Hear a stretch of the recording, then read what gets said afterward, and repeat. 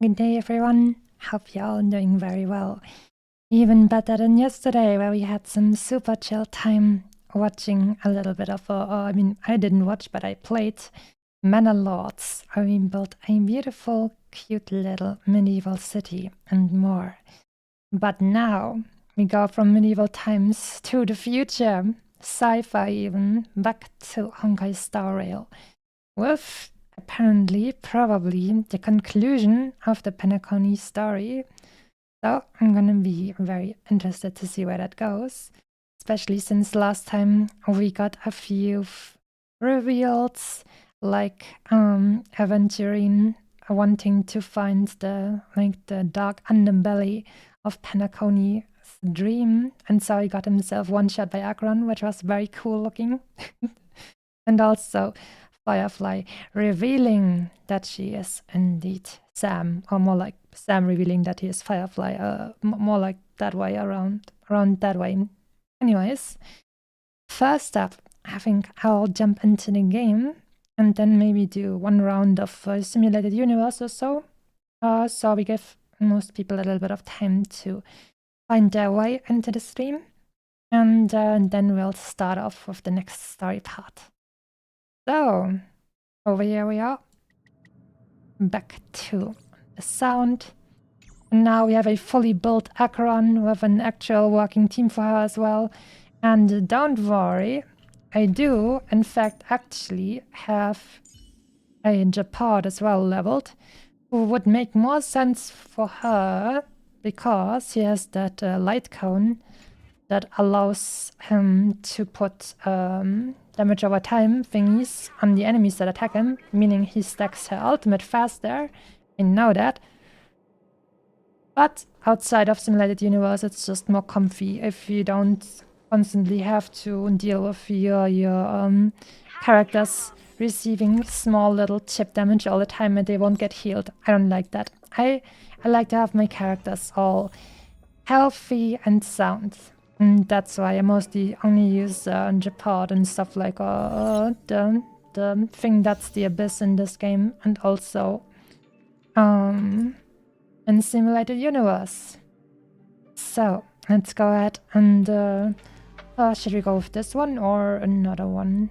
I think we're gonna go with the normal one because that means we can use Acheron's amazing ability to just absolutely run through everything that they have. Let me see. I just want to see if there's maybe an enemy that has Yan Qing has electro weakness. Well, then let's do it.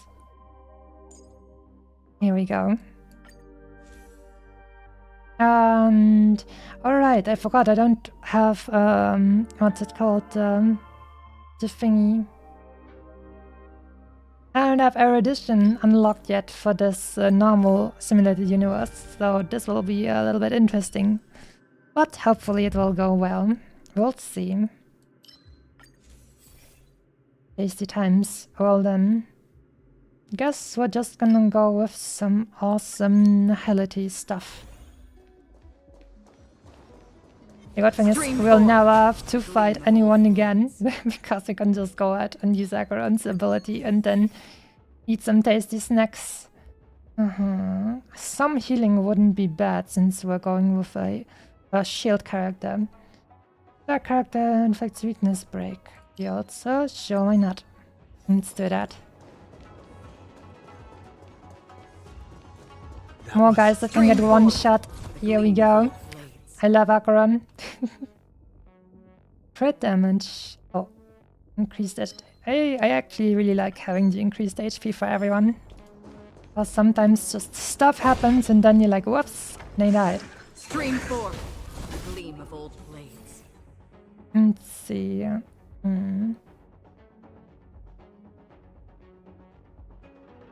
Let's reset this and get some more of the other thingies. And the character's HP is full, reduces the damage taken by 36. Oh, this is actually, I think, pretty smart, because we can go ahead and use this even while my characters are shielded. So actually, let's go with this. Ashish, good day to you. How are you doing? Hopefully you're doing well. Also interested in the Star Rail story? Snap, snap. Goodbye, my dudes. Let's see. Nihility. There we go. And over here. Let's do this as well. I'm not getting a lot of Nihility blessings at the moment, which is a little bit unfortunate. Oh, wait a minute. Oh, wait.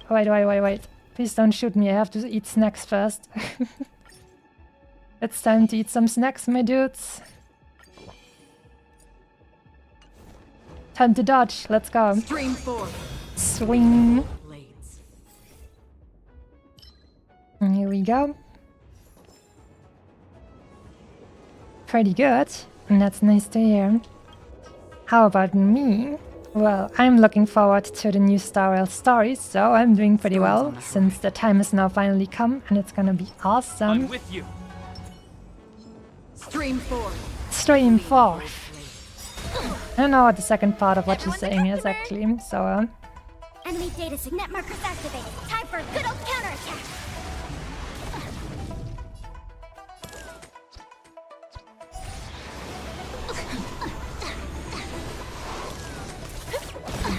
Enemy targets detected.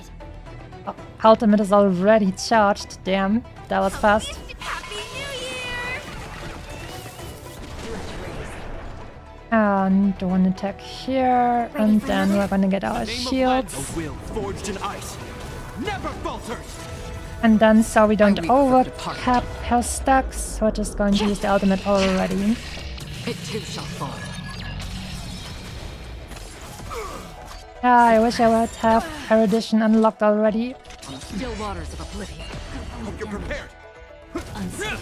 Forget your wallet? I should have just used a normal, as skill, so it gets a little bit more stuffy energy. Wheel of karma. Serious, huh? Oh no. Anyways, Unscathed. Turn out your pockets. Engage. Again. what? This ends Detector here. again. Rude. Well, at least now he has the energy. I'll say to download the game as well and give it a try. Oh, I see. So you're not one of the people who actually plays it, at least for now. Interesting. So then, I hope it will be fun to you. Let's see. Let's go with this one. Oh, guess we're just gonna stack our cosmic fragments for extra tasty damage. That will be good. Wait, which thingies do we get over here actually? Yeah, I don't want those for now.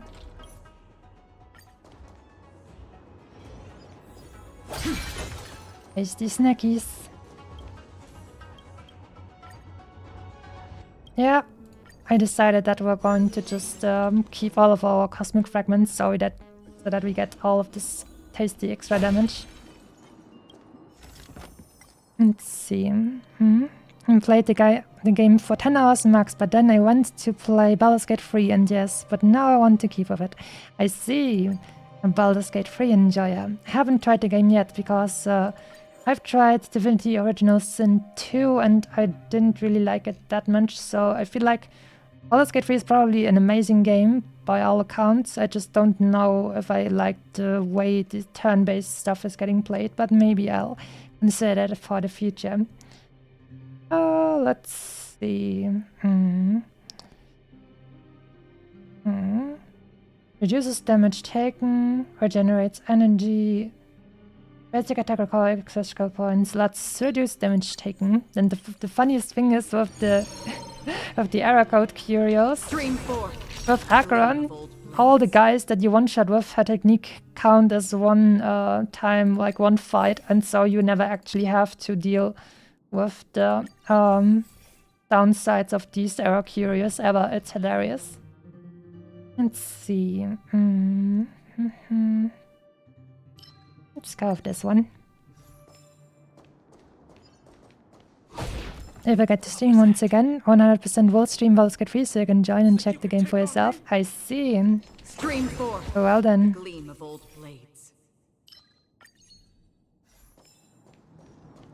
And more. Stream forth.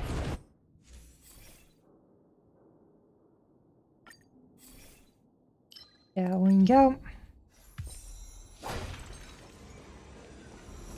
Error code has been fixed. Easy clap. Let's get ourselves a tasty shield over here. And Blessing of Relation, don't want Blessing of the Hunt. Let's go with that one.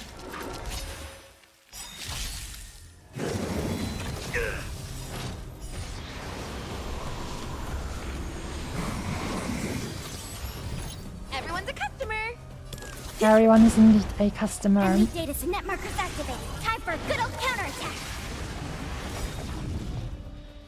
Ready for another? And now we get the extra damage from nothing. Ultimate I time. weep for the departed. Swing, swing, It swing. too shall fall. In the name of Landau, a will forged And in ice. shield. Never falters.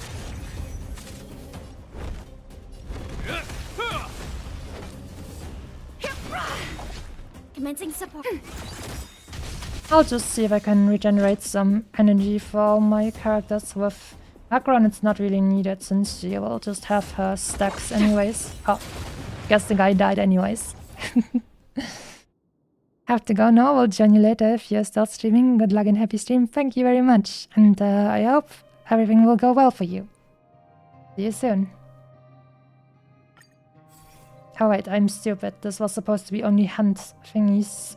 Then let's go with the extra crit damage. That will always be tasty. The main elite. Storms on the horizon. Time to eat a few more snackies. Oh no, my Acheron is gonna have so many calories. But it's fine since she's a nihility character. Everything, all the calories will just go into the black hole.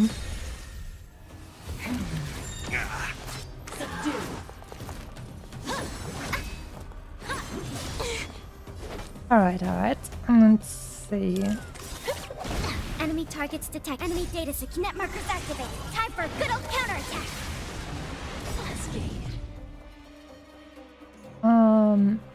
Ready for Yes. another?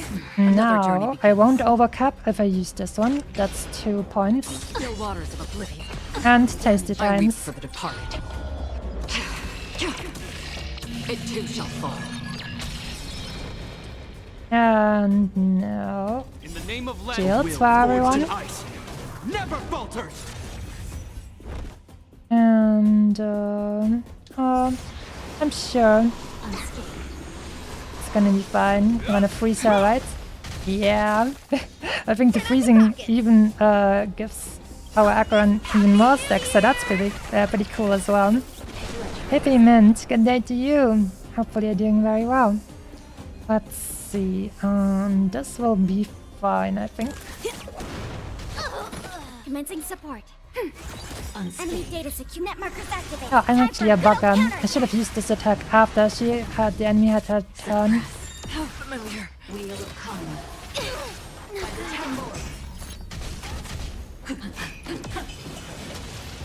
Damn, that even went through Japard's shield. That's evil.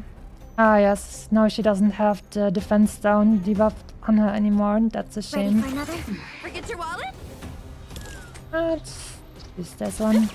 And then a bing I bong. weep for the departed. Good morning. So it's morning for you. It too shall fall. I see. Good morning to you then. And Destined this for one. oblivion. By the ten lords, subdue.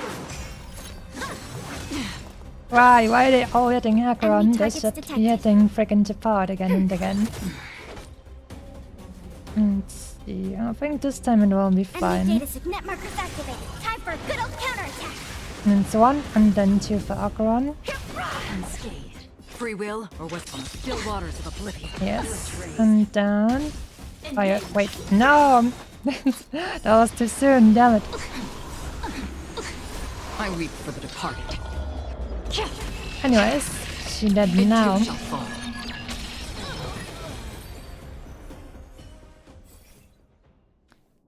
Ooh, Imperial Rain. I like that one a lot. That also sounds so freaking cool. I love the name Imperial Rain.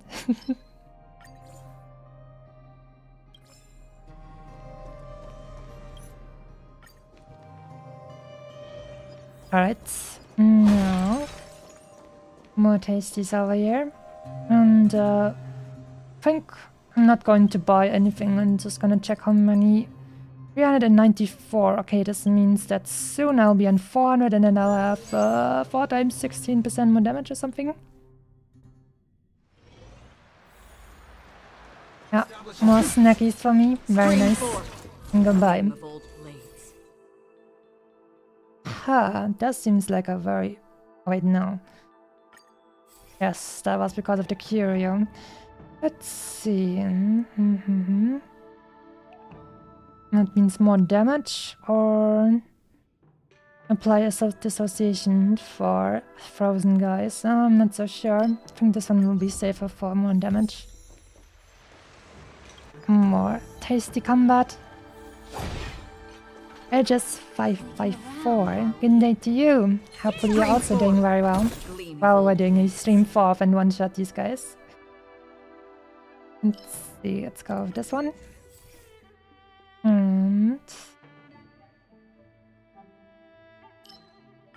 do this as well. Respite. Alright. With this, we will meet the final boss in this one. I'm gonna keep all of this stuff just so that we have the extra damage from that other curio. Hopefully that will work out well. I'm with you. I'm not 100% sure, Stream 4. but we have beaten this boss before, so it's gonna be fine even if we don't do well. You're all in on it. Everyone's a customer.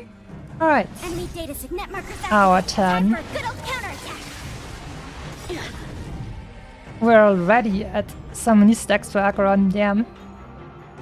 Let's see, to apply this one, we have double death down now. So let's not overstack. I weep for the departed. It too shall fall. Yeah, that isn't as much as if we would go with Erudition, but I don't have Erudition unlocked yet here, whoopsie. On still waters of oblivion. Alright, In the name and of shield for Landa, a will everyone. forged in ice. Never falters. And hopefully I can freeze him, that'll be really funny. No. Out of moves. Enemy targets detected. Another journey begins. Let's see, of this one we have 1, 2, we need 4, so that won't be... Alright, that won't be possible to get the ultimate. Oh wait, actually it will. Let's Enemy go data with this signet one. markers activated. Time for a good old counterattack. And this one. Happy New Year! And now we will actually have enough for another Acheron ultimate. Here we go. I weep for the departed. It too shall fall.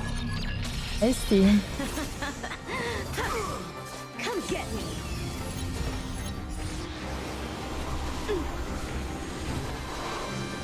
Alright, what's next? Huh? Alright. That works out for me. You're all in on it. Commencing support. Ready for another? Let's see if I do this. I think it will be fine. Yeah, he still got his ultimate. Very nice. On still waters of oblivion.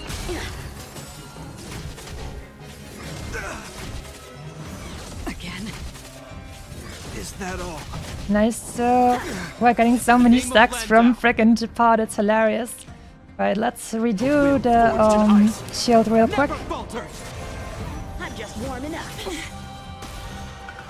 Enemy targets detected. Let's see, can I reapply? Yeah, I should be able to reapply the defense down debuff on him. Enemy data signet markers And then activated. time for Time a good Acheron. old counterattack. I weep for the departed. It too shall fall. Goodbye, swords. Rare opponent. Sword, heed me. Have at you.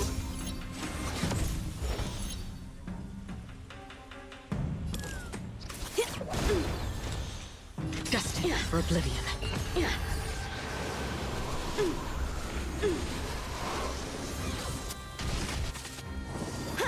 This should actually probably really go well, since we're getting so many stacks from frickin' Japad getting hit. It is hilarious. Next one should be fine. Let's go.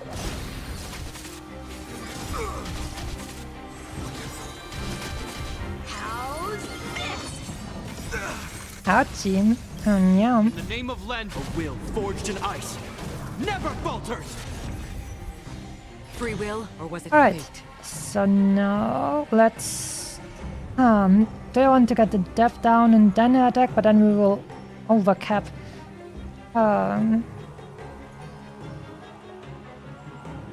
Hasten. We've hardly any time Enemy data left. secure. Yes. I think we'll just go with the defense down and then we'll use our ultimate. I weep for the departed. It too shall fall.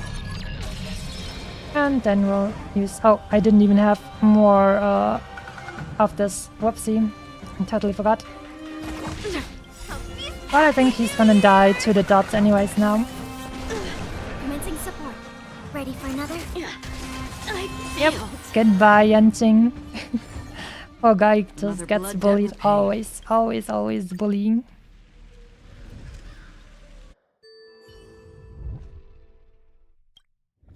Alright, and there we go. And that was a nice first little simulated universe, blabbity. Now it's time to continue onwards with the story. Finally.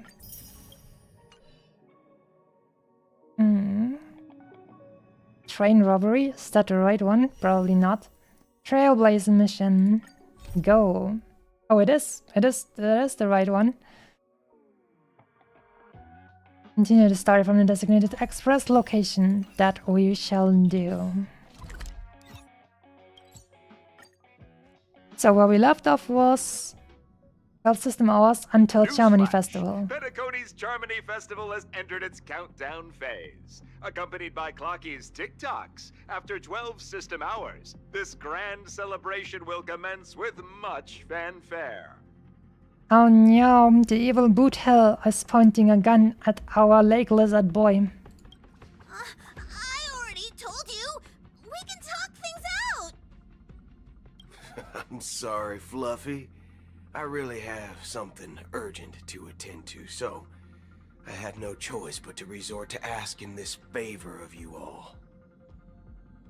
Since you already know what you're doing, I'll also have to remind you of its risks. Hey, partner, what's with the hostility? I thought pulling this thing out was just a way of saying hello. It must be just the differences in cowboy culture, I'm sure. For the last time, state your identity and purpose. My name's Boot Hill, and I'm a Galaxy Ranger. A Galaxy Ranger? You look like you seen a ghost. Did you think we all went extinct? Well, that's the price you pay for being off-grid for too long. The righteous heroes of the hunt would never hijack the Astral Express. So the Galaxy Hunters are the righteous heroes of the hunt. I ain't hijacked anything. What, chatting with someone while holding the gun is considered a hijacking? Kinda. It probably is. Yeah. Pardon my frankness, but there are plenty of rumors in the cosmos regarding the Galaxy Ranger's current status, and none of them are pretty stories. I have a hard time believing you. Oh, this is hilarious. The tale that this bunch of fools spin is getting out of hand. There's even a bit about the Galaxy Rangers being turned into gibbons by Dr. Primitive, and they're in some valley screwing around on swings.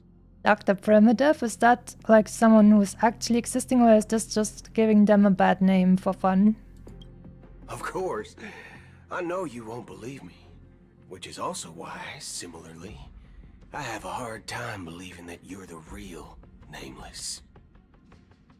See the bullets in this gun? 9mm, an eternal classic. I may need the Astral Express's help right now, but if you're an imposter just like that one, then this bullet might just end up in my head. I can't allow myself to be exposed to danger.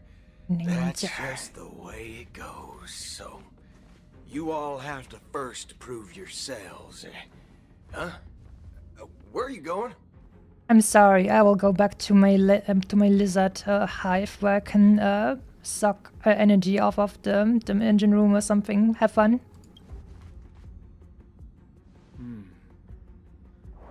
Recognize this? No. It's a model fudger. The Jade Abacus of Ally and Oath. The CN Joe really gave this to you guys?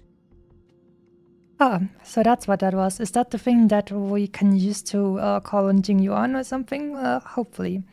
That's so. Vimin is annoyed that apparently Botel's caliber is not .357. Oh no.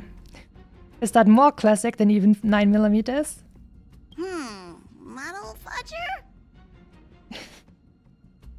This is the Jade Abacus gifted to the Express by the Xianzhou Luofu's general, Jing Yuan. Its presence on board serves as the Xianzhou Alliance's official recognition of the Express.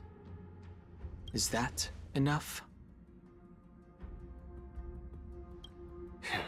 Not bad, kiddo.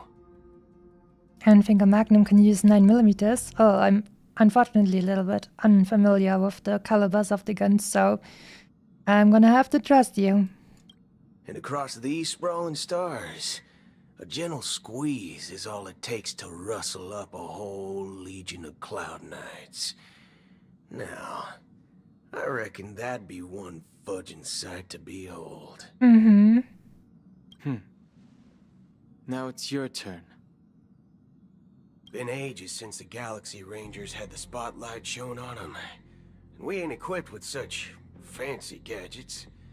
But I've been around the block enough to know the way to handle these types of situations is easy as pie. Nigerunda yo, Buddha. Alright then. Feel free to toss any questions my way. Let's see if my answers can't turn your trust. If your gut tells you otherwise, still ain't too late to show me the door. And why would I play along? If I truly am a real Galaxy Ranger, you stand to lose nothing. Maybe he's just a space pirate. Aren't train heists like something super classic for, like, I don't know, cowboy bandits and stuff? Wild West stuff? We've had lots of train heists in Red Dead Redemption 2. Like, the whole game is like mostly train heists. Just one more train heist. Alright then. Tell me, what kind of organization are the Galaxy Rangers? Exposition time. Ah, my friend. This question is a hard one. I don't think I can even consider us an organization to begin with. Everyone's on their own fated path along the hunt, with their own resolute sense of righteousness and not so welcome among such so-called universal values. This reply does not instill trust, and only makes your predicament more precarious. I'm guessing you're gonna ask about some form of shared faith, right? But us Galaxy Rangers don't need that sort of thing. What brings us together is a shared bottom line. Never bully the weak. Never kill the innocent. These oaths aren't some lofty beliefs, but the fundamental bottom line that one must never cross as a person. Well, that's good then. I was thinking they might have less wholesome bottom lines. As Galaxy Rangers, we strictly adhere to the bottom line. When someone crosses them, the hunt's vengeance will surely come knocking. And in this moment, the other crucial meaning of bottom line comes into play. As long as you don't cross it, you're free to do whatever you please. You catch my drift? So everyone who just doesn't kill innocents and but doesn't bully the weak is a Galaxy Ranger? That seems like a little bit... Everybody can be a Galaxy Ranger by that metric, right? Second question. Why do you seek trouble with the Astral Express? I already said that I seek no trouble. I must go to Penacony for a matter. But I don't have an invite. And I can't even enter the family's hotel doors. If only I could borrow the Nameless's identity.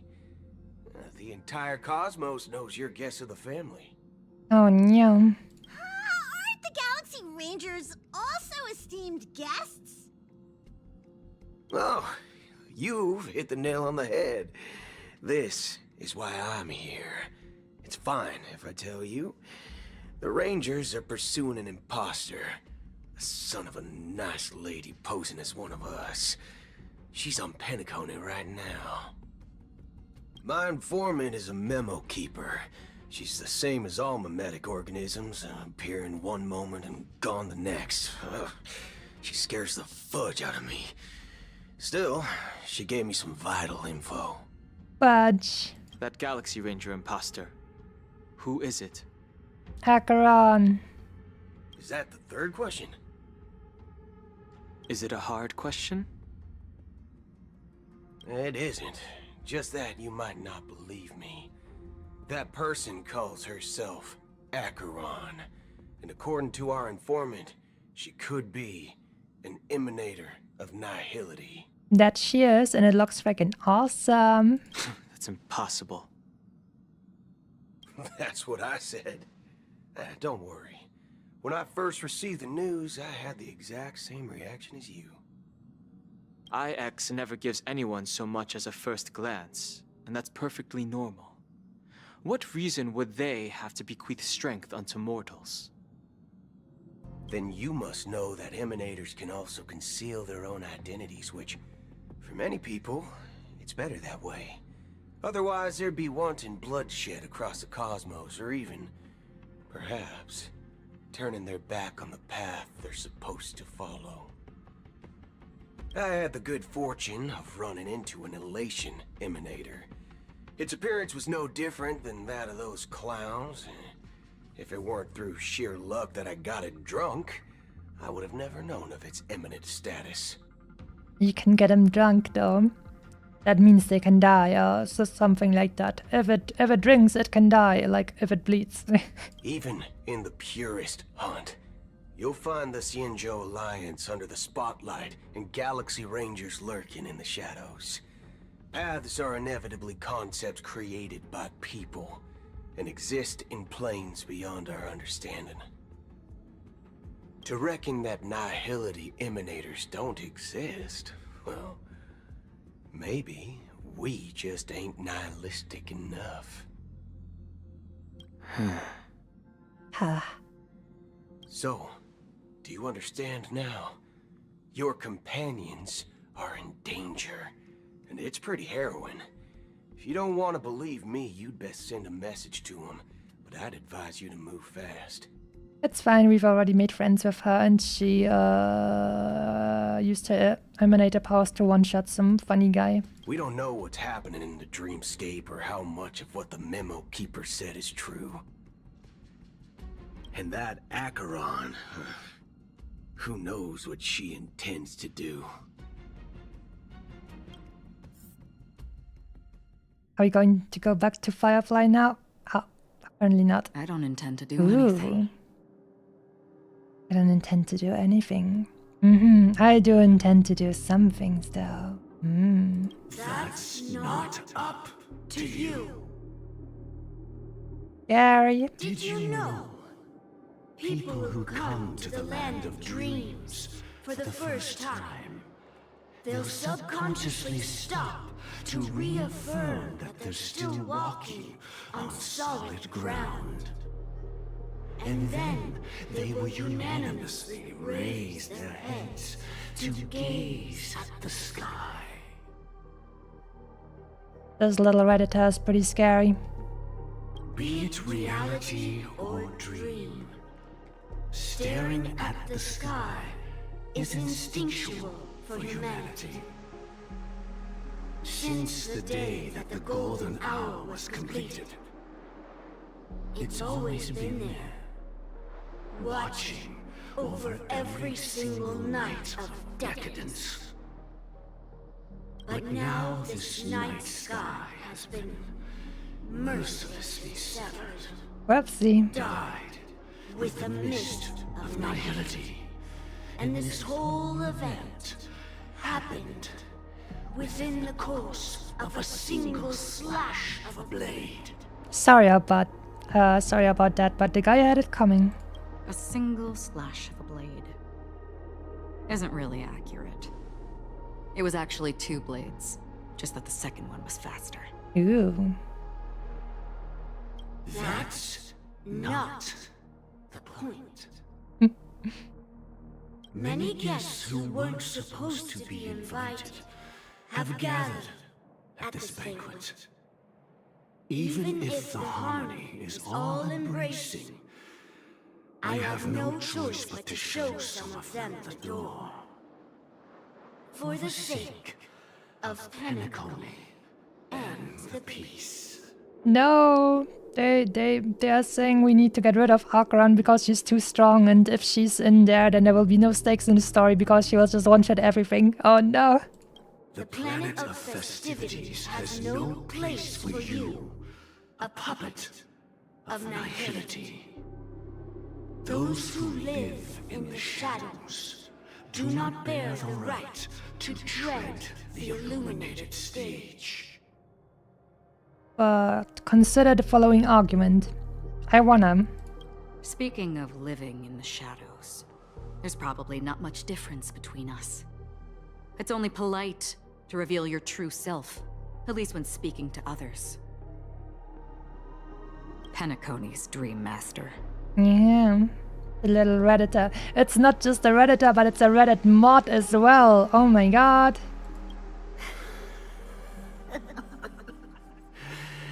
That's just another reason that you can't stay.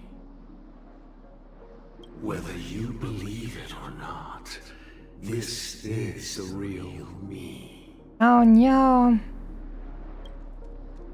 We are one. Is this the unity that the family espouses?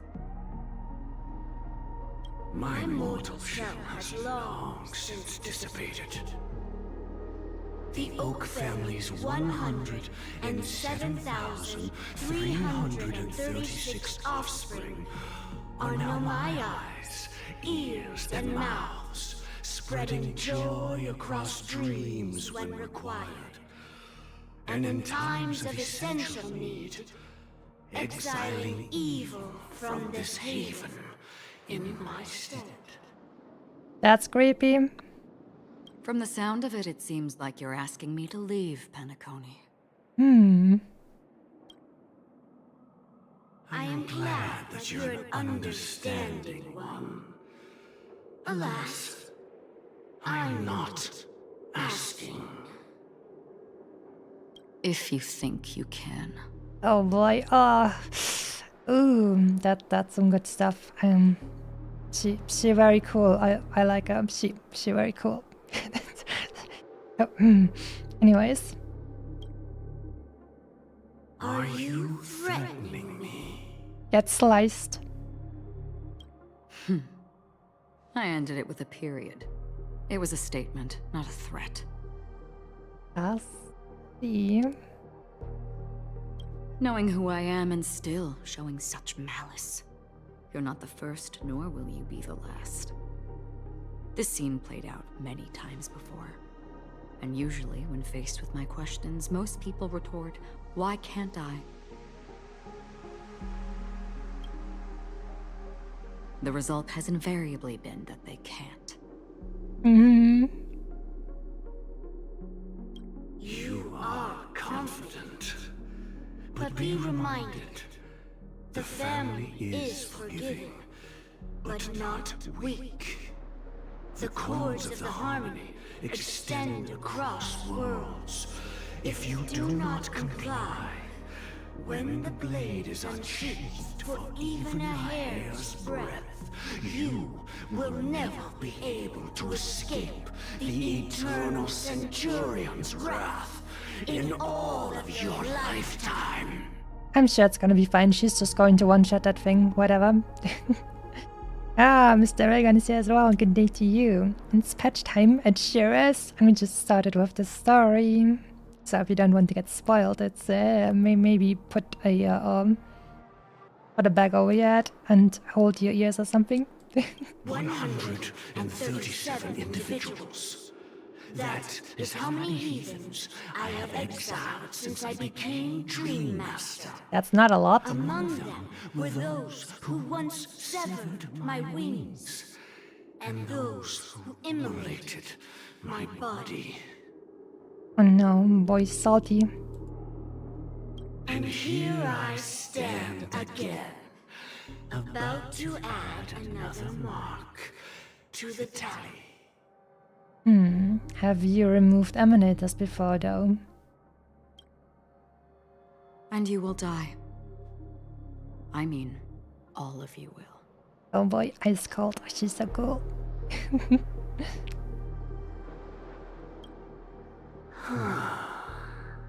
Huh. And now she's gonna say, but not by my hand.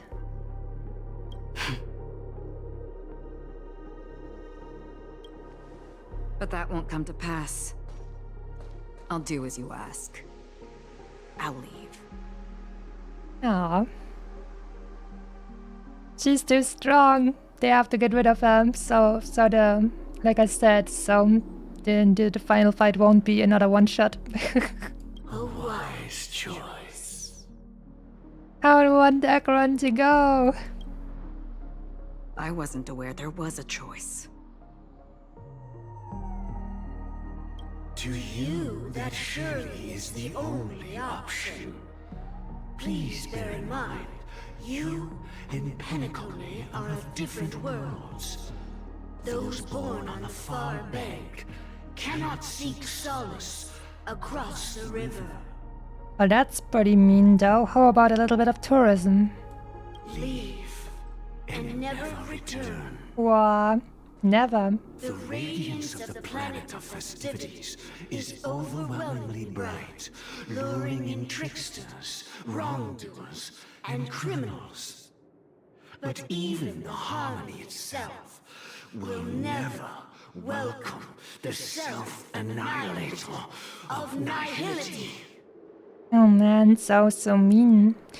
And even more so, when this self-annihilator heralds the destruction of everything. Your strength is obviously a gift of the sleeping and shapeless, immeasurable and fathomless, like a tributary spawned from the abyss that brings death and sin to all. Oh no, sin too. Acheron. A befitting name. Oh, I never actually googled what the name Acheron means. Take it from someone on the other side of your so-called river. You know better than I do that Penacony has already deviated from the harmony. Whatever your intentions may be, I foresee only one outcome.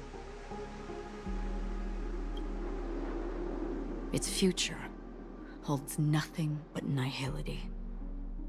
Just like all the worlds that have drowned in their shadow. Oh no, how she's so freaking cool.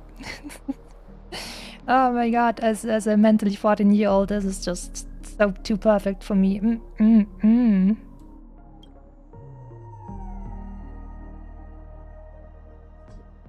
At the same time, at the golden hour. The unusual event that occurred moments ago was due to a technical malfunction at Clock Studios theme park. The family has promptly responded to secure the area, and we're happy to report that there have been no injuries. Except Aventurine, who got turned into another plane of existence, I guess. Oh, I swear that was no movie shoot. So many chips fell from the sky, and I even caught one of them. But it vanished in an instant before my very eyes. Very true, little Redditor. Excuse me. Are you talking about the Clock Studios theme park incident?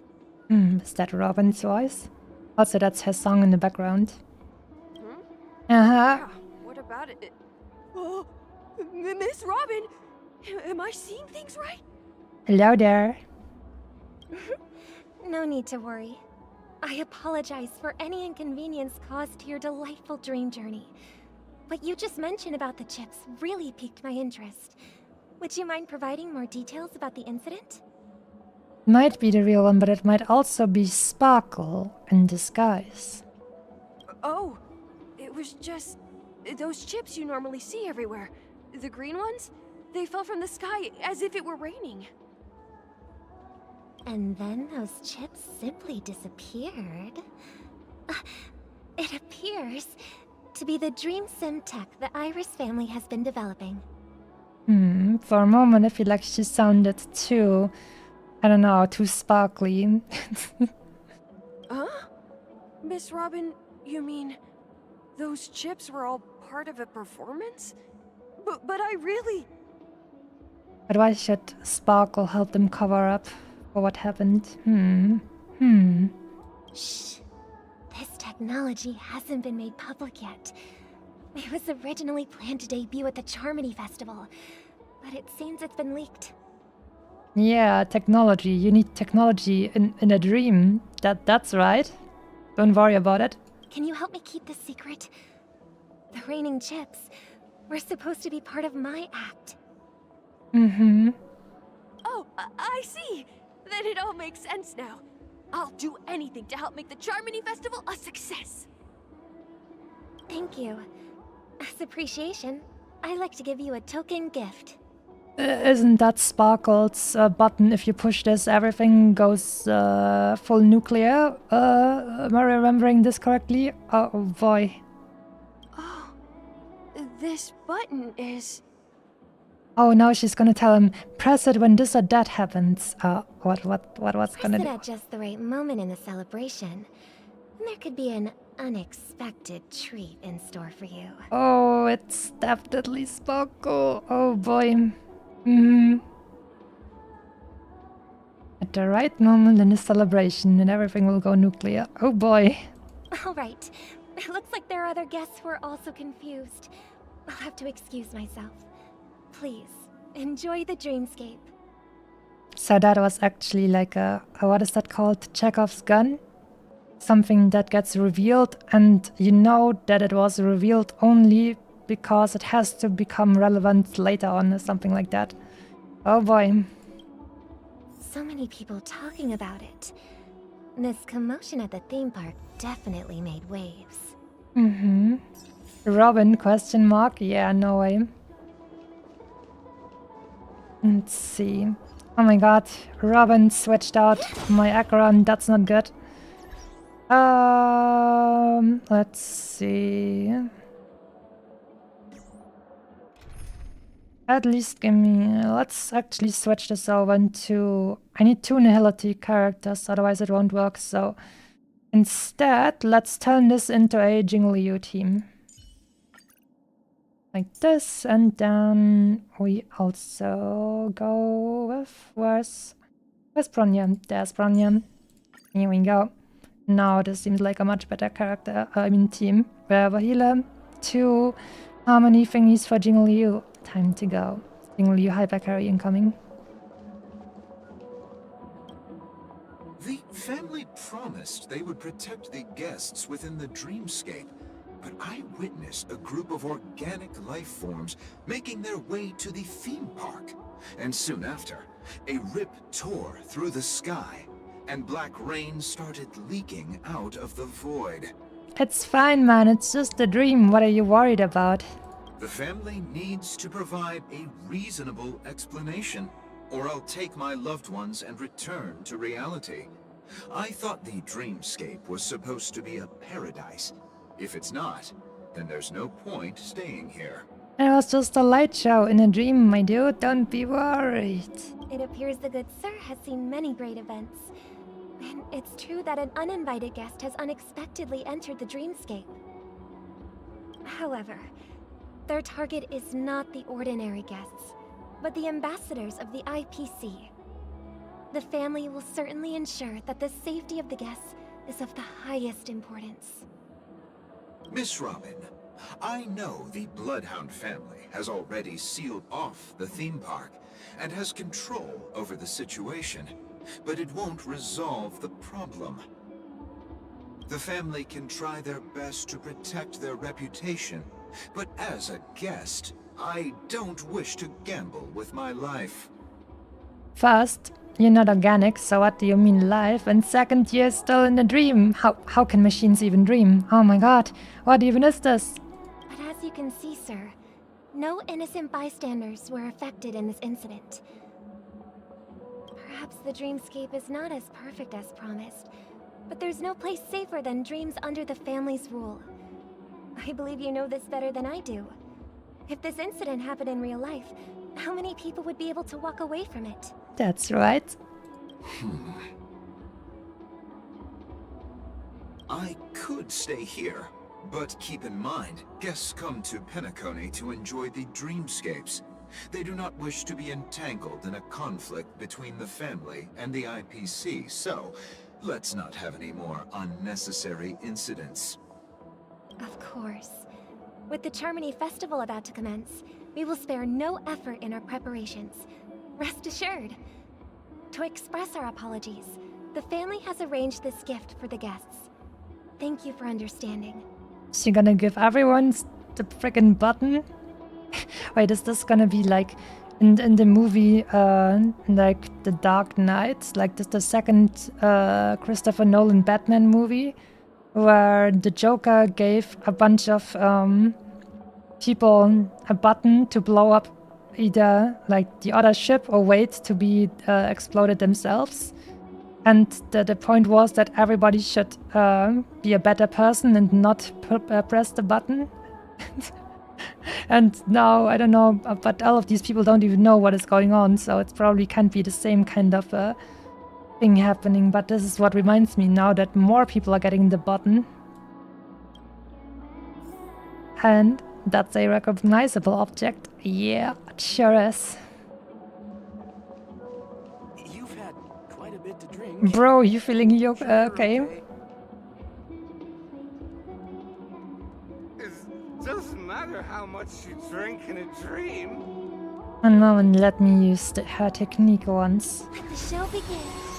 Ah, I wanted to see her wings. Angel stuff. Hello. May I ask what happened here? Nothing to be worried about. There's been a small rehearsal mishap at Clock Studios theme park. Please stay calm. Hey, are you a fool? You don't even recognize Miss Robin? Who do you think you're talking to? Mm-hmm. I'm sorry. I've just been transferred to the Bloodhound family, and I'm still not too used to working on the streets. I didn't realize it was you. I'm so sorry. Oh, she's mildly recognizable, to be honest with you. Hey, don't sweat it. You guys have a tough job. I know how it is. How's the situation looking? YouTube is buffering a lot. Oh no, that's a shame. Hope on Twitch at least that works well. So at least one side works well. Oh, we've sealed off the theme park. Most guests are used to bizarre phenomena in the dreamscape, and so far, no threats have been detected. We can expect order to be restored soon. Rest assured, Miss Robin will intensify our patrols to ensure that no incidents occur. I trust you guys. But regarding what happened in the theme park, what do you hounds think about it? It's okay. Feel free to speak your mind. Also, we never see Robin's face when she's speaking, so hyper, sparkle definitely. Well... Actually, I was there shortly after it happened. Is it true that the IPC's ambassadors came with ill intent? And that Galaxy Ranger who easily cut through the sky? Miss Robin, tell you the truth, everyone's been talking about it. The myriad factions on Penacony have already been causing unease for everyone. Thank you all for your loyalty towards the family. The planet of festivities has indeed run into some trouble. The representative from the IPC, he's trying to regain ownership of Penacony and is prepared for a hostile takeover. Uh-oh. She's sowing the seeds of stuff happening. Of course the family did not agree. The result of the failed negotiations is as you see it now. No wonder. So this is the main reason why the IPC staff are banned from entering the dreamscape. Did they apprehend the troublemaker in the end? Don't worry. Mr. Sunday is currently tracking his whereabouts, and he'll have something to show for it soon. However, given the situation, the IPC surely won't let this go easily. Therefore, we are relying on you hounds to maintain the order and stability of the dreamscape. Please be assured, Miss Robin, we take our orders seriously. We won't let those IPC cronies get away with this. Thank you for your hard work. If there are any other members who still feel uneasy, please tell them on my behalf that protecting the dreamscape requires everyone's help. This is a small gift prepared by the Iris There it family is for the again. guests. There's one for you too. Please, open it at the Charmony Festival for an unexpected surprise. Oh boy. I can't believe I received a gift from Miss Robin. It feels like I'm dreaming. Wait, I am in a dream. If trouble comes knocking on our door, we're not afraid to go to war. Rest assured, the Dreamscape's peace will be protected by the Bloodhound family. This sounds a little bit like Gallagher.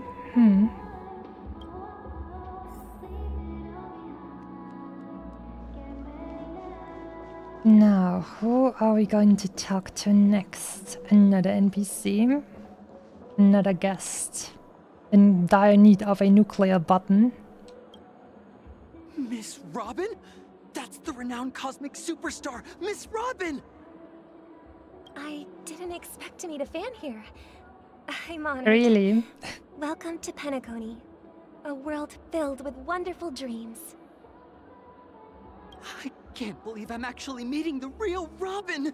Shouldn't you be preparing for the Charmony Festival? Preparation is important, but the ceremony is fundamentally about sharing the Great One's harmony with everyone. If there's a chance to sing with everyone, I will not refuse.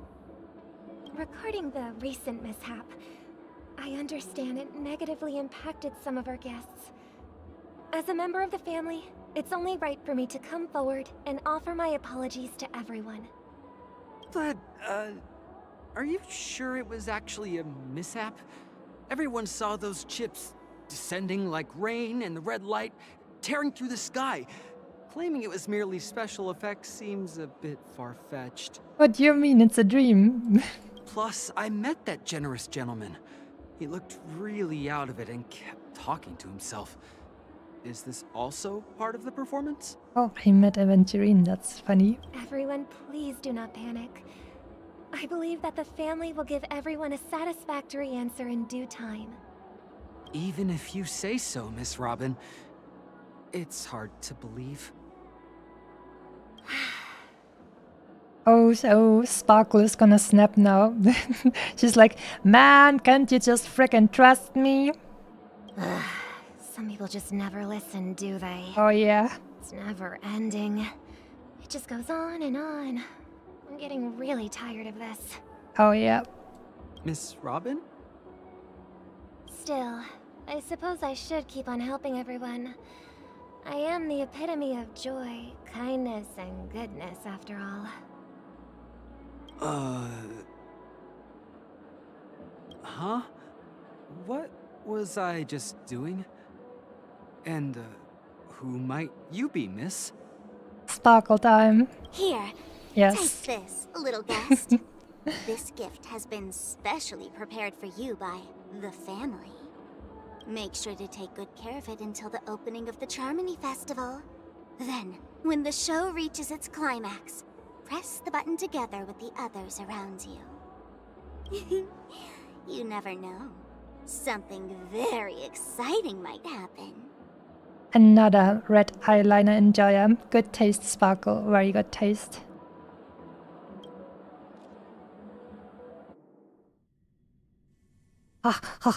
We're gonna talk We're to... back to where it all began. You entered the golden hour from this place. And it is also from here where you will enter the true Penacony. Ooh.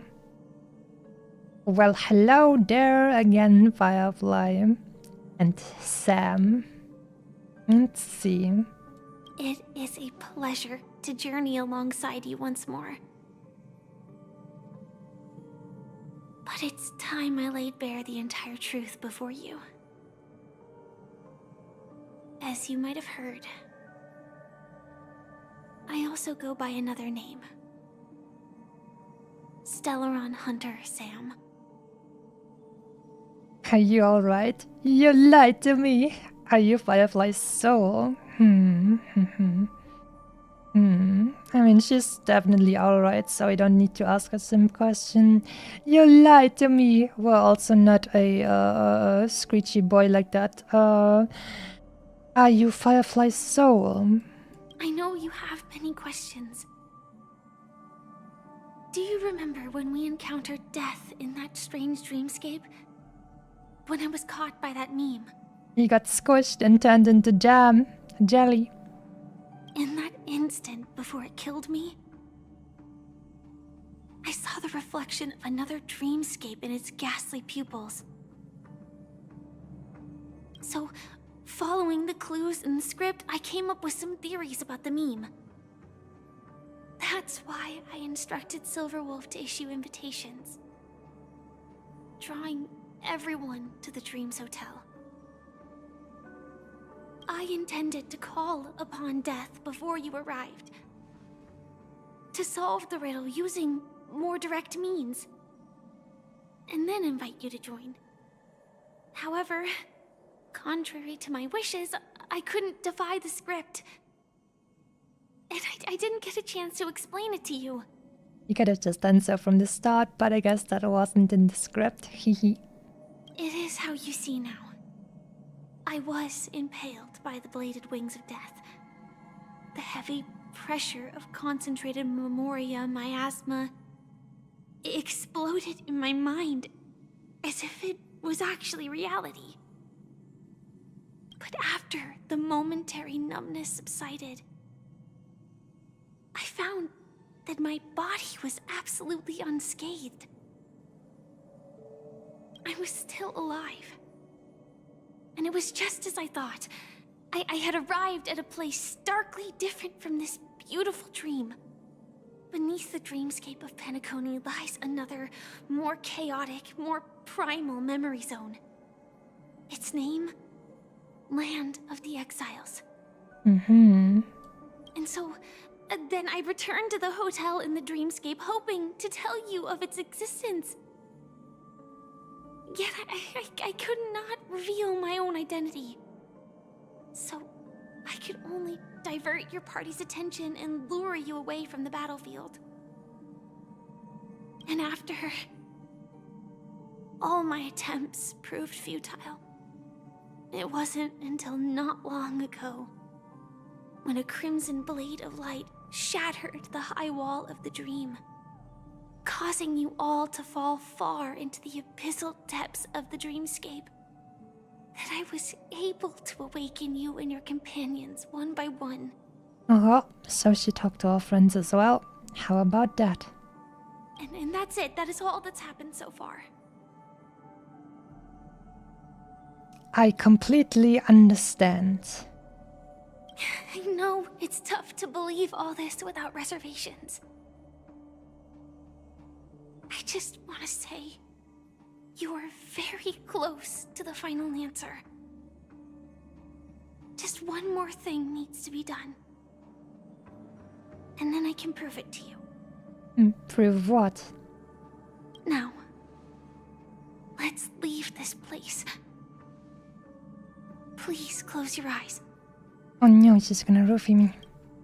Take a deep breath and visualize the dreamscape's outline in your heart. And remember, you must not open your eyes at all times. It's mildly sassy.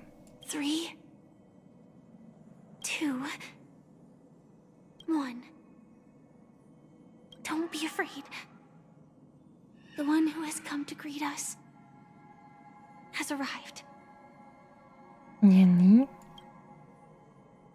After a piercing screech, just like on how I lost my second Acheron 50/50, a thick and ferocious surge of memoria crashes into your chest, churning and ravaging. Your consciousness becomes like scraps of paper caught in a whirlpool, breaking apart, dissolving, and dispersing within the turbulent, muddy current.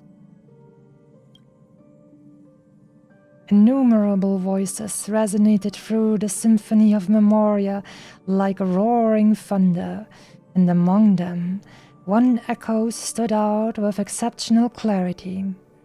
You knew it came from the girl beside you, your hearts beating to the same rhythm, peaceful and even more peaceful. Until in that quiet darkness, memories ripple into existence.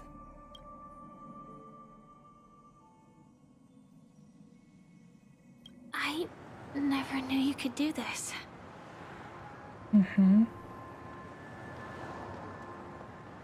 She didn't know Blade had a license. Do you have a driver's license? Well, I do. he does. That is surprising. Why?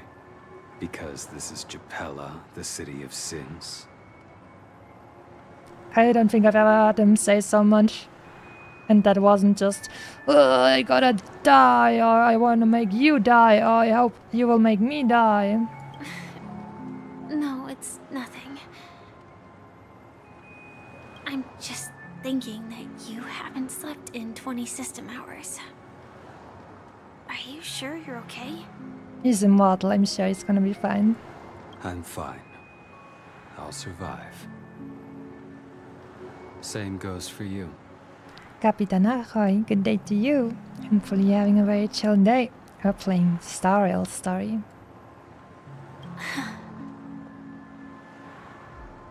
I'm not so sure about that. Slow down a bit. Infiltration is over. Feel free to activate Sam anytime you like. There's still some time before the next part of the script unfolds. Let me stay a little longer in this body. Long silence ensued. Neither of them brought up any topic, seemingly accustomed to this silence. It wasn't until much later that a soft sigh once again broke the quiet in the car. Such a long tunnel. Didn't feel this long when I set off. In half a system hour, it will lead us to Kafka. And then comes the downfall of the Japella Brotherhood. Is that also part of the script? It's in your script too. Sorry. I didn't notice. Apparently she doesn't care that much about the people she's going to turn into ashes as Sam. She doesn't even remember her own script. Their destiny won't change just because of your selective ignorance.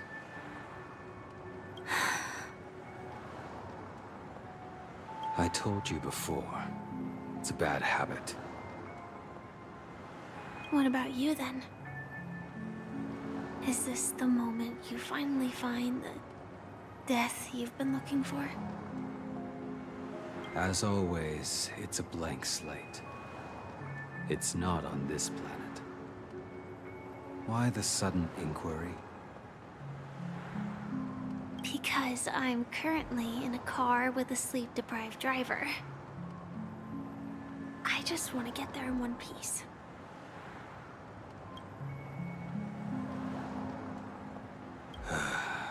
This car has full self-driving capabilities. I'll just put my hand on the steering wheel. Will that do? Hey, don't take everything so seriously. Elio would always say there's only one type of destiny. The inescapable type. He can see the future, and we, likewise, are aware of our predetermined end.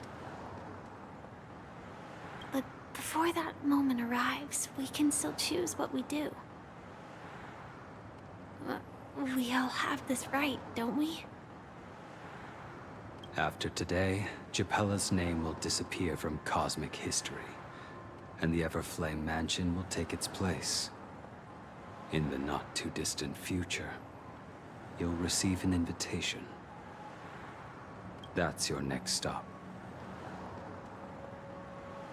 Land of the Dreams. Penacony. I hope you find whatever you seek there. Be it answers or salvation.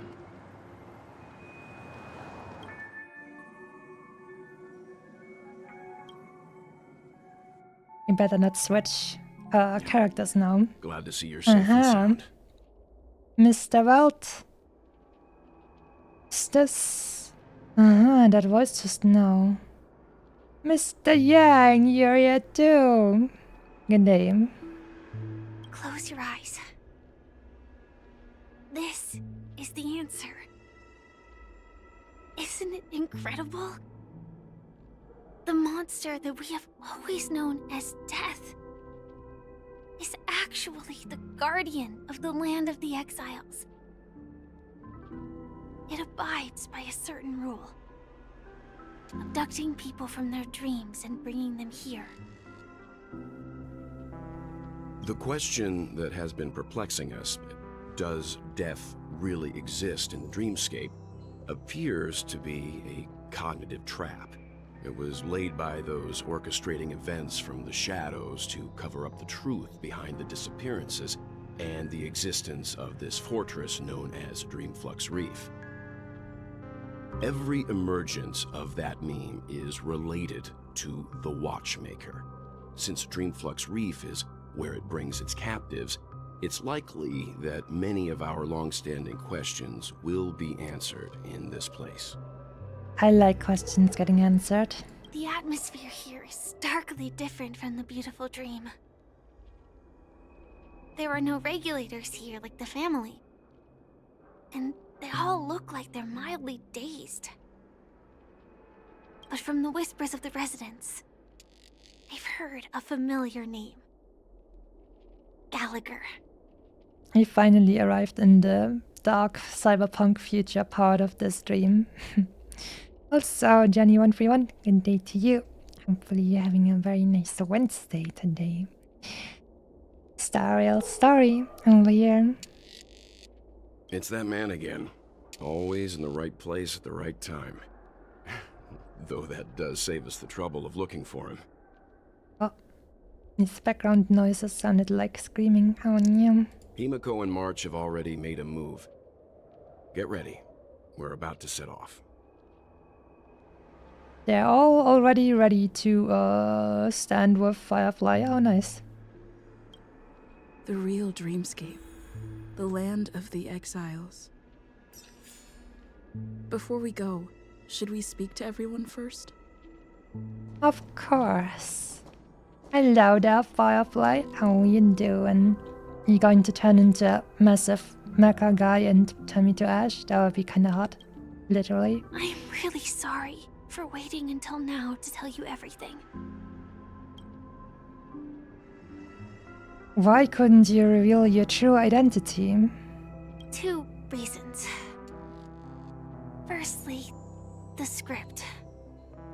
In the future that Elio saw, Sam and the Astral Express's confrontation was inevitable. I tried to break the shackles of the prophecy, but this is as far as I could go. That aside, there were also my personal motives. I wished to travel with you as Firefly, and not Sam. It's alright. I didn't take it personally. This is still hard for me to accept. But it's alright, I guess. I didn't take it personally. Thank you. Do the Stellaron Hunters also want a piece of the legacy? Elio only gave me one instruction. Allow the Astral Express to pursue the Grand Legacy. It means that the Watchmaker's legacy holds great significance to trailblazing. And to you. Elios scripts used to revolve and expand around certain specific Stellarons. But with your appearance, this condition has apparently ceased to be appropriate. Perhaps he also saw the impossible in the future.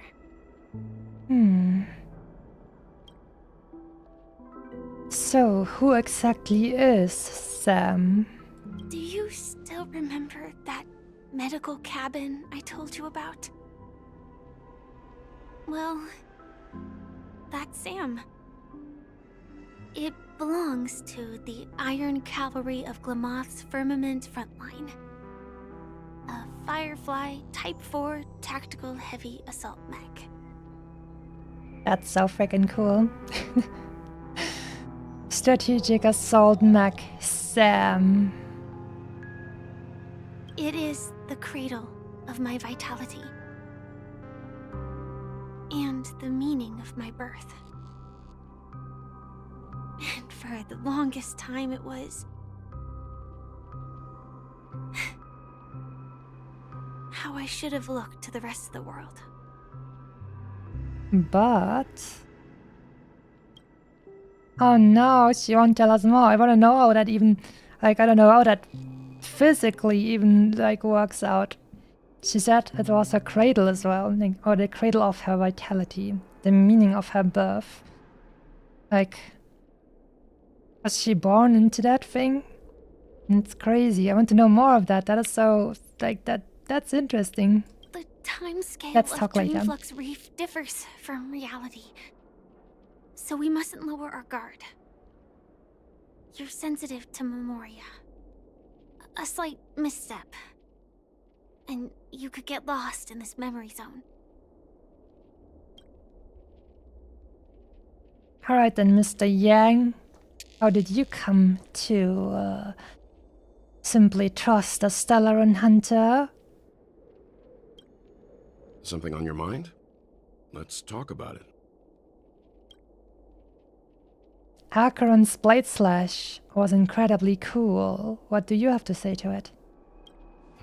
No wonder Miss Acheron is so averse to drawing her blade. It's hard to imagine such terrifying power could reside in an ordinary sheath. If it weren't for the fact that Aventurine's power originated from the preservation, the entire dreamscape would have been affected. Nice. Don't feel burdened by this. Even without that Stellaron inside you, Aventurine would still have found other methods to accomplish his goal. Let's just believe in Miss Acheron. And given her prowess, I don't think we've got anything to worry about. What are your thoughts on Gallagher? During your investigation, he shared a vital piece of information. Mikhail, the former watchmaker who collaborated with the family to construct the Penacony we're familiar with today, had a falling out with the family for specific reasons. Specific reasons? But this is precisely where the problem lies.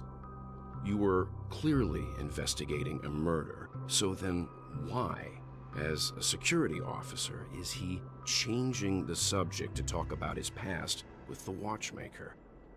And now, with Firefly mentioning his name again, it's hard not to be suspicious. Regarding Firefly and the crew. Before we found you, she'd already revealed her Stellaron hunter identity and shared a lot of information. Who would have thought that the Molten Knight's true identity was actually a young girl? For her, this is a secret that she cannot allow others to know. That being the case, I think we can believe she's willing to cooperate. She's going to be Anna. She's switching from Fire Warrior to Kitsune, and then she's just going to manipulate everyone. Anna. But she didn't reveal all her secrets. I just can't shake the feeling that her situation is different from that of the typical dreamer. And I hope that doesn't lead to any dangerous predicaments.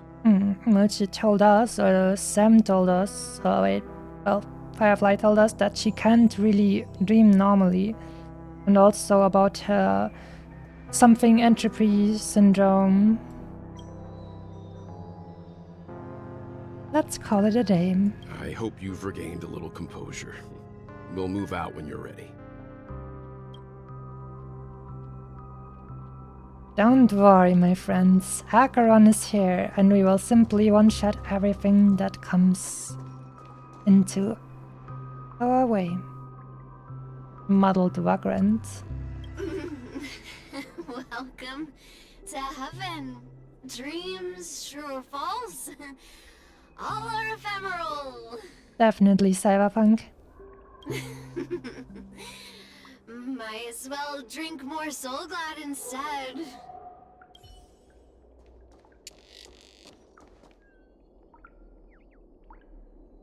Keep going straight down this alley and it'll lead to an elevator. It'll take us to the center of the land of the exiles.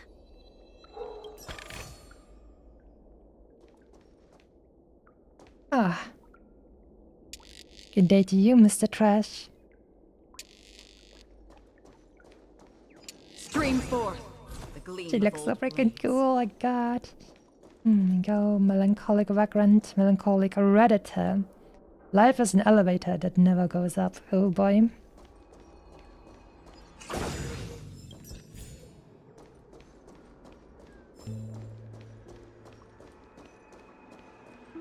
Oh. A happy vagrant, on the other hand. Well, this guy is certainly very happy. How are you doing? Hi there, friend from a distant land. I hear the Watchmaker's legacy is right here. Let's say we go treasure hunting. Maybe another time.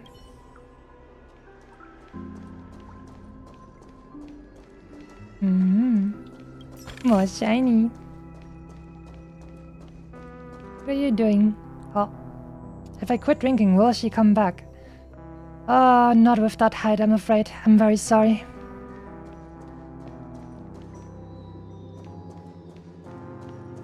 What a huge clocky. Looks like the Watchmaker also left his mark on Dreamflux Reef. Stream forth. The gleam of old blades. But this clocky does look a little bit creepy, to be honest with you.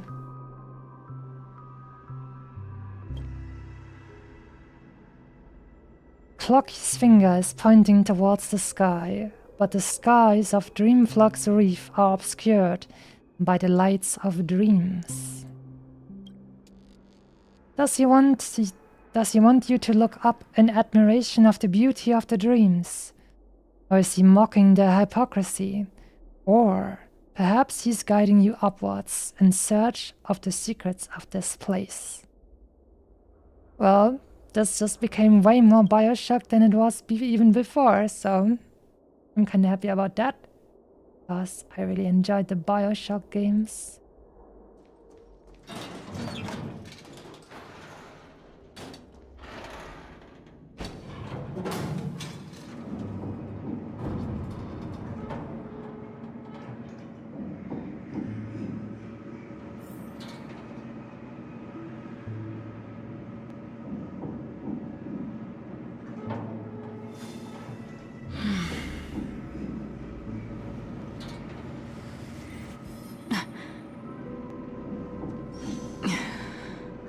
This is unbelievable.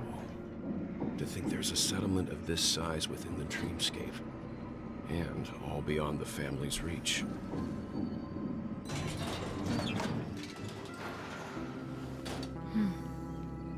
The atmosphere in this fortress is pretty different from that in the beautiful dream. This looks like we're in a scene of a trailer currently. Like this. This looks like a movie trailer kind of scene right here. We have this strange light, but looking pretty awesome over here, and then we have Firefly in the middle with us and Welt right next to her. This is like, now we need some epic music. And then it's gonna be dum dum dum dum dum. And then someone saying something very important and cool sounding and mysterious that will entice you to go watch the movie. This dreamscape can never be allowed to escape to reality. Something like that. Do you like to watch that movie? I would like to watch that movie. When I first saw it, I was in awe too. The sky here, it's like a reflection of the 12 dreamscapes. What's even more bizarre is that this place is also separated into trade and residential areas. The layout may be simple, but the facilities are very comprehensive. It seems that there are quite a number of people living here. I know this might be one of my city builder experiments gone wrong. Though both dreamscapes have distinct styles, the architectural designs are quite similar. Works of the same hand, perhaps. Hard not to speculate on the connection. But there's no point in overthinking things. Let's meet up with Himiko and the others first. Take a right turn at the end of this road and you'll reach the trade district. There are more people there. And perhaps someone knows where she is. Not coming with us? The Astral Express likely needs room for some internal deliberation. In the meantime, I'll try and locate Gallagher. Sure. Let's reconnect later. I hope next time we see her, she's in Sam. And does something really cool. Letting her go was the right decision. Further observations are needed before we decide whether to trust her. But first, there's someone I need to talk to. Let's go. I'm sure you've already noticed him. It's Wednesday, my dudes. Very true. Good day to you, Mr. Jellycat. Star Rail story is commencing at the moment. Yep, I saw him right away. Oh, I guess there in the background we see Misha was his name, I think, and Clocky. Yep, I saw him right away. That's a lie, but I saw him right now. He's right over there. The Reverie Hotel's bellboy. How did he end up here? And right after Miss Acheron severed the beautiful dream. Well, his name is a little bit Mikhail adjacent, isn't it? We'd better check, just to be sure. Trash can is perfect for me, and perfectly legal for me to stay in. Perfectly legal. How nice.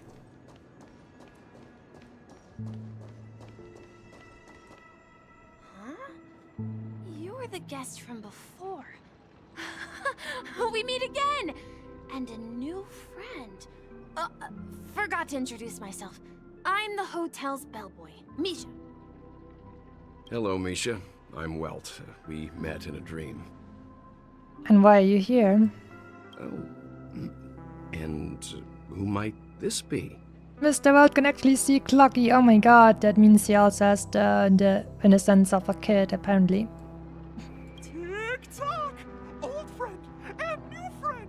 Let's high-five! Legally distinct Mickey. Oh, Mr. Young, you're still young at heart. Your, memory zone meme? Nope. Clocky is a good friend of mine.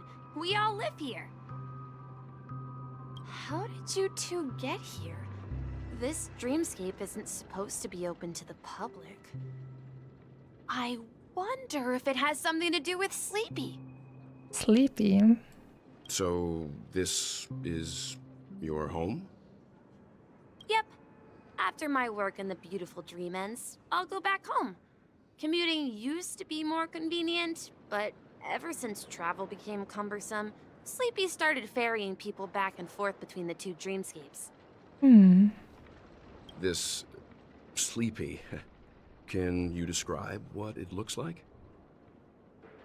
Sleepy is a memory zone meme.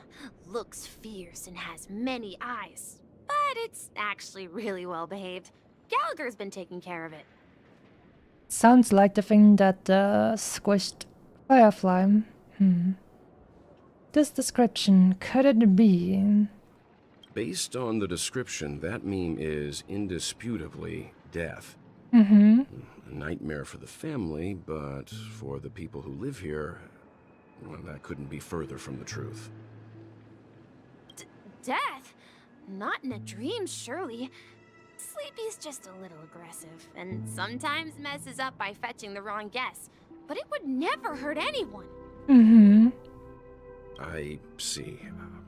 Has it brought back any guests recently, say, in the last day or two? We're currently investigating a missing person case that occurred within the beautiful dream. I see. Then you'll have to speak with Gallagher. But he's currently busy hosting a visitor from the Oak family and specifically asked not to be disturbed. Oh, he's hosting Sunday at the moment. How nice. Or maybe it's also, Robin. Mr. Yang? The person you're looking for... Is it Miss Robin? Just as I thought. Considering what happened with Miss Firefly, this doesn't come as a surprise. If you're looking for Miss Robin, I can lead the way. She told me that she'd be willing to meet with outside guests. If it's not too much trouble. Also, we're looking for our missing companions. A woman with red hair accompanied by a girl with pink hair. Have you seen them? Oh, I haven't. But please, rest assured. Dreamflux Reef is a small place, and it's not as bustling as the beautiful Dream, but its safety is unmatched. Is that so? How about this? Since it's your first time here in Dreamflux Reef, I'll be your guide and help you find your companions. And then we can all go visit Miss Robin together. She's gone to Mrs. Grace's to visit the children. She won't be leaving anytime soon, so there should be enough time. All right then, we'll follow your plan. Well, we now know the answer to both murder cases that have caused such commotion in Penacony. As for the intentions of the mastermind behind it all, we're still none the wiser. It has to be Gallagher who's behind it all. That visitor from the Oak family is worth learning more about. That name, Sleepy. That visitor from the Oak family is worth learning more about. Yes, and I believe their relationship with Gallagher may run deep. Why else would they be so clandestine about their discussion?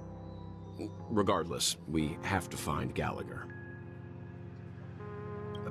Say, you mentioned before that you saw a clocky that only you could see, right?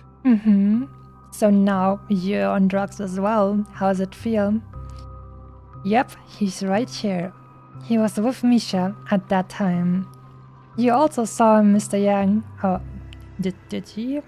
Well, you also saw him? I can't shake off this strange feeling. Am I really still so young at heart? Well, I don't know. Mr. Yang actually has fought in wars against the annihilation of his planet and his people. He has wielded terrible powers, recreated his own body. He has a wife.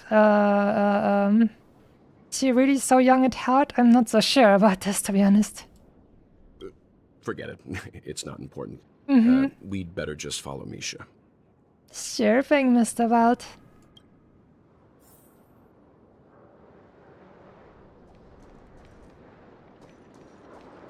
Let me just take a small little look over here. This reminds me a little bit of Star Citizen. Which planet was that? One of the starting planets. Also very cyberpunky looking.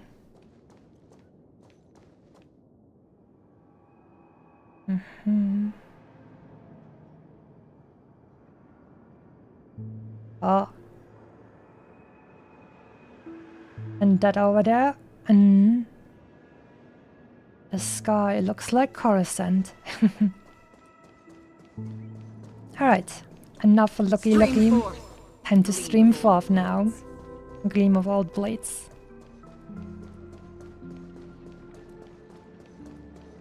Ooh, another little bit shiny.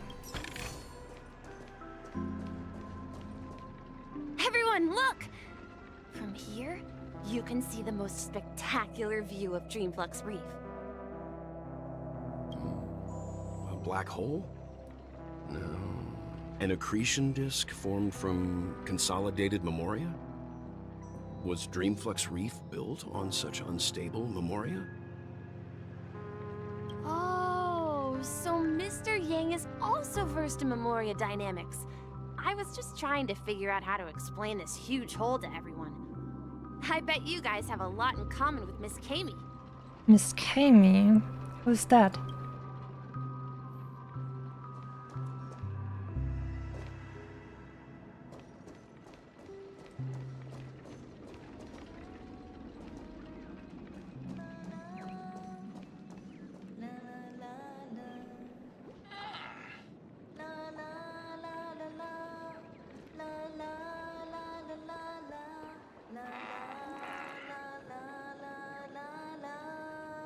Which song is that? Oh. If I could stop one heart from breaking. There it is. Cool. And like this also feels very eerie. Pretty cool though. Hello there. Chip chip. Audience bed. Chip, what are you doing? I was so engrossed. Even though this show can't compare to Miss Note's performance, it's not bad at all, Chip. What do you like to watch? It's time for you to get on stage, Chip. It's my turn. Time passes so quickly, Chip. Goodbye. Before we part, allow me to perform for your legendary show, a live bird transformation, Chip.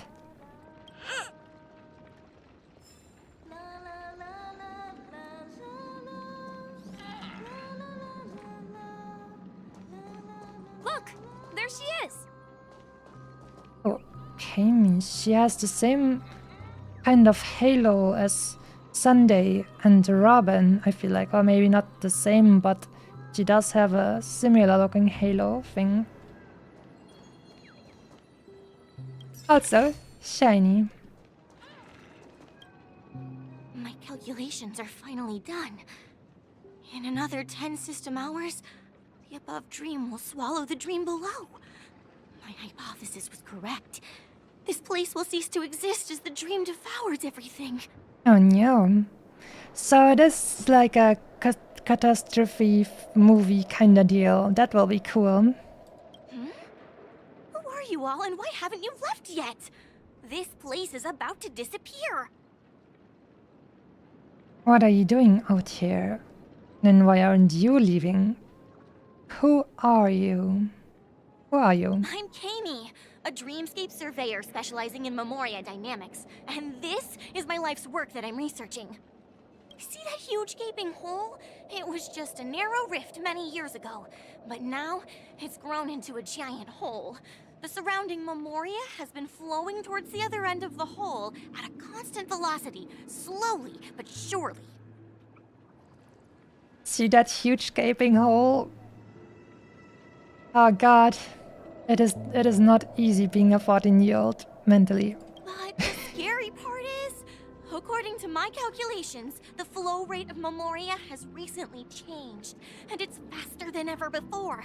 It's almost as if something is sucking it in from the other side. Oh no. By constantly improving upon Madame Rosalina's memoria measurement method, I've finally obtained accurate results. After 10 system hours, the Dreamflux Reef will cease to exist. Just like the melting of glaciers, Everything will crumble and disintegrate. The dreams on that side of the void will fuse into one. Please don't worry. This sort of thing has happened many times before. Miss Kami isn't a bad person. She's just a bit lost in her own world. She'll probably realize she's wrong soon enough. Oh, so she's just mentally ill like the others. Okay then. You don't say. There was something else that piqued my interest. Who is Madame Rosalina? Oh, do you know her too? Or are you also a fan of Memoria Dynamics?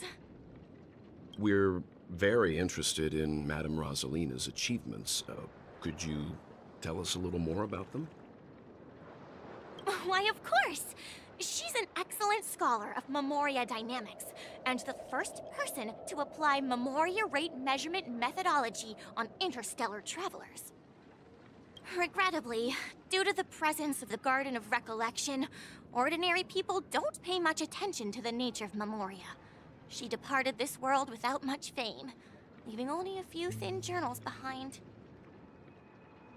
I came to Penacony to learn more about my idol, and went to great lengths to seek out Dreamflux Reef, all because this is her final resting place. Prodigies always meet their demise prematurely. If only Madame Rosalina had more time, she would have discovered a way to reverse the flow of Memoria. I felt it. The source is in the Golden Hour. There is a certain anomalous presence stirring the currents of the memory zone. I must uncover more concrete proof. I must convince everyone. Does the name Madame Rosalina sound familiar to you? No. I only remember Rosalia, I think, from Honkai Impact 3rd. But that's a slightly different name. It was one of the nameless mentioned by the conductor. Oh. That's right. It seems like she did a great deal of research and calculations in Dreamflux Reef before abruptly passing away. Miss Kami regularly mentions her. I hear Madame Rosalina passed away during the prison war. She could see the Penacony of today.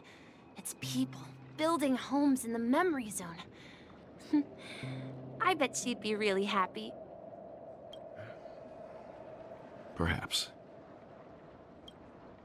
Our destination is the commercial district. That's where the largest crowds gather in Dreamflux Reef. We might be able to find the others there. Let me go!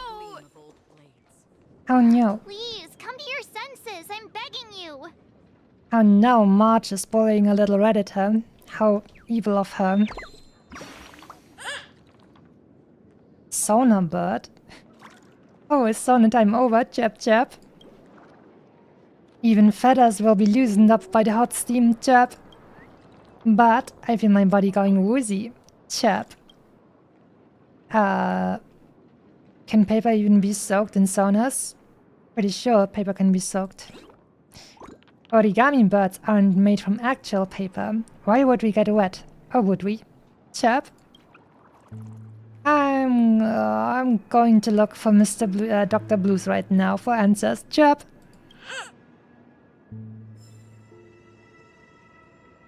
Steaming manhole cover.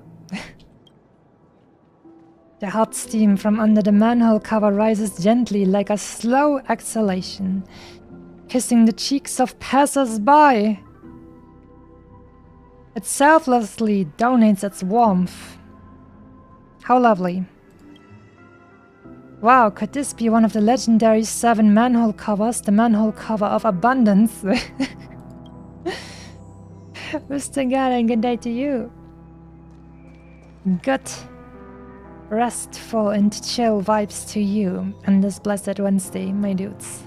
Ghost! There's a ghost! Don't come near me!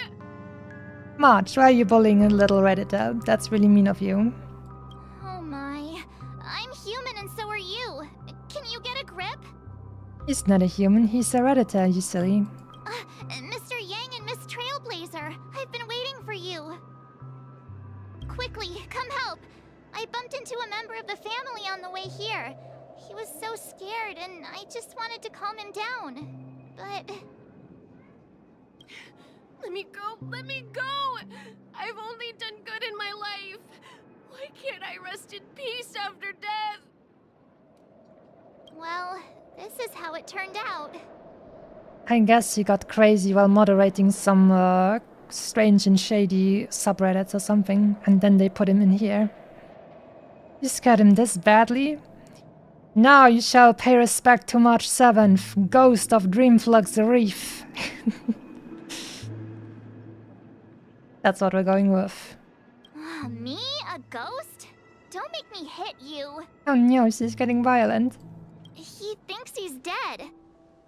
Although, when I first fell in, I also thought the same. Dear guest, this is not the afterlife. This is Dreamflux Reef. That's right. Did you hear that? Repeat after me. Dreamflux Reef.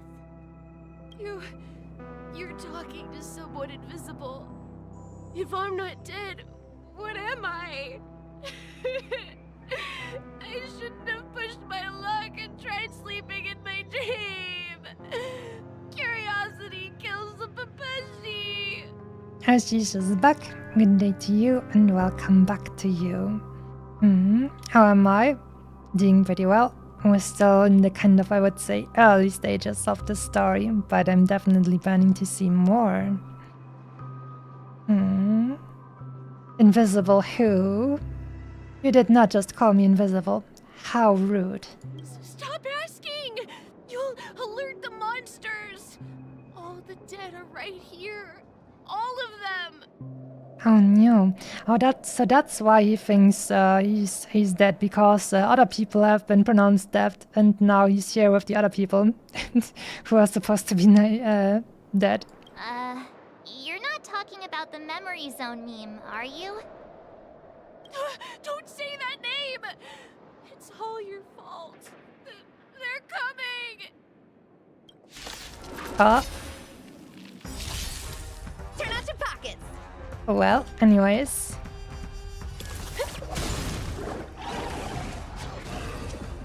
We have the upper hand. Enemy data net markers activated. Time for a good old counterattack. Ready for another? That's half the work. Destined for oblivion. Let me tell your What? These guys aren't even worth using my ultimate on, but well, since Akron doesn't retain her ultimate stacks until the next fight, I weep for the departed. I might as well just use my ultimate on this, I don't know, 1 HP enemy over here. Enjoy the beautiful, awesome look of this. I don't know, Nihility-scape. Swing! Swing! Bam! Goodbye. Also, Cats, good day to you. He passed out. His intense negative emotions attracted the nearby memory zone memes. He passed out.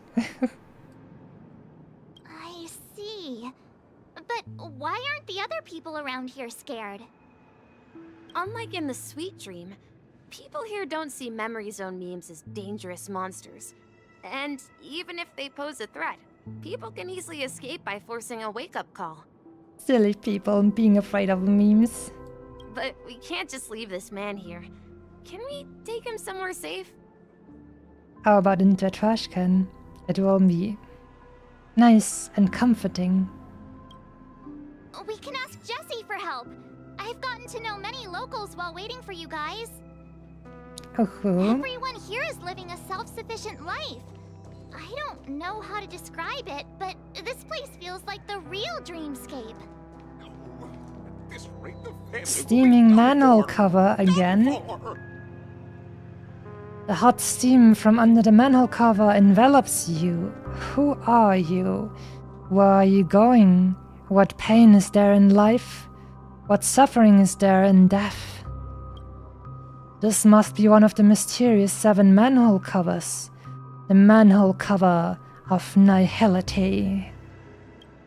So, At first in Belobog we got trash can, I don't know, lore and fun stuff, and now we got manhole funny stuffs. How nice. Nancy, music shop proprietress. Ah. Another manhole. Well, let's see what kind of path this manhole cover is following. The hot steam from under the manhole cover is silent and unstirring. Its protection banishes all cold from around you. Wonderful. This must be one of the mystical 7 manhole covers. The manhole cover of preservation. Lovely. Hope there's no red balloon in that in head think. What? I don't think I understand the grammar of that one. Hope there is no red balloon in head think. Ah. You may be the Riddler. I knew you couldn't hold your liquor. Tried to warn you too. So in this dreamscape you can actually feel sick and then maybe have a hangover too. Oh nice. You get the real deal over here. We can repair this thing later. No need to do that now. Stream forth the gleam of old blades. Ooh, we have spotted my shiny. Let's see how you handle a stroke of genius. Harmony doesn't understand rock and roll at all. Interesting. So they only want pop like Robin. Jessie. Evening, Jessie. Is it evening? Time to blast off again. Welcome, Miss March. Who might these be? These two are my friends. As for the man lying on the ground, he's a scaredy cat who fainted from fright. I see. Another poor guy who accidentally ended up here. I'll take care of him. There have been a lot of new faces lately. Things must be tough in the beautiful dream. The few remaining havens of freedom in Asdana will soon face trouble. Havens of freedom in Asdana. Do such things often happen here? Not really, but they're becoming more frequent now. Guess it's one of the signs of the Sweet Dreams collapse. This man has had quite the shock. Could you help me find a Halovian lady, March? Her songs can heal mental wounds. Ooh. Lovian, are those the ones with the wings on their necks? Like Robin and Sunday? A Halovian lady? That must be Robin. Ah. She's also here in Dreamflux Reef. Huh? Robin? But I thought she... Oh, right. If Firefly is here safe and sound, then it means Robin must be okay too. Misha is about to take us to her to find out what happened. But before that, let's meet up with Himiko. You were with her earlier, right? We met some stowaways in the residential area. Most of them came from neighboring star systems. I heard that places like Dreamflux Reef are scattered throughout the memory zone of Asdana, like islands in the ocean. They existed before the family arrived. So early. I also heard that when Dreamflux Reef took shape, it was the center of all dreamscapes in Penacony. If that's true, it's no wonder there are so many similarities between this place and the Sweet Dream. Sweet dreams. Himiko must be gathering information. Let's hurry up and get going.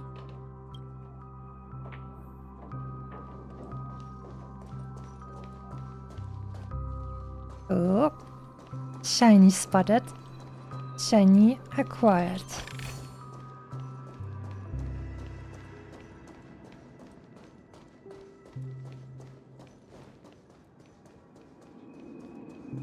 No! At this rate, the family will be done for! Done for! The family will be done for, probably. You. Stream forth. Stream forth. This is where we split up. She can't be too far away. Who this? So that's how it is. I never imagined we'd gather the remaining details here. To borrow Gallagher's catchphrase, what an unpredictable twist of fate. Micah. Misha, Mikhail, Micah. Himeko, here they are! Ah, perfect timing. Now that everyone's here, I'd like to introduce everyone to Micah, who's partly in charge of the Land of the Exiles. Micah, these are my companions. It's a pleasure to meet the Nameless. You know us? I've been keeping an eye on you since the day you arrived in Penacony. We would have met under more appropriate circumstances if Dreamflux Reef hadn't been isolated from the 12 Dreamscapes. So did that happen just recently? Because it feels like if he says, oh my, this land, we could have maybe met in here, but it feels like it should have been isolated a long time ago already, right? Otherwise, everybody or more people would know about this place. Please, allow me to formally introduce myself. I'm Micah, the Gravekeeper of Dreamflux Reef. Gravekeeper? Gravekeeper? Life in Dreamflux Reef is pretty liberating. Everyone here mostly keeps to themselves, without meddling in others' affairs. My daily task involves cleaning a few tombstones. Okay. You're too modest, Micah. When lost dream chasers stumble upon this place, you're the one who takes care of them, guiding them back to the sweet dream, or showing them how to survive the wild dream chaos. I see. That's, so that's that.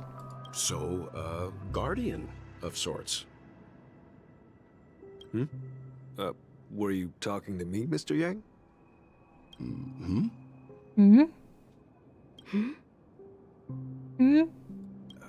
On that note, Mr. Mika, which tombstones are you referring to? We didn't come across any graveyard when we arrived. They're actually just symbolic stones. But since you're curious, Mr. Yang, I'll take you there. I have a feeling you might find something of interest there. But before that, you have an important guest joining you. An important guest? Who could it be? Who could it be? This way, please. The roads here in Dreamflux Reef are a bit run down, so watch your step. So this is the so-called freedom of organic... Maybe we'll finally meet Robin now. Stream forth the gleam of old blades. And yes, I know I don't have to use my technique to destroy the stuff, but I love having a reason or an excuse to use it because it looks so freaking cool. There she is. It is Robin. It really is her! Miss Robin! Songbird. Everyone sang so wonderfully. It's not often that I tried this music style, but I've gained some valuable insights from it. Oh, I can't thank you enough, Robin. Well, these kids have made incredible progress in only a few days. It was nothing, Grace. I merely taught them how to sing. It was you who brought hope into their lives. Life must be quite difficult for them in reality, I imagine. That's right. Whenever it's time to say goodbye to these kids, they're reluctant to leave. But I've explored every corner of Dreamflux Reef, talked to everyone I met, and they all told me the same thing. This shattered dream is not worth clinging to. It seems you truly are a child of the Harmony. Emma and Andy are orphans I took under my wing. Carol there, with her blind eyes, used to work at a nutrition center in the outer ring of Penacony. And as for Gary, he's been living with autism since he was a child. They're not old enough to enter the sweet dream managed by the family. If we compare people to birds, these kids are like fledglings with impaired wings. But in this dream, well, they can fly freely. Even if they stumble along the way, well, they're still relying on their own strength. I mean, I wouldn't really call autism impaired wings. It's more like you have different wings. They work differently, but they do work. And me, an old lady with no legs. Well, without this dream, I couldn't even walk toward them. I'm glad that you found a new life here in Penacony. It's just... Don't worry, Robin. Dreams have their significance, but they aren't everything. Both the children and I understand this. No matter how long we fly through this dream, we will one day return to reality. But you know what? Emma and Gary aren't plagued by their insecurities anymore. No, and Carol is learning how to cope with her blindness. And Andy is livelier than ever. Well, even I've become more optimistic. You see, in dreams, we learn how to live. Once we return to reality, we learn how to survive. Oh, it sounds kinda rough. And should our feathers be damaged, then we share our wings with one another. There's no need to covet an illusory sky in dreams, because we have the right and the ability to fly towards a broader horizon. It's a relief to see you safe and sound, Miss Robin. It's nice to see you all again, Astral Express crew. I heard my disappearance caused quite the commotion out there. I'm really sorry about that. Since you're here, can we assume that you're fully aware of the situation in Penacony? Ever since I returned to Penacony, my voice started to change, until it gradually faded away. At first, I thought it was a temporary ailment, perhaps due to having been away too long. I thought maybe it just takes some time for my body to acclimate to the high concentration of Memoria and Asdana. But now it seems the root of the problem goes way beyond me. There are elements around me that don't align with the harmony. And losing my voice is just one of the signs of the Sweet Dreams collapse. The Sweet Dreams collapse. That memo keeper mentioned the same thing. So it's real. The spectrum of autism is very broad, some are more impaired than others. I guess that's true. But I was just... I don't know, I felt like pointing out that autism is not like being blind. It's not a 100% impairment. It's like it's called, neurodivergent, right? You walk differently, but it doesn't necessarily mean that you're broken. While I was away from Penacony, the boundaries of the 12 dreamscapes kept expanding outward. But whenever I mentioned the anomalies in my dreams, all the family heads refused to talk about it. Only my brother was willing to respond. Later, I discovered the secret letters from the IPC ambassador, which further convinced me that there are hidden secrets beneath the surface of Penacony. So, following the clues in the Oak family's dossiers, I found my way here. The land of the exiles, concealed by the family under the guise of death. A dream within a dream, where Penacony's past is buried. Inception! Hearing you speak, it sounds as if your voice has made somewhat of a recovery.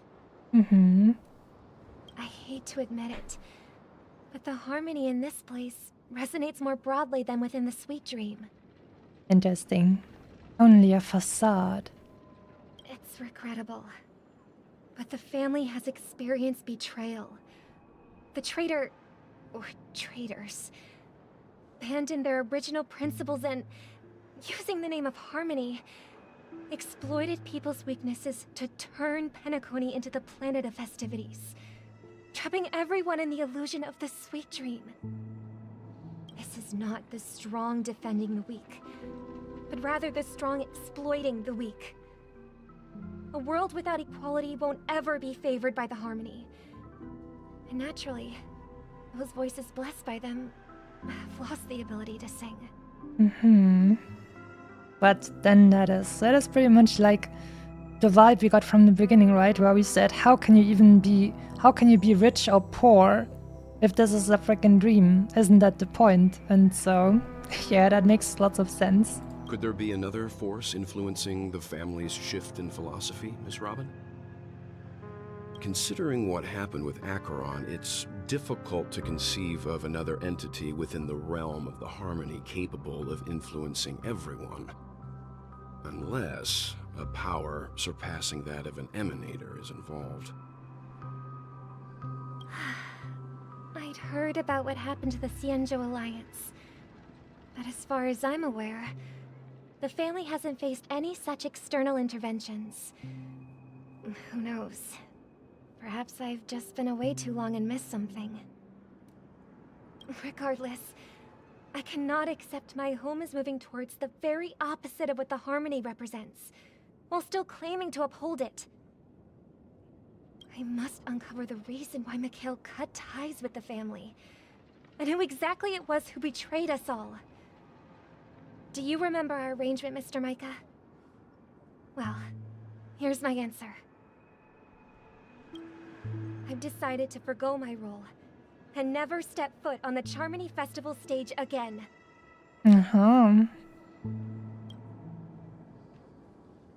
11 system hours until Charmony Festival. Oh, I made a screenshot. Oh no, I wasn't fast enough actually. Well, I guess it is 11 hours until the Charmony Festival and now we're somewhere else. Look here, brother. A little bird. Looks like a fledgling Charmony dove. But Charmony doves don't live here. So how did this little bird get here? Maybe its parents abandoned it? It looks weak and frail. Why don't we find something soft and make a nest for it?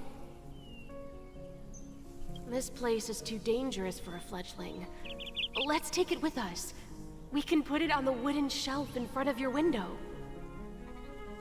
Okay. A bird like that must have a beautiful singing voice. But where will it live? I'll ask the family head to build a cage for it. A cage? Oh no. A cage? But then it won't have the freedom to fly. Right? Exactly what I was thinking. Let's see. What is it that has captured the attention of the two best interpreters of the Great One? To the point that they've forgotten how to enjoy their dessert. Oh, poor little thing. Doesn't look like it's doing well. Do you want to rescue it? The name says kind voice, but this guy doesn't sound kind at all. He sounds more like, "Oh, would you like to do this and that? I don't have any ulterior motives at all. Don't you worry, I'll take good care of it." That's what this guy sounds like. I do. But I don't want to lock it up in a cage. Why? Why? Even if it's small and not fully feathered, and can't sing, it didn't come into this world just to be locked up in a cage. Bats are born with no shackles. Birds. They should be flying free in the sky. That's quite the romantic idea. And what about you, a young scholar? Do you agree with your sister? I think she's right. But if we leave it out in the wild, it won't survive for more than a few days at best. Ah, I see. It seems our little scholar is still a bit unsure. Well, let me tell you youngsters a story. As you probably know, Charmony doves can fly through the air. When they fly really high, the friction caused by the flapping of their feathers against the atmosphere creates amazing lights, so that they look like shooting stars. That's certainly a kind of strange bird then. bioluminescent bird. We've seen this spectacle so many times that we think it's just something they can naturally do. But that's not the truth. Their radiant display is the result of countless struggles against nature over generations. But what is the reason for birds to evolve to be sparkly? Niani? I don't really see it. Their ancestors were too weak to survive on the ground. So, to escape predators, they started seeking new opportunities in the air. Mm-hmm. After countless attempts by many generations, one of them finally figured out how to fly. It soared into the sky and never looked back at the ground again. Someone like Archaeopteryx. Uh-huh. So, you mean birds aren't born to fly, but they find a way to do it through their determination, right? That's not really how I would describe that, but I'm sure that's what we're supposed to take away from this. Well, that's an idealistic way of putting it. So, what are your thoughts, Sunday? Sunday says, I would like to go back to playing with my Game Boy now. I think people believe birds are meant to fly because they've never seen those birds crashing to their death. Let's see. Have I actually ever encountered a bird crashing down? I mean, not in real life, obviously there have been videos. That made me think of that goose that was like in a football stadium and flew away and then for some reason flew directly against one of the viewer thingies for some reason. Which, I don't know, that seemed pretty stupid. But in general, I have seen birds and that before. I'm not sure why they're going to try and lead this with all of their strange. I don't even know how to say it. Anyways, little bit strange. What are we supposed to take from this? That's an interesting perspective. So, have you decided what to do with the bird now? According to Sunday, we're supposed to throw this bird on the ground. For now, I'll keep it in a cage until it can take care of itself because I want it to live, no matter what. Well said, kids. It seems each of you has found your own answer. Your insights are truly remarkable. And I hope they come true in their own way. Says the kind voice that doesn't sound kind at all, but more like weird, pretentious. We will take good care of it, won't we, brother? Yeah, but Mr. Gopherwood, there's one thing I don't quite understand. And what might that be, my son? What if this little Charmony dove never learns to fly in the end? Well, then it's useless, and we're going to what could they come up with cruel stuff? Then we're going to dispose of it. That's right. If you don't work, you deserve to be disposed. Isn't that what these guys are trying to teach us? I mean, if there are fledglings in this world that can never fly throughout their lives, You might still be able to sing. should we let them go back to the sky? Only to see them crash to the ground and die? It's their own choice to make. Talking in your sleep, birdie? Time to wake up.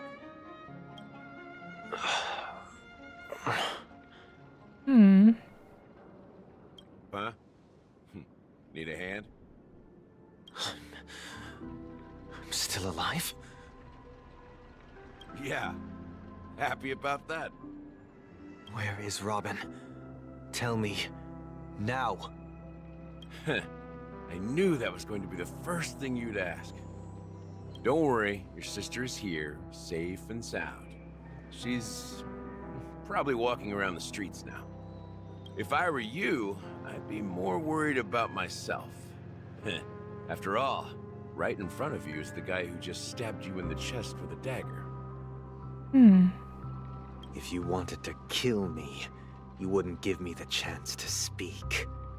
Just tell me your demands, lackey of the Watchmaker. So, you figured out who I am, huh? No wonder you had the guts to go against the Dream Master and the Four Families. Looks like I made the right choice. Choice? You are aware of my plan and see through my act. Time is running out, so let's drop the charades. I'm suggesting we cooperate. Cooperate? What makes you think I'd cooperate with you? The fact that the famous Robin has chosen my side. Plus, some clues about a traitor and a bright future for Penacony. Any of that catch your interest? I find it hard to believe a man who's full of deception. Fine. You don't have to trust me. What you should trust is... Your sister. the sense of justice inside of you. Oh, okay.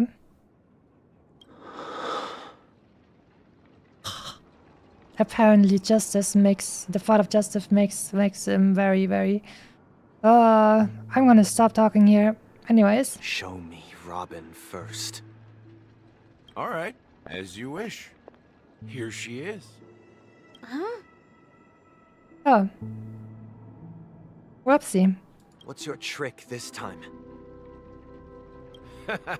Just kidding. I mean, this lady will lead us to Robin, right? Right. And the crew, too. There are too many people who you owe an explanation. That'd be great. Please follow me, Honorable Oak family head. Now, all the actors are on the stage. Moments later. This is the monument I mentioned earlier. The names inscribed on it should be familiar to all of you. Rosalina and Tiernan. When Penacony was known as a frontier prison, it was the Trailblazers who connected it with the stars. They were the heroes who saved Asdana, and their names deserve to be immortalized. Not just on this small stone tablet, but in the annals of history for all of time. So is Asdana the name of the planet, and Penacony is the dreamscape and all this, the hotel and stuff? However, today, the planet of festivities is nothing but sweet dreams. That heavy piece of history is all a distant memory. Just like that prison.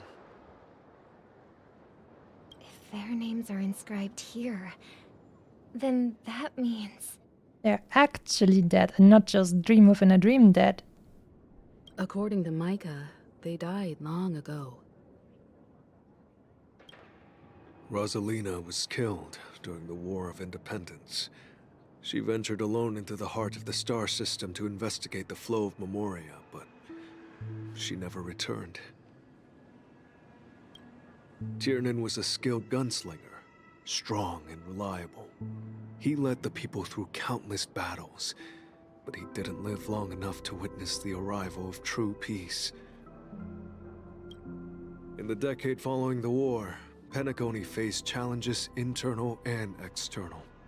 To protect Asdana, Tiernan took up the way of the Trailblaze and led the Lampmoth family to explore beyond the system, only to be surrounded and wiped out by the Swarm. Oh no, not the Swarm. I hate those. Though I had expected as much, the tales of these heroes truly are sorrowful. True to the title of Trailblazer, they spent their lives venturing into the unknown.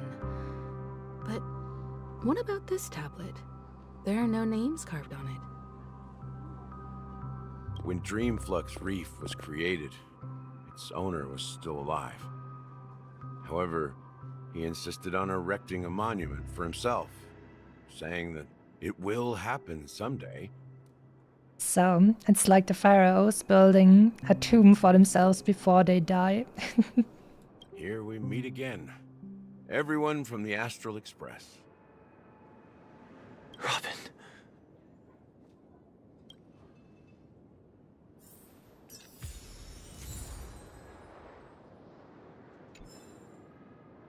Well, well, well. Let's talk to all of them before we continue with Gallagher. Robin and Sunday. Brother. There's no need for words. You're safe, and that's all that matters. Mr. Micah. Well, I did my job. I gathered everyone here. Gallagher will explain the rest to you. Take care. Misha. Huh. The atmosphere sure is livened up with all these people in here. Firefly. I brought Gallagher here. It's time to face the truth. Well then, time to face the truth. I promised to give the siblings some privacy, so let's talk about our business first. What do you say? That sounds sensible enough. Since you went through the trouble of gathering the family head, the crew, and the Stellaron hunters, I'm guessing you have something important to say, Mr. Gallagher? Oh, is it that obvious? The look on your face is practically screaming, I'm the one behind all this. You're right, Mr. Yang. It is indeed time to come clean on everything. The siblings already know what they need to, and they've made their choice.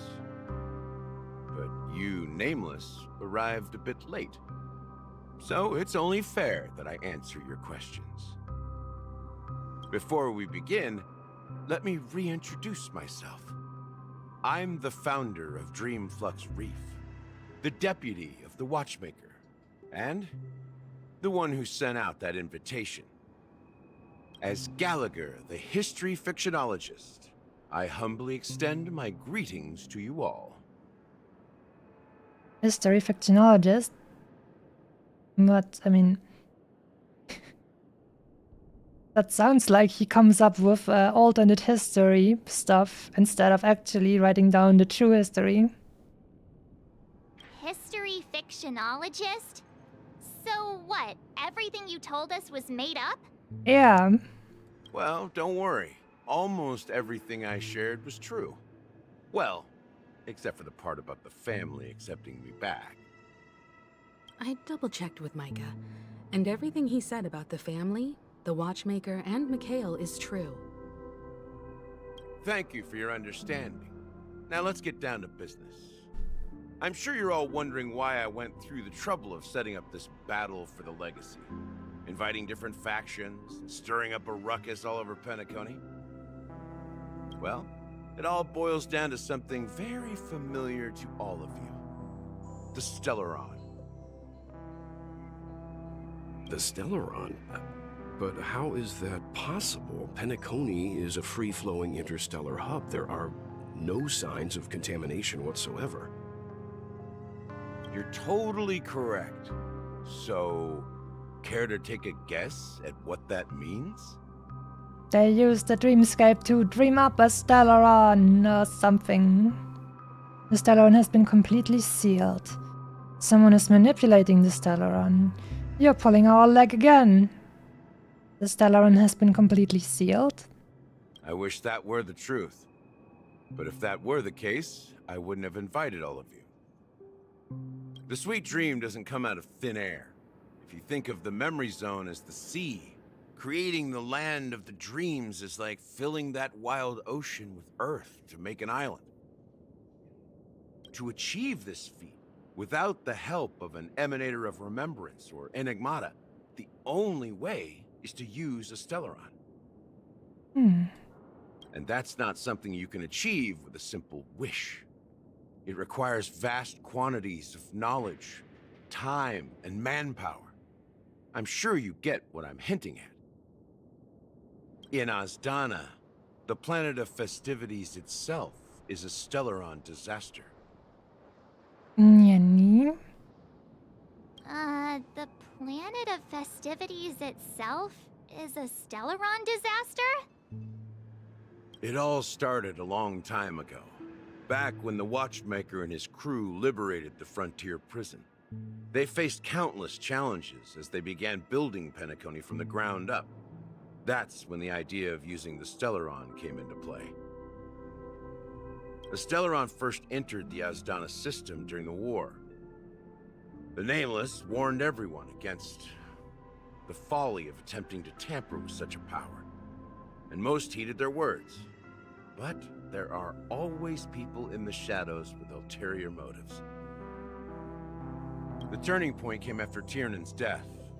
With 2 of the Nameless gone, the Watchmaker had to go to the front lines. It was at that moment his rivals saw an opportunity. By the time a representative from the Montour Systems family arrived at the Watchmaker's call, the Stellaron had already been activated and was seeping into the primordial synesthesia dreamscape. And I suppose the family happened to possess the knowledge to seal the Stellaron? Not just that. They knew far more about the Stellaron than the average person. They helped Mikhail swiftly quell the civil unrest and played a part in building Penacony under the disguise of the Harmony. Those 3 eras were known as the Age of Dreaming. The Watchmaker, who had been left in the dark, sent out invitations across the universe, spreading the hype around the land of the dreams. Then, how did they turn against each other? Remember the island in the ocean metaphor? The truth is, the Stellaron was never truly sealed. It existed in a different form within the dreamscape. Think about this. What would it cost to create and maintain such a lavish dreamland? Imagination? It's people's lives. Uh-oh. The opulent dream is built upon the decay of spirits, with a toxic elixir called pleasure flowing through the dreamscape. It tempts people to indulge in the dreamscape, and gradually their minds succumb, becoming nourishment for the sweet dream. Oh boy, so this is more like a little bit like Matrix in the case that the people are fuel for it. Confusion, laziness, and cowardice, weaknesses that plague humanity, were magnified and nourished by the family. Penacony became a new kind of prison, even more impenetrable than the previous one. Sadly, we realized this far too late. By then, the family had a firm grip on Penacony, swiftly quelling any opposition that arose. At my wit's end, I had to use the power of the Enigmata, and sought refuge in this chaotic realm. Over the years, I created a meme within this dream for our use. Dormancy. That's its real name. We exploited a loophole. You see, regular people can't fall asleep again while they are inside the dreamscape. So this is the true meaning of the impossible. You sent out invitations in the Watchmaker's name to find forces capable of resolving the Stellaron disaster and draw them into Penacony to uncover the truth. It's not just that. Above all, I wanted to see what happens when the major factions engage in a struggle for the legacy. Since this is the Watchmaker's first announcement in decades, the traitor within the family is bound to reveal themselves. So, the legacy is just a facade. If you want to consider the Stellaron as the legacy, I'm totally fine with that. If that's the case, where is the Stellaron now?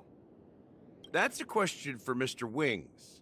The Stellaron is still under the family's control, and as the head of the Oak family, I'm sure he holds all the answers.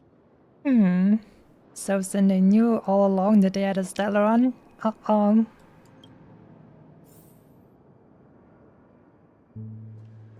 Firefly. As I suspected, the core of this issue lies within the Stellaron.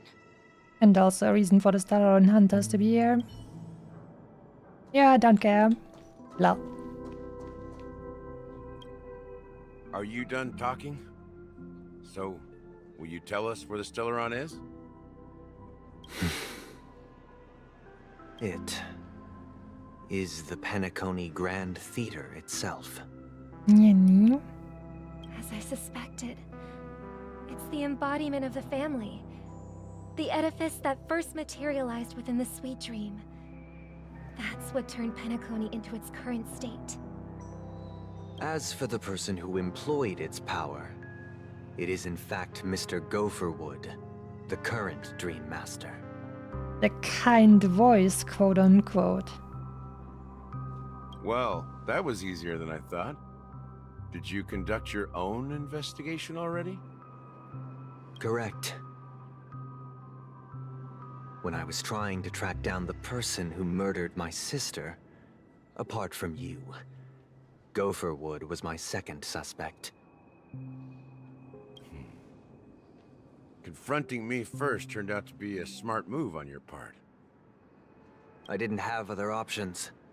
The Dream Master has been elusive, and even the heads of the families can hardly get an audience with him. Moreover, Mr. Gopherwood has been kind to my sister and me. And I didn't want it all to end like this. What do you mean by that?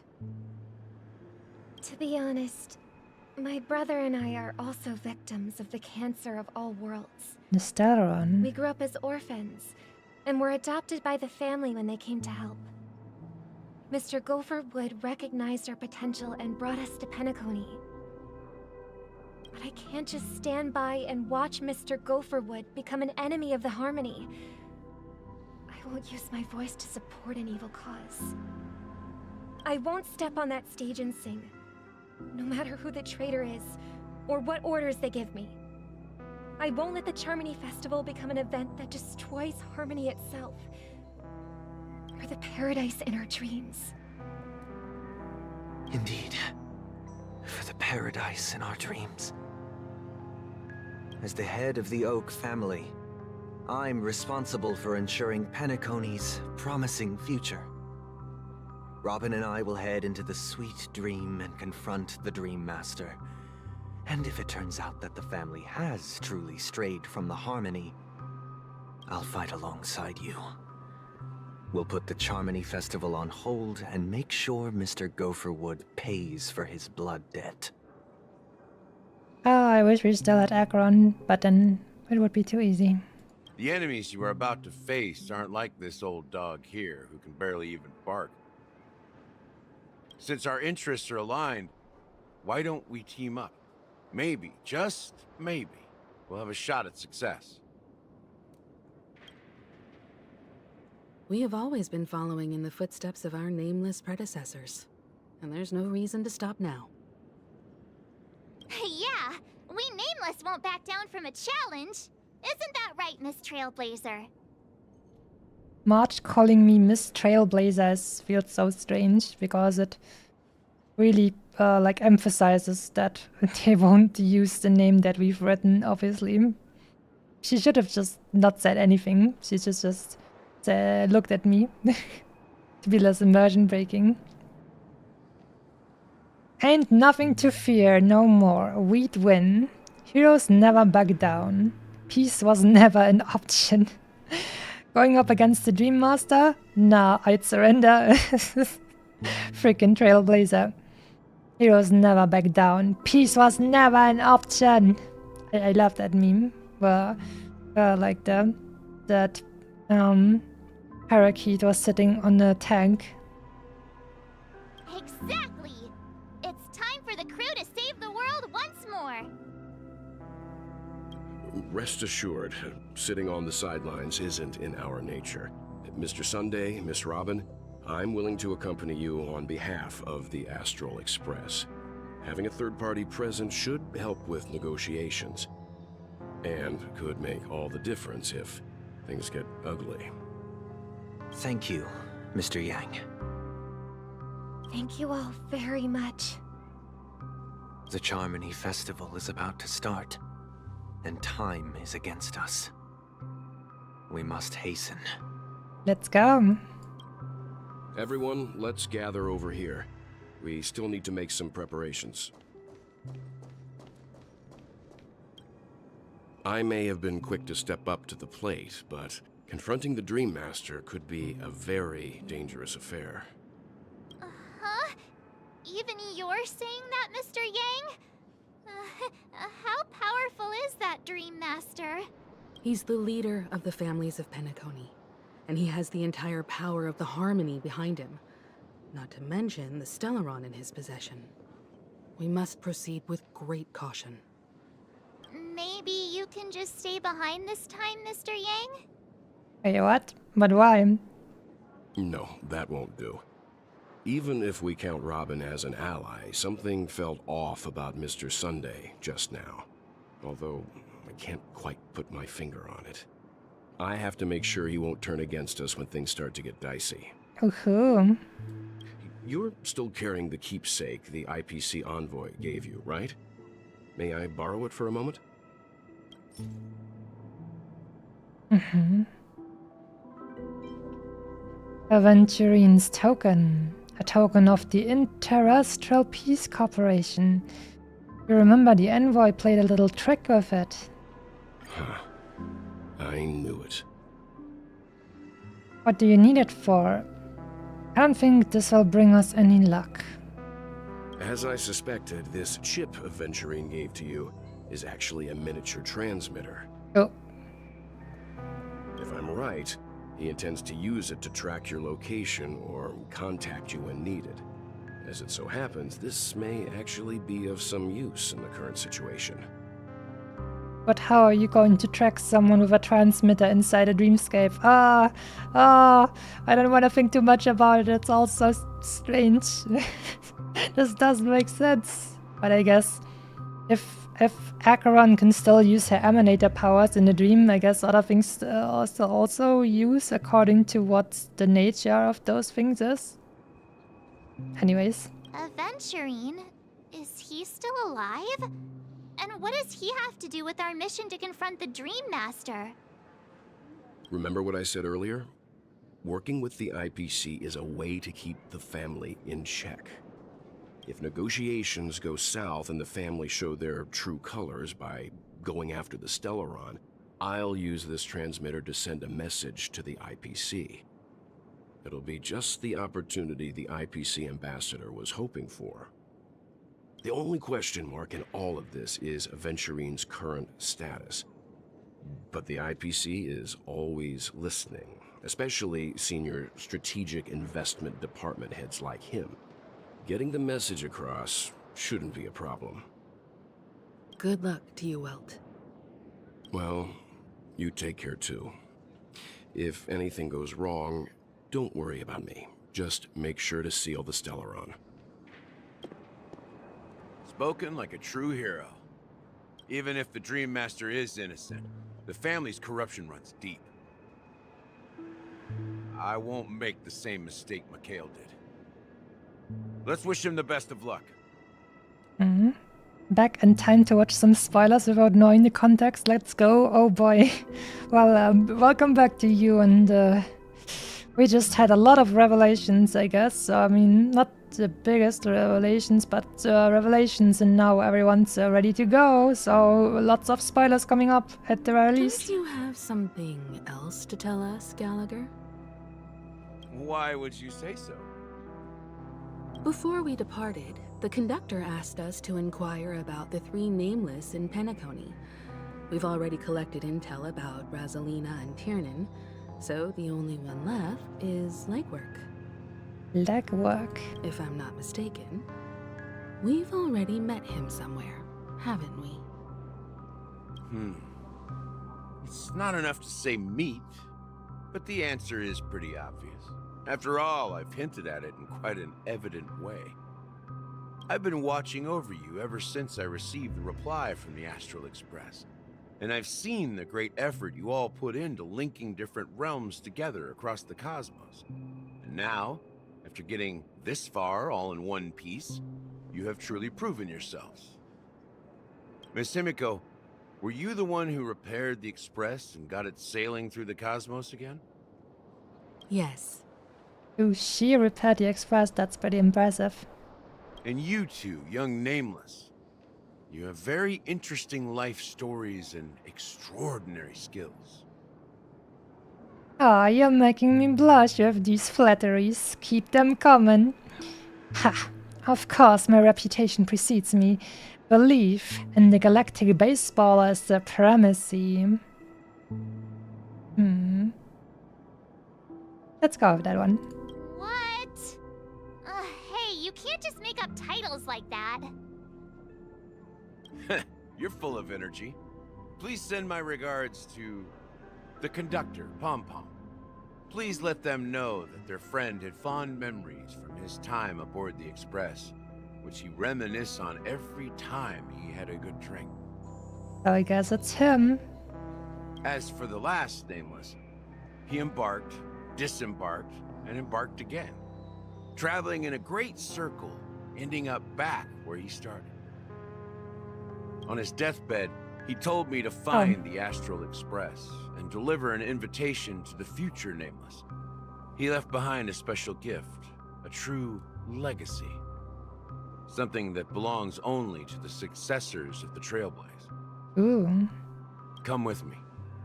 Now is the time to reveal it. Revelation. Oh, will we now get Harmony Trailblazer? Or maybe, I don't know. We'll see, I guess. We'll get a cool hat. Back here again. Sometimes I feel like you're still alive, old friend. Like you've still got so much to say and do. I've kept my promise. Brought the future Trailblazers you've waited so long for.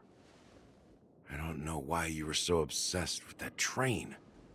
But I remember your last words.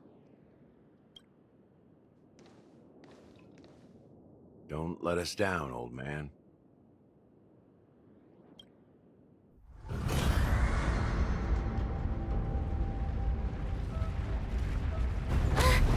What's happening?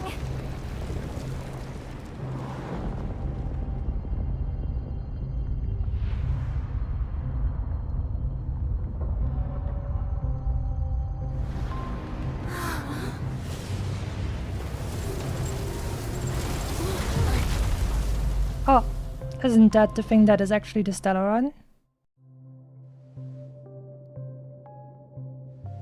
Go ahead. His resting place lies in the garden up ahead. It looks like that thingy, but maybe it's something different. The first and last Nameless of Penacony. Mikhail Char Legward, the Watchmaker. Hmm.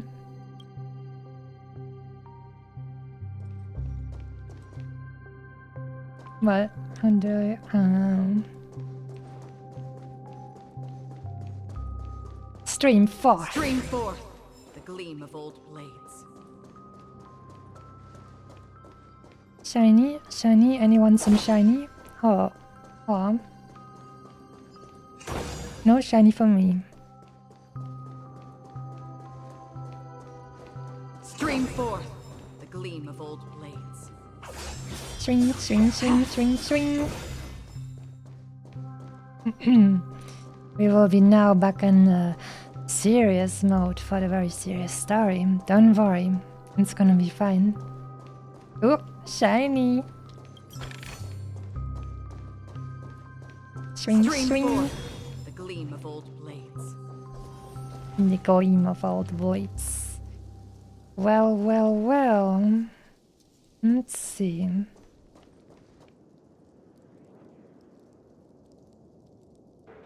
Beneath the sea surface of Memory Zone, in a garden closest to the full moon in the water, an elderly man rests on a recliner, enveloped in utter silence.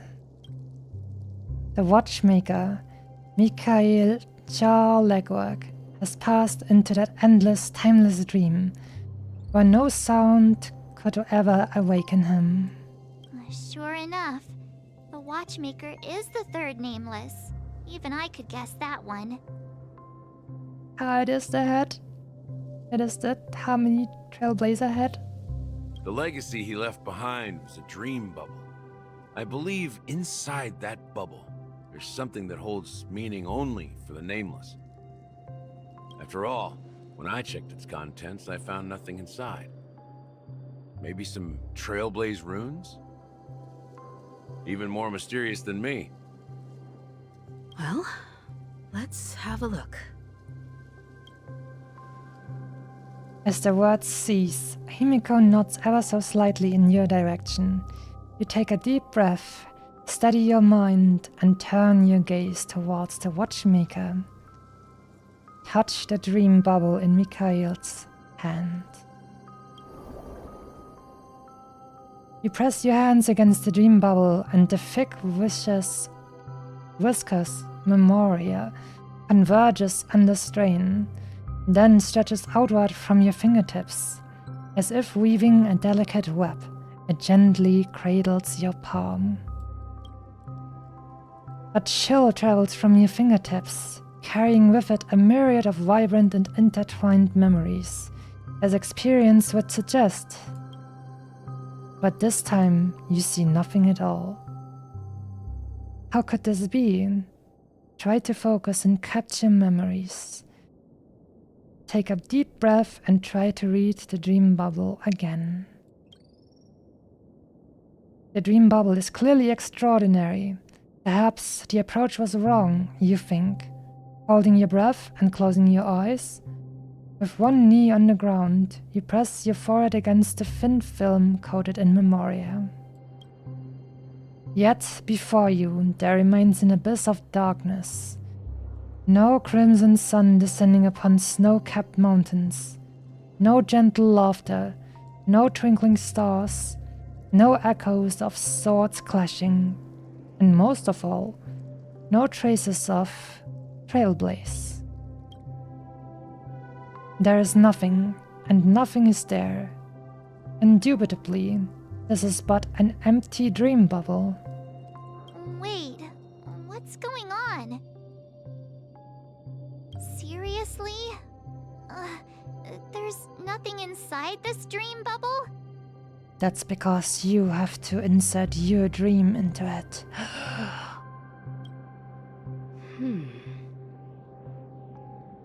How could a dream bubble be empty? Just as I suspected. That old man always had this strange belief in the nameless and the Trailblaze. And I never understood where he got that confidence from. Especially since he never managed to get in touch with the Express while he was alive. I could never figure out what was going on in that old man's head. But this empty dream bubble is so typical of him. He was always full of weird fantasies and incomprehensible romanticism. Weird fantasies and incomprehensible romanticism, huh? So he wrote fanfiction. That mischievous old man. Well, I didn't expect him to leave anything concrete behind anyway. Don't think that's the case, Gallagher. I'm sure Mikhail has left us the most precious thing of all. Don't start getting all philosophical on me, all right? Just as Mikhail believes in the nameless of the future, we unconditionally believe in the nameless of the past. How could they leave with regrets for the future when they were ready to dedicate their lives to the land they loved? There must be something contained in this dream bubble. It's just we haven't figured it out yet. You also have faith in the Watchmaker, don't you, Gallagher? Well, I'm a follower of the Enigmata. My philosophy forbids me to have faith in anything. That's why I understand what faith means in the path of Trailblaze. And I also want to know what he left behind. I'll leave it to you guys then. I don't like the enigmata. They're just coming up with BS and making it hard to know what true history actually was like. Can I borrow your pet? I need to make a trip back to Golden Hour and check something at the Dreamscape sales store. At dormancy, so the thing we've called the death. It's for Mikhail, and for the future of Penacony.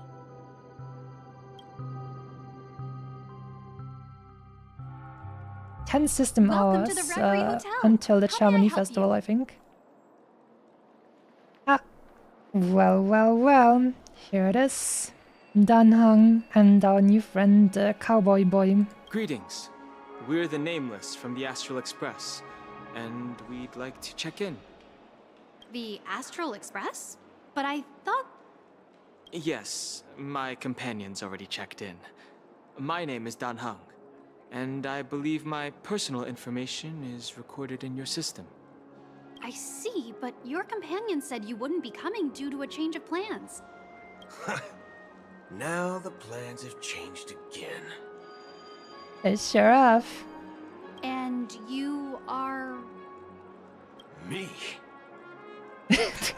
I'm Pom Pom, a new Nameless who's also with the Astral Express. Not quite new, is it though?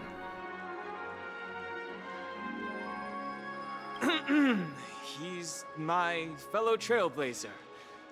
We responded to the family's invitation before he boarded the express, so he wasn't registered in your system.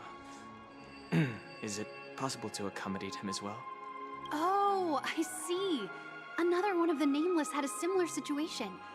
Seems like a lot of people are joining the Trailblaze these days. Exactly. Since there's a precedent, it shouldn't be a problem. Just give me a second to contact your companions. We're currently in the Dreamscape whoopsie. I'm sorry, dear guests, but it seems I'm unable to reach the other members of the Astral Express. What do you mean by unable to reach them? My apologies. This is the first time I've encountered a situation like this.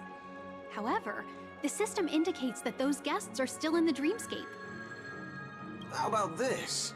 Give me their room number, and we'll go check on them ourselves. I'm afraid that's not possible.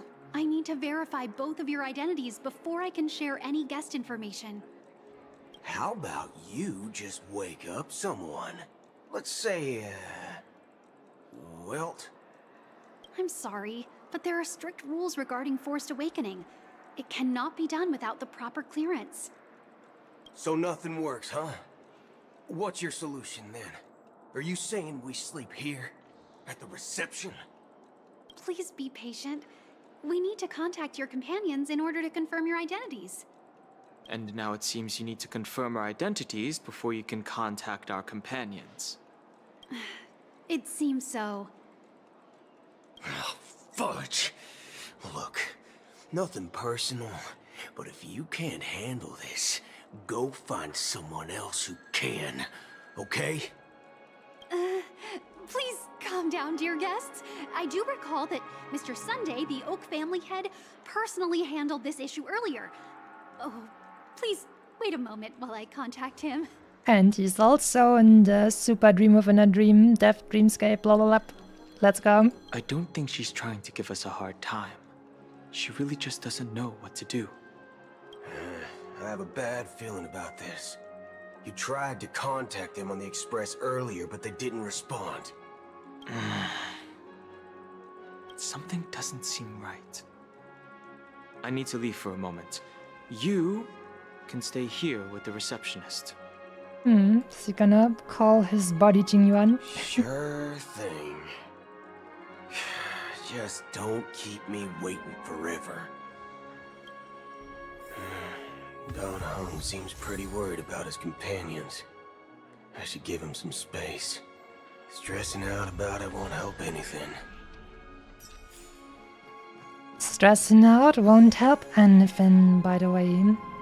Hello there, Sabrina. Wait, what the hell is that name? J-N-O. Jano? You Jano? Charmony Festival is about to start! I'm so excited! Hey, you guys here for the Charmony Festival too?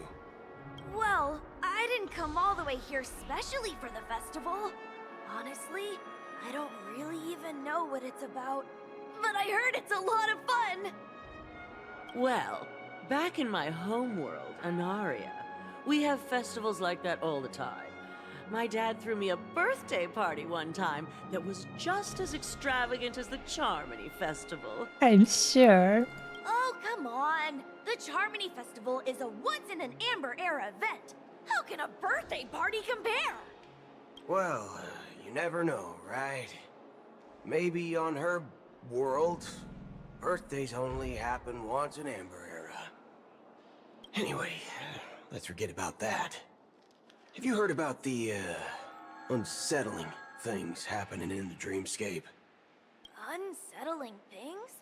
What could possibly go wrong? It better not ruin the Charmony Festival! I've been looking forward to it! Relax. With a big event like this, there's bound to be lots of gossip and rumors. Don't worry. If anything does happen, the family will be on top of it. Surely. Oh, that's a relief. I didn't come all this way to see the festival go down the drain. That's right. That would be a big shame. Well, looks like I won't get any fudging clues out of these two. They're clueless.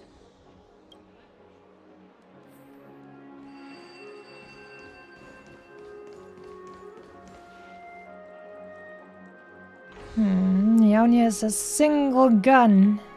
I see. Cody. Greetings. I'm Cody of the Bloodhound family, head of security for the hotel. How may I assist you? Hello. So, there's something I wanted to ask about. I've been hearing some unsettling rumors about certain incidents that might affect the Charmony Festival. Do you think there's anything to be worried about? I've traveled all the way from the Hayaii Federation, and I don't want my trip to be ruined. What do you mean? Wait. You haven't heard? I'm not sure where you heard those rumors, but they're completely baseless. Obviously. I can assure you, as a representative of the Bloodhound family, that everything is going smoothly for the Charmony Festival.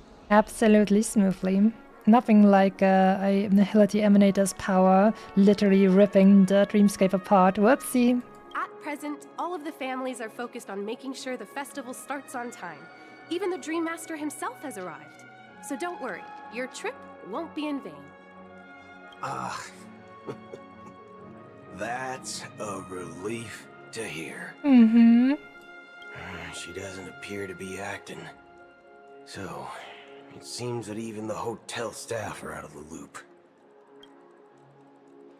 Back already? Hasn't she returned yet? Nope. I'm starting to wonder if sending her to contact Sunday was a good idea. Neither the staff nor the guests seem to know anything about what's happening in the dreamscape, and wherever we go, all we see is people enjoying themselves. Definitely not a good sign. I agree.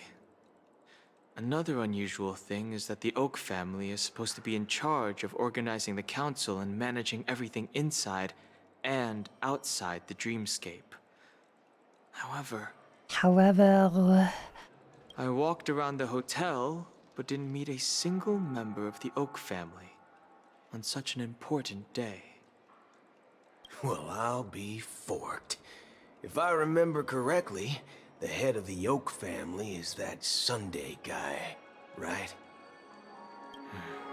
We shouldn't linger here too long. Let's go back to the Express for now. Not so fast. Have you ever robbed the IPC, bro? Bro? If you run away now, everyone will be chasing after you. I didn't know you guys robbed the IPC, Yanni. Are you suggesting we sit here and do nothing? I wouldn't say do nothing, but let's stay put for now. Even if the family has ulterior motives, they couldn't have anticipated us showing up here. We're the surprise factor for them. They don't want to attract unwanted attention from certain outsiders, so they won't do anything reckless. See? The IPC lackeys are keeping a close eye on this hotel. If I were a family member, I'd find an official excuse and keep the surprise factors here. If we just wait here, that would be like walking into their trap. Of course, we don't need to walk into their trap. I gave a backup plan to the memo keeper. If it turns out we won't be allowed to enter the dreamscape, she'll order a drink for me in the VIP lounge at the hotel. In reality. Very nice of you, Black Swan. A secret signal. That's right. Oh, a concrete object can indeed help the memo keeper establish a connection with you. But Boot Hill, if you have more backup plans in the future, I hope you'll let me know in advance. I'm sorry, but it's one of my quirks. I have too many unreliable friends. And if I reveal that I have backup plans, things can go awry. And that would leave all backup plans completely useless. How do we get into the VIP lounge? This is where my street smarts come into play. Sir, I forgot my VIP pass. Could you lend me yours, lol? You're the lobby manager, right? Yes, I am. How may I assist you? We're the Nameless from the Astral Express. We wanted to check in, but there's something wrong with your system. The lady at the front desk said she would contact the manager, but now she's nowhere to be found. Now, we've been waiting here forever, without any food or water. What the fork, man? Is this how the family treats its guests? What the fork? Is this your idea of street smarts? Starting an altercation? It's called standing up for your rights. I apologize for the inconvenience. Please wait while we try to contact Mr. Sunday. I'll arrange 2 premium seats in the VIP lounge so you can rest there while you wait. See? Just like that. Just don't call yourself Nameless next time. Wow, this bar's something else. Certainly worthy of the planet of festivities. Also spotted some shiny. Boing. Back we go. Now, what would Mr. Cowboy like to drink? A Black Swan, maybe. Good evening, gentlemen. Hey, I have an order for a bottle of Donna's White Oak. Can you help us find it? Donna's White Oak? I think there might be a misunderstanding. We don't serve that here. Oh, no way. Are you sure you're not mistaken? If someone had reserved such a beverage, I would definitely remember it. It sells for hundreds of thousands of credits per bottle, after all. I couldn't afford to cover for such an item if it were broken or lost.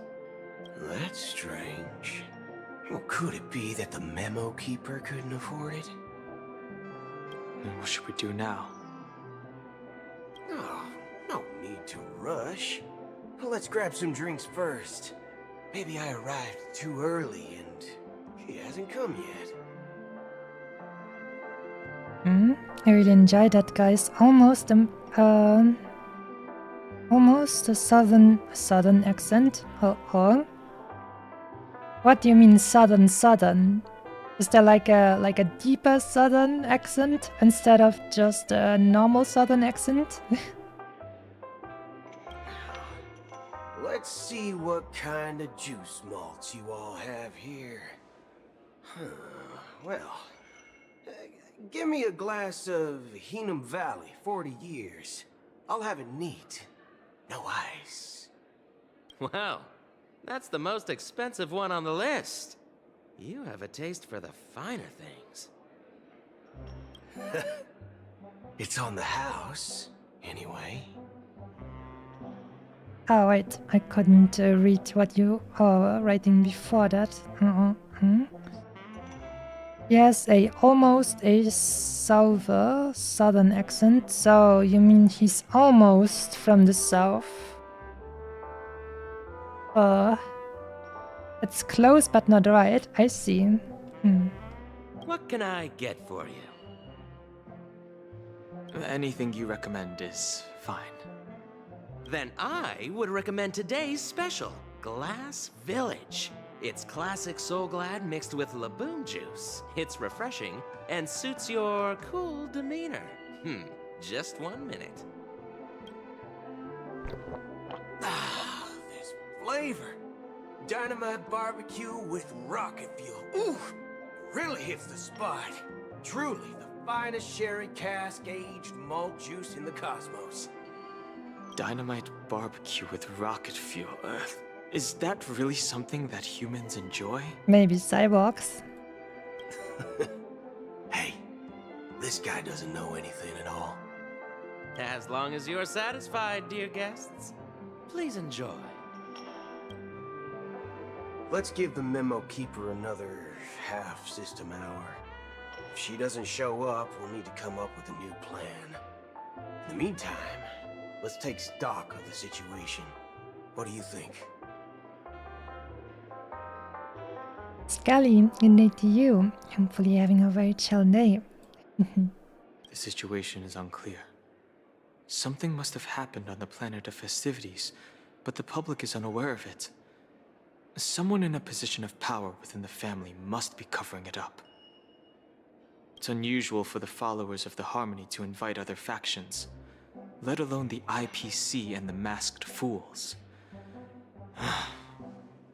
If what you said about the Emanator of the Nihility is true, the situation in Penacony is a little complicated, to say the least. Actually, there's something else I'm concerned about. Regarding Acheron. As you know, the faction that follows the path of the Hunt are some of the most dangerous folks in the cosmos to mess with. I mean, who in the right mind would impersonate the Xianzhou Alliance or the Galaxy Rangers? It's like asking for a death wish. Not for her though, because she's so cool and strong. Don't know why I made those sounds. Isn't there a saying among the Xianzhou people that the Rainbow Sect lets their luck's arrow do all the beating? Oh, what? Talking. Do all the talking. Well, you know what I mean. Even though the Galaxy Rangers have been out of sight for years, we've been keeping an eye on this region. Even the dumbest criminals know better than to mess with the Annihilation Gang, much less the Rangers. But that Acheron lady, she doesn't seem like a lunatic at all. On the contrary, she's highly logical and organized. She knows exactly when to hold back and when to strike without mercy. And you believe that someone like her would have an ulterior motive for impersonating a Galaxy Ranger? I'm not entirely sure, but I do have my suspicions. Maybe she knows a Galaxy Ranger, or perhaps she's trying to lure us out for some reason, which I can't figure out. Anyway, what worries me more are the anomalies within the family. They've summoned followers from various paths for the festival. No matter how generous such a gesture is, this move seems highly unusual. Unless the invitations weren't sent by them. If that's the case, it's even more intriguing that the family insists on organizing the Charmony Festival. despite the chaos. Maybe it's Shipei the Harmony pulling the strings. You find it beyond human understanding because it wasn't arranged by humans at all. Oh no. People do stupid things out of irrational impulses. They abandon their principles when self-interest is involved. They believe in things they know they shouldn't, and fudge, they even break their own rules. But Eons don't. They stick to their determined path and never turn back, even if they reach a dead end. You think Shipei's will is behind all this? It may not necessarily be Shipei, but there's definitely some higher entity involved. I know it may sound pessimistic, but if human free will were reliable, why would we even need Galaxy Rangers? It's much simpler when you boil it down to the eons and paths. Like how Lon always follows the path of the hunt, or how the Express stays true to the Trailblaze despite Akavili's disappearance. Don't worry, Akavili is just gone because they're also trailblazing somewhere else. But in my opinion, Akavili's fall holds significance for the Nameless. Oh, so you're saying the Nameless now have to take responsibility for their own choices because their absolutely Riot leader is gone? Exactly. I believe the purpose of the journey isn't just about following a path that's always considered absolutely right. It's more about doing your best to choose the right path for yourself among countless possibilities, even with limited insight and judgment. I don't know what you've been through, but I agree that people must take responsibility for their choices, because no one else can do it for them. That's why the Galaxy Rangers need to uncover the imposter and figure out her true intentions.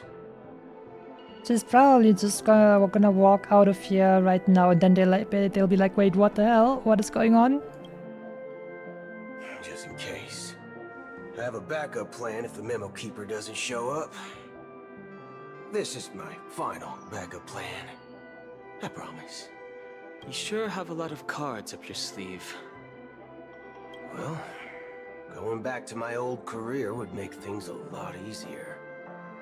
And by the way, when you were walking around the hotel, did you happen to see any important-looking guests? What's your plan? It's simple. We just grab some hostages and use them as bargaining chips with the family. Damn, boy. Maybe we can even take their identities. Damn, boy. No need for that. We'll return to the Express now. Didn't you say Galaxy Rangers are not supposed to bully the weak? I think taking hostages is definitely bullying the weak. Wait, are you getting scared?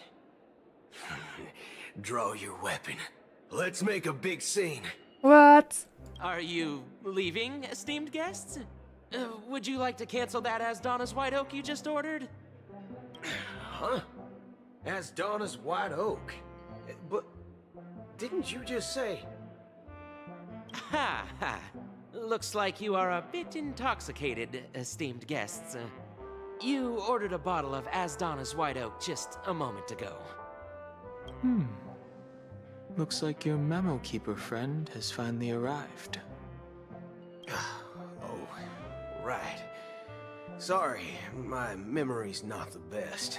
You know, too many modifications and all. Anyway, let me check. Well, fork me. It says Donna's White Oak, all right. And there's a note. I'll be waiting for you on the Astral Express. How about that? No mistake. That's her message to you. She knew the hotel wasn't safe, so she suggested we find another place. Well, looks like we took a detour, but now it's back to the Astral Express. So, what are we waiting for? Let's go.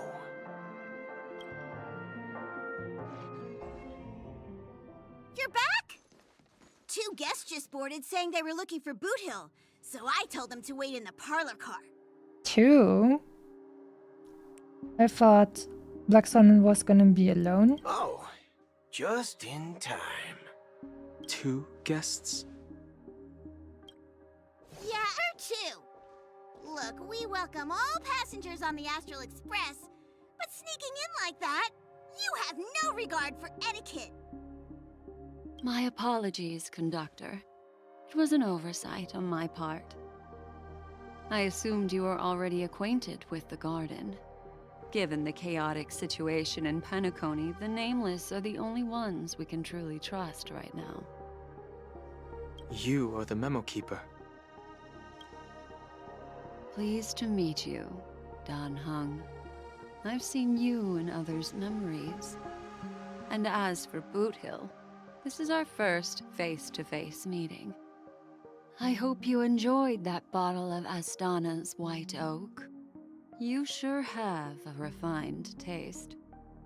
Finally, Memo Keeper. Well, let's cut to the chase. Spill everything you know. That's precisely what I intend to do. But before that, please allow me to introduce myself. My name is Black Swan, and I She serve brought the Garden Acheron. of Recollection as a memo keeper. As for Acheron's story, Oh my god, let's freaking go! I'm sure she knows it better than I do. Greetings. I'm Acheron. Oh yeah, let's go. What? You Garden of Recollection shirtbag! You betrayed me! The way they're censoring his freaking curse words is funny. I apologize, but she did that at my request. Due to certain reasons, I have been exiled by the family. Thankfully, this memo keeper came to my aid and helped me escape their surveillance unnoticed. To be honest, it was more like stalking than helping. And the process was far from unnoticed. But we did escape. I asked her to guide me to a place beyond the family's reach and to contact a few trustworthy individuals. Namely, all of you. Trustworthy? Son of a nice lady. You think I'm dumb or something? How about this? I'll put a few bullet holes in your head and see what secrets spill out. Then, we can talk about trust. Try me. It doesn't have to be like that. I'm willing to answer all your questions, but not right now. If my cover hadn't been blown, we might have had more time, but at the moment, we don't have any other options. No other options? What do you mean? This is the only way I can ensure everyone's safety. I kindly request an immediate warp jump out of the Astana star system. What?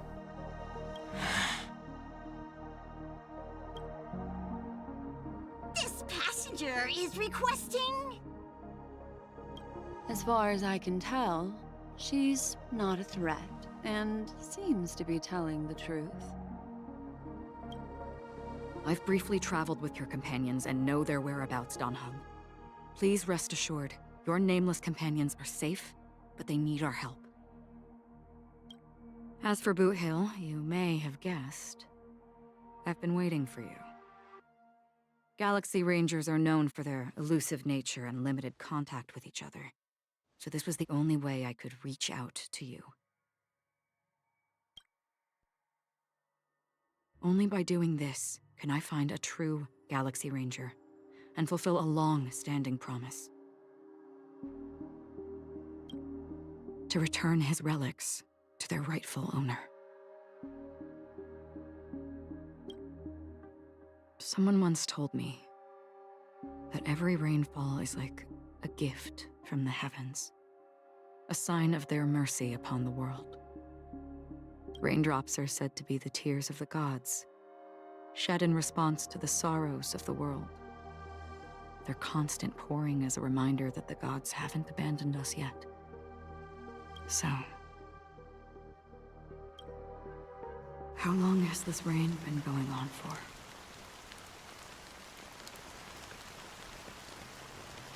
I used to believe, just like you, that it would eventually stop.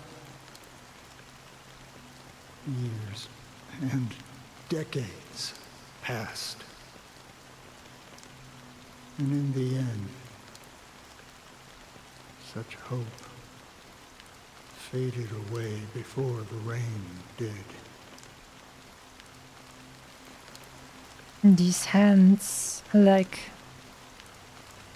that are growing out of the sea and reaching up into the sky, and they remind me of Black Swan's ultimate, where she always has, she also has these hands gripping their target, but they feel more like crystals there. Looks like the god you mentioned doesn't exist after all.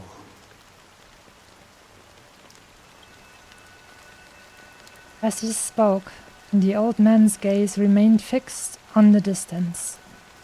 Amidst the fine drizzle of black rain, countless shadowy hands emerged from the sea, shrouded in an ethereal mist, reaching out towards the sky one by one. Well, let me share a story with you. Mortals who walk the paths are like sailors on a vast ocean, leaving behind a trail that creates countless ripples of possibilities. These ripples last longer than the fleeting lifetimes of humans. And for some, their presence leaves such a strong mark that it's reflected in the waves. Like those shadows on the ocean. Sin-thirsters, the obsessions of the Pathstriders, they emerge from the depths of IX, seeing themselves as masters of their own destiny, unknowingly repeating the actions of their past lives. They emerge from the nihility and head toward it, leading purposeless lives. However, these hollow phantoms, they were once my dear companions. A group of Galaxy Rangers. Are you watching over them? Watching over them? No. I'm guiding them toward transcendence. It was a brutal war. A crusade that shook the universe. The universe witnessed the fall of Zulo, the Lord Ravager, but it came at a price. A price so hefty that only those who were there still remember. The unwavering determination of the Hunt followers persists even in death. So someone must guide these lost souls to their life beyond. They were heroes in their time, and they shouldn't be reduced to mere puppets of nihility. As for me, I've suffered too many losses on that battlefield to advance any further. And that makes me the most fitting person to carry out this task. But you know, these sin-thirsters, they're not who they used to be. Does this seem pointless to you? Though some tasks have to be done, even if they are pointless.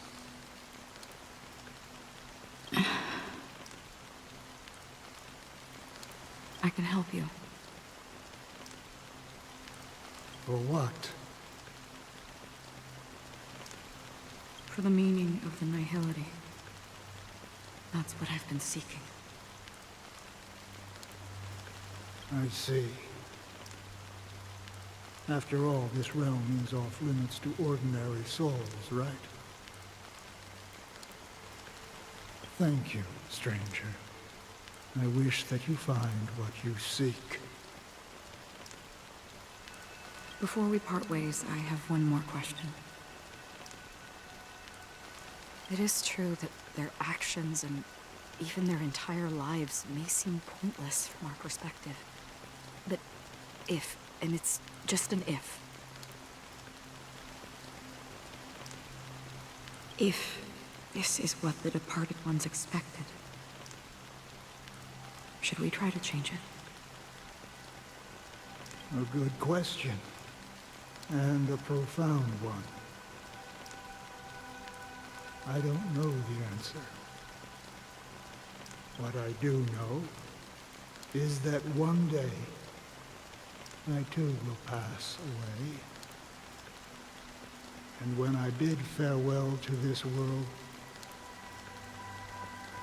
someone will stand at my grave and place a bouquet of flowers on it.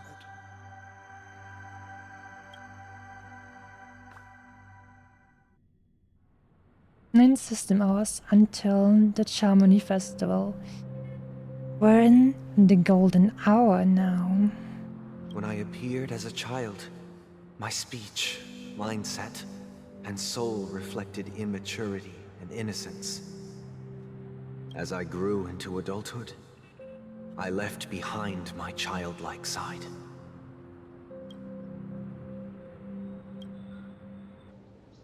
I humbly request your blessings, esteemed advocate of Shipe. The Hellovian servant is speaking to him, so someone of the same race as him, but a servant. Come to me, my kinship. I have sought their presence with us. This picture looks like he's inside one of these boxes in a church where you're supposed to confess your sins to a priest or something. As you wish. I have faithfully served the Alfalfa family for nearly a decade, promoting the path of the harmony to the best of my ability. However, I made a mistake yesterday. While I was preparing dinner for the family head, I accidentally dropped a prepared dish on the floor. Oh no, that means death. Out of laziness, I lied and claimed that everything was ready. Although the head has dismissed me as punishment, it has been tough to sleep with the guilt still gnawing at me, as I worried that the seeds of evilness may have taken root in my soul. So, I confess to you now, to seek atonement for my sins. Do you sincerely repent and vow to change your ways? Sunday is a priest of the harmony. Nyani. Yes. Have you examined your soul and confessed all your sins? Oh. Yes. Are you willing to accept the process of atonement? The process of atonement. Uh-oh. Yes.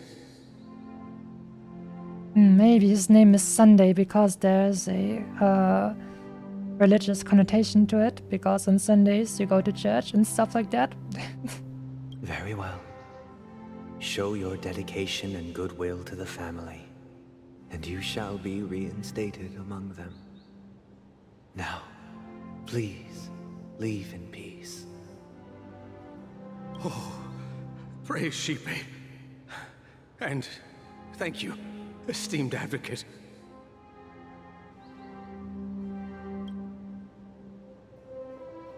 Next, please step forward.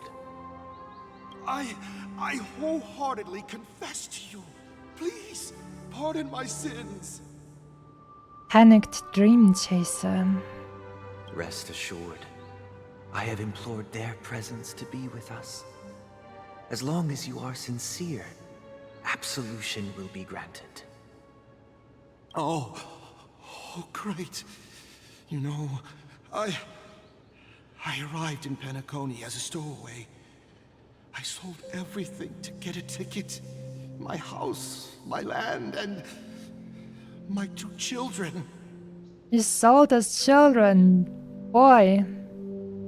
Yeah, there's no absolution for that one. And if so, I'm gonna be angry. I see. I Please, see. go on. Soccer.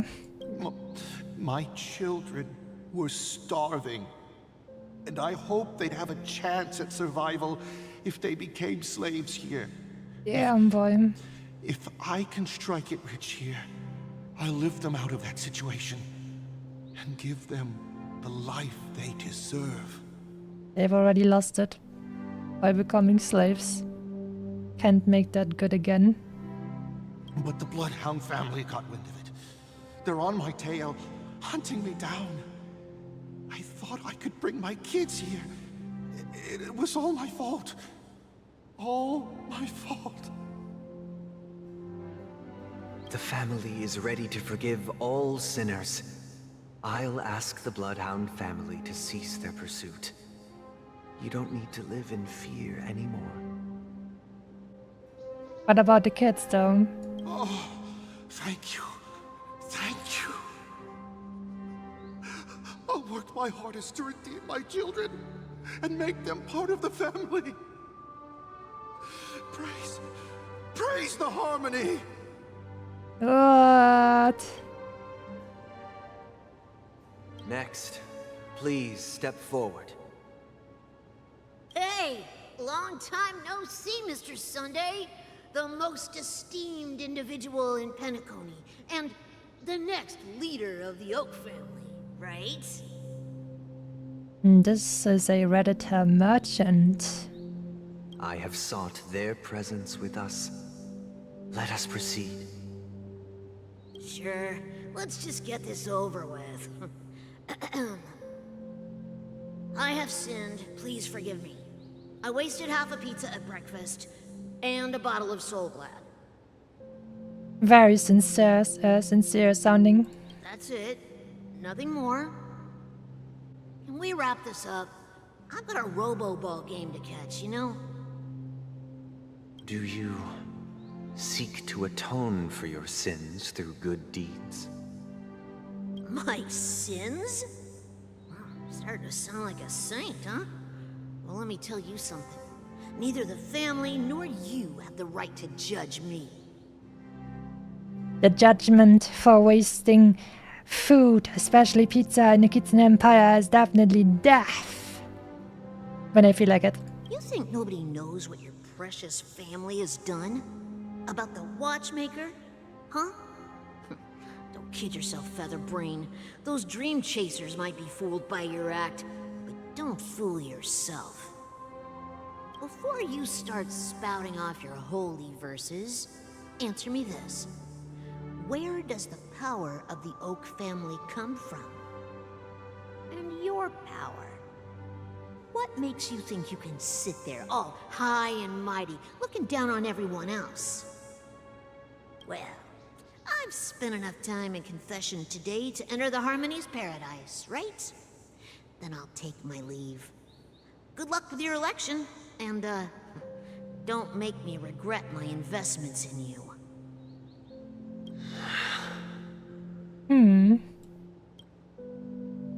Lol. Oh, revered triple-faced soul, hear my doubts. Who can judge the strong when their power hides their crimes? Who can vouch for the weak when they will pay any price to survive? Who can comfort the purest souls when even they get led astray? If the strong defending the weak is truly the foundation of paradise, then who is responsible for the suffering and anguish in this wretched world? The one who made it.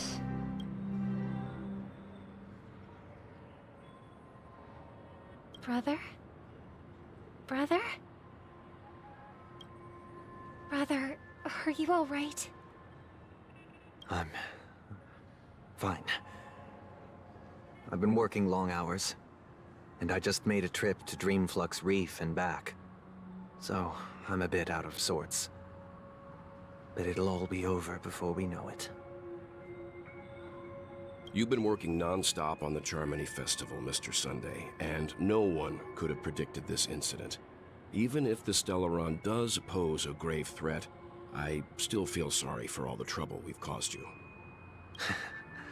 No need to worry about troubling anyone. The Charmony Festival was meant to spread joy and harmony across the cosmos. But now that we know the truth, I'm afraid we'll have to cancel it. Hydration check. Well then, here we go. Cheers and thank you. It has always been our wish to make everyone happy, so... we'll do our best to explain everything to the Dream Master. I'm sure he'll understand.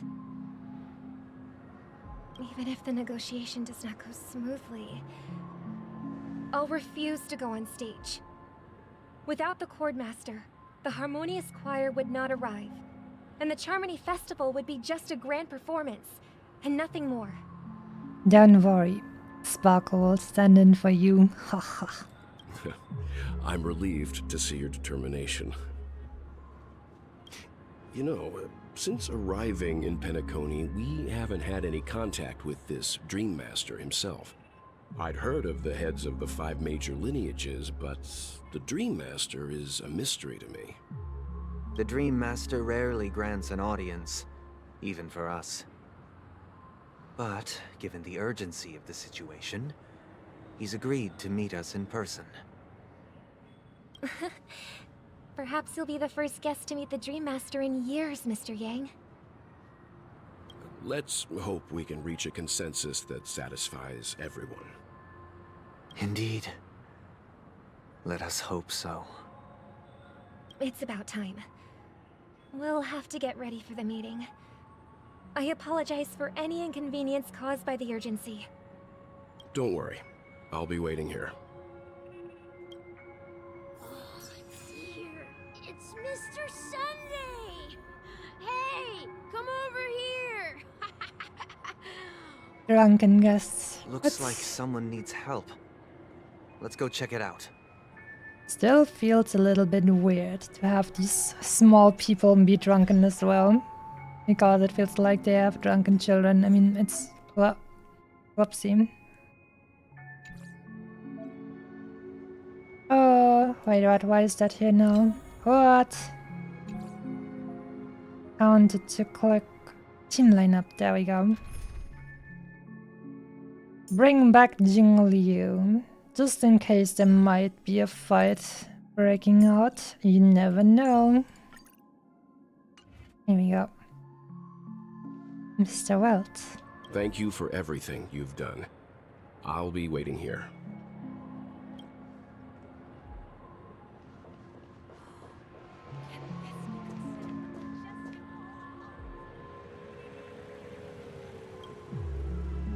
Mr. Sunday. Hey there! Okay, see the moon in the sky? It's about the size of the cap on my Soul Glad bottle. Hehe. If I just reached out my hand, I could grab the moon, couldn't I? The moon?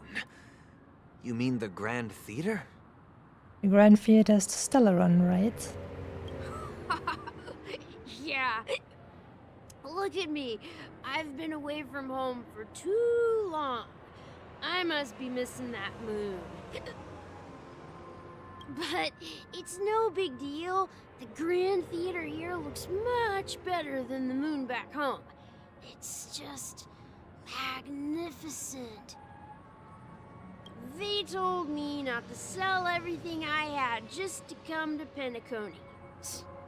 How short-sighted. Selling everything you had? Why would you go to such lengths? Why? Can't you see? Life back home is miserable. It's not really living at all. It's better to be here at Penacony. No pain, no worries about tomorrow, just sweet dreams. You can do whatever you want. That's what I call living. Yeah, now this is the life. Is this truly living?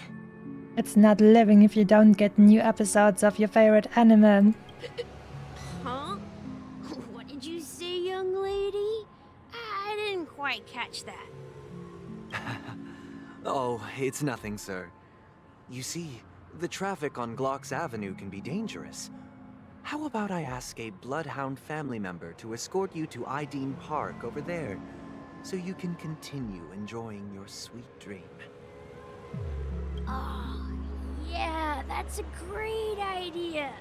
Wow, no wonder you were the leader of this sweet dream. You're totally a lifesaver. See you around, Mr. Sunday, and it was nice chatting with you.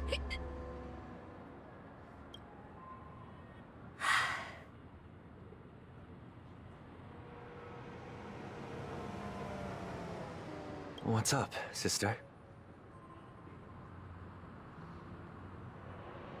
This is the land of the dreams. But why do they live like this? The man we ran into, he doesn't seem happy at all. Even though sweet dreams are nice, they're just illusions. But for him, they're the only way to survive, even if it means giving up on reality. That's not really living at all. Oh no, Robin, you shouldn't just call out all of these gacha gamers like that. Oh, yeah. I suppose you have a point. But, in my opinion, that's how most people live their lives. Why do you say that? You think that man is not actually living, but that's not quite accurate. Even without Penacony, people create their own illusions called self-value. What? Self-value is an illusion? Oh boy. Let's go. People believe they have a predetermined value to fulfill. Gaining value means gaining power, and those deemed worthless are seen as the weak. However, value doesn't come out of thin air, and there's a limit to it. To accumulate value, people have to take from others. So, the weak get exploited and oppressed. Are you suggesting that this is not how things should be? Exactly. But, ironically, people don't think there's anything wrong with it, because they uphold the illusory notion of self-value, and even the weak believe in it. The survival of the fittest. That's where all the tragedies in the world come from. People come to the sweet dream in Penacony to escape from that reality and find solace. No tragedies exist here, only happiness, although in its nascent form. Isn't that the same paradise we yearn for in our dreams?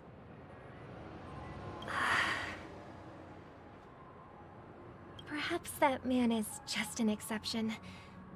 Let's not jump to conclusions. We should experience the dreamscape ourselves, just as I did at Dreamflux Reef. Yes, seeing is believing. I'll accompany you. The Dream Master hasn't shown up yet, so we have some time for a stroll. One moment. Imagine if one of them had short hair, like very short hair, and then they wouldn't cover like the point where their head wings were attached to their heads. then we would see how strange it looks. Oh my god.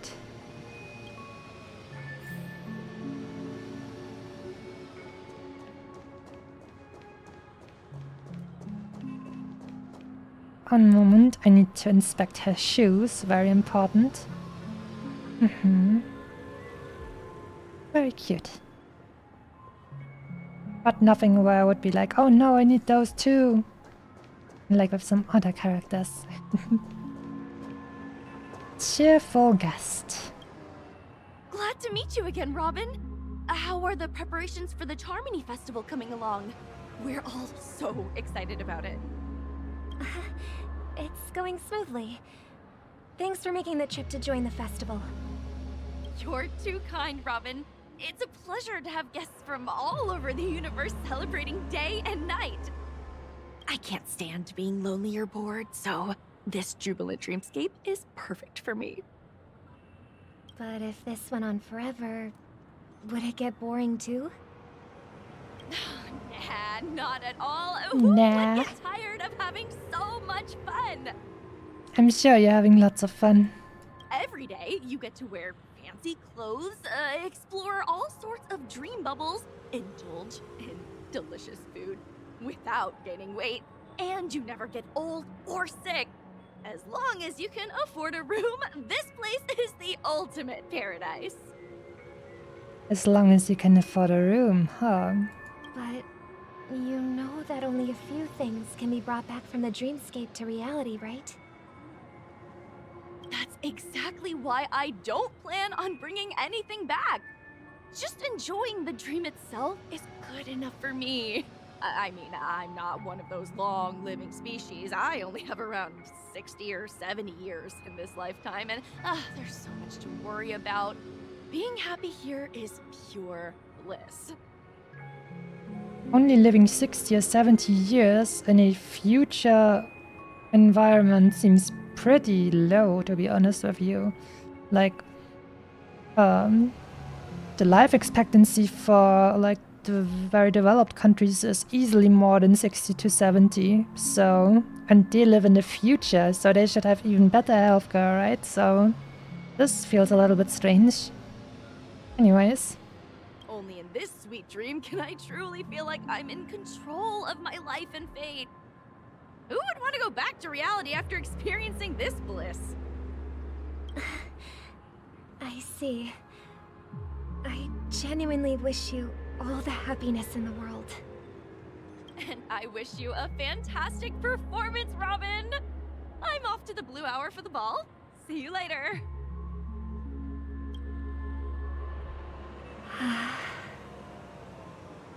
Seems like that guest's perspective didn't resonate with you either.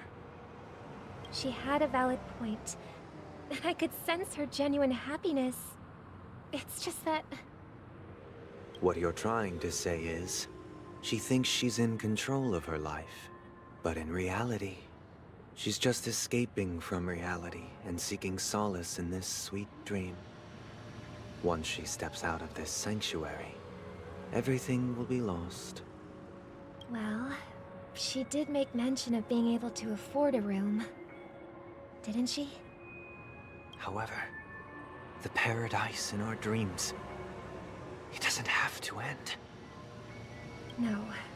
And the paradise we yearn for shouldn't be just a fleeting dream either.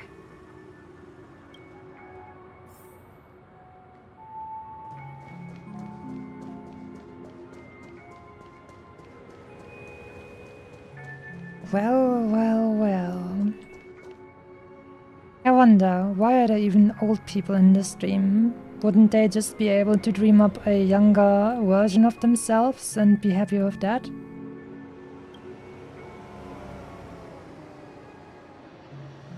The scenery in this dreamscape is truly breathtaking, isn't it? Oh, Robin. Can't believe I'm meeting you in person here. What an honor. You're right. Even though time stands still in this dreamscape, it always feels fresh. I find something new every time. A philosophical mind. I hope I'm not intruding. Oh, not at all. Now, with little time left, I yearn for meaningful conversations, especially with someone as esteemed as you. Do you mind if we chat? It's my pleasure. No need to be formal. Just speak your mind. You said, with little time left. Please, forgive me for being blunt. But is that why you came to Penacony? Yeah. I was part of a war, and while escaping from the Sarkosian mothership, I got exposed to some radioactive materials. Oh, gee. And then, all my comrades died, and my hometown was wiped out by neutron bombardments. Yeah. I couldn't bear to live with everything I knew gone. That's when I heard about a possible solution here, so I came. How heart-wrenching. I hope the family has been able to help you. They have, and I'm truly grateful for that. They provided me with a comfortable room, the most advanced life support devices in the cosmos, and a stellar team of caregivers. My physical body is now in the dream pool, sustained by life support. The me you see here is whole, rational, and no different from any other person. But I can't say the same for the me in the hotel room. My true appearance? Huh? I hope you never have to witness it, Robin. So, you'll be living forever in this dreamscape, right? Just being able to live at all is good enough for me. Whether it's in this dreamscape or not, well, I don't really have much say in the matter. My world has been torn apart, and my life could end any second. So, even if this whole place is an illusion, it's still my paradise, and I'll treasure every moment I spend here. How I envy those everlasting things. That old man's story. It's so tragic. Fortunately, this sweet dream gives him joyful memories to hold on to for the rest of his life. That's precisely why this sweet dream in Penacony exists. However, even this sweet dream has its limitations. While it provides solace to the disillusioned, it can't completely eliminate pain in reality. There will be a way out. Penacony is already on the right track. Thunder is kind of giving me the creeps right now. Something strange.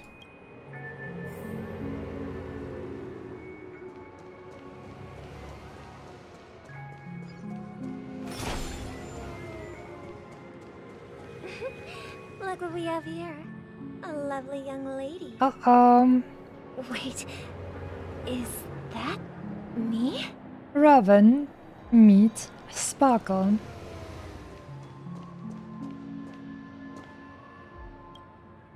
Brother, what a surprise to see you again. Show yourself. Your trick won't work on us. Obviously. I've heard that a skilled mass fool received an invitation too. That must be you, right? Did you enjoy yourself? Barely. The people here are way too gullible. A little bait is all it takes for them to bite. And they run away at the slightest hint of danger. In other words, they're naive and cowardly. Now that you've had your fill, it'd be wise to leave before it's too late. The music of the harmony doesn't tolerate discord. What? Now that you have the real Robin, I'm useless? Oh, how disheartening. I've done so much for the family. You should be thanking me. Because if it weren't for me cleaning up this mess, Penacony would still be in shambles.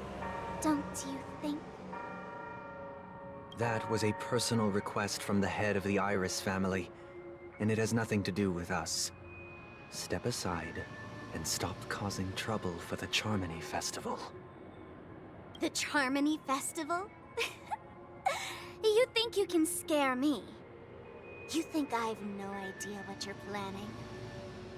I don't care what you're thinking, Chicken Wing Boy. But I'm pretty sure our lovely Robin won't be appearing on stage. After all, you're well aware of what a sorry state this dreamscape is in under the banner of harmony. Penacony, the land of the dreams. Is this truly the paradise you desire? Stop it. What's the rush, Chicken Wing Boy? Did I get to you? Our paradise is none of your concern, masked fool. Leave now, or the family won't tolerate you anymore. All right. I'll go. But Robin, I suggest you seriously consider this. Do you really believe those living in dreams can escape pain and find true happiness?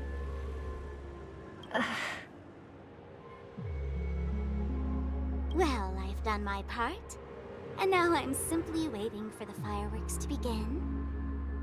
Oh, she brought the fireworks with her and handed them to all those people. Here, the last 2 gifts for both of you.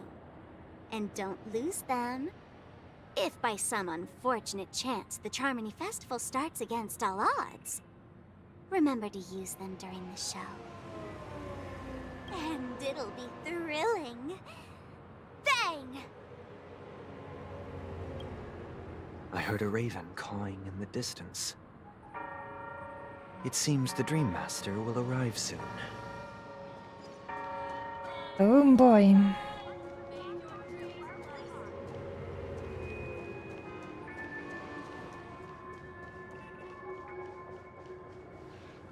Let's wait here for the Dream Master to arrive. Bang! Sparkle and Joya over there. By the way, brother, I heard you no longer have a sweet tooth. Back when we were kids, you used to steal my desserts. Seems like a lot has changed during my absence. What exactly happened? He got possessed by something, the Stellaron. Well, someone has to stay awake even in this sweet dream. But that someone doesn't have to be you, or anyone in particular. You're carrying too much on your shoulders, brother. The paradise in our dreams. It shouldn't be like this. Penacony is nothing more than a dream. It can't erase the worries and pain of reality, or bring true happiness. It only offers an escape from reality. Nothing more. Robin just casually dropping that your waifus aren't real, by the way. Remember the old man we met earlier? Without this dream, he might have completely lost himself. Alpha Star, good day to you. Hope you're having a nice Wednesday, or depends on where you live, I guess, if it's still Wednesday. Report Robin, toxic AF, yeah. That might be true, but even without Penacony, he could have chosen another path. As far as I know, the Intelligentsia Guild has been promoting their rehabilitation techniques for a long time now. That path may have been more ordinary and challenging, but now he is receiving hospice care in a comatose state, and his fate is sealed. Is Penacony granting these people a future? Or is it taking it away from them? Well, don't forget this. Not everyone really has a future.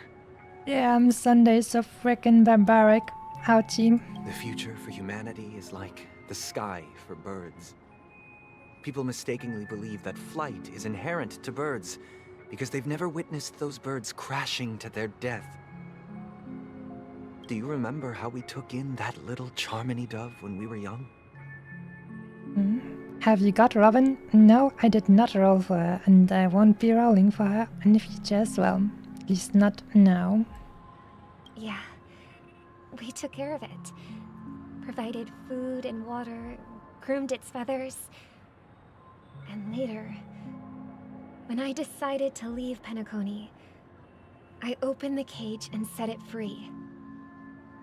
Well, I didn't mention what happened to it in my letters, because I didn't want to upset you. Oh no!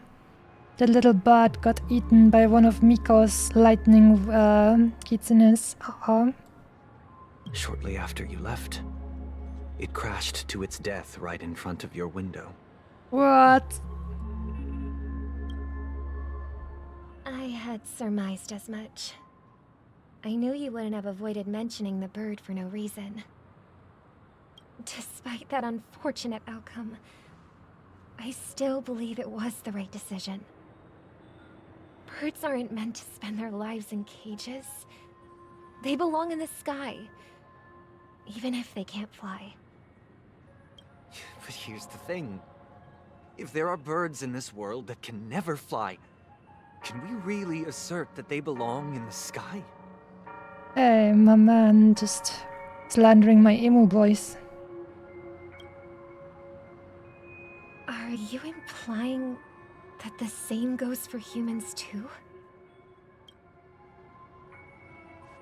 Let's take the Astral Express as an example. The Nameless made tremendous efforts to bridge worlds, gaining fame across the universe. However, only a few extraordinary individuals can endure such a perilous journey. That's because the pursuit of the Trailblaze exceeds the capabilities of ordinary humans. Otherwise, why would this path be filled with broken rails, an abandoned express, and even a fallen Eon? Yeah. That's just sophistry. If that were true, then only the powerful would have the right to determine the future. Unfortunately, that's exactly what happens. Another name for the future is self-value. Oh no, I think the squishy should also have a right to determine their future. Or their future. Oh no. While this world has its fair share of heroes who inspire people and garner admiration for their heroic deeds, the majority of ordinary people will never become heroes in their lifetime. Some are born weak and vulnerable. Some find themselves trapped in unfortunate circumstances. Some fall victim to malice and cowardice. When it comes to survival, everyone is equal. And the weak can only watch as their value gets constantly diminished by external forces. I have to watch on Twitch while chatting here because Google is sabotaging Firefox. Oh no, why? That's why we should care for the weak and support them as if their suffering were our own. That's what the Odes of Harmony have always taught us.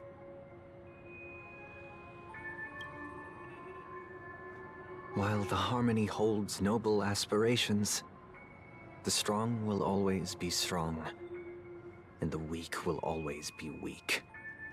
Even in this carefree dream. Human nature contains greatness, but it also harbors inherent weaknesses that can't be eradicated. In the end, if people can't even secure their own survival, they won't care about the illusory future of equality. As long as the law of survival of the fittest prevails, there will always be fledglings crashing to their death. But if people don't live for the future, do they merely exist for survival? If even you, my brother, don't believe that the Harmony will save the weak, then which Eon can make our dreams come true? Maybe abundance, I'm not sure, but so far the abundance always seemed pretty monstrous as well.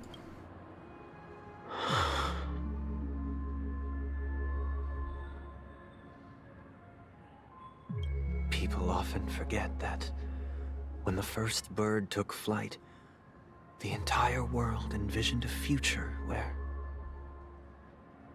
no more fledglings would ever crash to their death. Are you reading, sister? What are you reading? Mr. Gopherwood gave me a picture book. It's about the story of the harmonic strings. If I could become a chord master, I'd like to summon Dominicus, the harmonious choir. I want to sing with everyone and spread our wishes so that all can feel happiness and joy. I see. Then I would summon the harmonious choir too. Sunday is having a dark face. Looks like it's almost Monday. Sunday hates Monday. Ah. Everybody hates Monday though. Don't you have a wish of your own, brother? Of course I do. It's just that it includes your wish and everyone else's. I long for a true paradise where everyone can find peace. Then, let's build a stage there and invite everyone to our performance so that both our wishes come true through the power of the harmonious choir. It's a deal then. Yeah, it's a deal. But how can I become a chord master? Maybe you'll have to become a star first.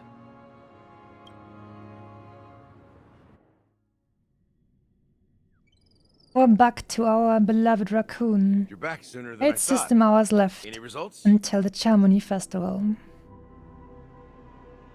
Yes. And now, it's up to us to forge ahead. Since he's already carried out his last wish, my final mission is complete. But pardon me if I sound curt. It's good to have determination. The path Mikhail left for you is not an easy one to tread. That's what trailblazing is all about. Why else would he have chosen to sleep in solitude, staking everything on some nameless in the future? But you have the numbers, and in numbers comes strength. So that might just delay your inevitable a little more. Got any more encouraging words? As I see it, relying on Welt's negotiations alone is far from enough. Regardless of whether the other party will be compliant, negotiating simply allows us to meet them as equals, and won't grant us an upper hand. Penacony is our rival's home turf, and we already have very few chips left to play with. Rather than idly sit around while the family's got us blocked off, an offensive approach might be a wiser course of action. We're more familiar with the Stellaron's properties than most, and since it's the key to stabilizing the sweet dream, it's vital to the family's interests. By attacking their core interests, they're bound to retaliate hastily. And as the saying goes, haste makes waste. Uh-oh. Time for a little bit of discord, maybe even including Sam. That would be awesome. That's right. As long as we pose a threat to the Stellaron, either with words or otherwise, we have a chance at gaining the upper hand. But the problem is, on the eve of the Charmony Festival opening, how exactly are we going to get close to the theater?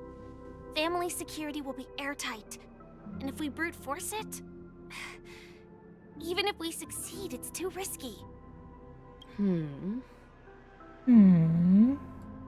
So, no one's gonna say anything? Then I'll raise my hand. I know the answer to this question. Look at all of us girlies over here, by the way. You, of all people. Of course you do. I never doubted you for a sec. Looks like we have one more ace up our sleeves. Time for the master stroke. Here we go. Why are you speaking like the general of the Law Fu? So, I heard that before the Charmony Festival begins, there'll be a pageant to kick off the festival. It's called the Soul Glad TM Festivity Auditions, or something, and it's going to be held in the moment of Scorch Sand. As long as we clinch the top spot, we'll be able to attain the title of Festive Superstar, and be able to personally bask in the graces of Miss Robin. Not that that's important. What's crucial is that we can enter the Grand Theater before the audience arrives. She speaks with such reverence about Miss Robin, but we've just met her anyways. So, how do we go about participating in these festivity auditions? Idol outfits for all the girlies. I've already procured special invite tickets from Miss Robin's fan club. To tell you the truth, I had been preparing to join the auditions all along. But now it looks like even if I scrape through, I probably still won't have the chance to shake Miss Robin's hand. So they're still running this thing, huh? It was originally just a publicity stunt, set up by Mikhail to drum up attention. But it looks like it might be worth a shot. We'll follow Marge's plan.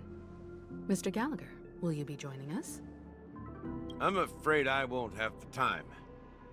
As a virtual character, I've already completed my final mission. Whether Penacony can awaken from this dream is all down to you. Should we ever cross paths again? I'd love for you to visit the Express. All right. I'll have to add to that data bank of yours you've got on the Express. And how does that work? Isn't he like wasn't he a not normal like living being or something? He was like put together out of the memories of multiple thingies? And Miss Firefly, we thank you for all your support. We're faced with a formidable enemy. As long as the Astral Express and Stellaron Hunter's objectives are aligned, we're willing to cooperate with you. We've already come this far together. I'd like to join you for the rest of your journey on Penacony. I'm pleased that we can finally fight shoulder to shoulder. I couldn't ask for a better ending. I'm looking forward to Sam beating some shit up. This is also the spirit of the Trailblaze. Now everyone, let's prepare to move out. Trailblazer Rangers, Trail Rangers, move out.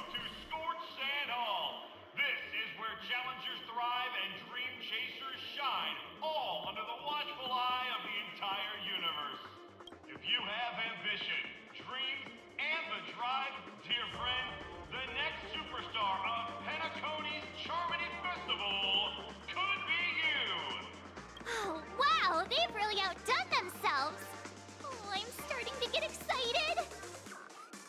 Behold! Here come 4 friends with spirit high and full of steel! Are you aspiring to be the superstars of the festival? The music, let's go. Is he talking about us? Yes, you! There's no doubt about it. I see you have all the potential of a superstar in you. Excuse me, you 4. What are you hoping to get out of all this? Stardom! We will conquer the whole world. With our performance, of course, I mean. As the last group of contestants, how confident are you in overcoming all of the challenges? Easy. Would you be open to a brief exclusive interview with us? It'll be quick. Your journey is long and fraught with peril, yet under a sky blanketed by banners, you vie for the crown. The sword and rose! Protect the beauty! The beauty, the beauty! Magnificent and majestic! A knight's head is hard as steel. Brother Lance's focus is stubborn as a heel. We don't all have to be winners, but if we don't have fun, we'd all be sinners. People are pouring in. I'm kinda feels like all sorts of baddies are showing up. Let's get in there quickly and enter the competition.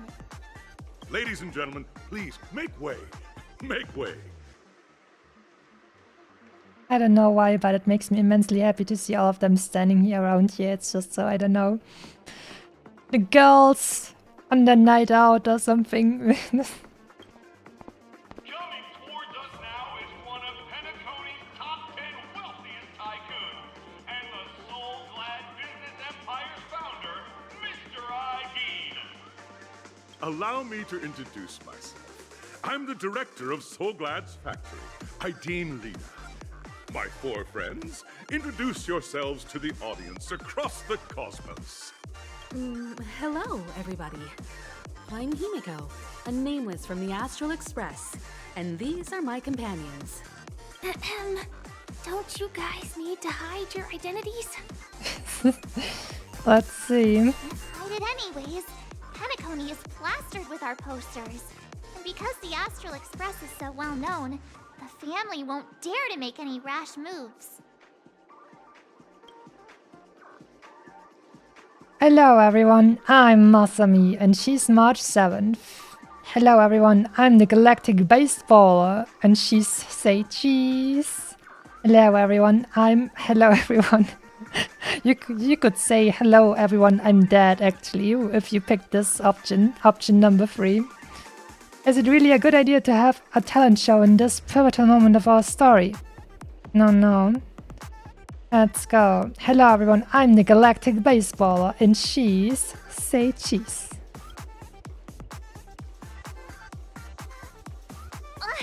Don't expose my net handle to everyone! Hello everyone, I'm March 7th. I'm an ordinary girl who loves adventures. Ordinary, by the way. Now, Firefly, what do you have to say for yourself? Hello, everyone. I'm Firefly. I am also an ordinary girl who enjoys adventures. Even more ordinary, by the way. So it's a bunch of nameless guests. This final face-off is bound to be spectacular. Time is precious. My four friends, come with me. Grab a bottle of Soul Glad and make your dreams a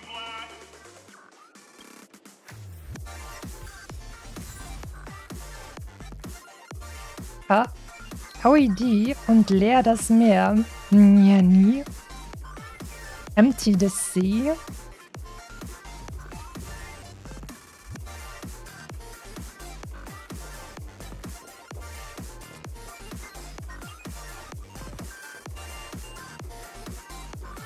This place is buzzing. Sure is. That's right. This venue is a miniature representation of that time known as the era filled with boundless possibilities. Alright, I was supposed to yank one of them birdies over here. Swing! Don't hit me, chap. Yank, yank, yank. Hello, welcome to the Origami Bird Flying Race. May you attain the best results, chap. Let's take a look at your wings. Oh, you must be here to spectate the races, chap. But even if you're not participating, you mustn't slack off on your training, or you'll be pushed around by Boss Stone, chap. Oh, there's another birdie that needs some guidance over there. See you later, my wingless friend, chap. Stream 4. Stream 4. Swing, swing, swing, swing, swing.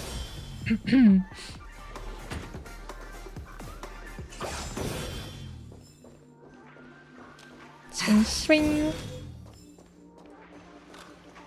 Grab a bottle of Soul Glad and make your dreams a blast. Wingless is the new maidenless. Oh no. Nameless, your arrival reminds me of the grand occasion when Penacony was first established. I was still a young, bright-eyed lad back then, lured here by the watchmaker's ads, full of zeal and ready to make my first fortune in life. Once, during a particularly grueling day, I passed out and was resuscitated by a drink from Mr. Sousa. That sweet taste has since been etched in my mind, and that was what drove me to create the Soul Glad that we all know and love today. I thought we were going to have a competition or something. Are we just going to have So Glad advertisements now? The dream-chasing era was truly a wondrous time. Oh, I miss those days. And the Watchmaker. Scorched Sand Hall is my homage to that time of boundless possibilities. I wholeheartedly hope you make it to the finish and emerge as the next superstars of Penacony. Now then, is there anything you'd like to say before the competition officially begins? Yeah, I have spotted shiny. I will want to get it. Nah, we'd win. Nice. Nice. Can we get the ball rolling already? I ain't got all day, capiche? Rest assured, we're gonna take an L in this. I can feel it. Nah, we'd win. That's the trailblazing spirit. How about you, Miss March? Hello, everyone! Next up, get ready for the Mega March 7th Adventure, where I'm going to break the speedrun world record! Trailblazing into the uncharted and challenging the limits. That's Miss March 7th for you. How about Miss Firefly? I hope that by the end of this journey, everyone will have achieved the outcome that they hoped for. Ah, a wonderful wish! Miss Himiko, what are you expecting from your team? Safety first, everyone. Simple words, but full of warmth. Waiting for you are three connected to that era. The first two stages offer two distinct paths to choose from, with unique challenges on each route. And in the last stage, you will face off against a champion who has defended the title to this very day. A beloved contender whose noble virtues are unrivaled. Mm-hmm. Those are the rules. Simple. Everyone clear? Now then, I hereby announce that the 33rd Scorched Sand Festival of the 20th season, sponsored by Soul Glad Enterprises, has started. Oh, looks like I won't be able to get the shiny right Everyone, now. As the Charmony Festival is drawing closer, we must reach the end as quickly as possible. Factoring in efficiency and safety, splitting up into two groups is the best choice.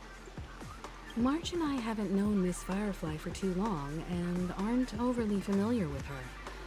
It'd probably be better if the two of you paired up. Fine by me. Let's do it. All right. I don't have a problem with that. Enough chit-chat, let's do this. Say what now? I get to pair up with Firefly and there's no catch? It'll be a shoo-in with me around. Hold up, has any of you even bothered to ask me for my consent to this? Let's see.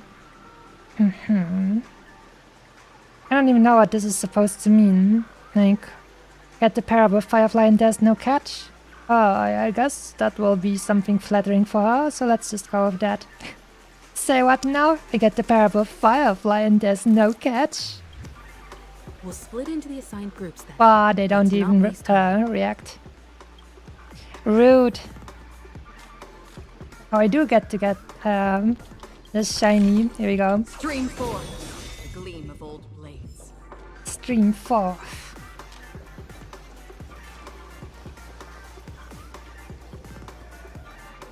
Welcome to the first stage of Soul Glad Enterprises' 33rd Scorched Sand Festival of the 20th season, Dream Play Fantasia.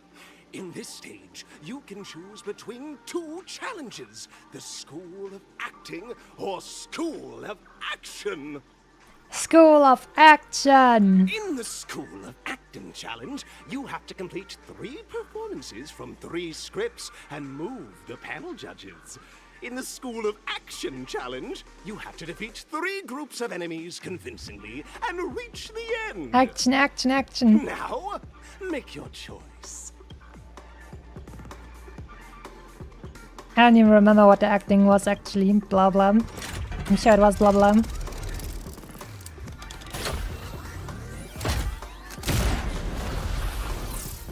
Damn.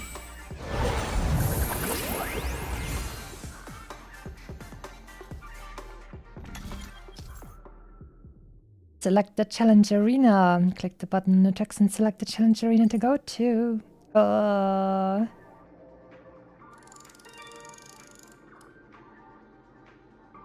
Select the challenge arena. What?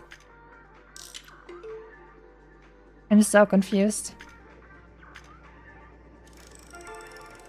But which is which?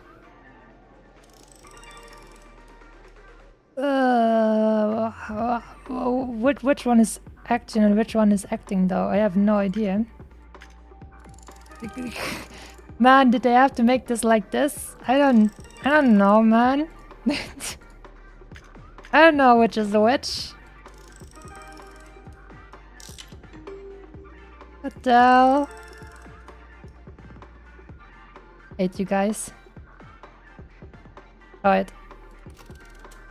I had to click this stuff.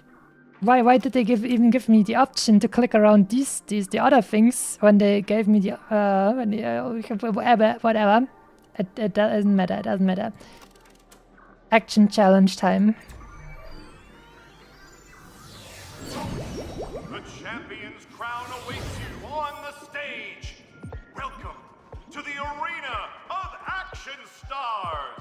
It would be so freaking funny if I could just one-shot these guys with Acheron. To the stage and vanquish those malevolent scoundrels with your dazzling fighting techniques.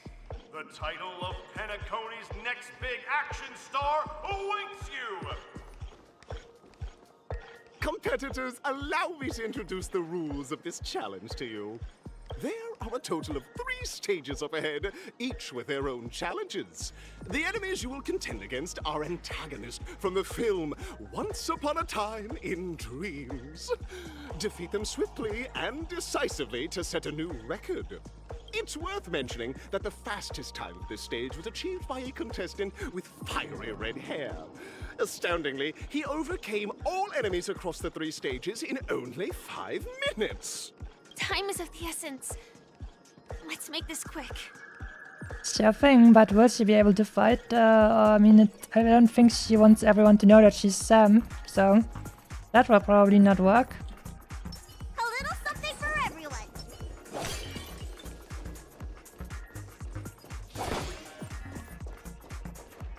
Contestants, you are about to confront the monsters of the primordial dreamscape. During this period, Penacony was nothing but a barren wasteland. The dreamscape was fraught with strife and disorder, with memory zone memes running rampant.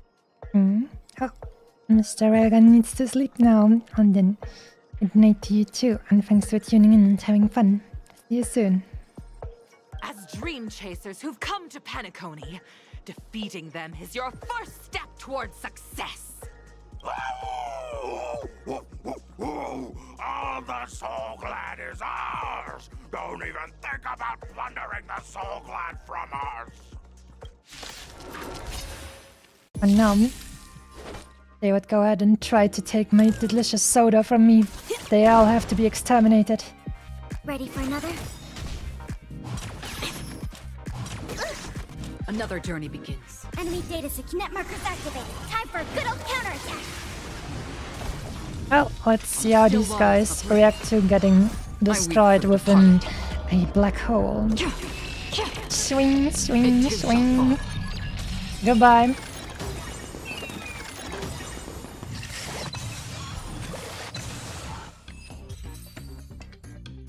Soul Glad! My Soul Glad! Pretty simple. I just hope these tests don't take too long.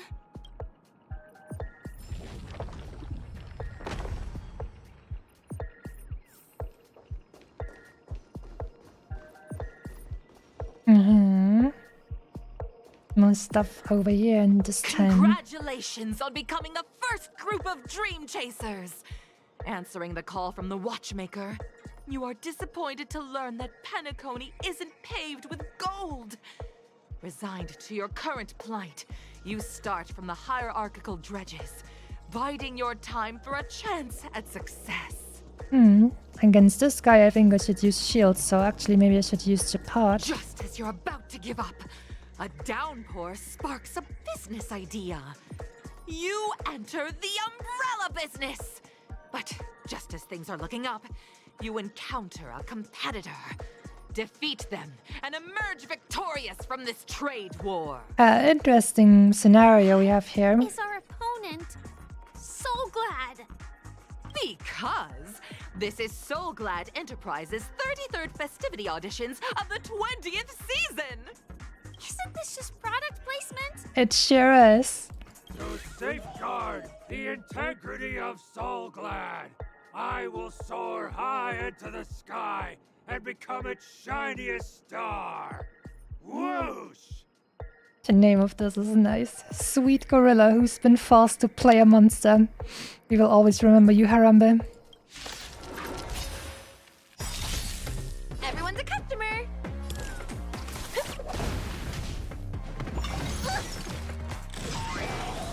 Commencing support. Happy New Year! Happy New Year! Ready for another? Free will, or was it fate? Enemy data secure. Net markers activate. Time for a good old counterattack. Destined for oblivion.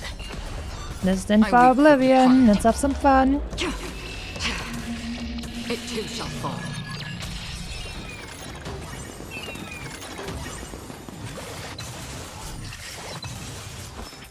And this guy has a lot of HP actually. Not bad. Again. Forget your wallet? I'll just do this. Safety first. Here we go. Not good.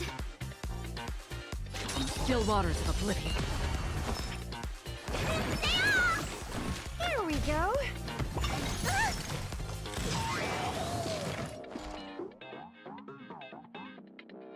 Enemy data secure. Net markers activate. Time for a good old counterattack.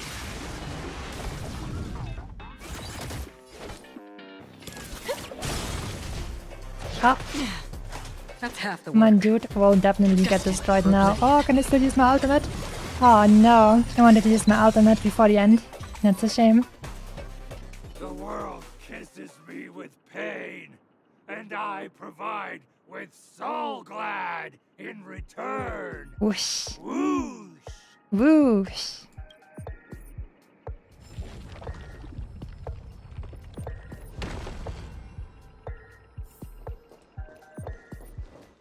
Him to yank. Chap, who woke me? I've long retired and don't do match predictions anymore, chap. But with my years of experience in the spectator seats, the winner of this match is bound to be that sweet gorilla, chap. With its sinewy muscles of steel and shoulders jam-packed full of soul glad, it has no weaknesses at all, chap. That is hilarious. Fire, physical, imaginary, by the way. What in the world are you sputtering about, chap? I don't understand, chap. I can already foresee how it's going to thrash the next. Where's that giant sweet gorilla, chap? By the name of Dreamwell, I'm going to get a refund from the organizer, chap. Nice. I like how they're sometimes breaking the fourth wall. Just saying. Oh yeah, those weaknesses. Let's see, do I want to change anything here? Do I want to go with Japart here? The boys. I think they're doing a lot of AoE stuff, so actually they will hit Japart often and that will charge Akron's ultimate, so that will probably actually be pretty cool. Try it out, shall we? The troops are counting on your intel, officer. Officer. I'm with you. Swing. Congratulations to our two Dream Chasers for establishing yourselves as budding stars in Penacony. However, now you face a competitor selling at low prices, pushing you to the brink of bankruptcy. Oh no! No matter how lengthy the battle, you always persevere. Topple this powerful opponent, and the tides will turn, paving a way to success. We will have that monopoly. None will take my soul glad away from me. I will use the transmutation arcanum to turn into a dinosaur! Little beyond overcooked, who's been forced to play a monster. Oh, dinosaur! Big beyond. My enemies! Grab a bottle of soul glad and make your dreams a blast! Rawr. Everyone's a customer! Free will, or was it fate? Let's see. Enemy Is it game's this? net markers activate. Time for a good old counterattack. And this. A feasted Happy New Year! And tasty times. For oblivion.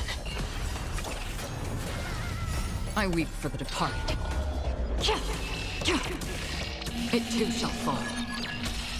Oh boy. Yeah, these guys got annihilated. We didn't even need chip out. But the soul glad name shall not. You truly are a beast, more than I can ever be. That should do it! Okay. Let's go. Mr. Yang is waiting for us. Isn't this fight way off from the actual storyline? Transforming into a dinosaur isn't imaginative enough for you? This is the sort of magic only seen on Penacony. Anyway, let's get back on track. Where were we? Oh, that's right.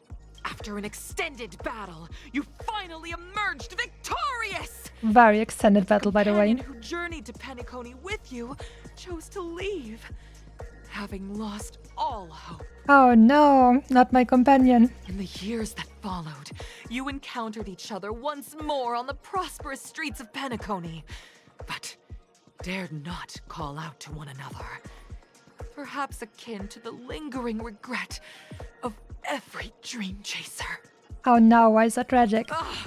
Well done! You brought to life the thrilling action scenes from Once Upon a Time in Dreams with your fighting skills. Looks like we won! Let's hurry up and get to the next stage. Shiny, by the way. Oh, look at those little sweetings. How about that? Bam, one shot. Bam, one shot. Oh, isn't it nice to be an Acro Ninja? Ooh, more shiny. Some like it hot. Music acquired. Interesting. Alright, let's just continue onwards like this. Maybe let me eat some tasties beforehand. Snackies. I'm with you. Congrats to both of you for clearing the stage, but more importantly, are you having fun? Fun is more important than success. Is this guy on cocaine? I mean, I'm not really sure what people are like when they are on cocaine, but I heard, like, I don't know. This guy seems way hyper. Look at the time! You finished much faster than that red-haired contestant did. That red-haired contestant. Who is that exactly? Apparently not Himeko. You'll find out eventually, but only if you clear the next test first. Welcome to the second stage of the 33rd Scorched Sand Festival in the 20th season, sponsored by Soul Glad Enterprises. Gunfire time! You have the option to choose Gunfire and undergo Brother Hanu's trial, or Time, where you'll face Clucky's trial. Which one do you want? Now, make your choice! I'm not sure I remember which one, but I think those are the two minigames. Oh, I think I'll go with Clocky. Floing.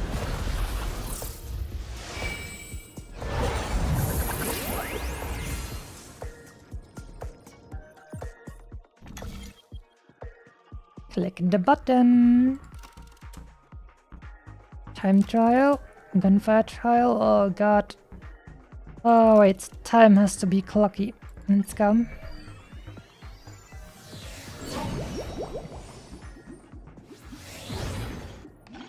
Dear friends, welcome to the wonderful world created by the Watchmaker.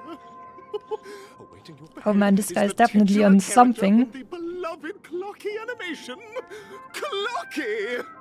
It's said that the Watchmaker dreamed up the idea of Clocky when he was just a boy. Back then, he was merely an apprentice in a clock shop, and one night, he dreamt that all the broken clocks started sprouting arms and legs. Like a skilled pilot, he steered them towards the right path. As a classic figure who grew up with many, Clocky truly shaped a generation, solidifying the Watchmaker's pivotal role in popular culture. Contestants, may you have a wonderful time with Clocky. The trial of time. I hope it won't waste too much of our time. Lol. Firefly also has some dead energy. Hello, my dudes. How you doing?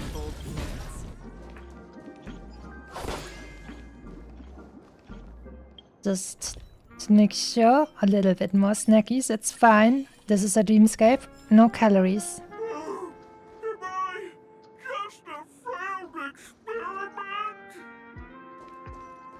Well, That statue. sorry about that, my dude. Did it just speak? Am I just a failed experiment? I'm just an expendable failure of a clock, aren't I? That's not true. Even damaged clock is right 2 times a day, by the way. Hello, I'd like to play Dreamscape Ticker.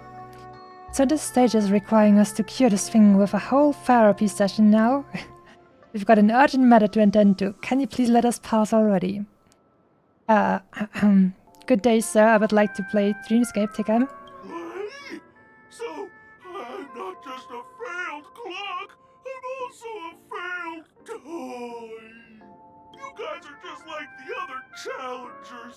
You want to enter my inner self? Then please be my guest. But you won't find anything worthwhile. I'm just a failed piece. Okay. See? I'm just empty inside. Tick-tock! It's time for me to make an appearance. The stuff is just invisible, or something like that. How come you're here too, Clocky? The plot thickens. Help! Clocky? I can also see him. Ooh, Firefly can see him now. Is this character part of the show? In Dreamville, Clocky is everywhere and can do anything! Like, right now! I could solve this problem with your big ticker pal, Tick-tock! Tick-tock. I can't believe it's actually Clocky! Why would you come and visit a failure of a clock like me for no reason? Because you too have value and deserve to be treated with decency. You see, we're all clocks. We're family. That's right. I want to help you be happy! Tell your pal Clocky what's troubling you. I came across a startling revelation yesterday. Apparently, Dreamscape Ticker isn't the same as Clocky at all. It's just a discarded prototype from Clocky's early development. Please, just leave me be, Clocky. I just don't know how to face you, because I'm just a failure. That's not true. You're an important part of the evolution. Without you, we couldn't have done it. Oh dear. Seeing it like this is utterly heart-wrenching. He is a trailblazer, so to say. To help it rediscover the missing parts of its inner self and guide it out of despair. I'm sure my therapy session would have been enough. I guess even troop members can experience existential crises. Don't worry, miss. I've already pinpointed its missing parts. Over here, my friends. Better use that hamster ball knight speed. Swish. Spring forth, the gleam of old blade.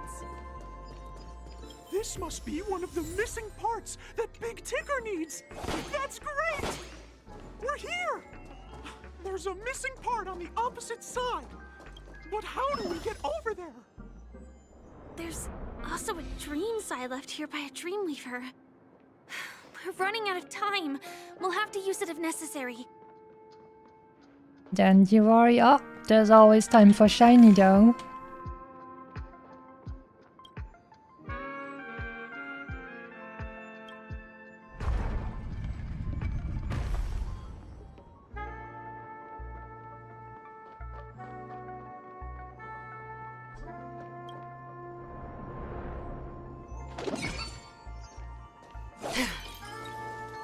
Stream forth the gleam of old blades. Oh, Help! Help! Tweet! I'm about to end up as a roast dinner! Tweet! ooh, roast dinner. Tweet! Help! Help! Help! Tweet! This fellow's body is boiling hot!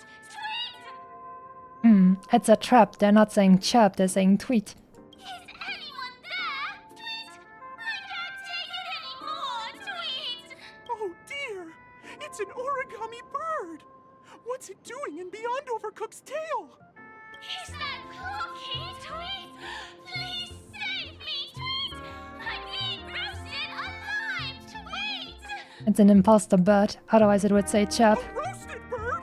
Oh! This is horrible! Let's save it! Quickly! Roasted bird sounds amazing actually. Everyone's a customer!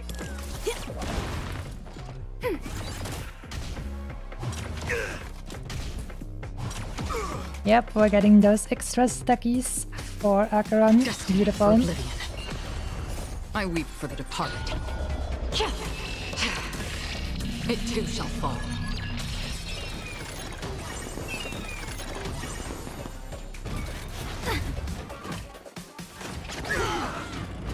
In the name of Landa, Oh, this was probably not necessary, but whatever. Whatever.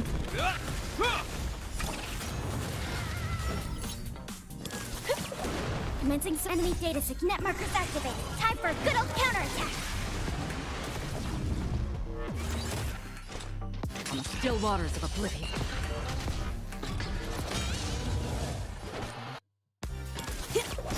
Enemy targets detected. Ooh. I weep for the departed. Time to finish him. There we go.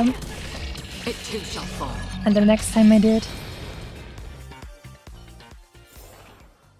Another blood debt repaid. Yanking time. Thank you guys. Tweet! I feel I'm about 70% cooked. Tweet! Thank goodness you're okay! But why did you burrow yourself into that fella's tail? Because that fella stole one of Mr. Big Ticker's pots. Tweet! I wanted to help retrieve it, but I accidentally got myself stuck in the oven. Tweet! Go ahead and get it, but be careful. It's hot. Tweet! Chap. An inner self fragment belonging to the Sweet Dreams troupe? This is just too surreal. Hmm.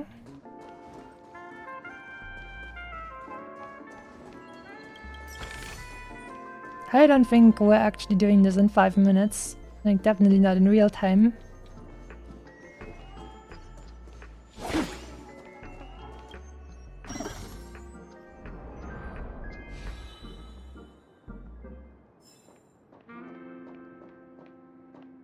Oh, wait, we're probably going to have to send the thingy back.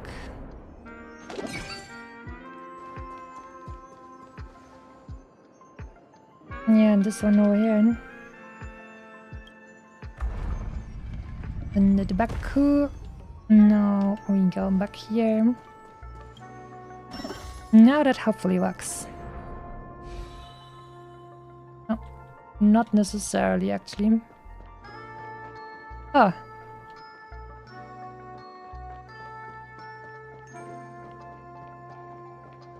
Hmm.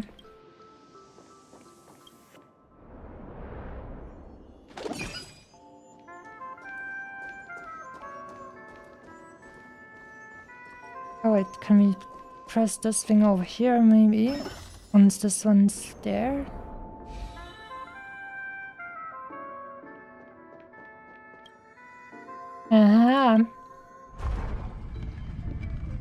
So it was actually correct.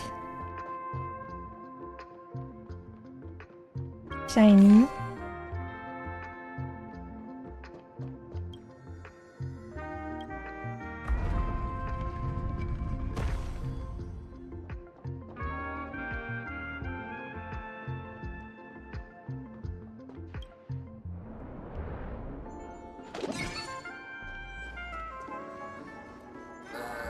Swing, swing, swing. Goodbye.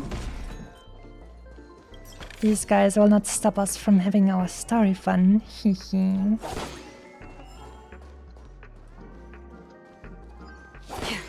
The last piece is ours. Here we go. We've gathered all the missing parts. Let's hurry back. We don't want to keep Big Ticker waiting.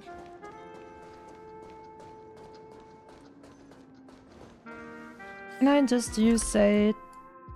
I can. There we go.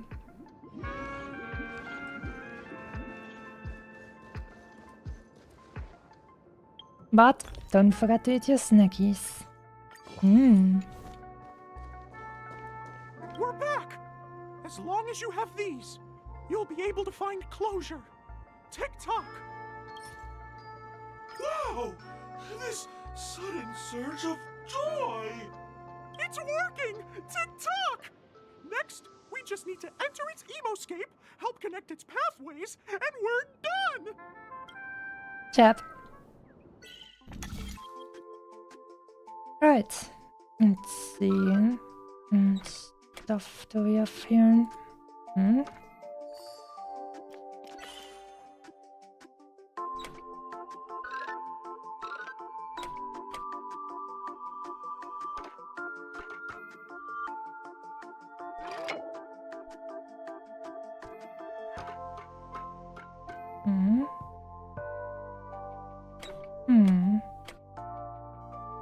Okay, so I can pretty much stuck. Not stuck anymore. Oh, this works, but now we need to get over there first. How are we gonna do that?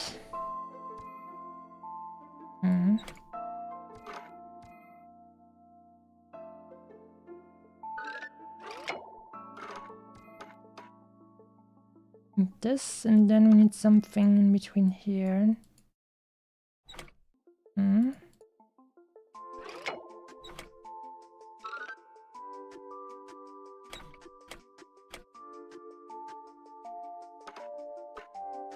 Yeah. Oh dear! What's going on in here? Your inner self is a mess! Your inner self is a mess.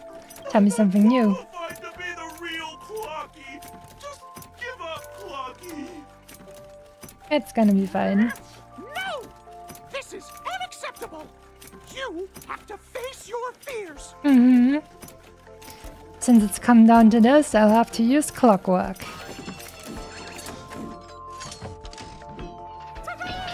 Success! Right, we've already had this like done before, pretty much. Whoopsie.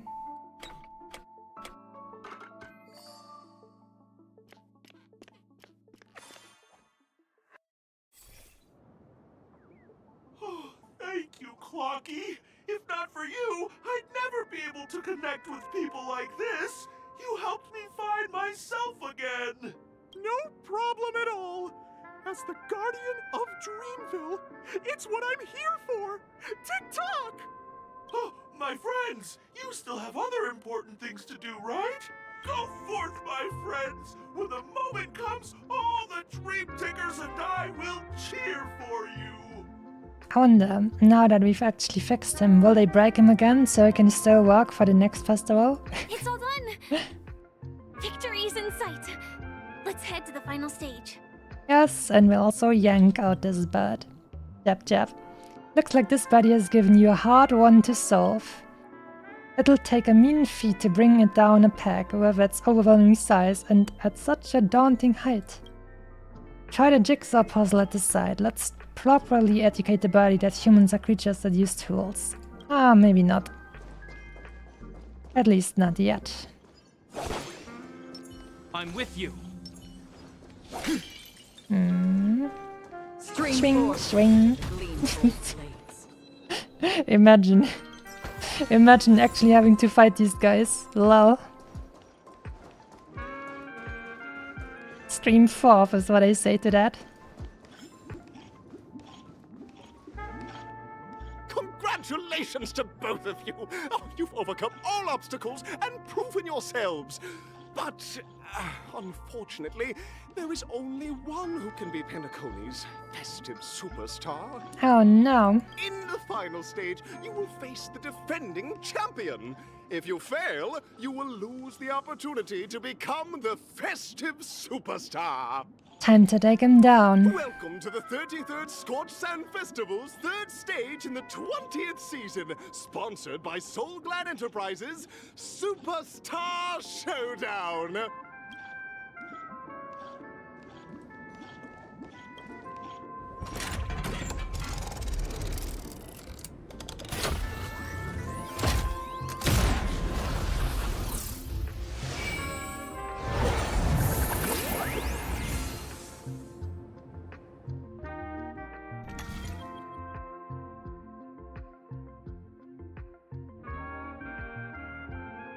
Look, the button orders different things here as well. Superstar Showdown Arena 1, Superstar Showdown Arena 2. I don't see the difference.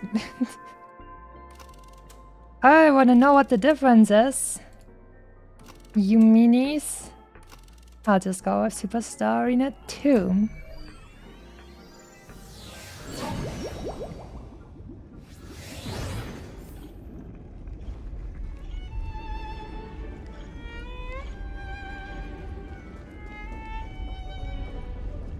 No way. I think I just saw someone. Someone extraordinary. Oh damn, is it really? Oh boy, what's his name again? The Night of Beauty boy. Oh, give me a moment. I'll try to remember his name.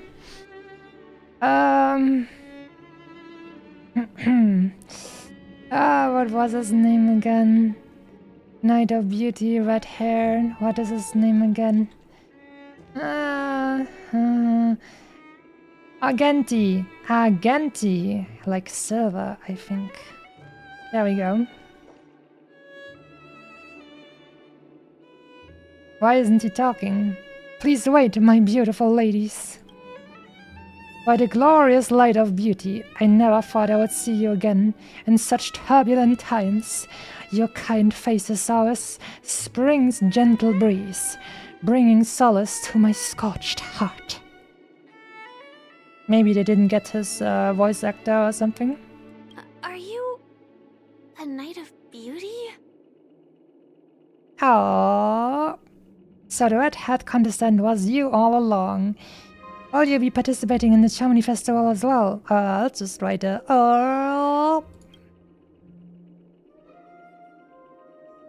Yeah. The rosy glow of the beauty has rendered you speechless. What an honor.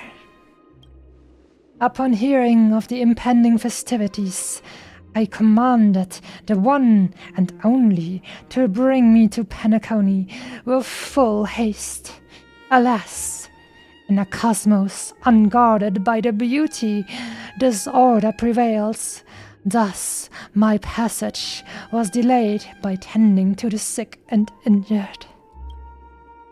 Fortunately, the mini-rabbit mech pilot, stray cat duelist, galactic ninja, and quad drive Intellatron, along with 32 other souls in distress, all emerged from their predicaments, safe and sound. I then led them all here to revel in the harmony of the countless other splendid beings. Is this the beauty? It's dazzling. You're quite the savior, aren't you? I'm busy saving the world. Could you please make way? I'm busy saving the world. Could you please make way? Also, hydration check. True. And pour a little bit more water. Now, one moment. I'll have to pour some water into my glass.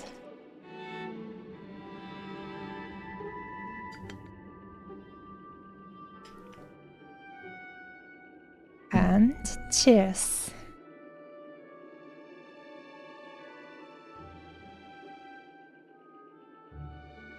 Thank you for the reminder.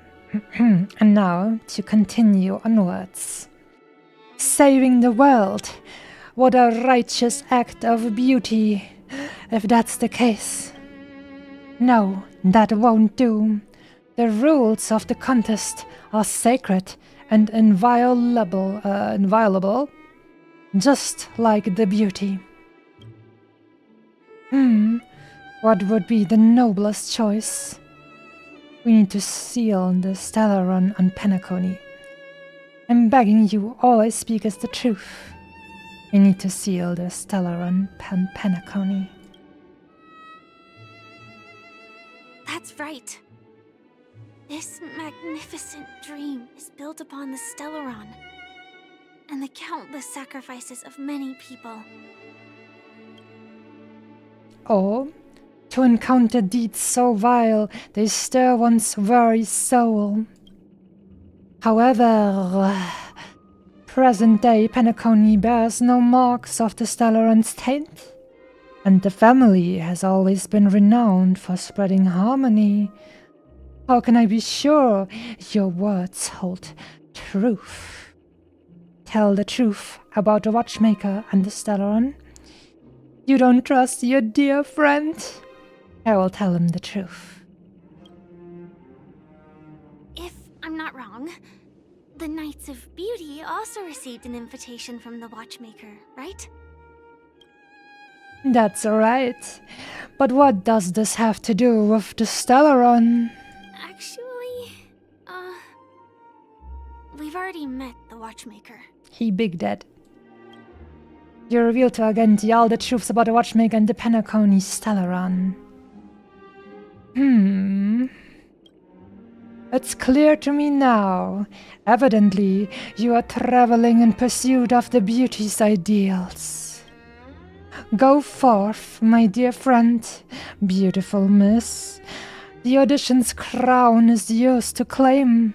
I shall remain here, gazing from afar as you bask in the limelight, joining the audience and offering you the most heartfelt cheers and applause. Thank you, Knight of Beauty. We don't have much time left. May we meet again. Thanks, my dude. That was cool. In that case, let's make our way to the end. Penacony's really thronging with talent. I hope we make it in time. Sincerity is definitely a part of beauty. Ching, ching, ching, ching.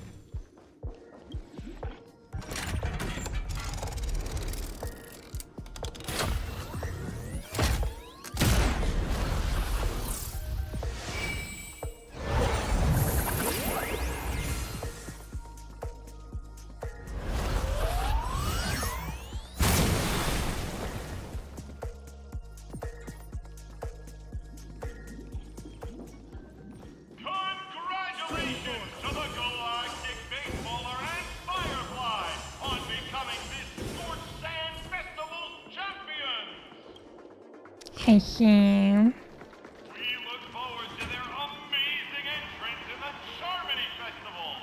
I'll give you an amazing entrance. Swing, swing, swing, swing, swing, swing, swing, swing, swing, swing, swing, swing, swing. Yeah, the others have made it too. To the both of you on becoming the festive superstars of this year's Charmony Festival before entering the Grand Theater. Is that Sunday? I, on behalf of the organizers, extend my sincere congratulations to you. wishing you joy under their radiance. What are you doing here? You already worked things out with the Dream Master? All I get are sincere congratulations. Where are my stellar jades? Where are my stellar jades?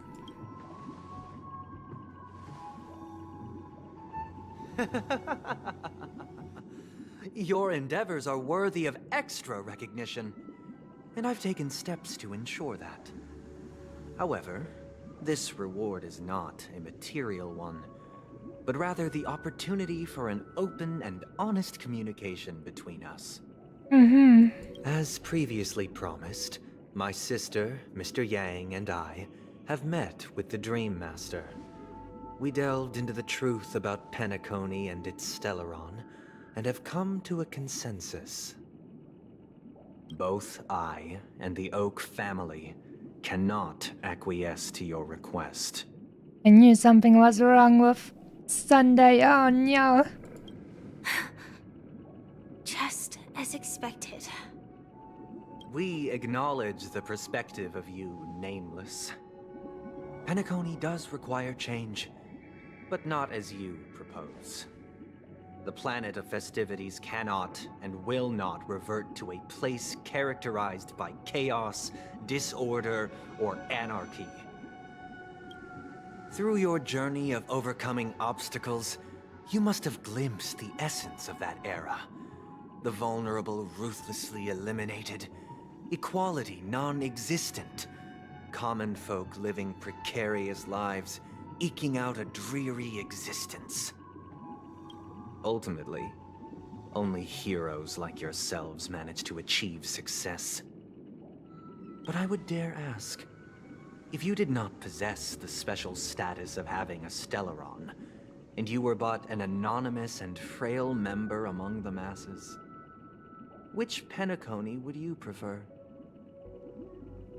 The one with soda. A dystopia for the survival of the fittest? Or a sweet dream paradise for all? Well, the bad thing about this argument is that the Stellaron is going to mess with things anyways, so even if you choose the dream, it won't last.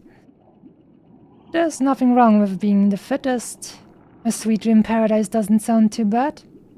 I don't know, why are you asking me? Why are you asking me?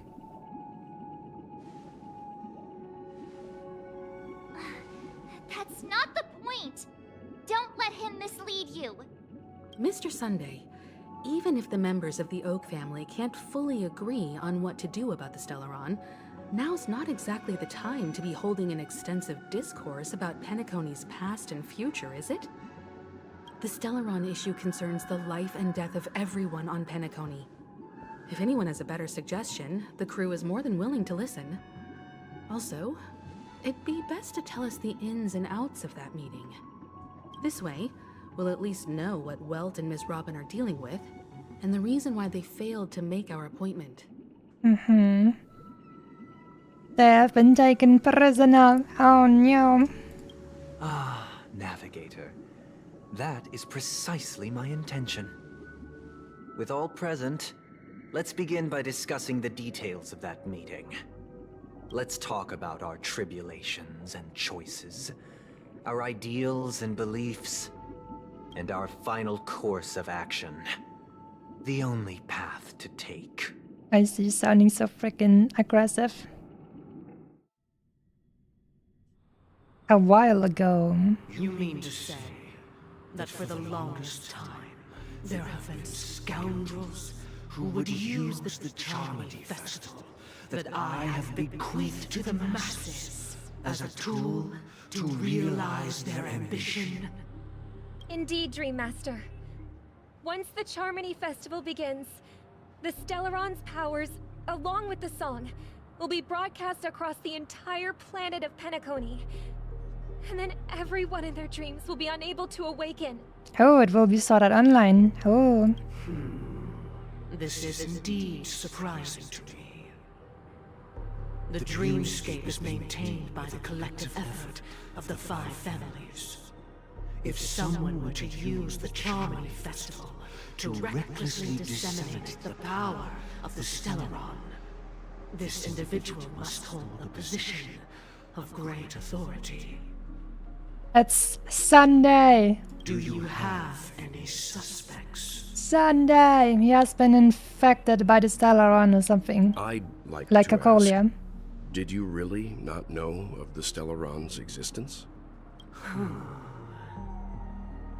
I would have never thought that this nameless would point the spear at me. Quite astonishing indeed. If I have offended, the Astral Express extends its sincere apologies. But the current circumstances are dire and leave no room for meticulous inquiry.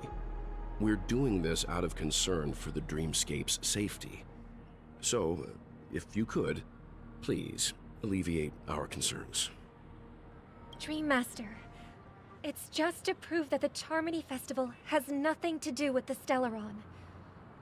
If we're being overly cautious, I will return to the stage to offer tribute in song, just per the arrangement. Sunday, Robin. I've watched you two grow up, and know your dispositions like the back of my hand. Both of you, right now, can surely be lauded as their most devout advocates. I already know your resolve. The Harmony's most devout advocates. The magnitude of this matter is enormous, and cannot be taken lightly. Since Mr. Yang has asked with such earnestness, I will personally respond in kind. If there is a need, the entire Oak family will be mobilized to heed your call. Someday, might I ask you to beseech them to cast their light unto me, and question me in their stead, so that no lies may be concealed? I will do as you command. Robin, could I entrust you to be present as a witness, to document the truth, and to proclaim my innocence, so that all slander may be utterly dispelled? Slander. I will do as you command. May thy will be carried out on earth, just as it is in the heavens. Oh no, look at Sunday. We can't see his eyes. That means he's an evil actually protagonist. Oh no. Oh, triple-faced soul. Please sear his tongue and palms with a hot iron, so that he will not be able to fabricate lies and make false vows. Let us begin. There is nothing else to prepare. Ding. Understood. Question. Have you devoted your life to your god, never worshipping other gods? What kind of question is that? Naturally. Do you love your god as you do yourself, always heeding their admonishments? Also, just a side note, at some point Aventurine will have to show up again, right? I wonder what he's been up to. But we had been way too much screen time for him last time anyways. That was getting really way too long back then. So it's fine to me that we don't see him at all until now. Naturally. Have you strayed from the path expected by your god, betraying their name? Never. Have you ever been inordinate with your asks of your god, coveting more than the foundation of the creation itself? Never. Then, a final question. Do you swear to fulfill all vows, past, present, and future? With the Eon as my witness, if I do not deliver on my words, or if I renege on my vows, may I be cursed in accordance with divine law. They have seen your faith, and have endorsed your faith. With this, It can be evidenced. Just a moment. Just a moment, let me ask a proper question. What is it, Mr. Yang? I have another question I hope to have answered. To my understanding, the family's harmony and prosperity have never relied on so-called divine laws. The god you both mentioned, are they truly Shipe? Ding. Mr. Yang should know that those belonging to the family toil together as if they were kin, embracing solidarity and unity under their light. All duplicity is laid bare before the harmony. Maybe their god is actually the Stellaron. Such a delicate and complex symphony. Which other god could perfectly harmonize this, if not for the Great One, Shipe? Perfectly harmonize. Therein lies the problem. It isn't an outsider lurking in the shadows who changed the harmony, but a dissonance that has surreptitiously emerged from within this very symphony itself. In the distant past, there existed an Eon. With one flick of the wrist, they crafted the laws of the cosmos. Their followers formed the Beyond the Sky Choir, spreading solemn and reverent hymns throughout the universe. Later, they fell. The route traversed by this Eon clashed with the harmony, ultimately being absorbed and fused into it. The chorus that once reverberated across worlds fell silent, and when it echoed anew, it was transformed into the hymn of harmony. Though an Eon may perish, paths with no masters still linger. In the all-forgiving harmony, echoes of bygone dissonance may subtly arise. Zuri Shelton, good day to you. Mr. Yang.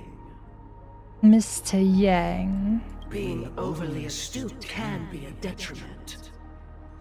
Especially when you find yourself alone. Uh-oh. And without allies. Uh-oh.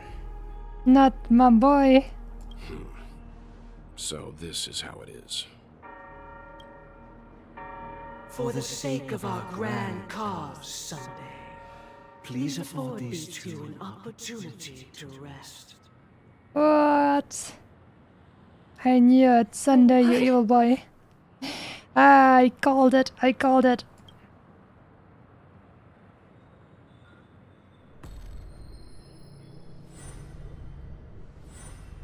Oh no, Sorry, his Robin. sister. It's just you. I did not wish for you to know this. It's a pity that things have turned out this way. Oh no. So, this is the true reason I can't sing? The shadow that envelops Penacony is actually...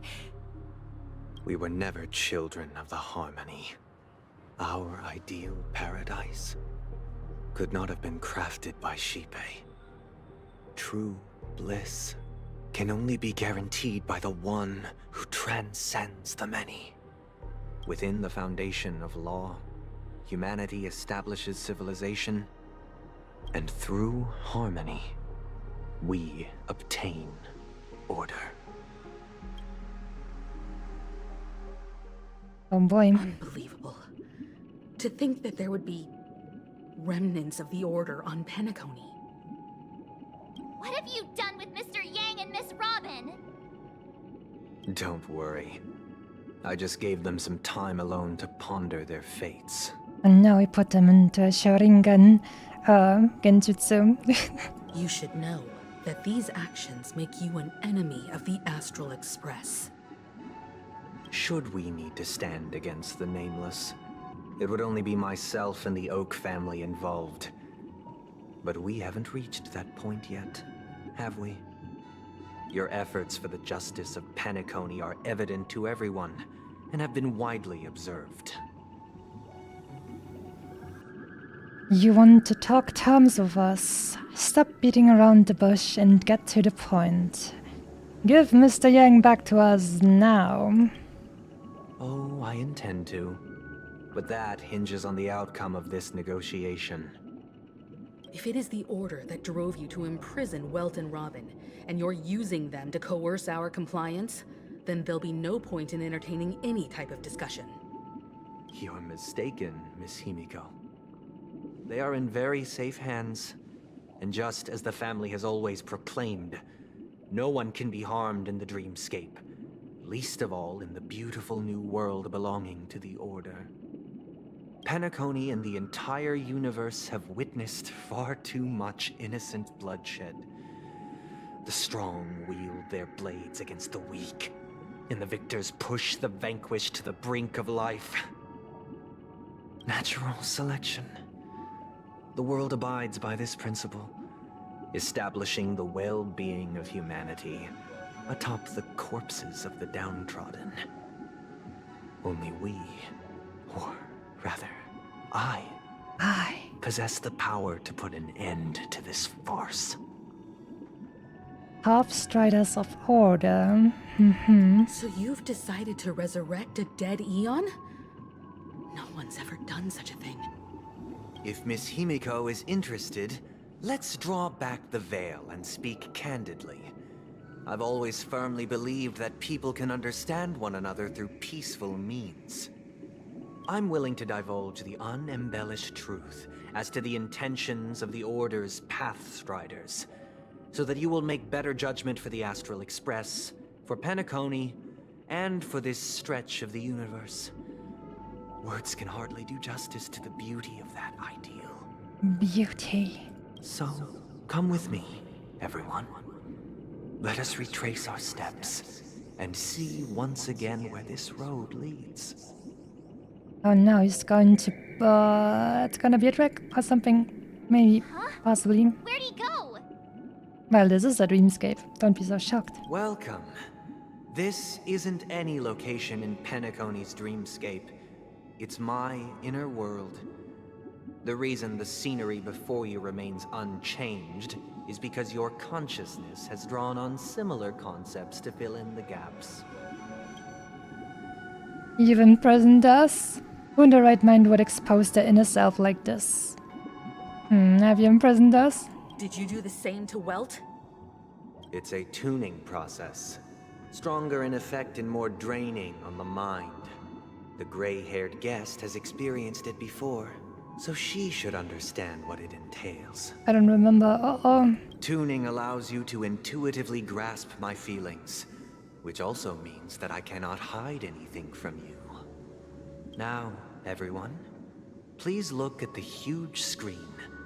The road we once took begins here. Well, that's me. And those screens. From this point on, you will witness the numerous decisions I've faced. I've selected a portion of these to share with you. I believe after going through similar predicaments, you'll be able to better understand my thoughts. Let's begin.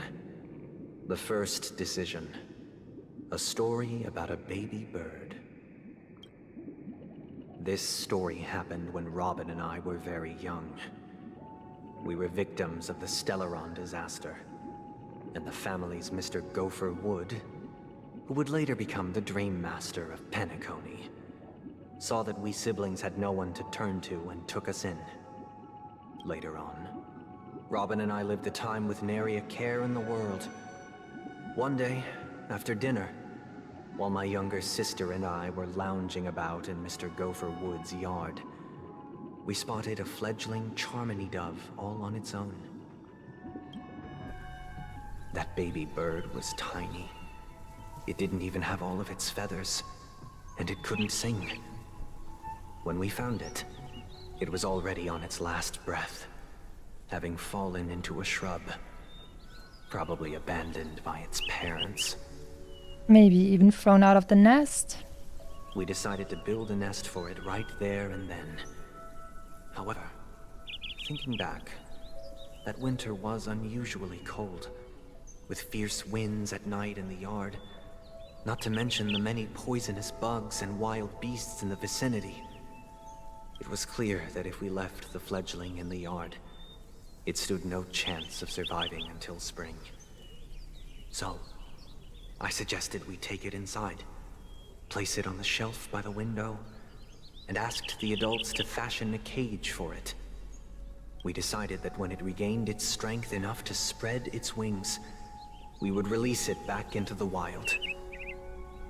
The tragic part, something that we'd never considered, was that this bird's fate had already been determined long before this moment. Its destiny was determined by our momentary whim. Now, I pass the power of choice to you all. Faced with this situation, what choice would you make? Stick to the original plan, and build a nest with soft net where the Charmony dove fell.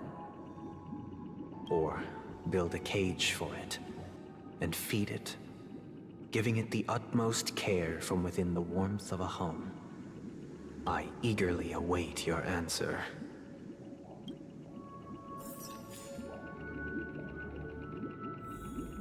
I don't really see the point in the different thingies, like the building a nest. I mean, the point is to release it later again, right? But I think if we go with the cage, then we won't let it go again, right? So I'll choose freedom. I'll choose caring for it and then let it off, be free and do its own, make its own mistakes if it wants to. Build a bird nest on the spot. Oh, wait, wasn't this oh wait, this was a different thing. This was build a nest and it will die in winter, or make a cage. I mean, we can also talk with the others. Oh, let's see. Firefly. I can't decipher his intentions right now, but based solely on that question, I would probably choose to build that dove a cage. Even if I was gonna release it back into the sky, it'd have to be strong enough to fly first. If I left it where I found it, I fear it'd never get the chance to fly ever again. True. It looks like he really has no intention of imprisoning us. If it's just a quiz, I suppose it's fine to humor him. Back to the question. I would personally choose to build the little Charmony dove a cage. No special reason. I do think that a fledgling should have the right to fly into the sky. But if it can't even live to that point, then there's nothing to talk about to begin with. Mm-hmm.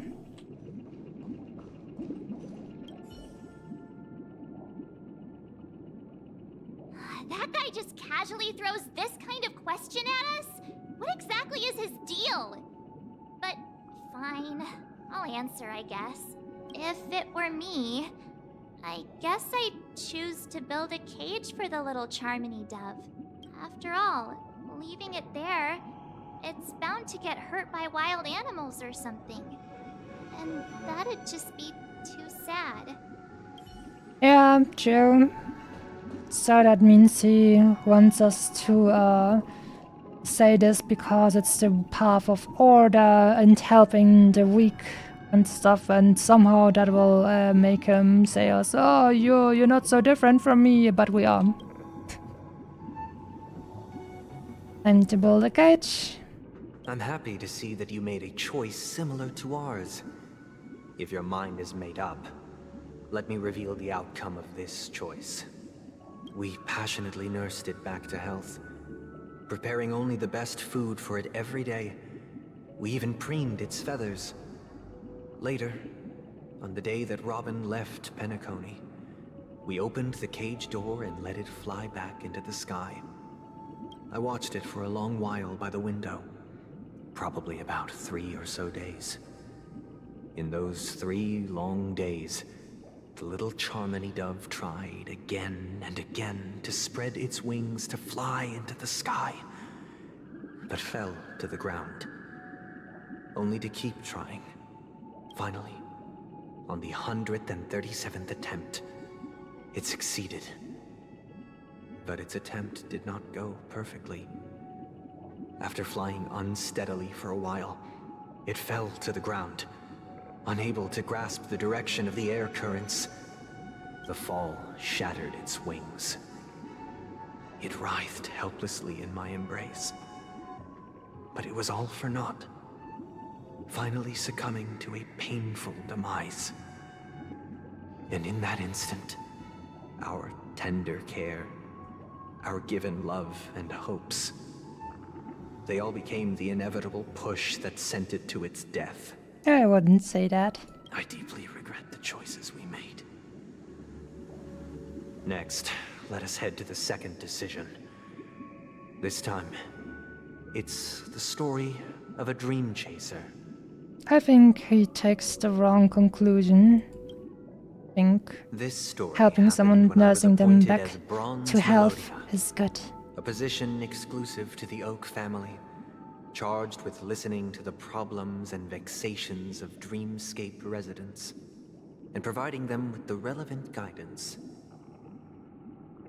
What happened to Galaxy Power Ranger? Well, they'll have another part to play, and just you wait a little bit longer. It was during that period that I had the opportunity to hear voices from all corners of the dreamscape. Joy, sorrow, arrogance, regret. The complex tapestry of human nature that formed the world.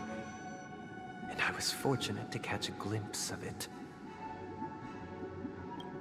He was a dream chaser, and an illegal stowaway.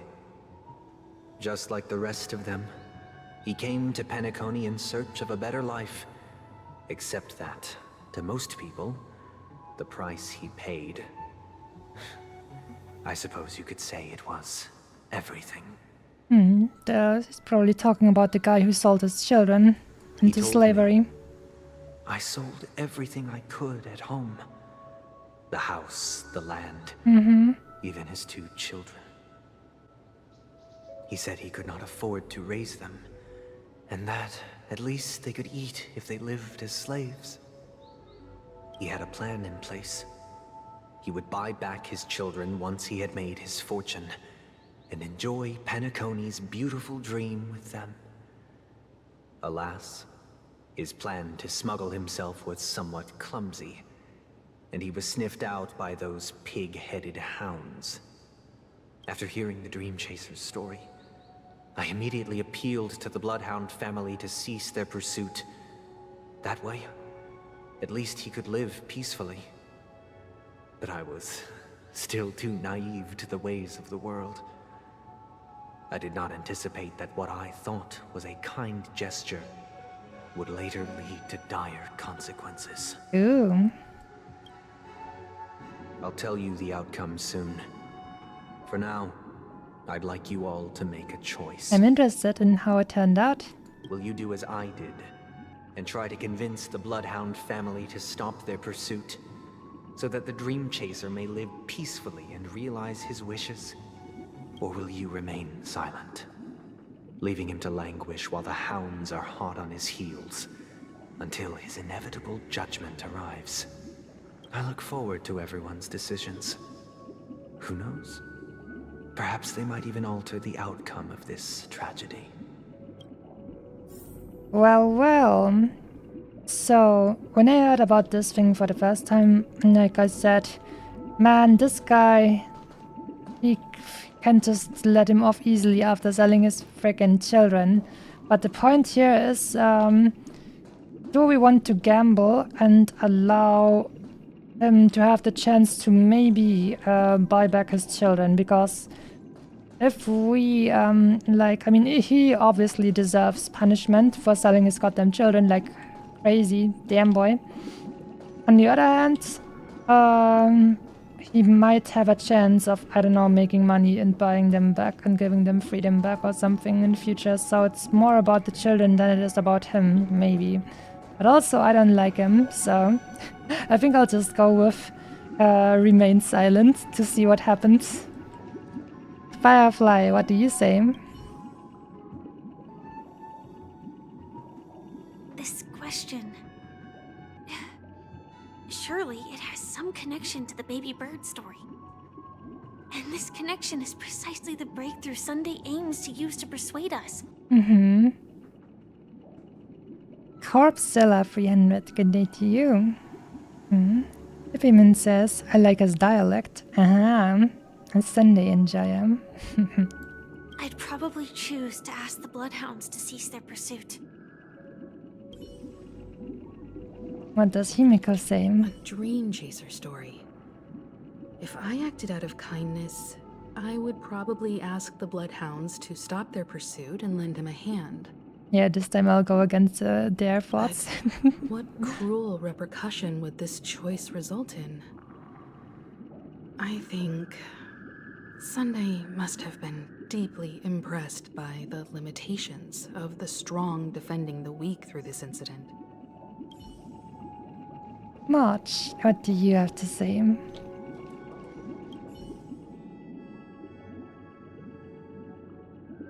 It seems illegal stowaways are really quite common on Penacony. But that guy in the story, I don't think he deserves any sympathy at all. Mm-hmm. He sold his kids to chase a dream. Even if he intended to go back for them, it's still insanely irresponsible. Yeah, just think what may happen to them while they're slaves. It's crazy. With that thought, there's only one choice. Let the Bloodhounds send him back home. This person deserves to be punished. Oh, March, let's go. Time to go.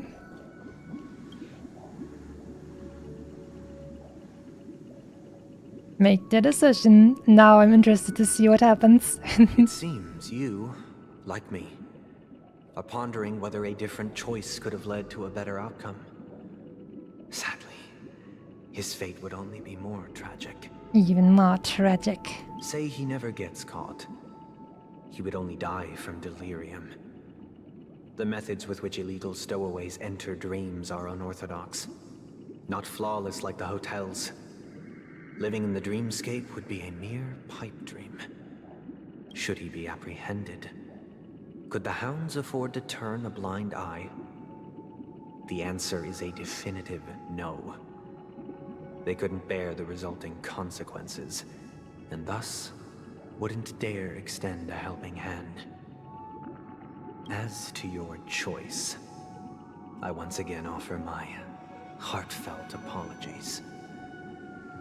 Next comes the third and final decision. I kind of feel like I would have expected more in terms of what actually happened to him. And the story this time is my own. This story happened the day I was appointed the Oak family head. At that time, Mr. Gopherwood was the current Dream Master, and as per his wish, we had a private conversation. What surprised me was that the Dream Master had only come to deliver a letter to me. He let me read its contents, and it was a letter from my sister. The letter contained the usual pleasantries, anecdotes from her travels, nothing out of the ordinary. Just as I started wondering how this letter related to our discussion, the Dream Master began to speak. Do you know who wrote this letter? My sister, of course. But why would you personally visit me to hand me a letter from my sister containing mere trivialities? To help you grasp the full scope of this issue. Do you know where Robin is at this moment? From what the letter indicates, she must be in Caspelina 8, correct? She's touring there right now. Correct. Has she mentioned anything about a stray bullet? So probably this won't be about things were dangerous to her and now he decided to put her in a cage so she's safe. A stray bullet? What? A war has broken out on that planet. It is because of this very reason that Robin chose this destination. To spread the word of the Harmony. and to save the lives of that planet. She personally made for the front lines. She hoped to ease the people's suffering with song, and was willing to brave mortal danger to deliver the IPC's medical supplies. Unfortunately, stray bullets show no such compassion. Is she all right?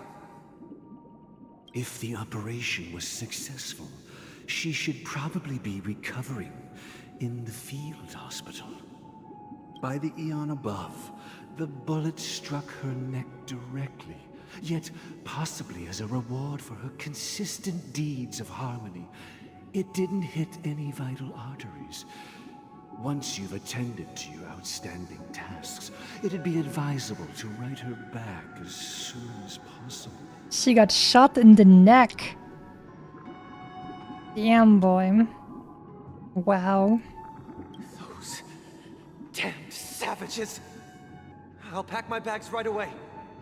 My gratitude for bringing this to my attention, Mr. Gopherwood. Now you understand why she always wears such elaborate neck ornaments, don't you? How could this happen? Miss Robin. It's all in the past, so please don't worry. I share this in the meager hope that you will understand the harmonies, limitations, and predicament. As grandiose as the strong defending the weak sounds, many times, it is nothing more than wishful thinking. Likewise, I've prepared one last question, one last choice. But rest assured, this choice will not have any grave consequences. Because this is merely a figment of imagination, a nightmare that has haunted me through countless nights. If you ever had the opportunity to make a choice like I did, would you still support Robin's journey on the path of harmony? It's her choice. Let her make her own choice. Freedom, freedom, freedom, freedom. Decide Robin's destiny. Damn. Miss Robin's courage is admirable. And here I was thinking she was just another superstar celebrity. But the fact that she's also Mr. Sunday's younger sister? No, I doubt he'd wish harm on his own flesh and blood, no matter how grand the ambition. Die sehen wir kaum.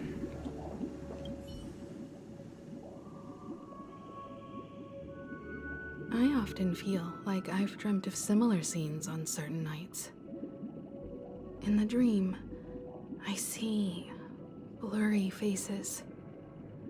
I don't know who they are, but I sympathize with all of them, fighting for survival against some unfathomable force. Their confusion and fear are lucid to me, but I also remember they chose never to give up. Just like Miss Robin. If Mr. Sunday's question leaves you puzzled, you should find the answer from your own experiences. With each trailblaze, dangers and tribulations will surely follow. But would you ever back away? Would you stop March and Don Hung from reaching their next destination? I believe you have an answer of your own in your heart. Und die sehen March. I can't believe that happened to Miss Robin. The strong defending the weak is a great mantra, but if I had to pay such a price, I don't know what I'd do. Let's see. Support Robin to go on a journey, or stop Robin. Or supporting Robin because freedom, freedom, freedom, freedom. I will make this choice. I see. I am now aware of everyone's stances. Raising these questions merely serves to illustrate one point. The plight of Penacony cannot be salvaged by the harmony. The true foundation for a sweet dream paradise can only be established through the order, where the strong govern the weak. Oh no. I know the suffering of being tormented, the turmoil of losing your way, how sorrow, and even despair, set in when matters don't work out. All of this causes me unending pain, because this is not what happiness is at all.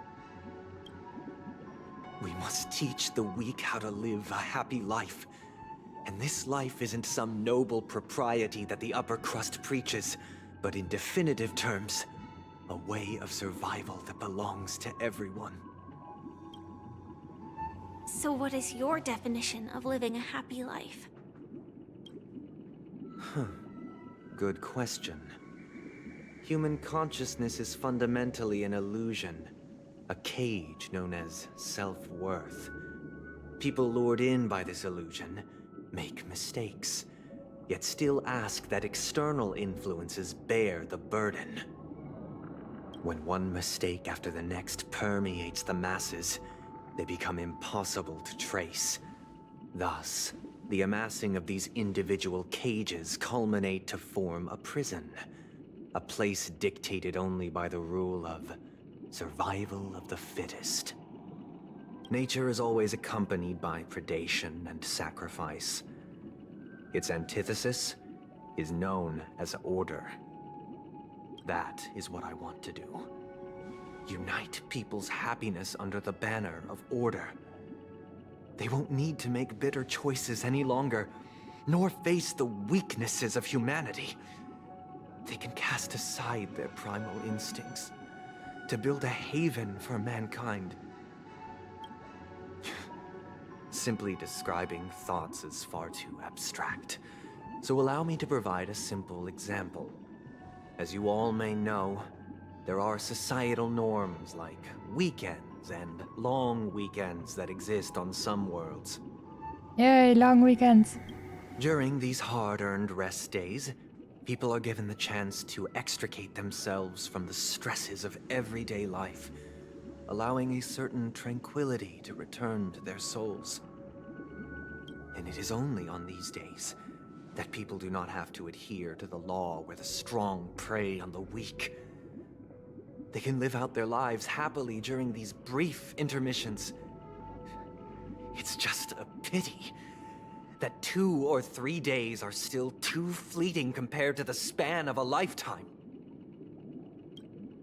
From where I stand, society's ideal system should be 7 rest days. Following Sunday, there should ensue a second, a third, and indeed an infinite procession of Sundays. This should be the face of the new world. Idyllic, eternal, peaceful days. Sounds pretty good, but probably won't work as easily as he hopes it will. And thus, every person can return to their base selves in this utopia.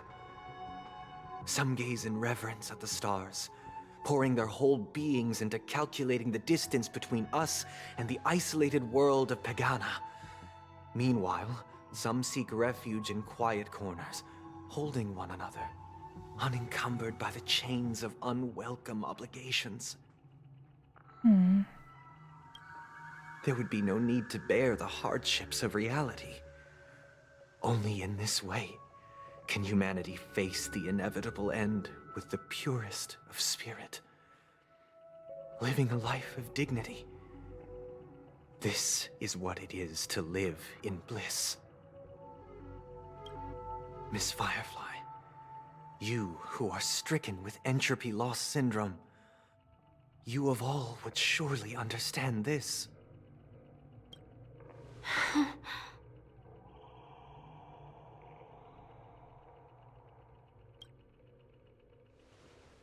It sounds like a flawless theory.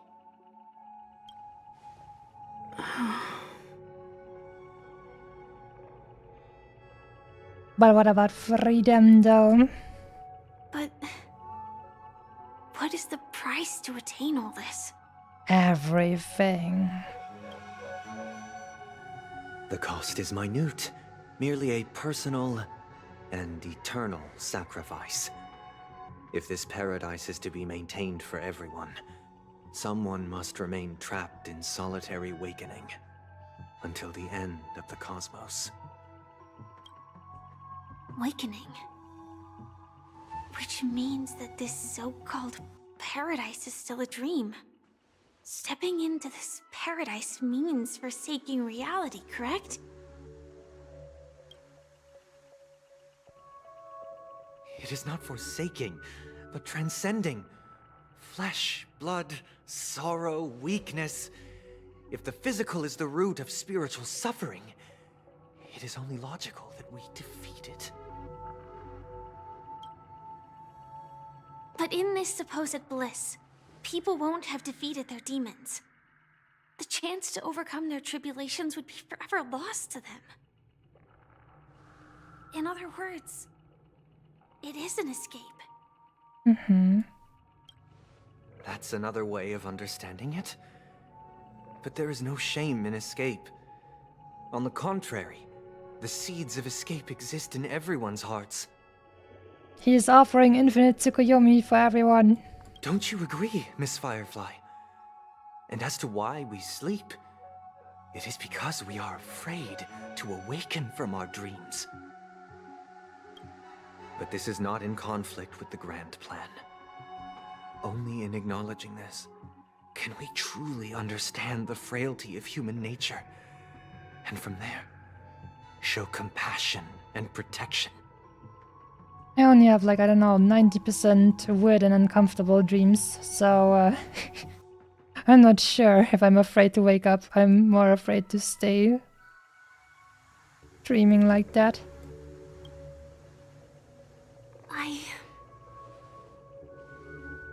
I admit that you are a born leader.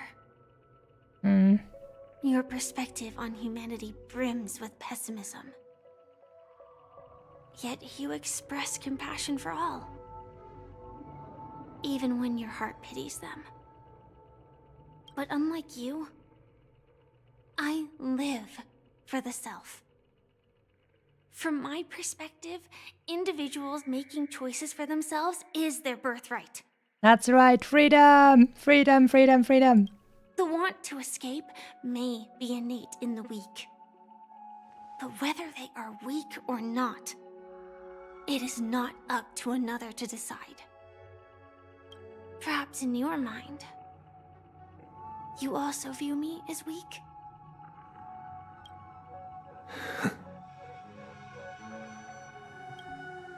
Because I don't think so. Since Miss Firefly has said her piece, the Astral Express will also naturally give you our answer. We'll leave it to you. Just as Mr. McHale instructed before. Tell him our choice. The galactic baseball extends sensory guards.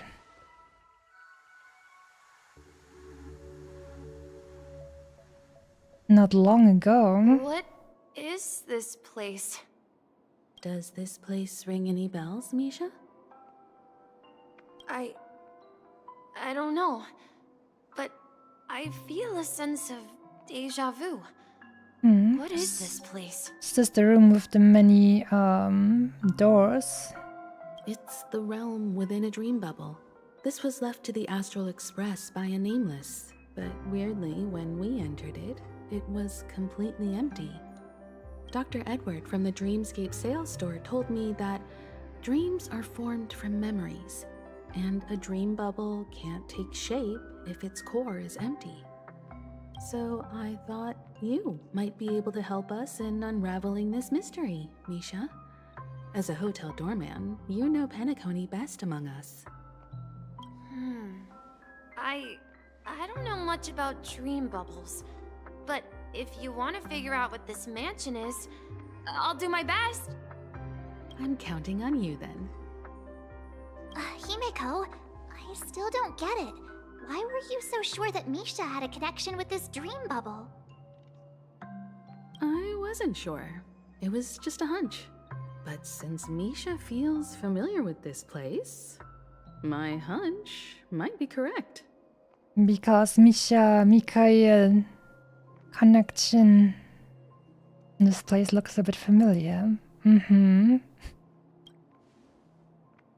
Exactly. This is where you and Firefly encountered death, which we now know as dormancy. Considering its connection to Dreamflux Reef, it's not surprising it appeared here. The question now is, who brought you here? Based on the clues we have so far, it's unlikely to be that masked fool. So identifying them is crucial to us. We're drawing closer to the truth once more. Let's give Misha some time, as I believe he'll unveil the secret of this dream bubble. All right, but there are doors all over the place. Which one should we choose? Do you have any idea, Misha? I guess... maybe this way? I'm not entirely sure, but... let's give it a try.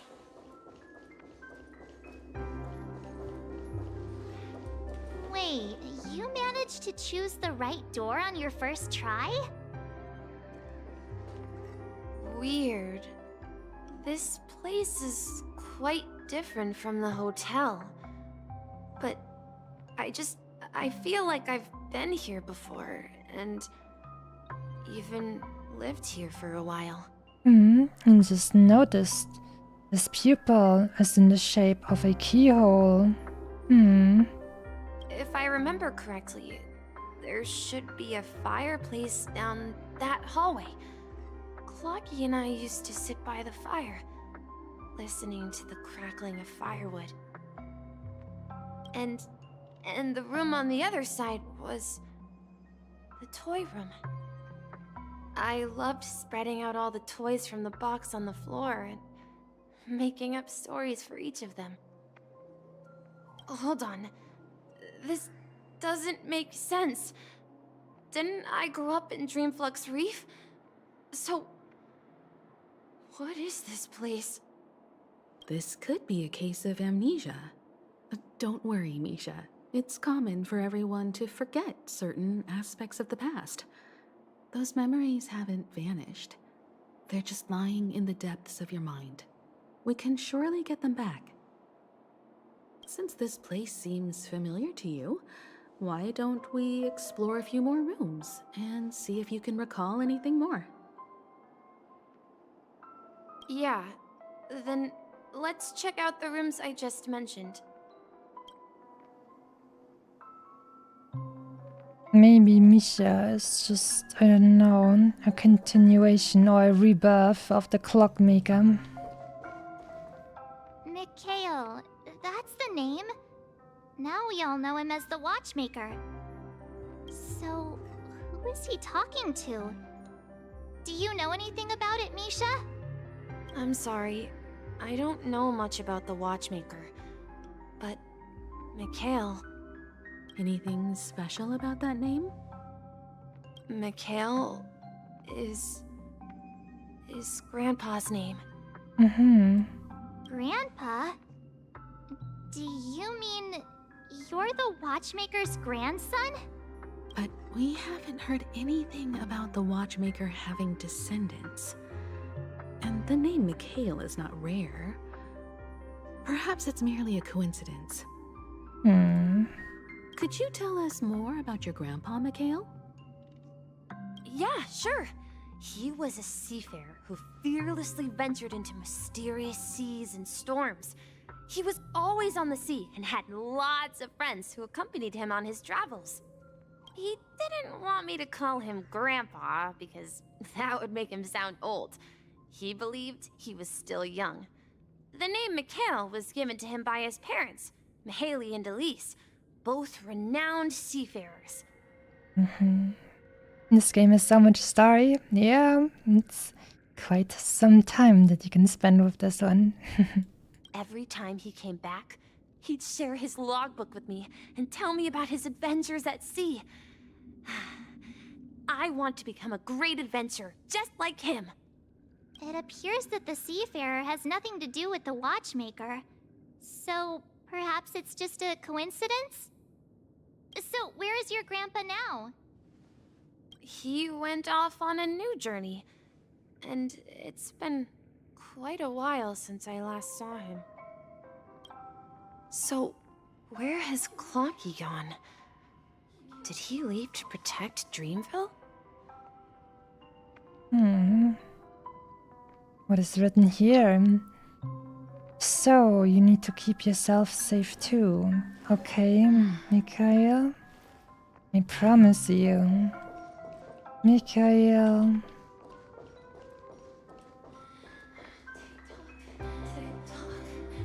Tick tock. Tick tock. Is it something very important? Tick tock, tick tock.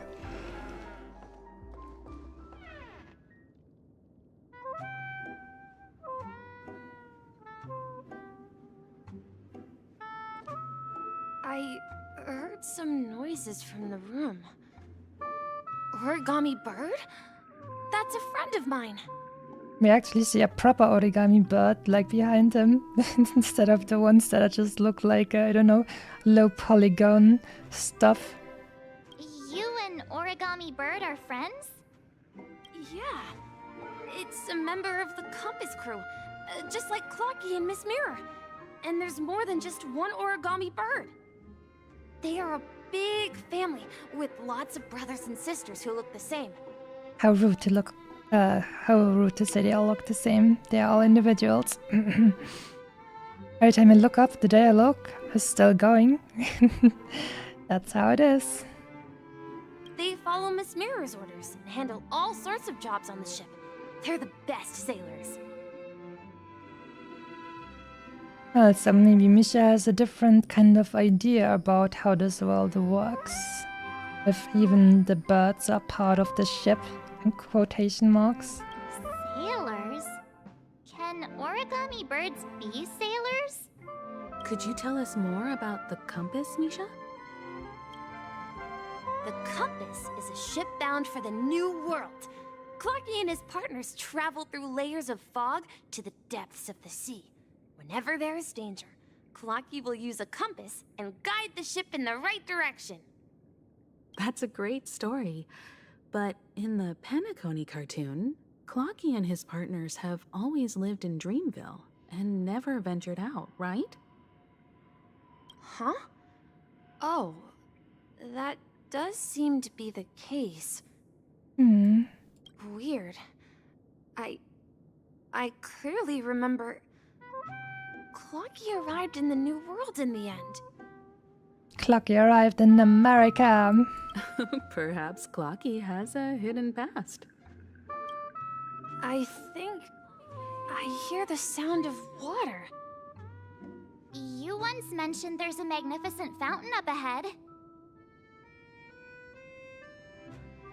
Just like they did with Clocky.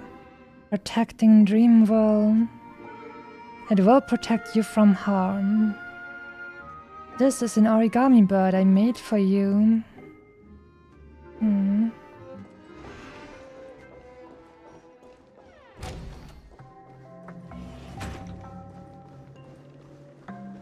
Look, there it is!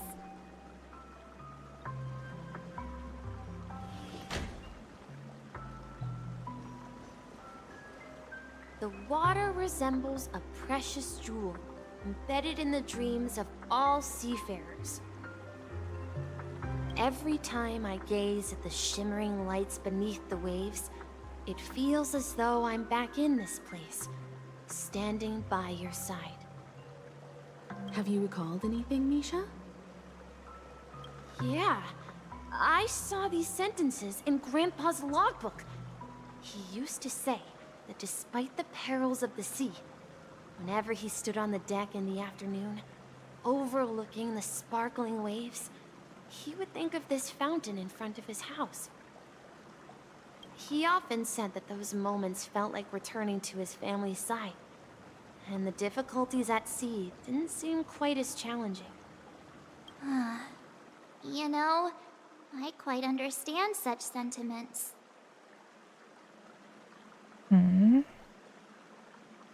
Don't sigh or you'll start getting gray hair. You're talking like an elder. I don't really want to say mean things to her. I think maybe the second one isn't as mean. Talking like an elder doesn't seem as explicit as you'll start getting gray hair. You're talking like an elder, but not that bad. I'm not an elder. I was just being a bit sentimental. Perhaps every adventurer far from home carries a fountain within their soul. Even though the other side of the sea remains shrouded in the unknown, the fountain in front of his house serves as a compass, leading him back to his cherished ones. Yeah. While Grandpa was at home, we would stand by the fountain and place the compass, a toy boat that I made, into the pool. Back then, I would ask him when I could go on adventures like him, and he would always laugh and say I was still too young. It seems this Mikhail is truly a seafarer and has nothing to do with the watchmaker. But what about seafaring origami birds though? Yeah. Based on Misha's recollections, the scenes in the dream bubble appear to be his childhood memories. But this raises more questions. According to Misha, he was clearly born on an oceanic planet and led an ordinary life, with no connection to Penacony at all. Could this be some sort of metaphor? Perhaps the sea refers to the memory zone. I'm sorry. I don't know, but my memories keep pouring out uncontrollably, like water flowing from a fountain. Perhaps I'll remember more things if we go further. I wish to share your burden. I wish to share your burden. We're going to the opposite side, right? No, we should turn left here. Is it something very important? I wish to share your burden. Huh? Something feels different about this place. Can you take me with you? This is it. I remember this corridor. I wanna go too. Up ahead is Grandpa's study. It was in that room that I saw him the last time. Don't go. Alright. Will you come back?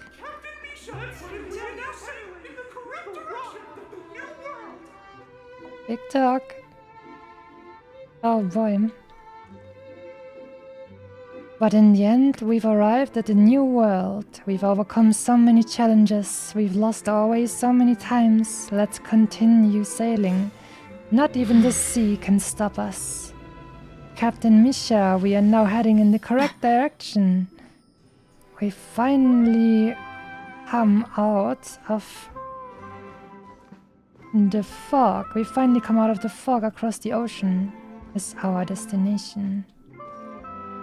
The atmosphere in this room feels totally different. Misha! You finally come! Clocky! You're here! Huh. Yeah. This is the room where we first met each other. Are those books on the bookshelf logbooks left behind by that seafarer? Yeah. Whenever he came back, he placed a logbook on the bookshelf in his room. They contain records of his expeditions to every corner of the world. He described our world as a fountain. At some point, the sea started to gradually swallow up the land where people lived. To ensure that everyone had land to settle on, he had to continue exploring the sea and search for the source of the rising seawater. They described the dreamscapes like islands in the past, huh? On that day, he called me to his study, telling me that he was embarking on another journey. However, I could sense the gravity in his expression. It was the same look I had seen on my father's face before his final voyage.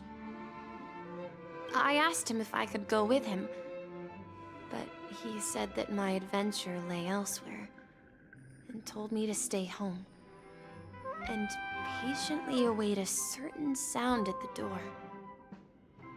What sound? He told me about a vast ocean in the sky. An ocean of stars. He spoke of a train that transports children with a desire to venture far away, traversing the sea of stars without ever stopping. He said that he knew the crew on the train, and that he had asked them to take me along. He said the journey I had always dreamed of would start there. Well, too bad that I didn't roll for Misha, so guess that won't happen. A train? Could it be? It's the Astral Express. I remember now. Grandpa's friends are a group of nameless who came to this world to resolve a disaster caused by a star. Then, he gave his pocket watch to me. It was his cherished treasure, appearing in every one of his adventure tales. He explained that difficult times were ahead, but assured me that the watch would guide me. And that's Clucky. He said, as long as I kept moving forward, I'd eventually reach my desired destination. And then, it was as if I heard the distant sound of a train whistle, echoing throughout the room. Exactly, Misha! And then we followed that whistle, didn't we? Yeah. I think I can still find the way we took back then.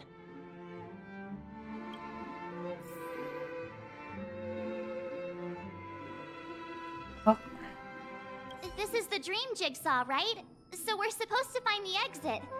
But where can we find the last piece?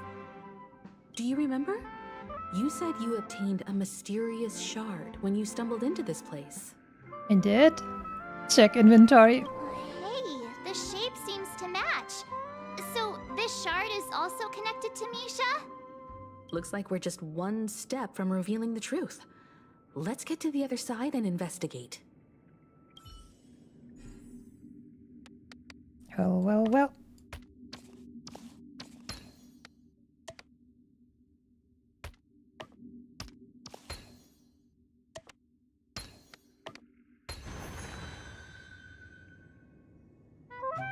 Ah, and this is one of those. With the totally not strange looking picture. This is it. This is my room of clocks. While I spent my time waiting for Grandpa to return from his voyage, Walter gave me this workshop, and it became my secret base. Here, I learned how to repair clockwork and gears, out of my fondness for precision mechanics. In my dreams, I was the captain of the compass, embarking on adventures with my companions, Clocky and Miss Mirror, in search of the new world. I was born and raised here. So, this building in the dream bubble is your childhood home? Yes, but not exactly. To be more precise, this dream bubble itself is my home. Looks like you've remembered everything now. Wait. Why does it feel like everyone else knows something I don't? Yeah, you're the only one still in the dark. Too bad I don't know either. No. Too bad you're the only one still in the dark. March, do you remember when she mentioned the clocky that only she could see? Yeah, the little guy here, right? But we all saw him in Dreamflux Reef, right? And Mr. Yang even greeted him. Looks like everyone on the Astral Express has a childlike spirit. The answer lies in the Astral Express. Her experience shows that neither Firefly nor Acheron can see this clocky. And when we were in Dreamflux Reef, you may have noticed that for some reason, nobody outside of the crew had ever talked with Clocky. Wait, really? I felt like wasn't Firefly able to see Clocky while she was in the reef as well? A mimetic life that can only be seen by a select few? It's just like a hidden message, left by someone for the nameless. But Misha can see Clocky too, right? They even grew up together. But Misha hasn't started the way of the Trailblaze yet. That's the key to the mystery, March. Now, take a moment to recall. Have you ever seen anyone outside of the crew interact with Misha? Oh. Wait. No way! That's the answer, March 7th. This dream bubble is the place where I was born. And I'm a dweller in this dream. Just like a memory zone meme. I feel like they changed how he sounds after he regained his memories, and that's pretty cool. I should have stayed here and waited for you. But when reality and memories merged, I unconsciously pushed open that door and left the bubble with Clocky. So it's not that the Watchmaker's dream bubble is empty, but rather the stuff inside ran away? And the whistle you heard was the sound of the Express arriving at Penacony? That's one way to see it, but I believe there's a longer story behind all this. It's best for Misha himself to explain all the details. How about we start with your name? Now, should we call you Misha, or... Mikhail! Thank you all for helping me rediscover my true self. Now, please allow me to reintroduce myself. I was born on Lushaka, in the Presmere system, adopted by seafarers Mikhail and Char. They gave me a treasure, a name that carried their hopes.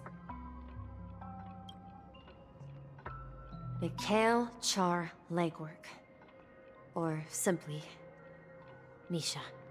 There it is. If you prefer, you can call me by a more familiar name. The Watchmaker. I did not anticipate that in the end. I think we saw him in the first, Penacony thingy right away, and I did not anticipate that in the end he would be in the big, mysterious Watchmaker guy. That's pretty cool.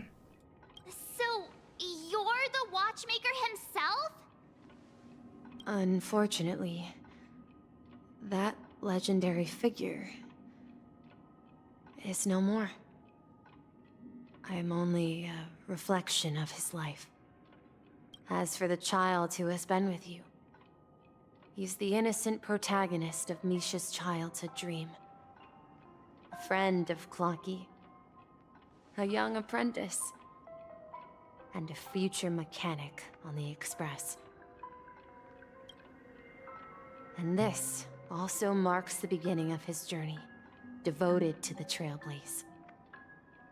At the end of the journey, I left this little flame, which I so cherished, in my deepest dreams, hoping to pass it on to the nameless of future generations.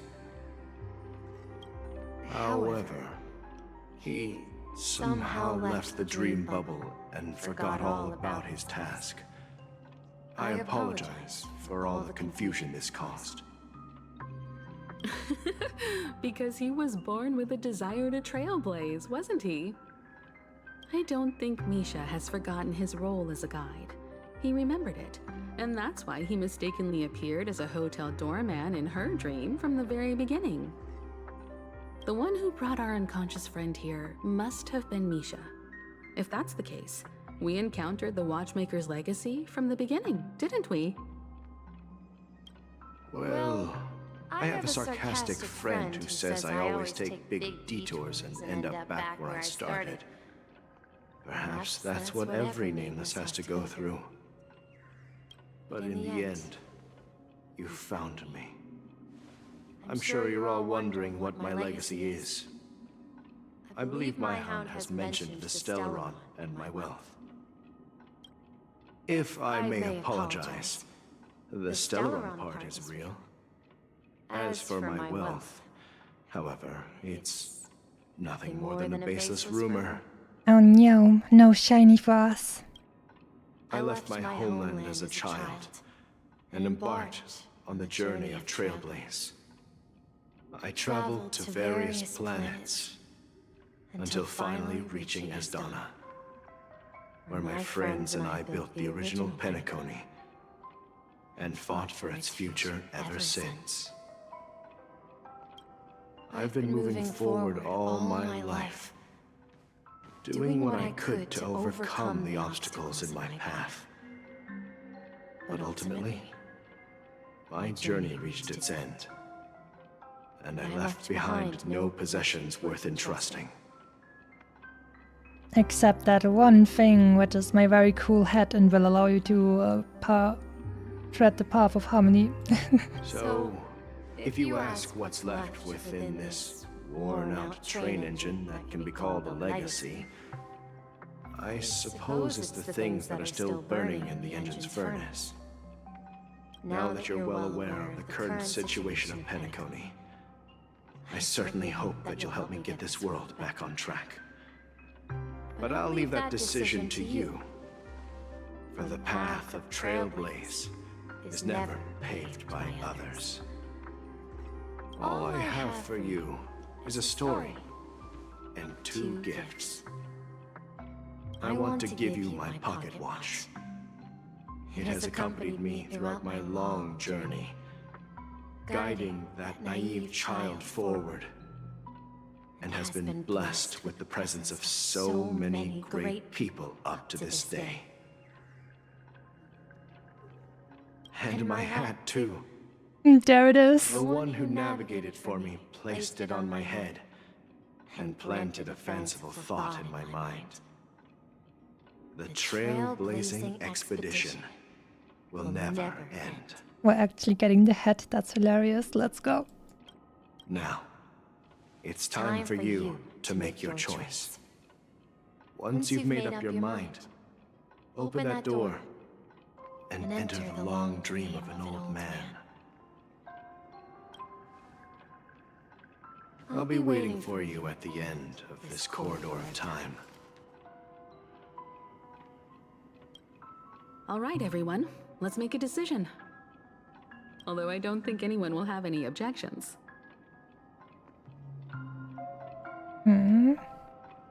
Let's use the Trailblaze. I want to witness the legacy. I object. I want to know what happens when I say I object. Let's go. Oh, come on, stop joking at a moment like this. I'm sorry. We've come this far. Surely there's no other option than moving forward. I'm sorry. In that case, the vote stands at 2-1. Then let's proceed together to the end of this stream and tell Mikhail our decision.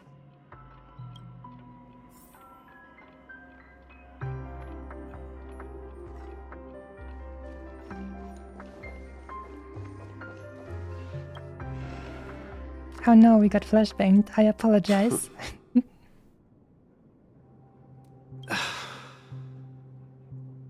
Mikhail, where are you going? Always remember to watch in a well-lit room, my friends, and stay hydrated. Cheers.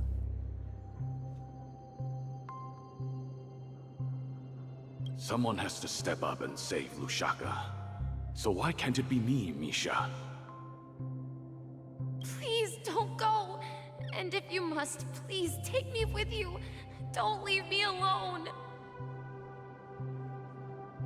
Even without me, you know how to proceed forward, brave Captain Misha. The compass is waiting for you. Haven't you always wanted to be a better adventurer than me? Now go, board that train and start your journey. Where are you going, Mikhail? I'm going to clean the floor in the parlor car. I've promised the conductor. Wait, first tell me, did you fix this watch? Yeah? I know what it looked like before. Its chain was broken, the back case torn, and the marks on the dial all worn out. How did you manage to fix it? Well, it's hard to explain, but I knew it could be fixed. It's the hands, Mr. Amundsen. Its hands were intact and pointing in the right direction, so I knew there would be a way to fix the rest. Oh no. Yes, hallucinations. I see. You'll work with me from now on. Haven't you always wanted to tinker with this train? You're its mechanic now. As for the conductor, I'll do the talking. But I only know how to fix watches. Don't worry. You've got what it takes. I'll teach you what you need to know. Where are you going, legwork? It's time to head to our next stop. From fixing watches to fixing warp drives. Not a big leap, right? It's gonna be fine, don't worry.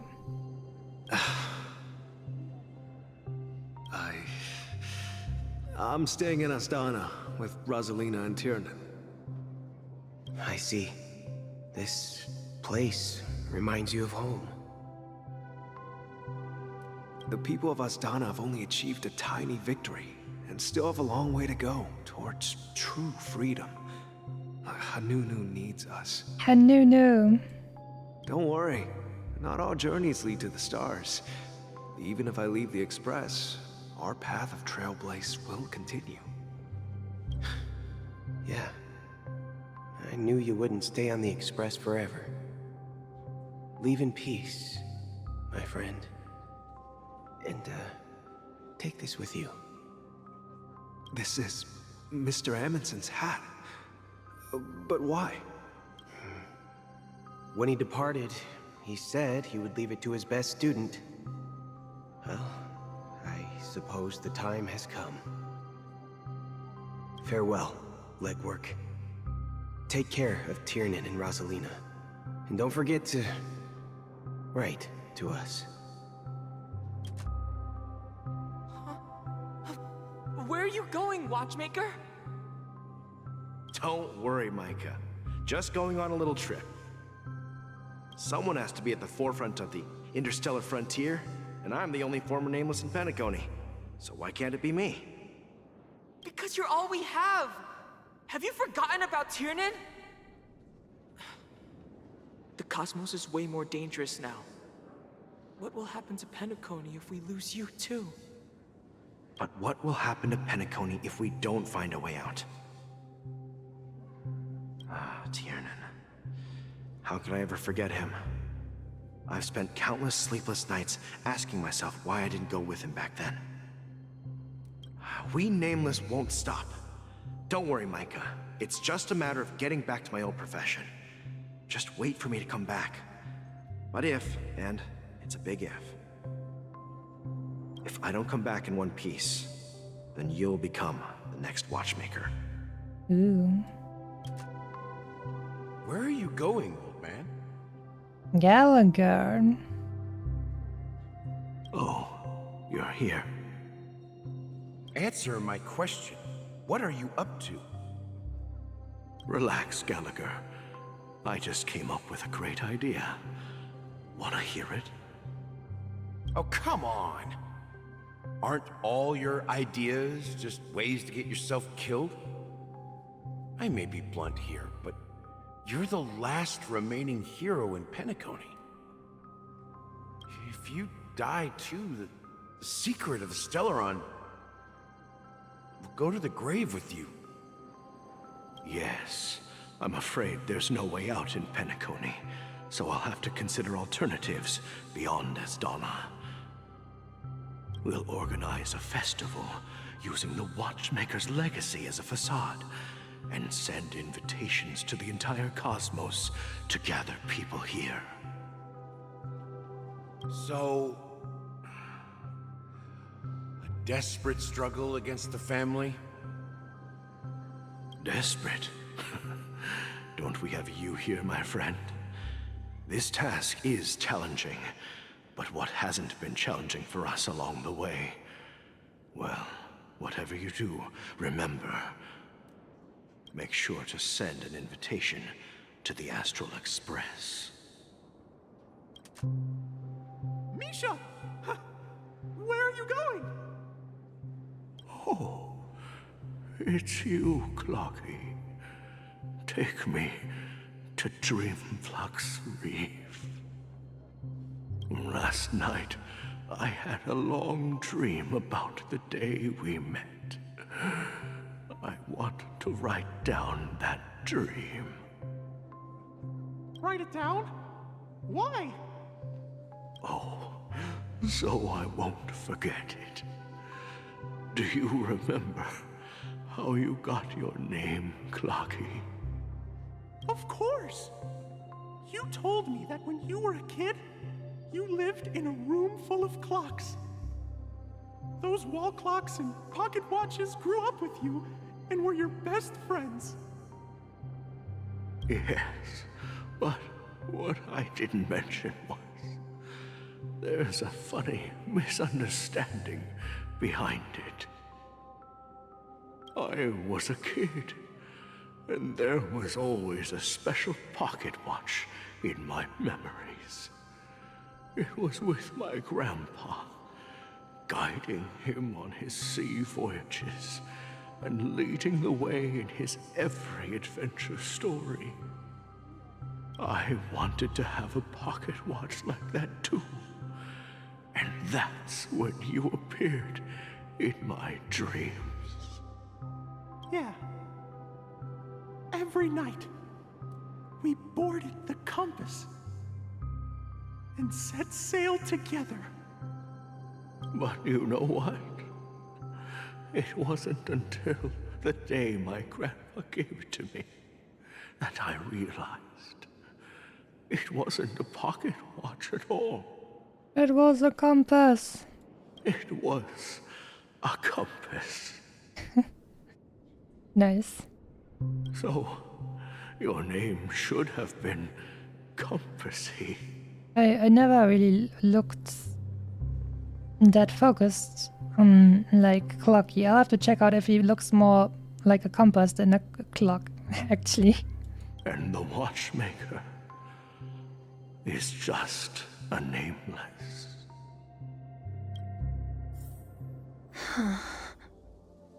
We've arrived at Dreamflux Reef. So, where to next? You know, Clocky, I don't think I'll be going anywhere else.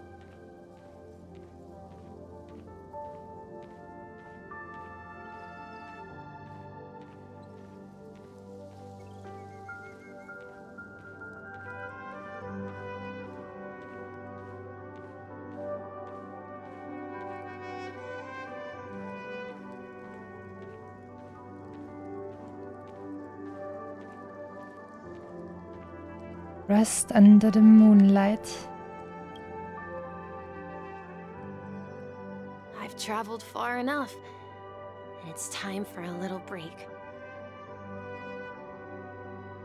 Oh. So, we'll set out again. when you're rested? It doesn't really look like a compass to me.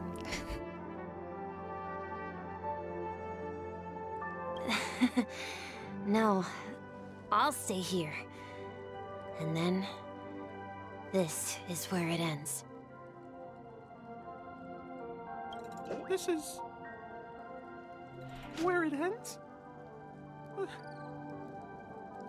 What do you mean, Misha? You told me that the trailblazing expedition would never end. Yeah, that's what I said. So now, it's up to you to decide your next destination.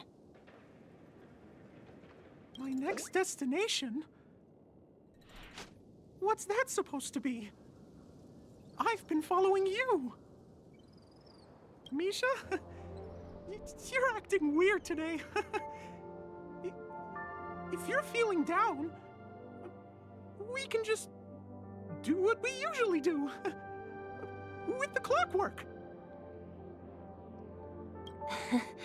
No, I'm not feeling down. As for clockwork, yeah, it resolves all problems in this dream. So, do you know what clockwork actually is? I'm not quite sure. Well, everyone gets lost at times. They may hesitate and doubt which way to go. That happens in this dreamscape and beyond. But don't worry. Everyone goes through moments of uncertainty and hesitation. Eventually, they gather the courage to make bold decisions. Whether it's calming, joyful, angry, or sad, all they need is a little nudge to take that step toward where they truly belong. I'm leaving that little nudge with you, and I hope you'll share it with others. Such is the essence of clockwork, the will of the Trailblaze.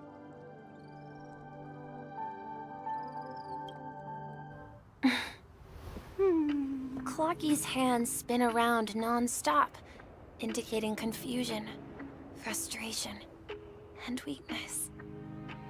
But ultimately, people still need to move forward. Just like your hands, always pointing ahead. This is where my journey ends. From now on, it is your path to walk. Trailblazing means taking paths your predecessors forswore and venturing even further. The Penacony in Mikhail's dreams does not belong to order.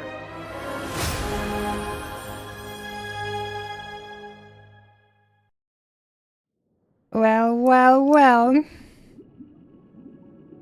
I'm pretty sure I didn't expect that one. I can't believe that Eon would cast a glance at Penacony at a time like this. Is it because of the resonance from the legacy of the Trailblaze? Or perhaps the bond between you is so strong that it even impresses an Eon? Well, there might be another possibility. Perhaps they want to witness, on behalf of the fallen Eons, who will hold the future of Penacony. If that's the case, on behalf of the Dream Master of Penacony and the 107,336 members of the Oak family, I'm extending a formal invitation to all of you. I'm cordially inviting you all to the Penacony Grand Theater to participate in the upcoming Charmony Festival. And, of course, you won't be in the audience, but on center stage. Since the future of the Stellaron, Penacony, and even the entire cosmos is at stake, let's draw a conclusion there, in all fairness. If you truly believe in Akavili's path, Then show me their courage and determination.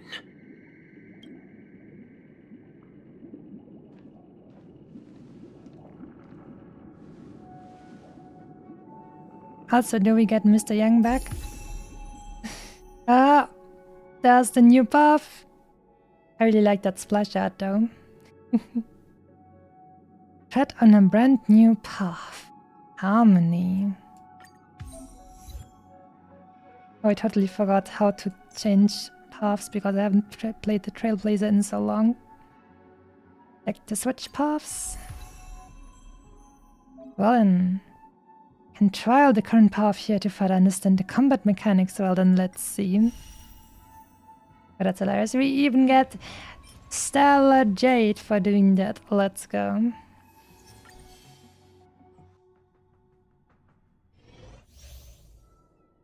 And that's my name. How beautiful. Increases the break effect of all allies. Causes additional break damage when allies attack enemies that are weakness broken. Oh. Please stay tuned. Please stay tuned. Please stay tuned. Please stay tuned. Ta-da! We're throwing our head. Showing. We need a strategy. We do need a strategy. How about we read our abilities? Skill. Half time to make it rain. Deals minor imaginary damage to single enemy targets with 5 bounces in total. Wait, that's a damage skill? I thought we were a harmony person. I thought we would buff our friends. All out Footlight Parade. Ultimate. Grants all allies the backup dancer effect. Allies with backup dancer have their break effect increased and additionally deals super break damage 1 time when they attack enemy targets that are weakness broken. Oh, and the talent. Full on aerial dance. The Trailblazer regenerates energy when an enemy target's weakness is broken. Now I'm the band. Technique. At the start of the next battle increases all allies' break effect. Oh, so she will work well together with Firefly, I heard. Bling. Time to test our rapport. Let's improvise. Let's improvise. Q. Ready for another? It's time. In the mood for another beating? Haha. Nice day for fishing, ain't it? Haha. Dreams do come true. Indeed, they do. Net markers activate. Time for a good old counterattack.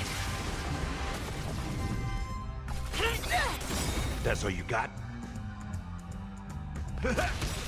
Nice second, my friends.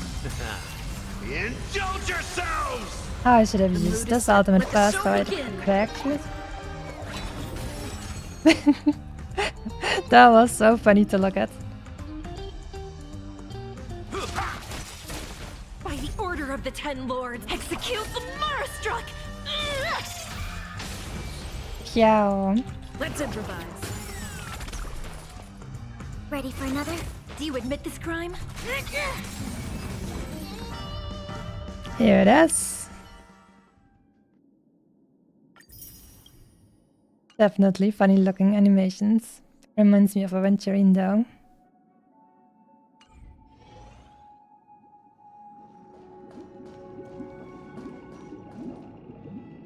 Does that mean he wants to fight us during the Charmony Festival? I'm afraid so. This is weird. Aren't Arc villains usually plotting some dirty conspiracy in the end? But he actually said something like, "In all fairness." Could it be that he's underestimating us? Well, in my opinion, Sunday is deeply committed to his own philosophy and genuinely wants to prove that the Order is right. I sensed a strong conviction and a desire for dominance in him. Maybe he won't accept the outcome unless he wins fair and square. That's why he'll give it his all in the upcoming battle. We won't back down either. But he's such a gentleman. If evil, why so nice? This is like saying, if evil, why hot, or something like that. I flexed on him too hard with my peak swag. Guess I messed around and found out, huh? Dear God. Frickin' trailblazer. Best raccoon. Simply best raccoon, definitely. I flexed on him too hard with my peak swag. Ah, you. Every time an important moment arrives, you hesitate. We've even dealt with a Lord Ravager of the Destruction, so a follower of the Order won't be a big deal. Anyway, we can't leave the Stellaron unchecked. This is about trailblazing a bright future for Penacony and fulfilling Mikhail's and his predecessors' long-cherished wishes. Now that we've taken up the mantle, we can't afford to fail them. However, the same applies to the Order. Their plan didn't materialize overnight, and they have the profound collective consciousness of the planet of festivities behind them. A desire to dream, to slumber and escape reality. All those hidden emotions have given birth to the sweet dream of the Order. They've harnessed the will of an entire planet to create an Eon. This confrontation is far more complicated than a simple power struggle. To secure Penacony's future, fighting on the stage alone is not enough. Damn, she seems to have such a good idea about this, even though while she was in SAM, she said she doesn't have really a specialty, and the only thing I can do is deal with evil villains that deserve no mercy. What do you mean? Are you not coming with us? I believe Firefly is trying to say that she's heading off to another battle. What? I wanted to see Sam again. Oh no.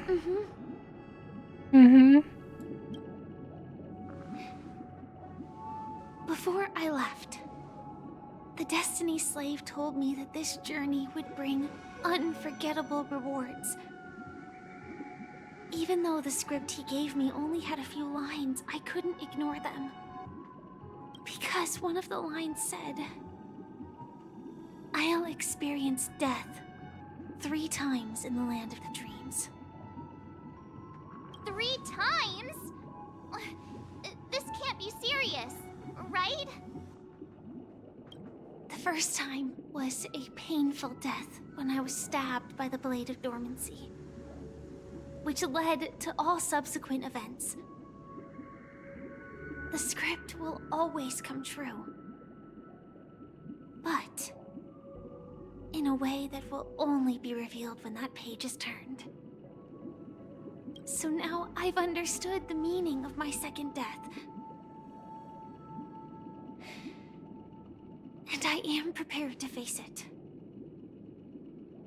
If all goes well, my efforts will provide crucial support for you. Only by achieving victory in this battle can we secure a future for Penacony. And only then, my third and final death won't come true in the most terrible form. Yeah, scary. The most terrible form? Does that mean...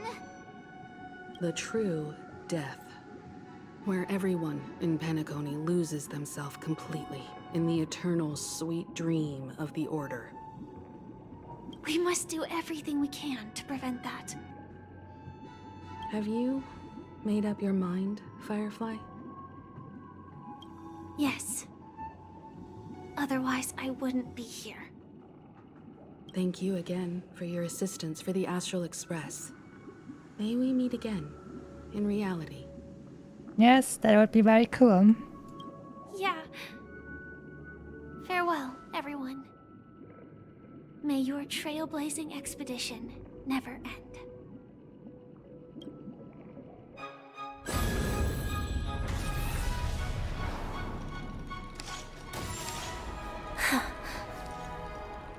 I dreamed of a scorched earth. Everyone, Are you ready? A new shoot sprouted from the earth. It bloomed in the morning sun and whispered to me. Like fireflies to a flame, life begets death. May we meet again in reality. God, so freaking cool. God damn it. After today, Japella's name will disappear from cosmic history, and the Everflame Mansion will take its place. In the not-too-distant future, you'll receive an invitation. That's your next stop. Land of the Dreams. Penacony. I hope you find whatever you seek there. Be it answers or salvation. You mean my 3 deaths? Silverwolf told me about it. It's such a shame that it's not part of my script. While I want to live, I'm never afraid of death. The opposite of death is eternal life, and that's something I'll never desire. People die, and I am no exception. Death is like a script, a fate that cannot be defied. But that's exactly why we have to choose where we want to rest forever. Do you exist just to perish? Are you not the same, Blade? The end you desire is not one dictated by others. If I were to die now, I would only be a weapon. I believe I should die as a human. Though its definition escapes me, isn't this the answer that ordinary people look for their whole lives? A name that can be carved onto their tombstone. The tombstone that belongs to me once bore the inscription, Glamoth's Iron Cavalry. Then it changed to Stellaron Hunter. But one day, it will bear the name Firefly. And all the brilliance she showed at the end of her life.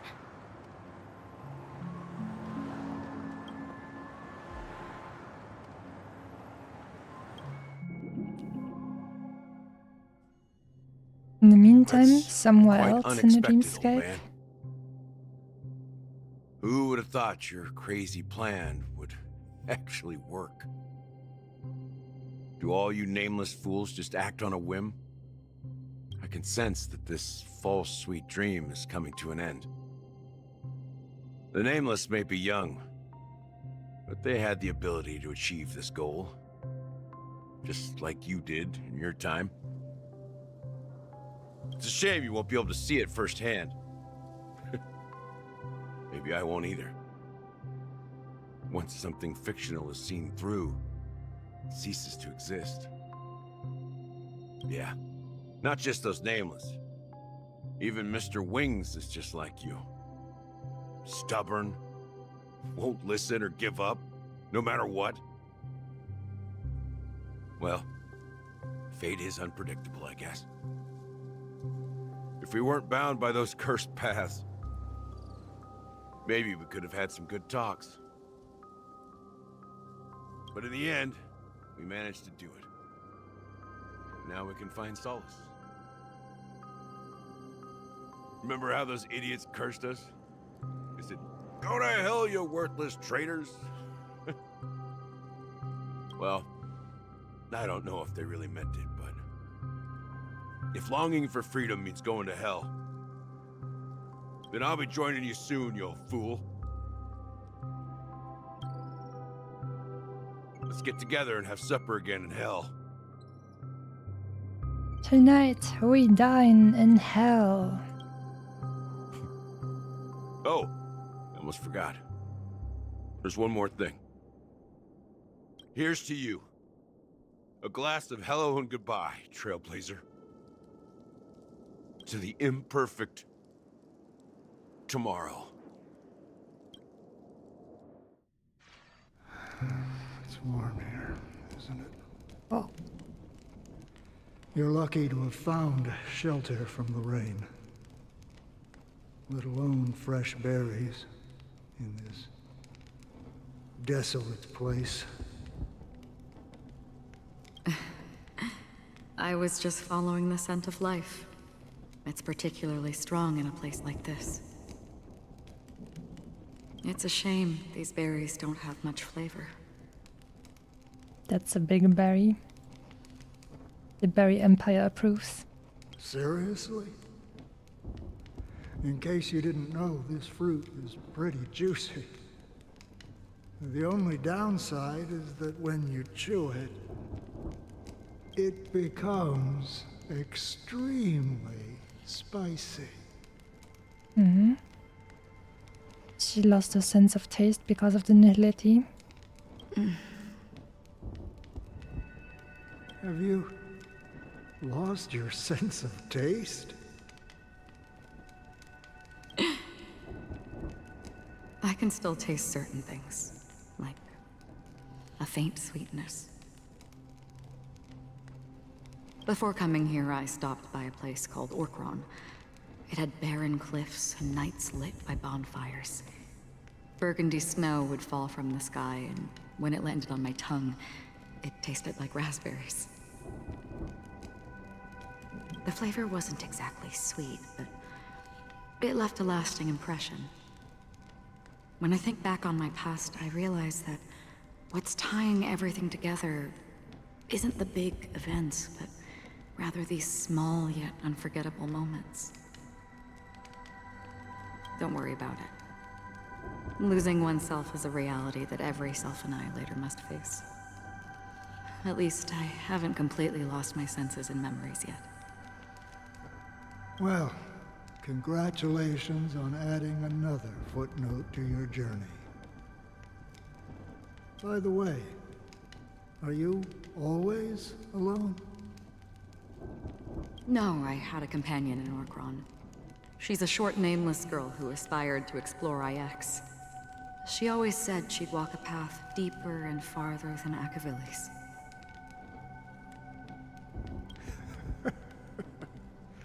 Quite an ambition for such a small girl. So, what happened? She became stagnant water. Well, my condolences. Condolences. I don't need them. The girl left with a smile. She never regretted her choice and most definitely wanted me to say goodbye with a smile. So, that's what I did. That's proof that you're grieving for her. Or perhaps I'm just afraid. Afraid? I rarely sense that emotion from you. What do you fear? I'm afraid I'll forget the 30 days I spent with her, just like all the other days in my life. Most of them have already washed away with the rain, disappearing into an unseen realm. I fear that those vivid red memories will fade away too. There isn't much color left. And besides this faint, warm red, there's almost nothing. Red memories. In the prior chapters, sometimes the text of her was in red. Hard to imagine. A ranger accustomed to bloodshed, destruction, and chaos finding warmth in the red color? Because I have experienced this warmth many times. Long ago, I promised someone that I'd bring it to more people. And that for every remaining moment of my life, I'd strive for a better ending for all. As long as this red color still lingers, I have a chance to fulfill that promise. It represents a burning fire, a blooming flower, the berries in this cave, and life itself, fleeting yet still dazzling. In the end, it will lead me beyond the horizon of existence.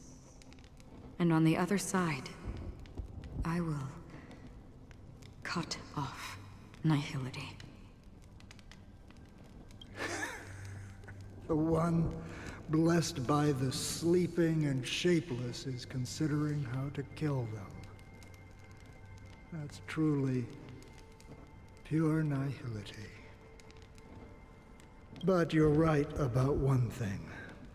After spending so much time near this stagnant water, only when I look at this vibrant red fire do I realize that I'm still alive. When will this rain ever stop? Perhaps when the sorrows of the departed have finally quieted down, the sky will clear up.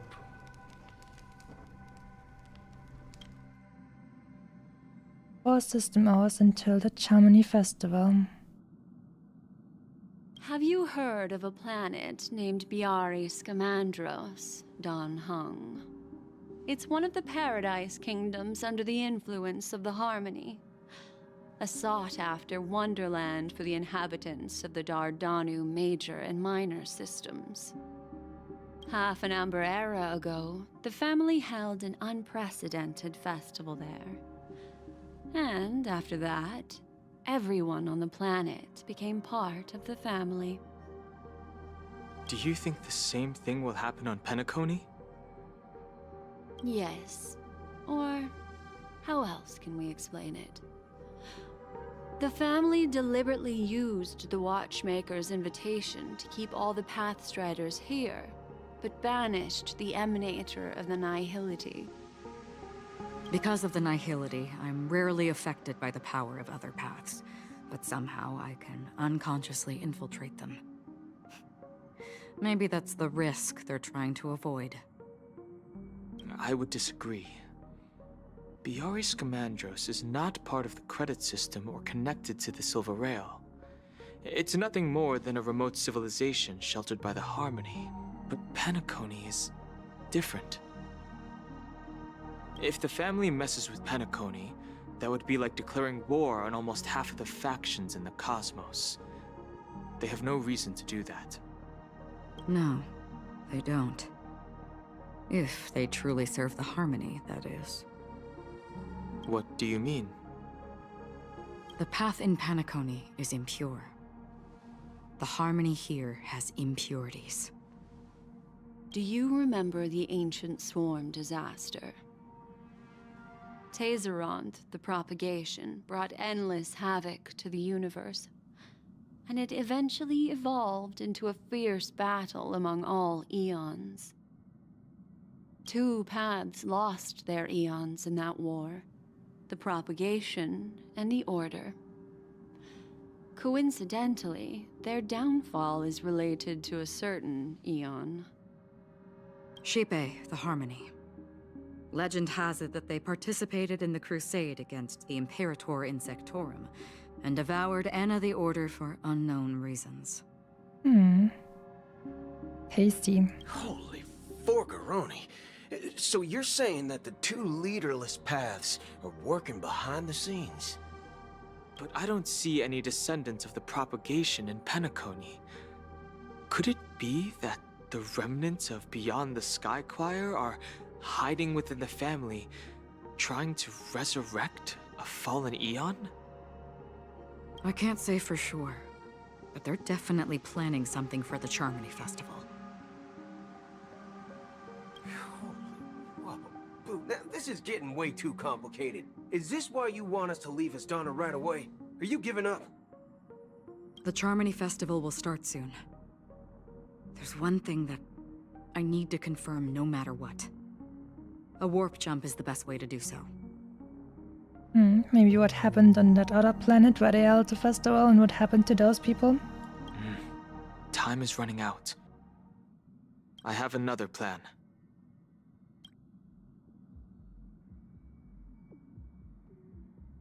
Hold on. Are you thinking of using the Jade Abacus of Allying Oath? Woohoo. Exactly. The assistance from the Lawful Cloud Knights would be enough. Think it over carefully. You can only use that once in your lifetime. I have considered it thoroughly. My companions are... they're also once-in-a-lifetime treasures. Nice.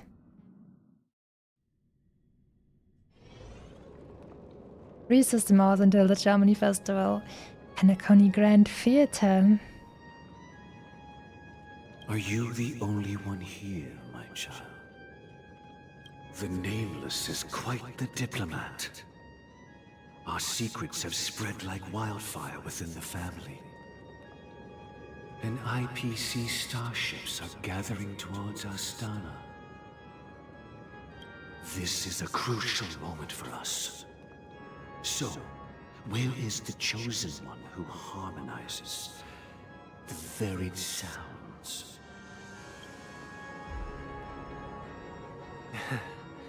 What do you mean, Master? I'm right here in front of you, aren't I? Mm-hmm. You know, she was supposed to be the star of the Charmony Festival. In our plan. But the plan has changed.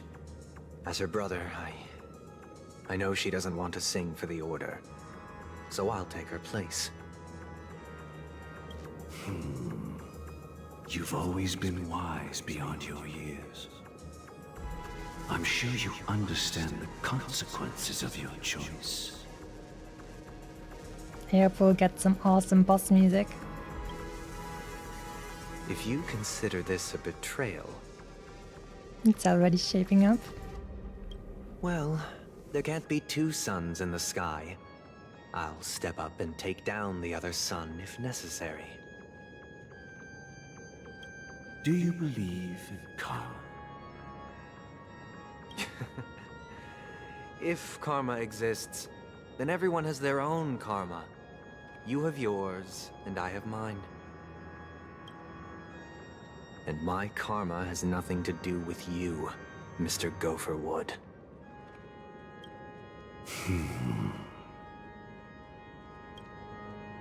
All right. Since you're willing to sacrifice yourself for her, I'll grant your wish. She was supposed to get sacrificed, oh my god. Well, the compromise came sooner than expected. Why? You and your sister were born as twins of the Order. And one of you is destined to follow this path to the end. Is this part of your plan? Of course. You're still as clever as you were when you were a child. The opening is near. Go, my child. Seize the power of the harmony and reveal your karma. I have one final question, Master.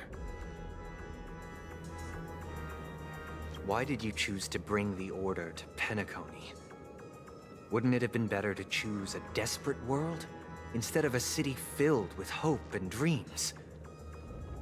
Why? There's probably no hope in an illusion, though. It's for justice, my child. Because the Harmony ate up the Order as revenge. If we lose justice in our hearts, we'll make the same mistake as the Harmony did. So, it's not you who manipulates the dreamscape with the Stellaron, but... Well, that's where our conversation ends. Go ahead. The 107,336 souls of the Oak family have dreamed of this moment too many times.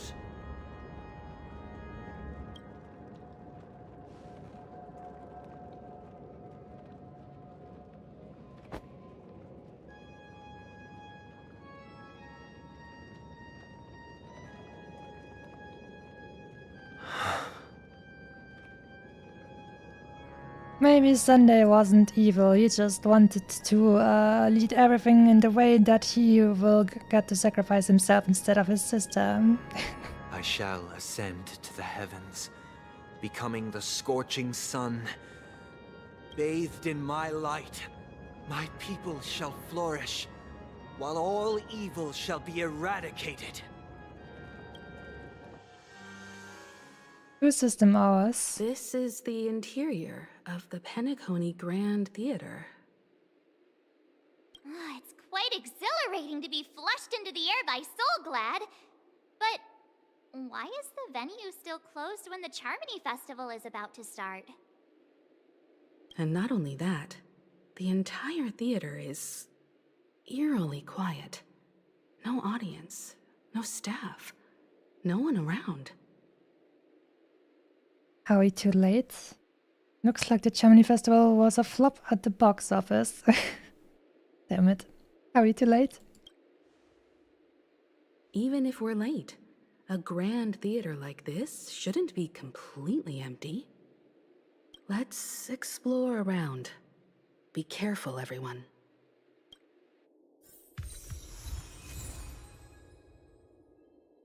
Watchmaker's hat.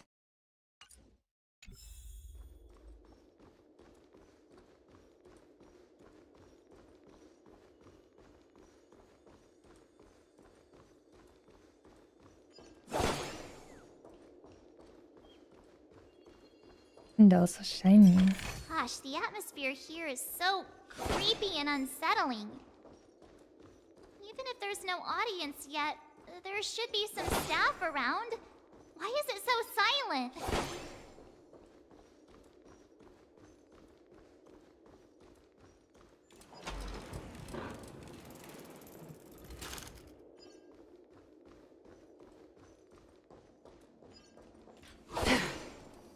Look at those with their ballet feet. Those are long legs.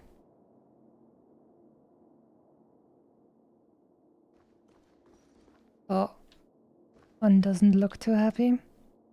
Maybe apologizing or something. Or begging. Yikes! They scared the life out of me! Why are there so many puppets at the ticket office? They won't suddenly start moving, will they? So many mannequins. Is this a fashion store or something? March behind you. What? You're so annoying. Stop scaring me. I'm sorry.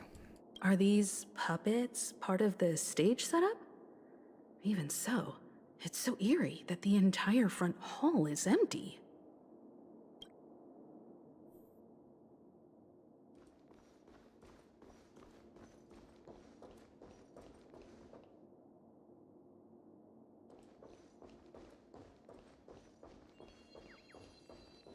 Shiny has been acquired. And to stop hitting these things because atmosphere. Something feels off. We're in the right place, right? There's no other grand theater in the dreamscape. So Sunday's messing with us? He said we'd have a final showdown on the stage, but why is there no one here? My apologies for the delay, March 7th. You scared me! Where are you now? I'm waiting for you behind the curtain. Following the Asdana tradition, I invite you to enjoy a stage play in 3 acts before the festival begins. History is a mirror reflecting the universe's true essence. Let's use this opportunity to delve into the rich history of Penacony and the eons. Within it, naturally, the future takes shape. Let us commence with the dawning of the world.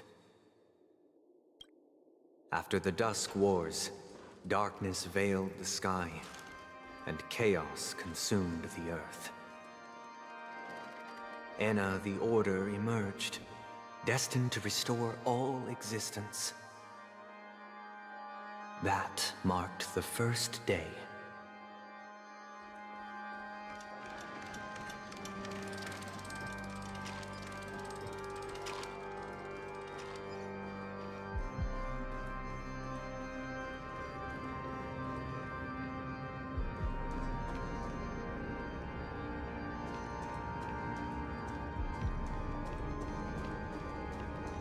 They gathered nebulae and forged them into picks, thus creating a grand lyre with black and white keys. Strike the white keys, and the sun rose. Strike the black keys, and the moon rose. And so, the cycle of day and night arose. That marked the second day.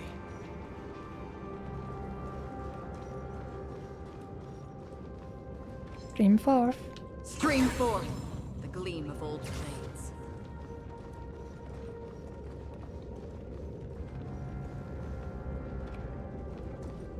The puppets are gathering around the frame. Are they expecting us to enter it?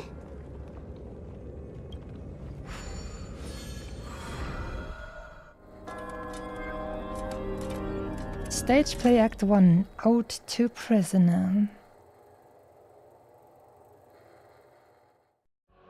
Where are we now?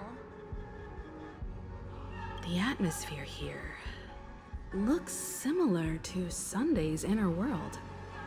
Perhaps this so-called stage play is created with his abilities. This act is named Ode to Prisoner. Given the atmosphere here, I believe it's about Penacony's past. I thought things were finally looking up as I managed to dodge prison during my recent trailblazing expeditions. But now it looks like I'll be back behind bars again. Music, music. I genuinely wish to avoid a violent clash with my esteemed guests from afar. Therefore, I've arranged 3 acts before the situation becomes irreparable. Where shall we start our narrative? Well, let's start with the time when Penacony was still a frontier prison. Stream forth, the gleam of old blades.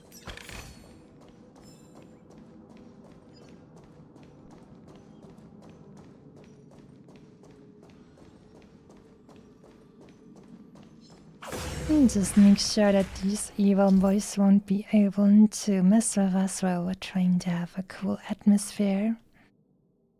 You will occasionally discover some scattered dream bubbles in the map due to them being unconnected to passable platforms. These dream bubbles cannot form bubble bridges. After interacting with the control panel, the corresponding dream modules and their trajectory will be highlighted. By interacting with the control panels, the dream module can be moved along a designated trajectory. When moving the dream module, the scattered dream bubbles on its surface will also move with it. I don't think I retained anything after reading this. Hehe.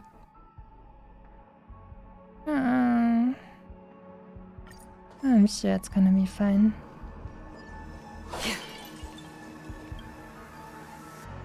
Show, don't tell.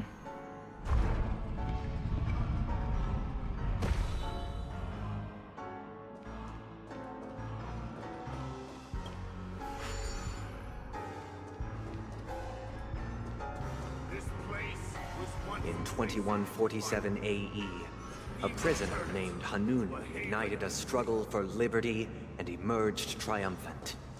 IPC referred to it as the War of the Frontier, while the Asdanians dubbed it the War of Independence.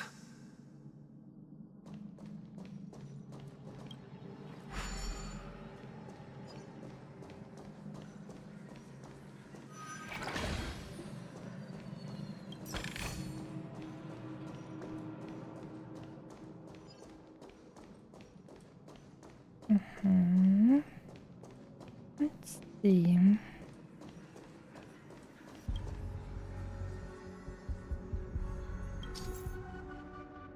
All bridge has been destroyed. Okay. Ah, that was because it destroyed the bubble bridge that led to the shiny over there. I thought I had to restore my stuff again, but apparently not. We've shattered the cages and expelled the guards. It's true that Hanunu was a legendary hero, but it must be acknowledged that while he bestowed freedom upon the prisoners, he didn't grant them true liberation. Thank you for staying here, honorable travelers. However, The three nameless stayed on the planet, endeavoring to spread the tenets of Trailblaze throughout the frontier prison. Alas, their efforts proved futile. I really like how we can skip fighting these guys, because that means we're not getting taken out of the atmosphere of the current stuff that's happening. Hehe. That is much nicer for story purposes.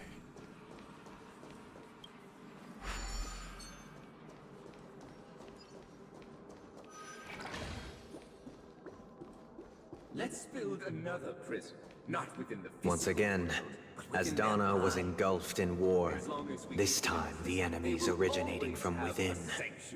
The prisoners remained prisoners for the rest of their lives, fighting for freedom rather than living for it.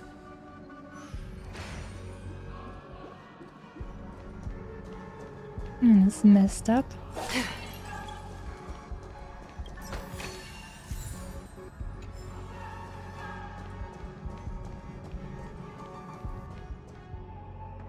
I hope you like this land of freedom on a scorched earth.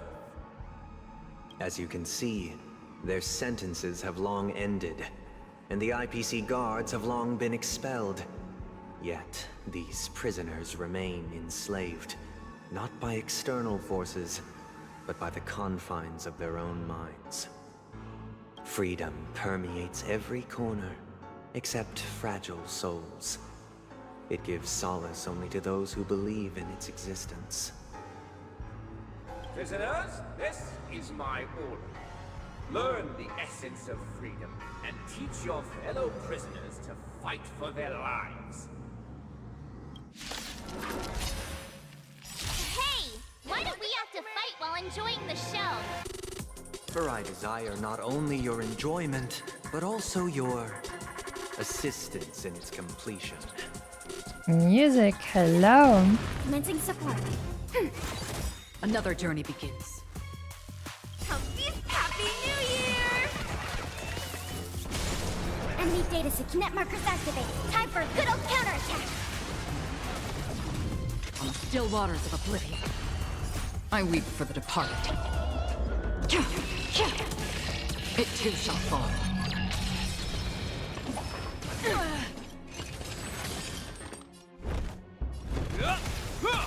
Turn out your pockets. We have the upper hand. Ready for another? Destined. for oblivion. Enemy targets detected. Forget your wallet? This ends here. How about another frost thingy? Free will, or was it fate on the still waters of oblivion? I weep for the departed. And goodbye. It too shall fall. No one can restrain you anymore. You are free. Thus concludes the first act. Amidst a raging war, the frontier prison headed toward becoming Land of the Exiles. This must be how Penacony was constructed. With the aid of outsiders, the prisoners were finally liberated and established the Land of the Exiles. However, it appears that Sunday aims to convey the spiritual plight of the prisoners more than the physical aspects of imprisonment. This show is a bit too literary for my taste. But the battle part is quite easy to understand. Anyway, we've arrived at the exit. Let's go! These puppets... Where are they guiding us this time? I hope they release this music very soon. This is pretty cool. Like the battle music, especially. Looking forward to the boss music.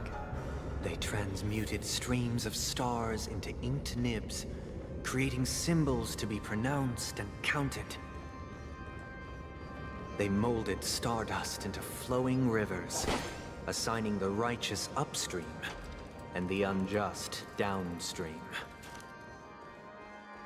Thus, all things were marked, and the world learned to discern between good and evil.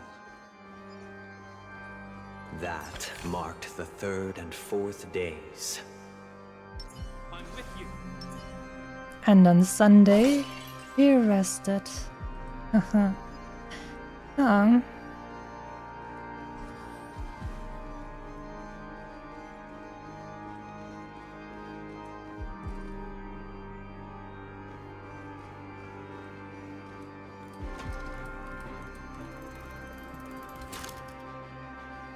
Look! Another frame!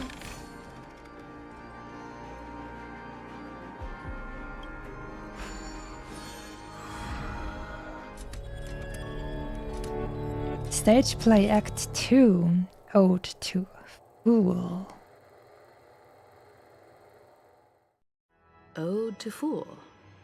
This must be the second act.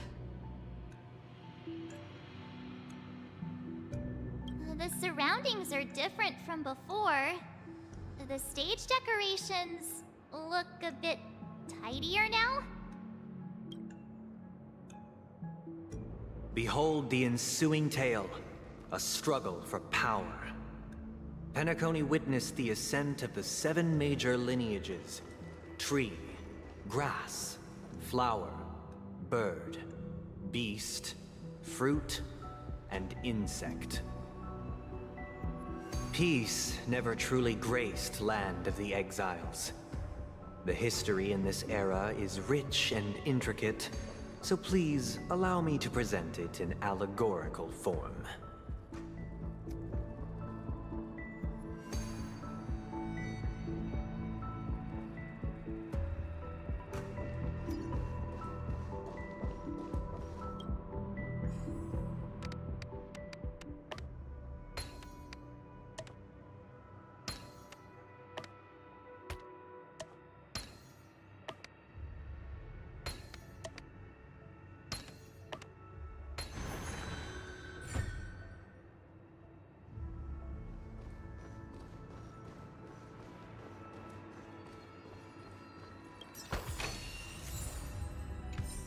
Welcome to this mansion, dear outsider.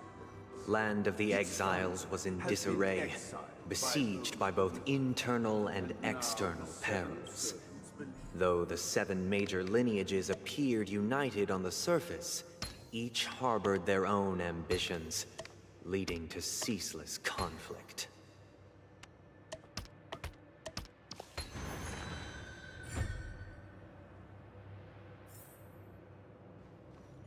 A the pillars of this mansion. The Black Plum family was the first to fall. They withered away in the White Desert event, orchestrated by the Alfalfa family. Because Master shaped you from clay, but forged me from fire, I'm superior to you.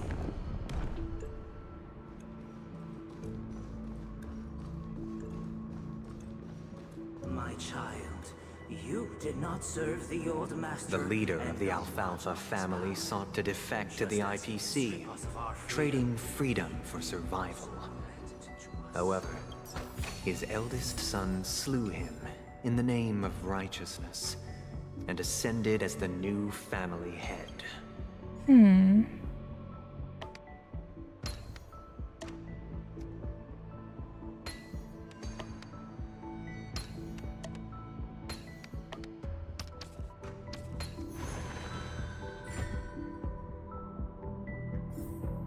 I do believe after 7.5 hours of streaming, I am not completely following this convoluted story of the past of Penacony quite as much anymore. But I surely don't want to break the atmosphere of it. I just like listening to it all the same. I'm trying to keep focused. I shall forge new bonds. Only when Gopher Wood led the family to Land of the Exiles and earned recognition from all 5 major lineages did Penacony earn its new name, the Land of the Dreams. Dear outsider, I beseech your aid in purging this mansion of the poison spread by the lurking instigators. You want us to help you? What do you need? I wish they could regain their reason and cast away the shackles of hypocrisy. This is the second act. Looks like it's about Penacony's journey to becoming the Land of the Dreams, during which the family plays a crucial role. But this new master seems like a bad guy to me, don't you think? Perhaps this is the truth Sunday is trying to express, if you read between the lines. The Harmony changed Penacony just as the guards once did. Looks like we've gotta help those guys kneeling down over there calm down a bit, right? Calm down. Maybe you have Clocky's abilities. Butler. I shall be my own master, or I shall return to my former master. I shall not submit to a new master under any circumstances. Hydration check. Thanks for that.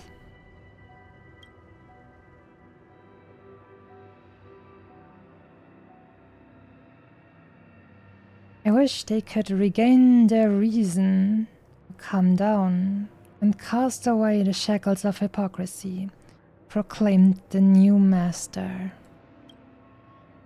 Activate clockwork.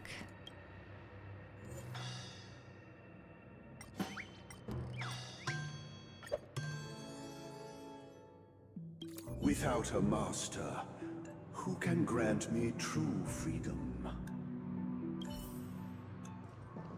Advisor. Master is no longer here. I thought I'd be free, but I'm not. Now, without my master's command, I'll have to seek guidance from the blind. Only the calm ones can evade the insidious influence of the hidden instigator, proclaimed the new master. Calm sounds very much like order.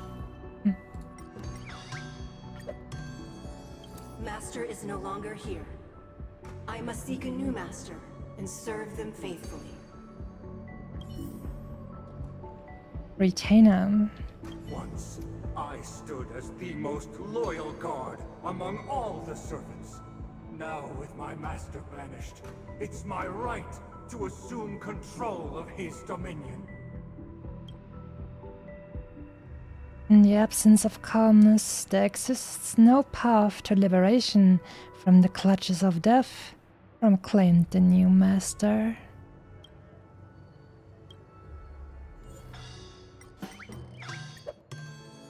My former master has long departed, but why do I still fear the remnants of his creation?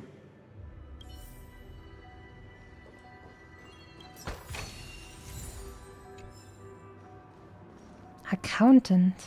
Master! Oh, you will return in due course, and I shall stand vigilant, awaiting the reward for my loyalty. Only reason can shield people from the lingering poison of the past, proclaimed the new master.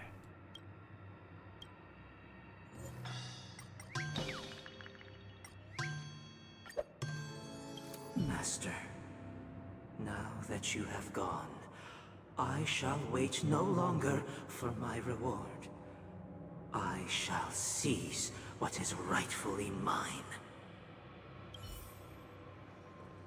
These mannequins got nice hips. Artist. In the absence of my master, I am free.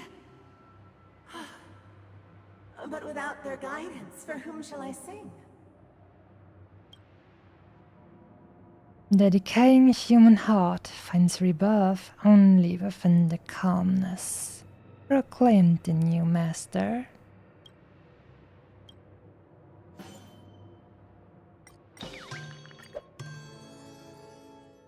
I shall sing for my new master, just as their noble voice once resonated throughout the cosmos.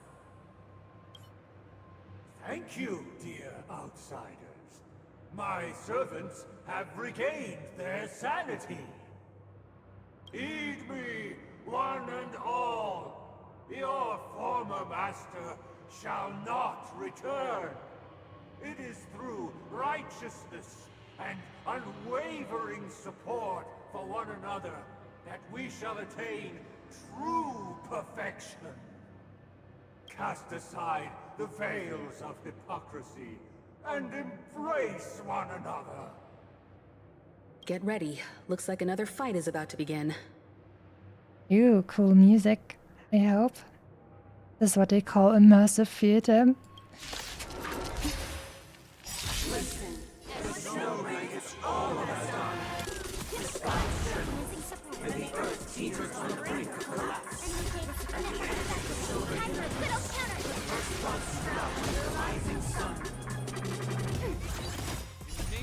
Will forged in ice never falters!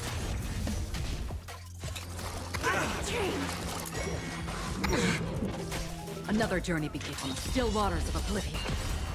I weep for the departed. Time to weep for the departed. It too shall fall. This ends here. Advice. I like having that E1 on him actually, so that the frosting is actually more reliable. Ready for another?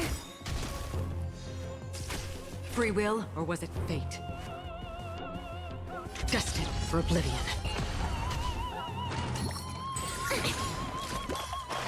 Enemy targets detected. Enemy data secure. Net markers activated. Time for a good old counterattack. Let's see, 1, 2, 3.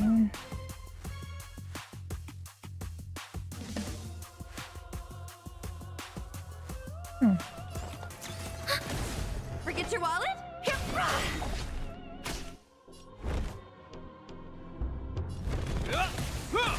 Another journey begins on the still waters of oblivion. I weep for the departed. It too shall fall. We have the upper hand. Turn out your pockets. Goodbye. Alas, More cool they music remain though. but slaves till the very end, with the illusion of freedom. Thus concludes the second act. Amidst an illusory harmony, Land of the Exiles charted its course toward becoming the planet of festivities. This is how Penacony fell under the family's control.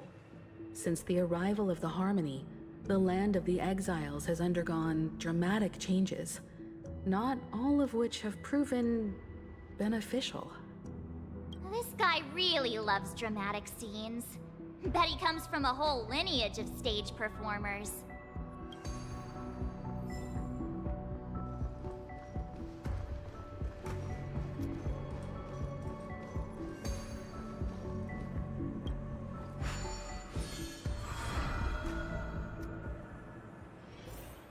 There was a chap bird in the mirror. They used the planetary rings to establish the law, forging a code of conduct among the masses. A grand lyre with black and white keys served as an instrument, while symbols of articulation and numerical notation took the form of musical notes. The downward flowing river became a melody, and the canon of law dictated the form. Thus, all mortals found their unique place within this symphony. That marked the 5th and 6th days.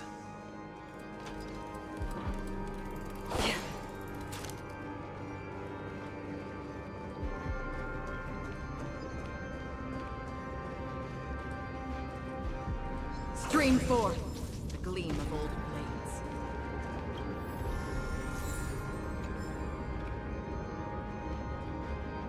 And look at the puppet. A puppet softly singing an epic saga, wars and history.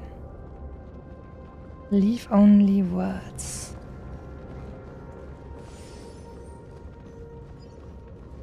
I'm with you.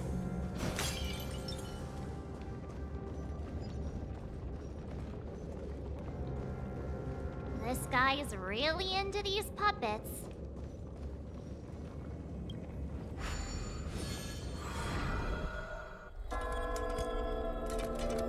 Stage play act 3. Ode to Order. Oh, I get it now. The last scene is all about singing the praises of the Order. And the atmosphere here is completely different from the previous two scenes.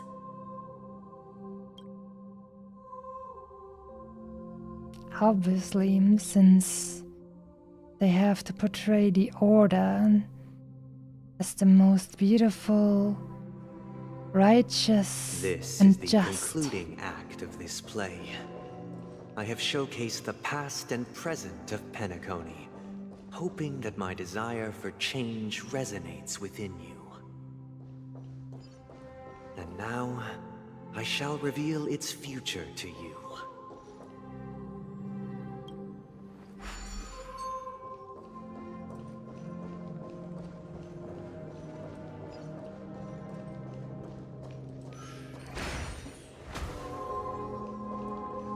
Stream forth the gleam of old blades.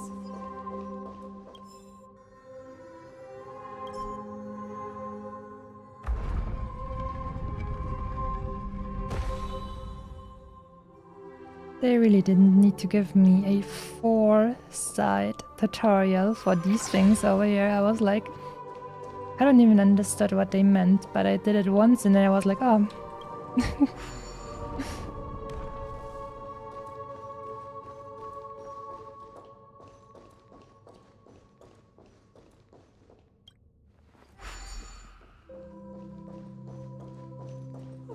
Stream forth the gleam of old Responsibility for the people. Without a king, who shall bear responsibility for the people? We will make choices on their behalf and bear the responsibility.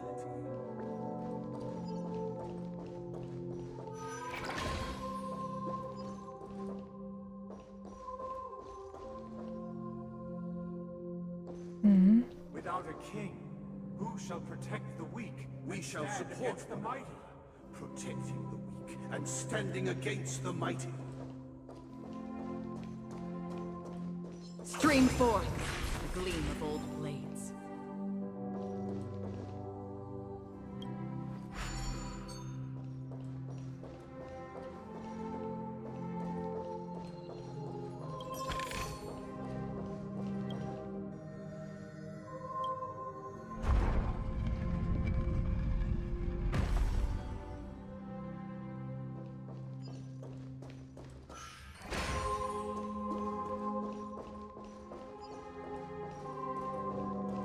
Without a king, who shall govern the movement of stars? Before the arrival, The ebb and flow of everything tides. followed its natural course, and so it shall continue even after the king's departure.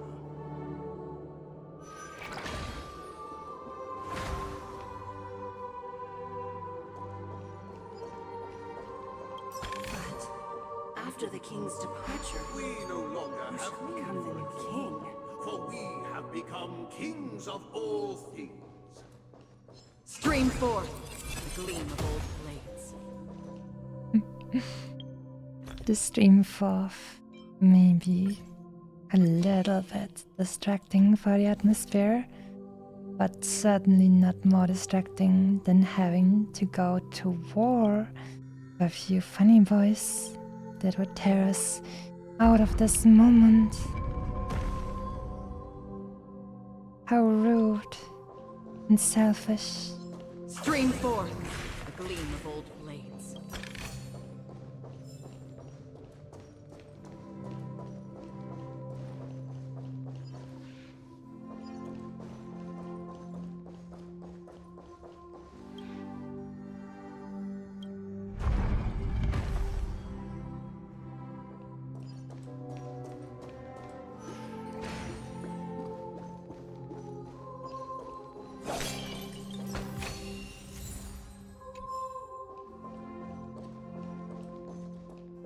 Look at you.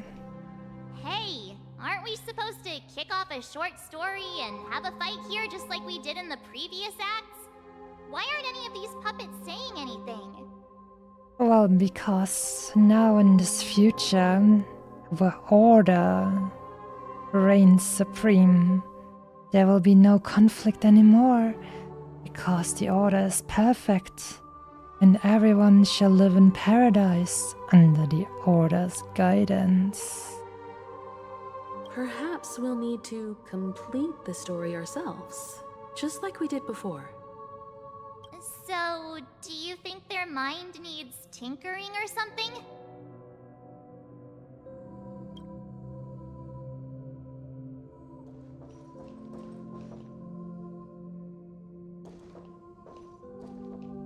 General.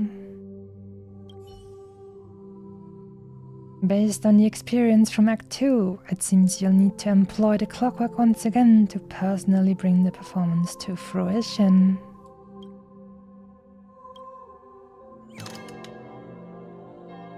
Ooh. This is what satisfied looks like. That does not really look like satisfaction. Farewell, former king. Untunable. We no longer have need for a king, for we have become kings of all things. Oh. Farewell, former king. Just pulling on the strings a little. Uh-oh. How did it go? I can't change the emotions. You can't change them? What does that mean? They are finally completely entangled in order. My apologies for my negligence. I forgot to inform you that the final part was scripted long ago. Let our previous king recount it to you. Now it is time for the final rite. Prepare for battle. Looks like we'll have to fight again. And hopefully get some banger music as well. Spiral staircase. I traverse towards the future with measured steps. No need to remember me or seek my existence.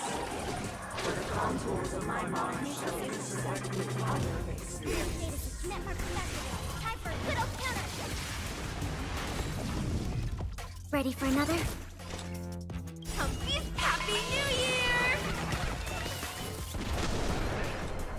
Destined for oblivion.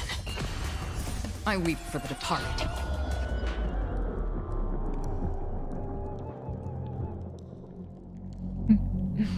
Listening to the muffled music while we're in the space is also very cool.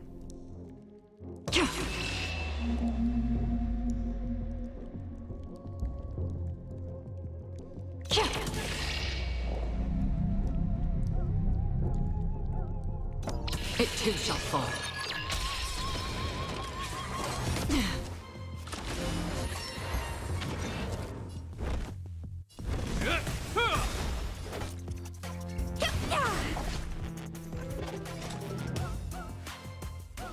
On the still waters of oblivion.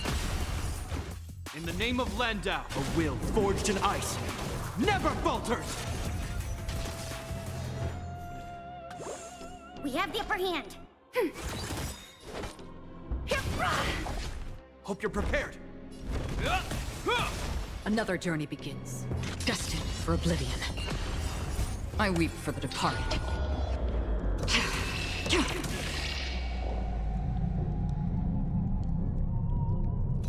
It too shall fall. In the hushed expanse of a nocturnal reverie, I leave faint traces behind. No need to remember me, or to recall the essence of dreams. What is mine shall wane, while you shall transcend its delicate nature. This is the final scene. It's much more straightforward. He wants to expel the Harmony and establish an empire based on the Order. Let's go. Once this stage play concludes, it'll be time for the main event, the Charmony Festival.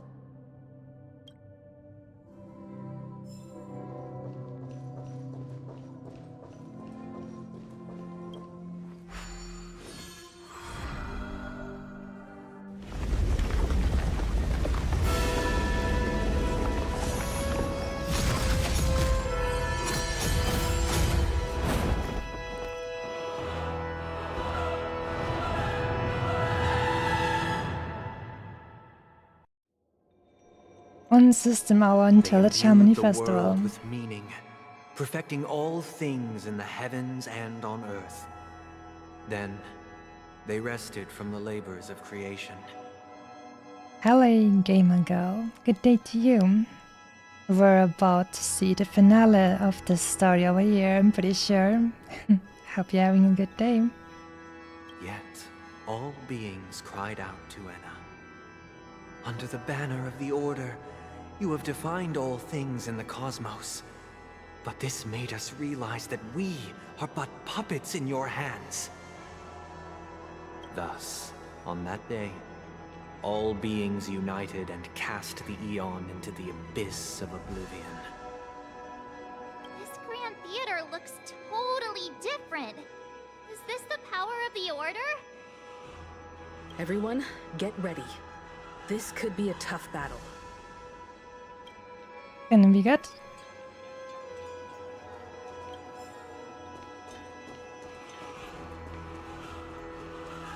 I'm with you.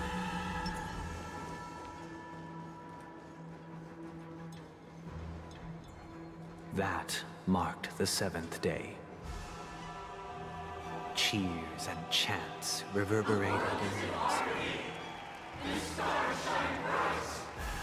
Praise the Great One. The Order is dead. The Order is dead. The Order is dead.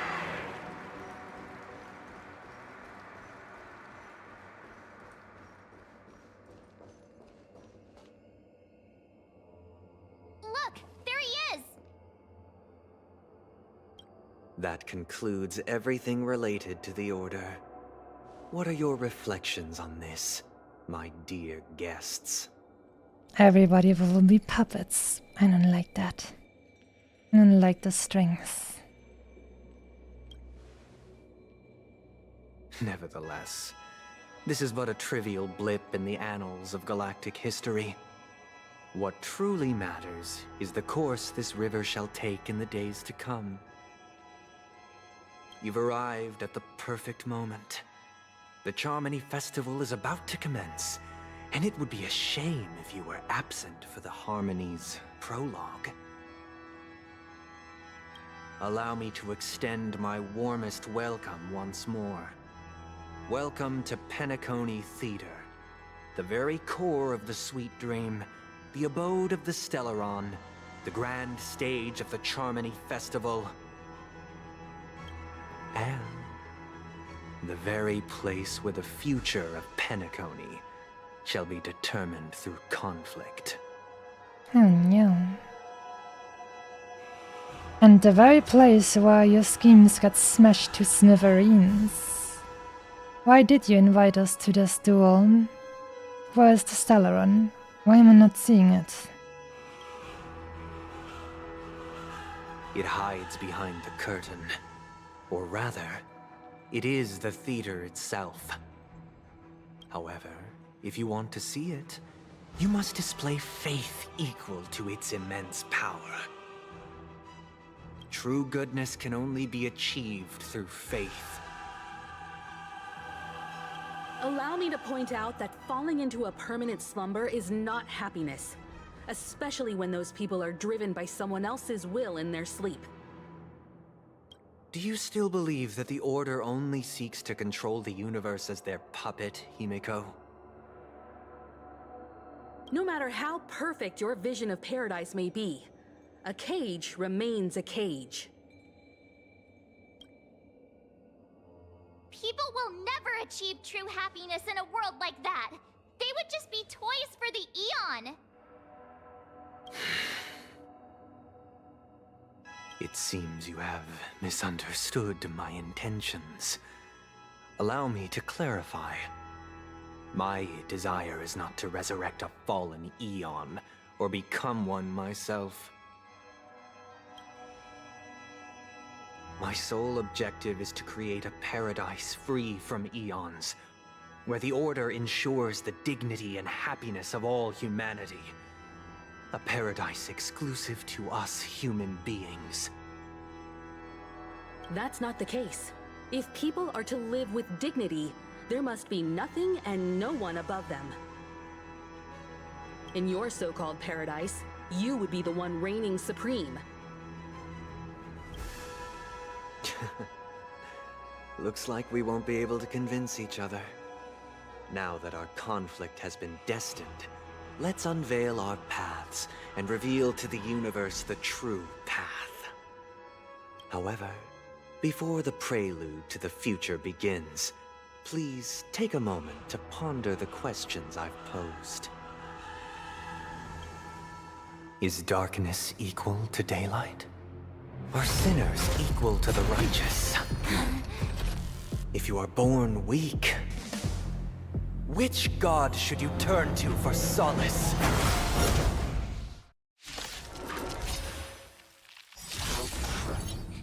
The Eon with great might. Under the land. Enemy timing data so net market festival. Time for a little counter. In the cosmos. The past, present, and eternal show.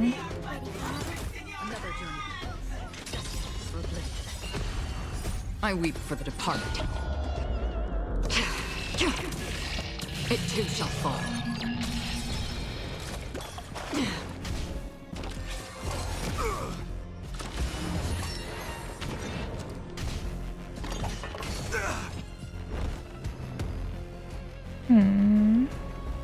None of them are weak to ice.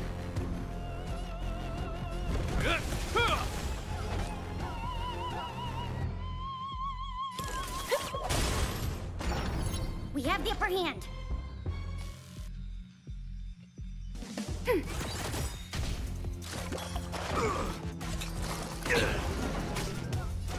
Why didn't that give energy to Japad? I'd hoped we could use his ultimate now. Well, anyways. Enemy data secure. Net markers activated. Time for a good old counterattack. On the still waters of oblivion. Commencing support. Ready for another? Happy New Year! I weep for the departed. It too shall fall.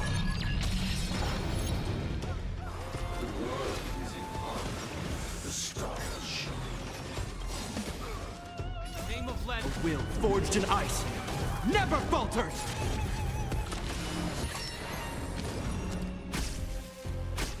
Free will, or was it fate?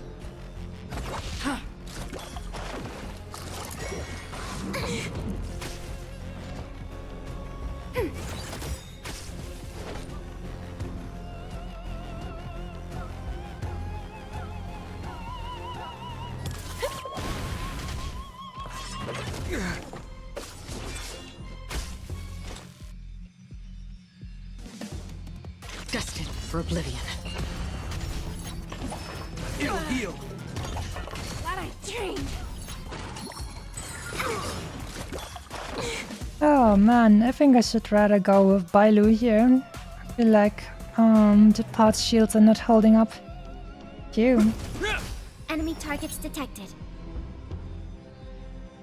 Enemy data signet. Goddess Commandment is about to descend. Uh-oh. I weep for the departed. It too shall fall.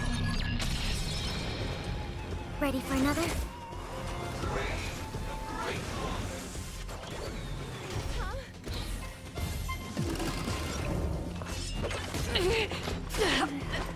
Yeah. Commencing support. Guess we'll try again, but this time with Bailu. Ouchie. Can you restart with a different team? No, I cannot restart with a different team then. Retreat. Well then, let's see.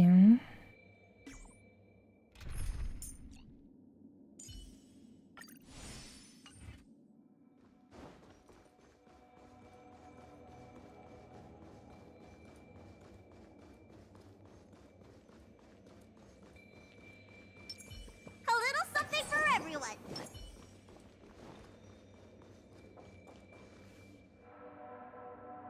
Look, there he is.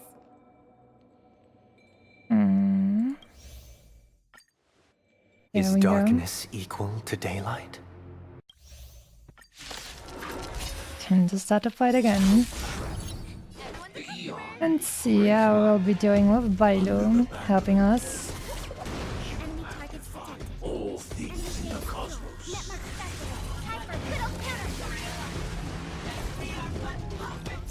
Oh, whoops. That wasn't what I wanted. Whoopsie. Anyways. I weep for the departed. It too shall fall. Need a doctor?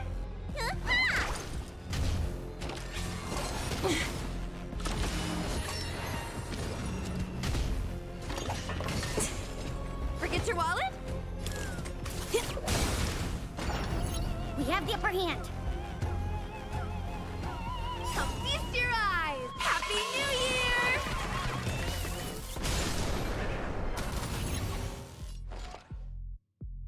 Ready for another? That's half the work. Destined for oblivion. Here we Commencing go. support. Turn out your pockets! Another journey begins on the still waters of oblivion. Let me tend your wounds. Hi-ya! Ready for another? Forget your wallet? Phase 2. Net markers activated. Time for a good old counterattack. I weep for the departed.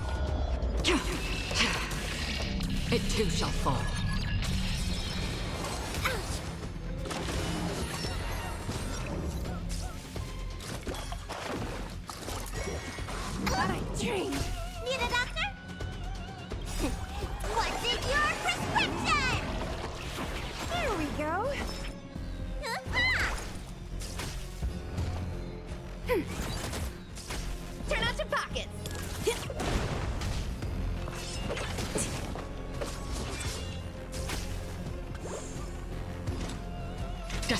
for oblivion.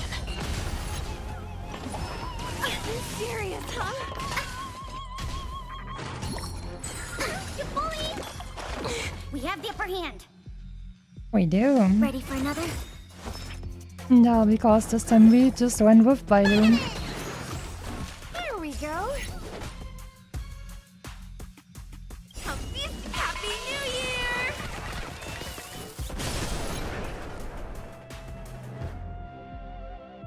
Enemy data secure. Net markers activated. Time for a good old counterattack. That's half the work. And goodbye to you Still guys. waters of oblivion. Let's see what I weep happens for the afterwards. The full boss isn't even here yet. It too shall fall.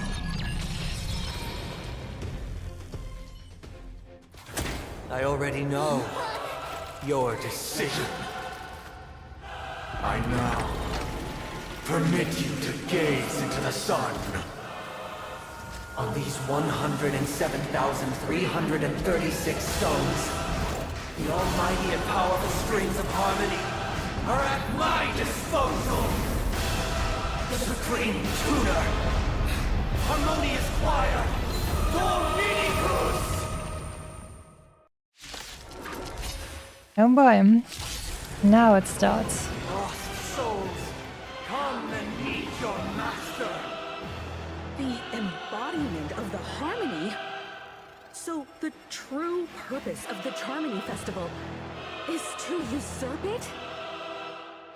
Usurping the embodiment of harmony. Every time you break a layer of enemy toughness, you gain a certain collective shield. Collective shield can take damage on behalf of all allies, and the shield effect represents the amount of damage the shield can currently endure. Interesting. No one's gonna pay you. Whoops. No, I don't know. I just want to click away and thump. Anyways. Enough. Now noisy. I could have started my ultimate right away, but now I couldn't. Damn it. Wait, actually, no. No, it wouldn't have worked anyways. And I guide the wandering soul. Somebody needs a doctor. Look, listen, feel, catch.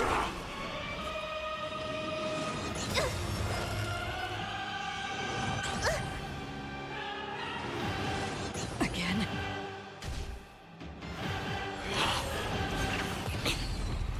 Wise and perceptive as you are, answer me this. Alright, bring them boys quickly. Order merge into one.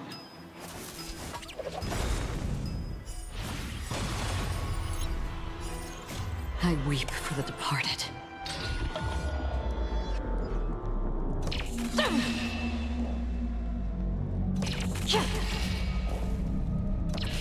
Dusk's reign, it too shall fall. It looked like it worked pretty well. I'll contain them. Now noisy. Oh, let's heal while we still have the shield, then we can get ourselves some more energy later. What's in your prescription? Here we go.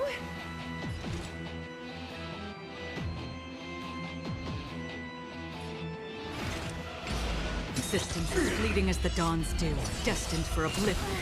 I'm feeling like there's another world in front of my eyes. It's the power of tuning. Don't let the song distract you. No singer responds to the conductor. Hehe.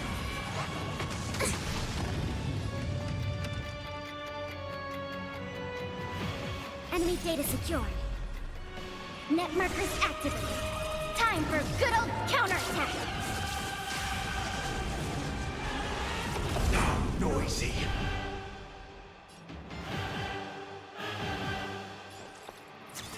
Oh.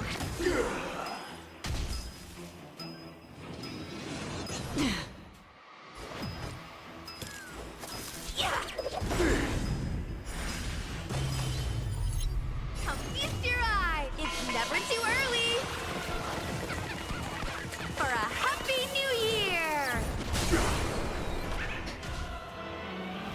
This is the first time I've seen her non-accelerated ultimate. Eternal peace.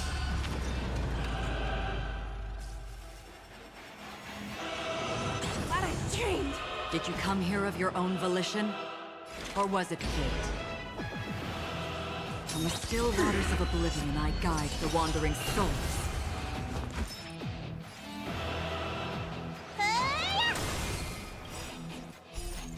I weep for the departed.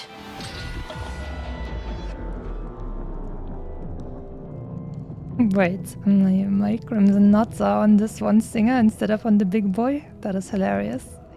Well, well, Acheron. Cut them apart. And again. And one last time. Dust's reign. And then, next phase. Oh, wait, what? I thought there would be another phase. Come. Creation will be reborn from the remains of the gods. Dan Heng?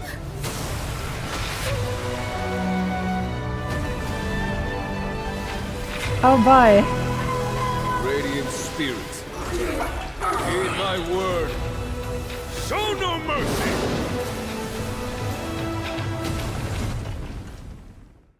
Nice. Mess those guys up, let's go. Wake up. Wake up. What? I wanted to see some more awesome action. Oh. Hey, wake up. The sun's frying your butt. What? Are you alright? You lied to Can me. you hear me? Do you remember your name? I don't remember anything. Why does that line sound so familiar? Oh, wasn't this what they said to me in the beginning of the game? Didn't I shoot the sun out of the sky?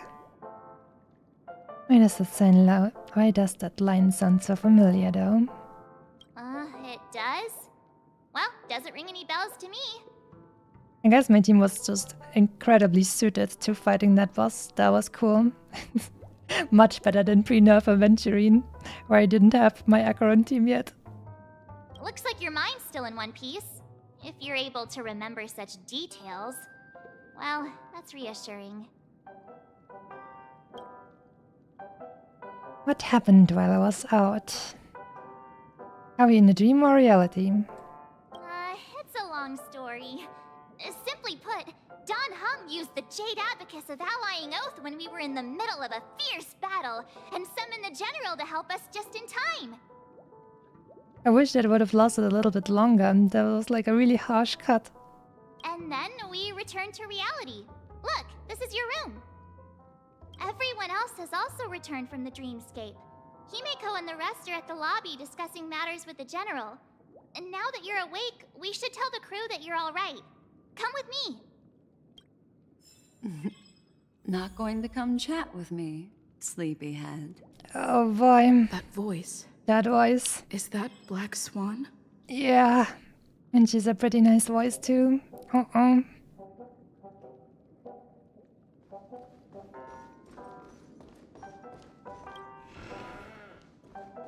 Hey, where are you going? Just a moment. So we adults gotta have a talk. Seems the older I get, the harder it is to fall asleep. Hey, we meet again, sleepyhead. What's Miss Black Swan doing here? Nothing, Miss March. I noticed she was awake and wanted to check to see how she was doing. Though the strike from the general was timely, its destruction was also immense. When emanators collide, ordinary people inevitably suffer. But, luckily for them, the dreamscape is my home turf. Thankfully, I managed to get everyone out before the harmonious choir collapsed. Oh, so that's what happened! Thank you, Miss Black Swan! Don't mention it. After all, I wouldn't want to see such precious memories vanish. You're heading to see your friends, aren't you? Would it bother you if I walked with you for a short while? Of course not. But you're not planning on doing something like last time, are you? At least now we're not in a dreamscape and she can just do whatever. Why would you think that? Why would you think I've that? never harbored any ill intentions. Well, not when you were around, anyway. Jenny. Himeko and Mr. Yang are probably still busy. Let's go look for Don Hung first.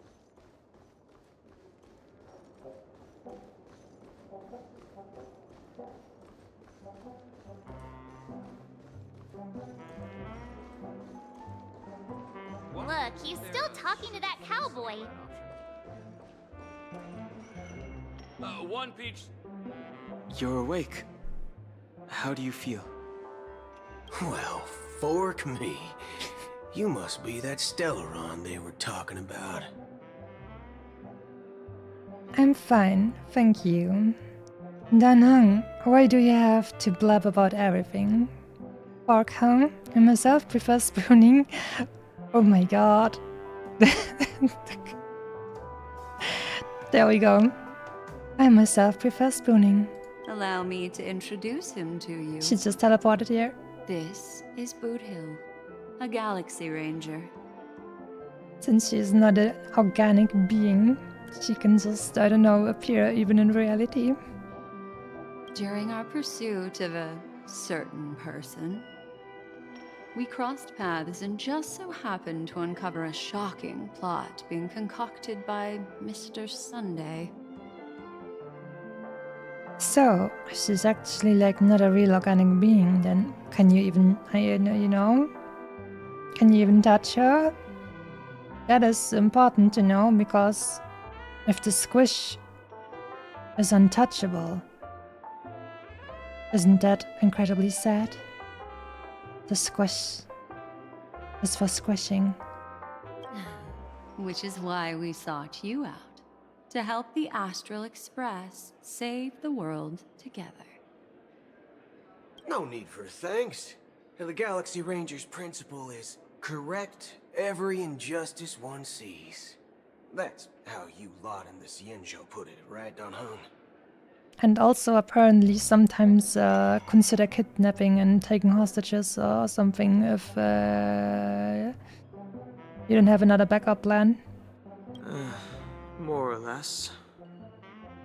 Wait, hold on a sec. This is the first time I'm hearing about this certain person. Who are you chasing? And why would that lead you to the Express? Good question. It's, who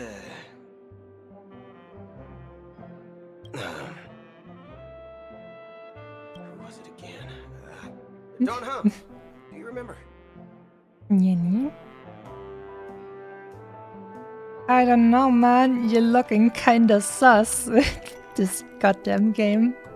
No, that ain't it. I just can't seem to recall. Weird. My neurochip hasn't registered any malfunctions. What? Are they forgetting about Acheron? No, not. Don't forget about Acheron. I can't seem to remember either. What's going on? Heck.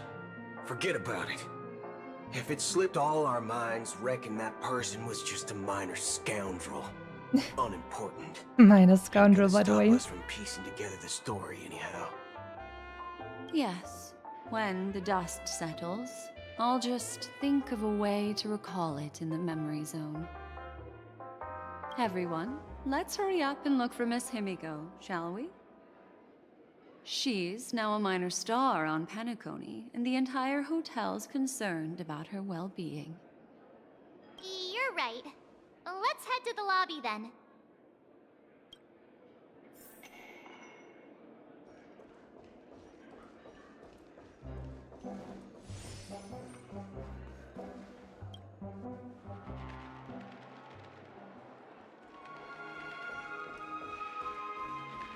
Mr. Jing Yuan. They're with the general. That's all right.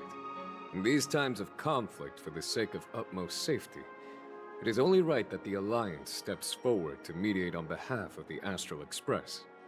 We must not allow you to take unnecessary risks. Furthermore, despite the IPC's eagerness for success, it prioritizes peace above all. And the family, trapped though it may be, professes a desire for harmony. The Alliance has always won people over with reason. I firmly believe both parties can indeed put aside their differences and come to a peaceful agreement. I don't like the sound in the distance in the background here when it sounds like a phone is ringing. That kind of really catches my ears. And then I'm like, ah. The General possesses a deep understanding of the greater good. With the Xianzhou Alliance mediating, peace for Penacony is within reach. You flatter me. But ultimately, it's been all down to the Express. Without your efforts, this sweet dream paradise would have been claimed by the last remnants of order before there was even a shot at peace. Well, would you look at that? Here comes the big hero.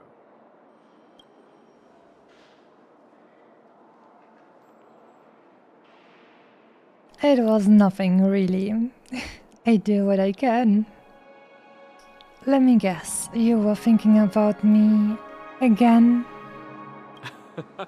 If it isn't the galactic baseballer. Yeah, you remember Hero us. with unparalleled insight.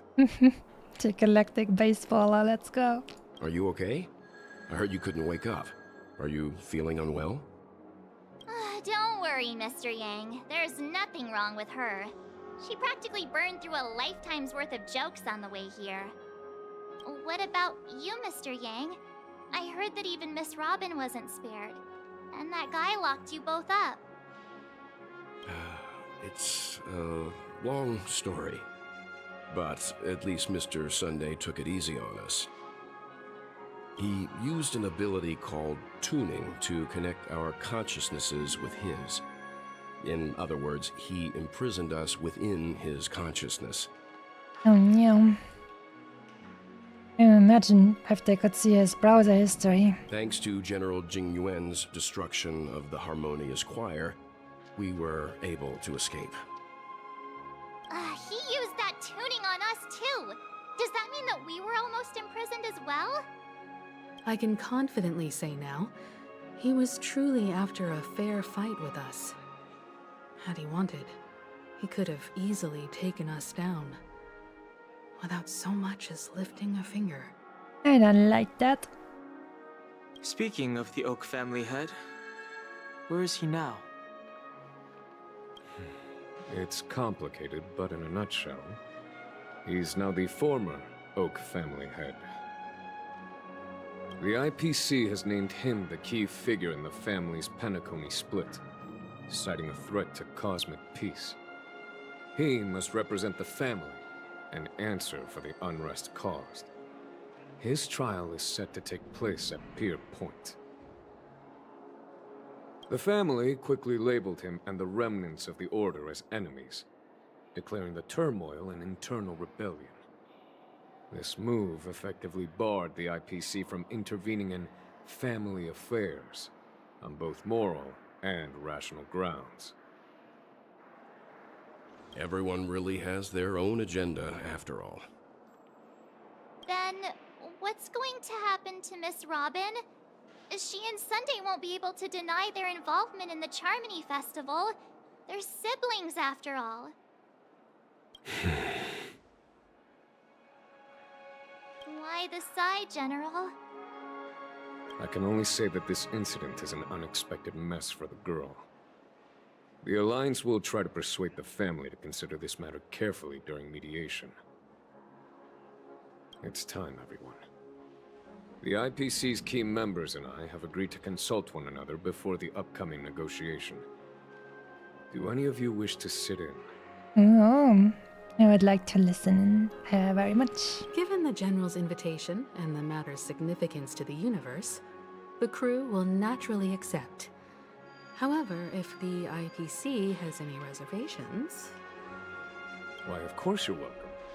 They've mentioned that your team is a trusted ally of the IPC in Penacony, so there's no reason not to welcome you. Even though I didn't play the story yet, whoopsie. Besides, if there can be reliable observers from the Astral Express present, discussions will go more smoothly. So, what do you all think? Well then, we shall oblige. I'm kind of allergic to those types of situations. I think I'll just head back to my room and start packing. Not to worry. Himiko and I won't take care of things. I also want to know what happens. Also, goddamn telephone. I'm afraid I'll also have to return to the Express first. The conductor is worried about us. It's best I go and explain the situation. Thank you. What about you, hmm? Will you join Welt and me? Or have you got other plans? I'll go with Miss Himiko. I have to help March pack her suitcase. What? Don't know why, but something tells me I only have one real option here. I'll go with Miss Himiko. Great. Although I'm not too sure of the reason, the representatives from the IPC have insisted on her presence. Allow me to lead the way. Follow me, please. The negotiation will commence at the hotel lobby. Everyone, please follow me.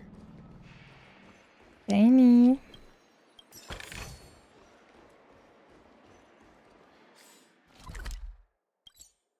Mr. Aventurine and Miss Topaz are here too. Oh, and who is that over there? The Intelligentsia Guild's Dr. Ratio.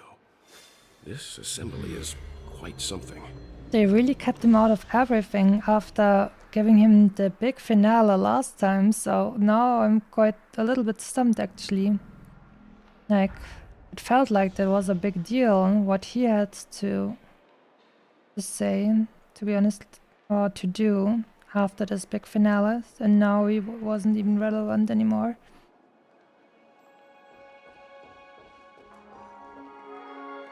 I think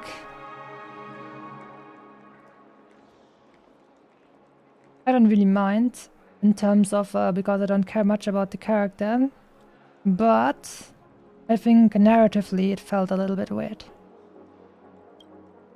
It's been a while, my Astral Express friends. I would also extend my sincere thanks to you, General of the Luofu. The presence of everyone here assures that the talks will likely reach a conclusion that satisfies all sides. Oh.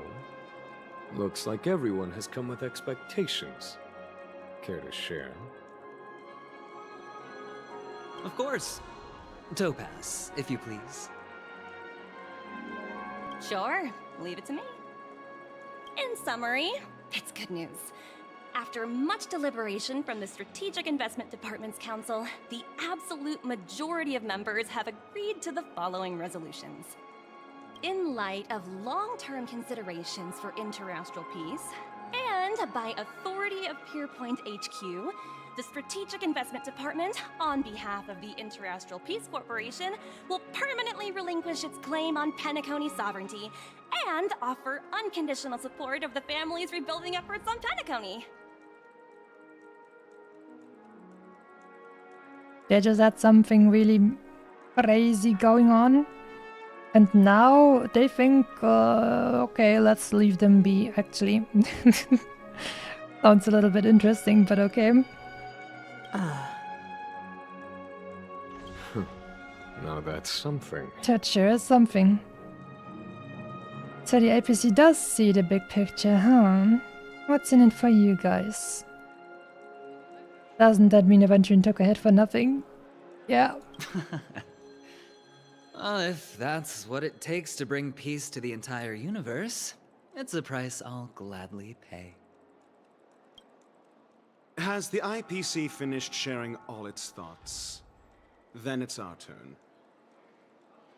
The Guild, much like the Genius Society, has taken a keen interest in the recent calamity in Penacony. Ultimately, both parties have agreed to a comprehensive collaboration, offering technical support for the reconstruction of Penacony. The floor is yours for the finer points, Mr. Screwlum. Enlighten us, please. Screwlum. Louder. Organic life's unrelenting search to understand the realm of inner spirituality is something I both admire and envy. Inorganic life has no mechanism to evoke dreams. But when my mechanical impulses are activated, my inspiration circuits will start to operate, and I will enter a state defined as imagination. Every time, within the realm of imagination, there emerges a fire from the shadows. It is warm, bright. I frequently ponder this flame might represent the essence of intelligence, a cluster of inspiration ignited by high temperatures. The future direction of the universe may well lie within it. Okay. Alas, they are nothing but projections of my thought system to me. Desired, but unattainable. But after learning of Penacony's accomplishments, I have come to realize that the flame is not beyond my grasp. After deliberations with my partners, we have decided to defer the progress of the Simulated Universe project, and instead assist the Intelligentsia Guild as technological consultants in the research of the Dreamscape and Memory Zone, so that these assets may be better used to serve humanity. Not only that, we've also established contact with the Garden of Recollection through the IPC, and they've pledged their support for our research endeavors. Everybody's just happy and peaceful and working together. Are we still in a dream? Sure seems like we're still dreaming, but because of these telephone sounds in the background, it's more like a nightmare to me and my fox ears. I'm truly happy for the Dream Chasers on Penacony. The cosmos' brightest and, let's admit, dimmer intellects are now at their service.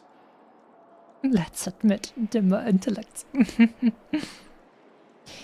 Yay, it's a big W for everyone. I keep getting this feeling that this is all too good to be true. Indeed. Actually, thinking about all of these ringing sounds, maybe it's not too good to be true. Agreed. Actually. It's hard to imagine members of the Genius Society taking an interest in such mundane research. Never mind. At the end of the day, this is a positive outcome. We have been trapped into a dream where everybody is happy and working together and everything's fine. That's what's happening here. It must be the truth. No wonder everyone insisted that she be there. It heartens me to learn that everyone is willing to put aside their differences for Penacony's plight. I trust that everyone will surely reach consensus in the upcoming negotiations. Looks like Penacony's future is decided. I'm wondering, is there anything else the crew is concerned about? Firefly. I wanted Sam to kick some ass. Peace is our greatest wish. Beyond that, we desire nothing else. Damn, that one was loud. Beyond peace, we also desire tasty food. Well, that's good. Now that everyone's minds are at ease, I shall take my leave. You may now depart with peace of mind. The Alliance will deal with all subsequent procedures. Sometime later. If that's the case, it appears that we have nothing else to worry about on Penacony. Looks like it's time for us to embark on a new voyage. Yeah, please let's run away from these phone sounds. Sounds good to me. You two head back to the Express first. I'll pick up March and deal with the checkout procedure. Oh, also, Miss Black Swan, you have a matter to discuss with me, yes? Squash. Nothing escapes your attention, Miss Navigator. You've been with us this whole time, huh? In any case, she and I will be waiting for you and March on the Express. let's go. Our time on Penacony has come to a fruitful end. Penacony's journey ends here. I guess it was pretty fruitful. Whoa. Somehow, a little bit. Huh. No. Huh. But I don't really care about talking to you guys. What about, what about the others, though? Return to the Astral Express. The navigation meeting is about to start. We're all waiting for you. When did the... Ahem. Looks like everyone's present. Let the navigation meeting commence then. This a meeting to decide our next stop? How we doing this? By show of hands. Hold your horses, cowboy. It's for those to decide. Boodle, why are you still here? Black Swan, how come you're here too? What intonation are you guys doing here? Yeah. Allow me to explain. Mr. Boothill and Miss Black Swan submitted a request to temporarily travel with the Express for their own personal reasons. Can Black Swan just teleport around anyways? Actually, that is concerning. How can we ever be sure we have privacy when she could just be teleporting into our room? Or just not showing herself? Oh god. She can't know about my Musashi-sama collection. As you all may know, the Astral Express never declines any passenger whose heart yearns for the distant stars. Therefore, they will be traveling with us for a while until they reach their destinations. Whoa, the Express is going to be much livelier now. But, Miss Black Swan, you better not use your Memo Keeper abilities to pull any pranks. Understood, Miss March. I promise you, you'll never see me in your room while you're taking a break. Don't! You're freaking me out. That's what I've been saying. All right. Now that everyone's met everyone, we can continue our navigation meeting. Firstly, Pom-Pom wishes to thank everyone. If it weren't for you all unearthing the truth about Penacony, Pom-Pom would have never known where Mikhail and the rest had gone. What they had to go through was regrettable, but I reckon they all fulfilled their wishes. And it was thanks to all of you. Thank you, everyone. Now then, we come to the crux of this navigation meeting. We must decide on the Express's next stop. Let me introduce our current options. The first choice is from Himiko, the oceanic planet of Lushaka, a planet composed entirely of water. Many aquatic races reside there. Of course, it's also the home planet of the venerable, nameless Mikhail. The second choice is the agate world Melustanen, suggested by Welt. It's famed as one of the initial sites of the Stellaron disaster, and the place where the beauty Idrilla ascended. Today, it's celebrated as a planet of undying allure. Why would a married man want to, visit the planet of undying allure? The third choice is Edostar, a planet nestled within a vast ion storm region, currently under assault by the Antimatter Legion. However, the distress signals from there have recently ceased, prompting the IPC's wish for us to check in on the situation. Edostar. Wasn't there like an Honkai Impact first, the Star of Eden? Wasn't that one of the great divine keys or something that was forged out of the core of a Herrscher? Seems a little bit. Sassy. The last choice, courtesy of Black Swan, is the glass belt Petravia, a massive belt of asteroids that was turned to glass by the Lord Ravager Zephyro. These days, it's apparently known to house one of the branches of the Morning Actors Troupe. That sounds not very nice.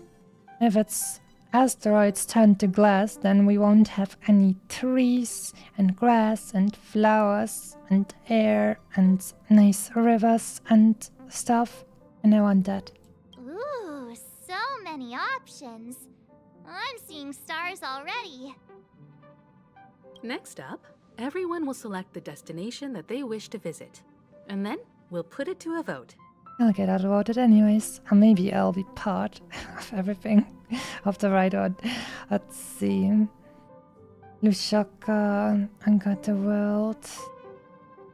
Edo Star, Glass Belt. Please not that one. I can't make up my mind. As a kitsune, I choose the planet of Allure. Wait, was that what I won? Yeah, I think that was the one. This trip to Penacony has allowed me to see another side of the Stellaron disaster. In terms of symbolism, the state of the dreamscape bears a striking resemblance to the agate world. Visiting it might deepen our understanding of the Stellaron. That makes sense. If that's the case, I vote for the agate world too. I personally think the situation on Edo Star might be more urgent. As Nameless, should we not extend a helping hand? March is right. Though the fact that the distress signals have ceased means we're probably too late. But I still think we should investigate the situation there. You guys do make sense. We should be nice. 3 votes for the agate world, 2 for Edo Star. Looks like we have a winner! Next stop, the agate world, Melustanin! Impossible. Somehow it will have to go differently, right? Because we can't actually be allowed to make a choice. Or did I actually make a choice that was mistakenly the right one for what the next patches will bring? Probably not. Then this navigation meeting is adjourned. I'll go check the warp jump coordinates. Everyone can catch up on some rest in the meantime. Yeah, nee. When it's time to make the jump, Pom Pom will make an announcement. There's still some time before the jump. What should I do? How about a chat? Oh no, that giggle. Over here. Oh boy.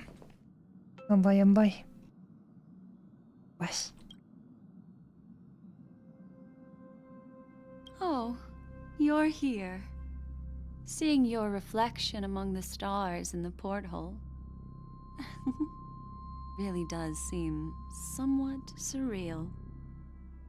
How about it? This journey of beautiful dreams. Was it to your liking? What a roller coaster ride. It's just so peak. Man, these guys don't stop with the memes. Keep it coming.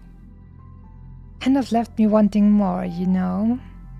Seems like there's still lots of loose ends, no? Yeah. It's nothing short of a Deus Ex Machina. Nice. When the next survey comes, I'll be checking the too easy box again. Nice. Seems like there's still lots of loose ends, no? There's a rich scent of curiosity here. Such memories can be irresistibly captivating. Mm-hmm. So, how about you hand that small parting gift back to me?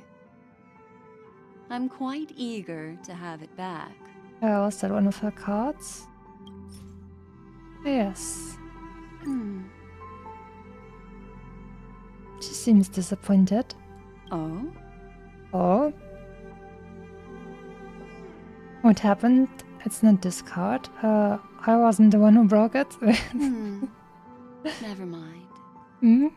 I just stumbled upon a particularly fascinating spot in your memory. Stop reading my memory. That's not nice. Those memories belong to me. And Masashi-san. Before I explain, I would like to apologize to you. This farewell gift I gave you isn't really a compass from the memory zone. but merely an empty light cone. Remember when we entered the hotel in the dreamscape for the first time, and I procured a few trinkets from your companions? Their functions are similar. This way, I can always be attuned to your location, ready to assist immediately if you encounter any threats. Is that so? But this is not its most intrinsic function. Light cones are slices of light used to encapsulate solidified phenomena. This empty light cone is the same. It can etch your memories in their most vivid form, and then allow me to admire and manipulate them, turning them into unique mementos. All the world is born from the power of mind and soul, and that power is memory. To prevent ourselves from being forgotten by the world, we must make the world remember us, or use our memories to recreate it. Life, seemingly vast, offers but a scant collection of impactful memories. Some joyful, some sorrowful, some light, some heavy. But you are different. Memory is a reflection of the future. Within that reflection, I see your unparalleled worth. You have the power to craft memories that can captivate the world. Your memory can illuminate the universe's future path. And that memory will be as scintillating as the star clusters you see in this porthole. Which is why you want to collect my memories? You're making me blush. Help me see if I'm about to ascend. You're making me blush. How adorable. But do you know the deeper meaning behind it? I don't wanna. The reason is simple. In this grandiose and ostentatious dream of the families, only you personally experienced the entire course. What does that mean?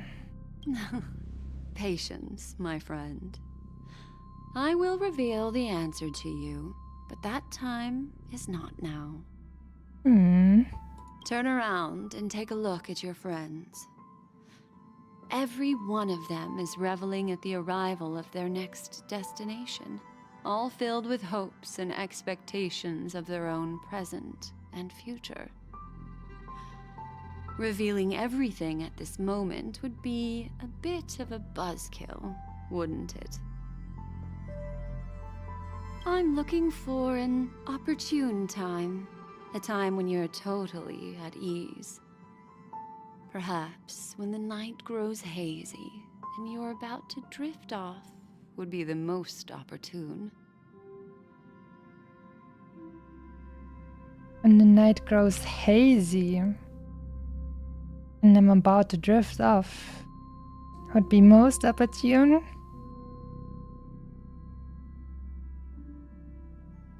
Mega sassy. How about one fine night? I will prepare the candles, aromatics, and even a cushy couch to create a cozy dreamland for you. And then I will tell you the answer in the form of a little bedtime story to lull you to sleep.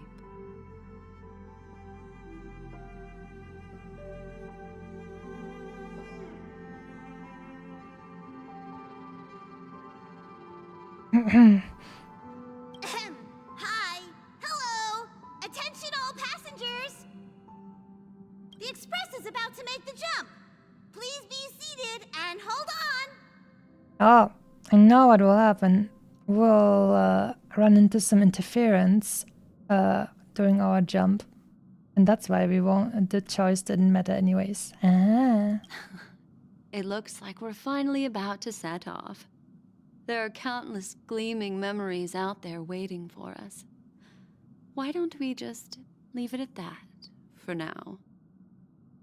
Ah, that's right. As a small token of compensation for playing that little trick on you with the empty light cone, I will gift you with some words. They hold great significance to me. Life is akin to a winding labyrinth where memories serve as our sole companions.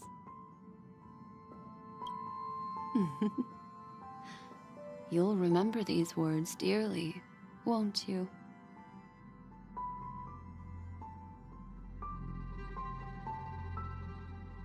Life is akin to a labyrinth, where memories are only companions, I think. In the year 2158 of the Amber Era, the first year of the new epoch, the universe resumed its intended trajectory. The kindling of conspiracy smoldered in Penacony, the land of the dreams. Failing to erupt into a blaze, it instead flickered briefly on Klapoth's anvil, before vanishing in the blink of an eye. Yeah, it kind of The dead and those was over too fated to soon. die remain in their eternal slumber, while the living find solace in deep sleep. All clamored in a cacophony of silence, and then went about their own ways. The cosmos emanated a vitality characteristic of a new era, all for the modest price of a brother and sister's mild grief. Mild. Babies are born as stars extinguish. The silver rail unfolds. The story of the Astral Express comes to a close, yet it also embarks anew. Time marches forward, heralding the arrival of a new chapter in the history of trailblazing expeditions. Penacony, the land of dreams. The end. Honkai Star Rail. Lead actors Masami.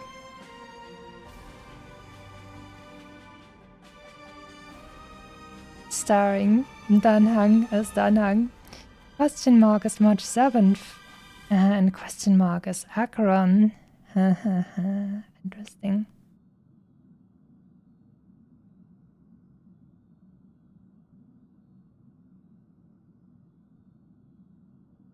Script supervisor Elio. Nice.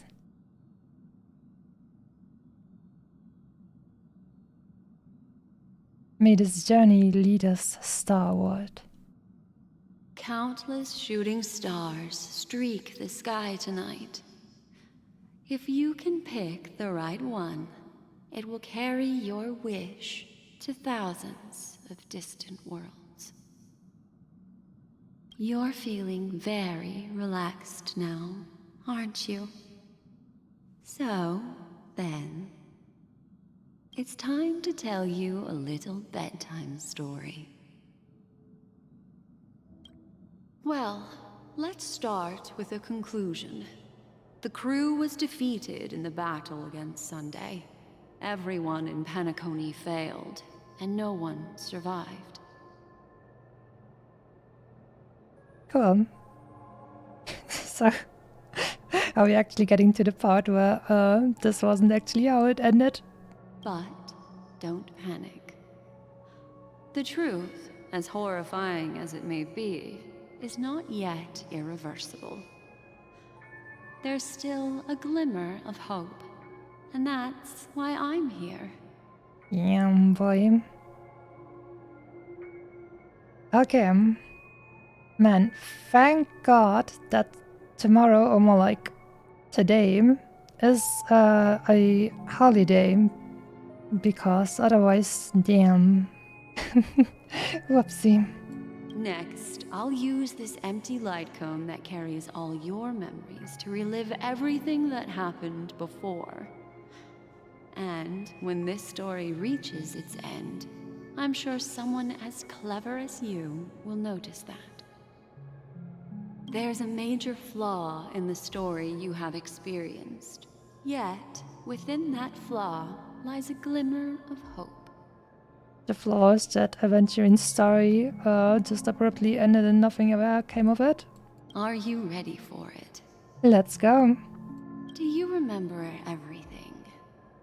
When the clock turned back, the Express started a warp jump, sending you to a strange dream. You were bewildered back then, and then a Galaxy Ranger named Acheron showed you a way out. When you arrived at the Reverie Hotel, you met the doorman Misha and had a confrontation with Aventurine, an IPC representative. Thankfully, Acheron appeared again and helped you. After that, you saved Firefly and explored Penacony together. During the tour, you ran into Sparkle disguised as Sampo and accidentally entered a child's dream. There, I rescued both of you from death, but Firefly didn't return to reality. She realized the truth and tried to involve you in her plan, but that resulted in an accidental death. Even more unsettling, you soon encountered another murder. The 2 cases of death prompted you to investigate the truth behind the sweet dream. Despite your efforts to gather information about the 2 victims, you didn't make much progress. But you did learn about the Watchmaker from Gallagher. Meanwhile, Aventurine was secretly carrying out his scheme, in which you were one of the pawns. In the midst of a fierce battle, Acheron revealed her true identity as an emanator of the Nihility and unsheathed her sword. That strike foiled Aventurine's plan and opened a passage between the Sweet Dream and the original Memory Zone. Upon your arrival at Dreamflux Reef, you learned the truth that death was actually dormancy, as well as the truth about the Dreamscape, the Stellaron, and the bellboy, Misha. You split up with Sunday and Robin, looking for a way to seal the Stellaron. However, it turned out that Sunday and the Dream Master had their own hidden agenda. And you had to engage in an ultimate duel on the stage of the Charmony Festival. Finally, the story reached its conclusion. You emerged victorious, with the Trailblaze triumphing over the Order, and Penacony embracing a bright and peaceful future. This marks the end of the thrilling journey in Penacony. I'm sure you've already noticed something unusual, haven't you? The major flaw, which contradicts all the known information, hides in this story.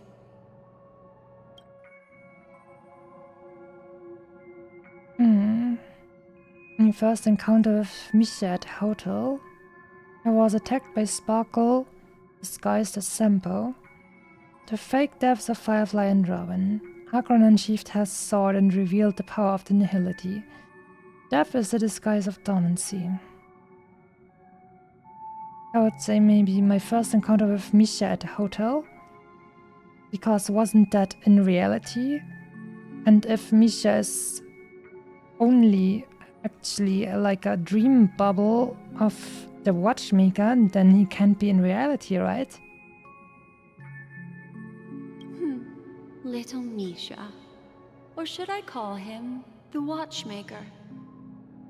He's only a segment of memory in a dream bubble, but his ambition for the Trailblaze led him to leave the bubble and embark on a grand adventure in Penacony.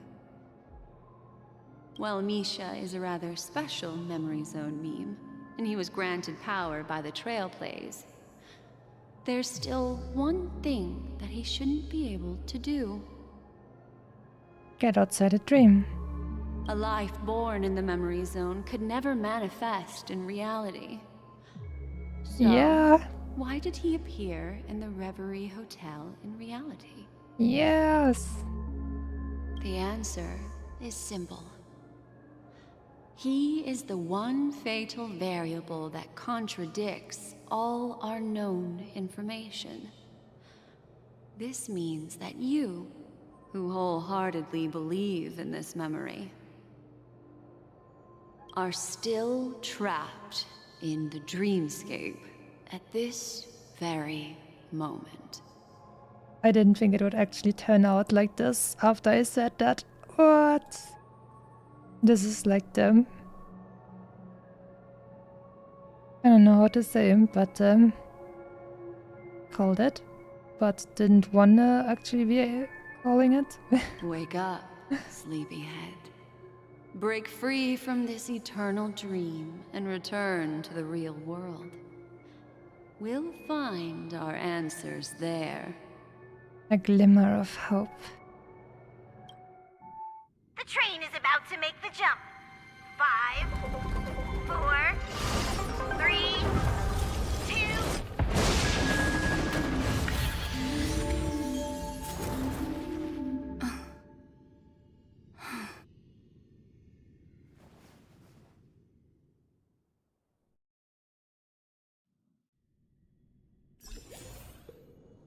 This way, darling.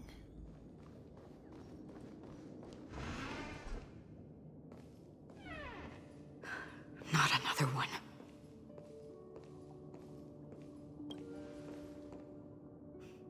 Thank you so much, Black Swan.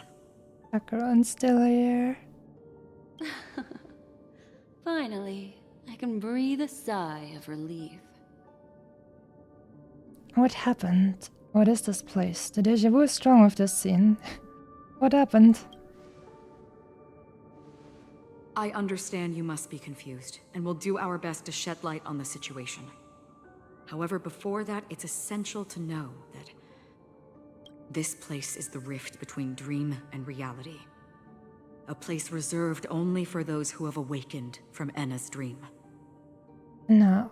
What was Enna again? Was that the Order? The Iron of Order? Do you remember Sunday's ambitious plan?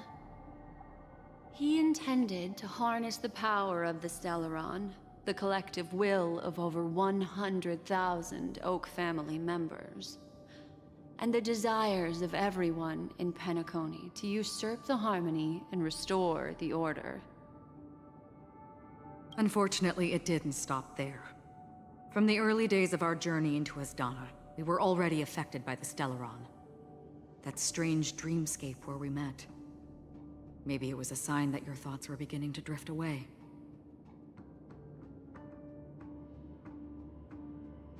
All of this is just a dream.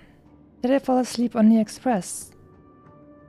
I'm now back at the beginning of the story.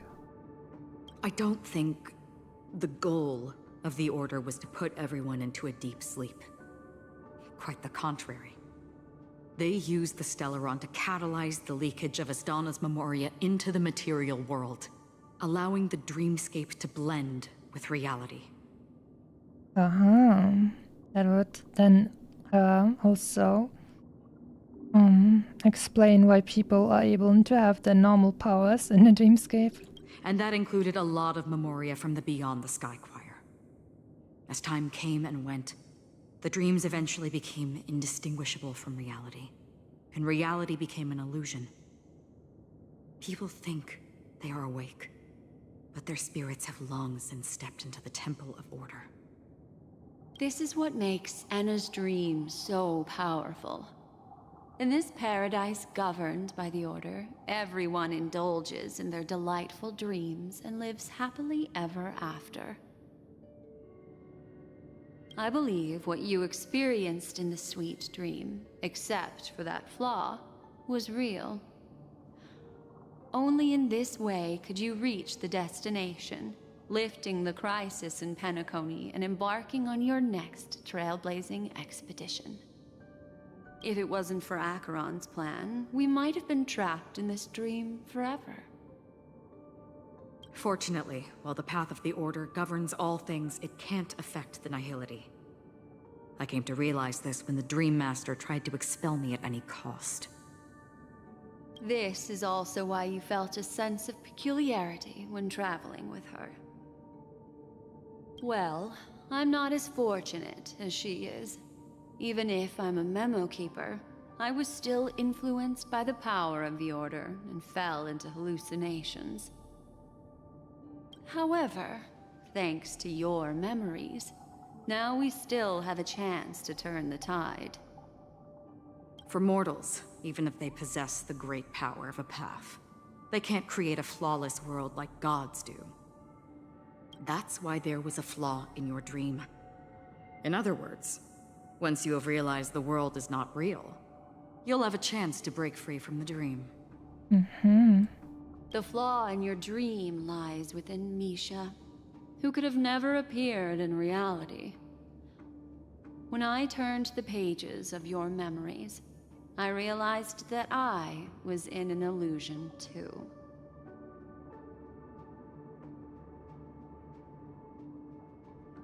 So, we lost? Now Sunday has usurped the power of the Harmonious Choir through the Charmony Festival. Asdana has thus fallen into Anna's dream, transforming everyone equally into the notes of the Aeon. Failure doesn't mean weakness. Only the strong can gather the will to resist the Order and try to break free. We still have a chance, though. To make it happen, please, Black Swan, guide us to those with a strong will. All right, please come with me. These people are... They're the ones who accept Anna's dream and indulge in their happy illusions. We have no means to wake them up now. Not even your clockwork will do the trick. However, there are still other things we can do. Let's keep going. Well. I was about to be disappointed, but it turns out that I did actually call it, and now I'm much more engaged. Also, is this the wrong way? Stream 4. Don't forget to eat your snackies.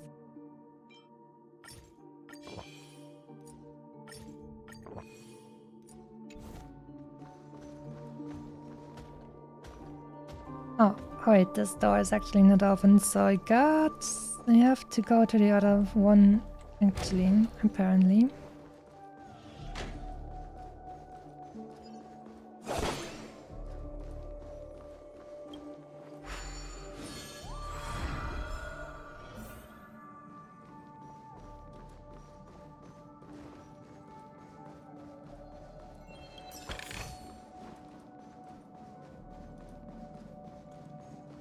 Well.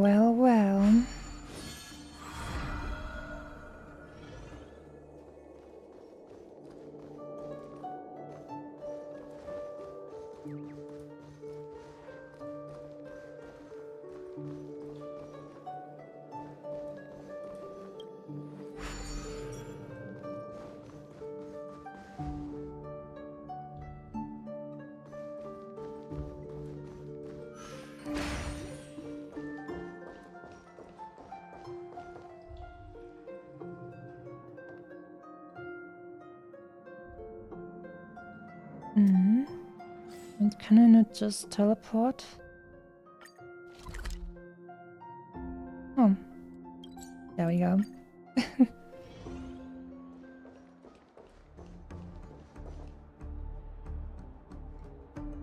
Thou and we are united in paradise. We abide by thy divine will. Ooh. Hello there, Robin. Here we are. It's... Robin? She will wake everyone up with her song.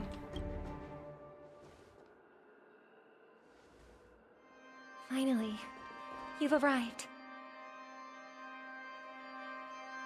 Let me introduce you to Robin. She woke up from Anna's dream by her own will, and it's this tough lady who led us here with her song.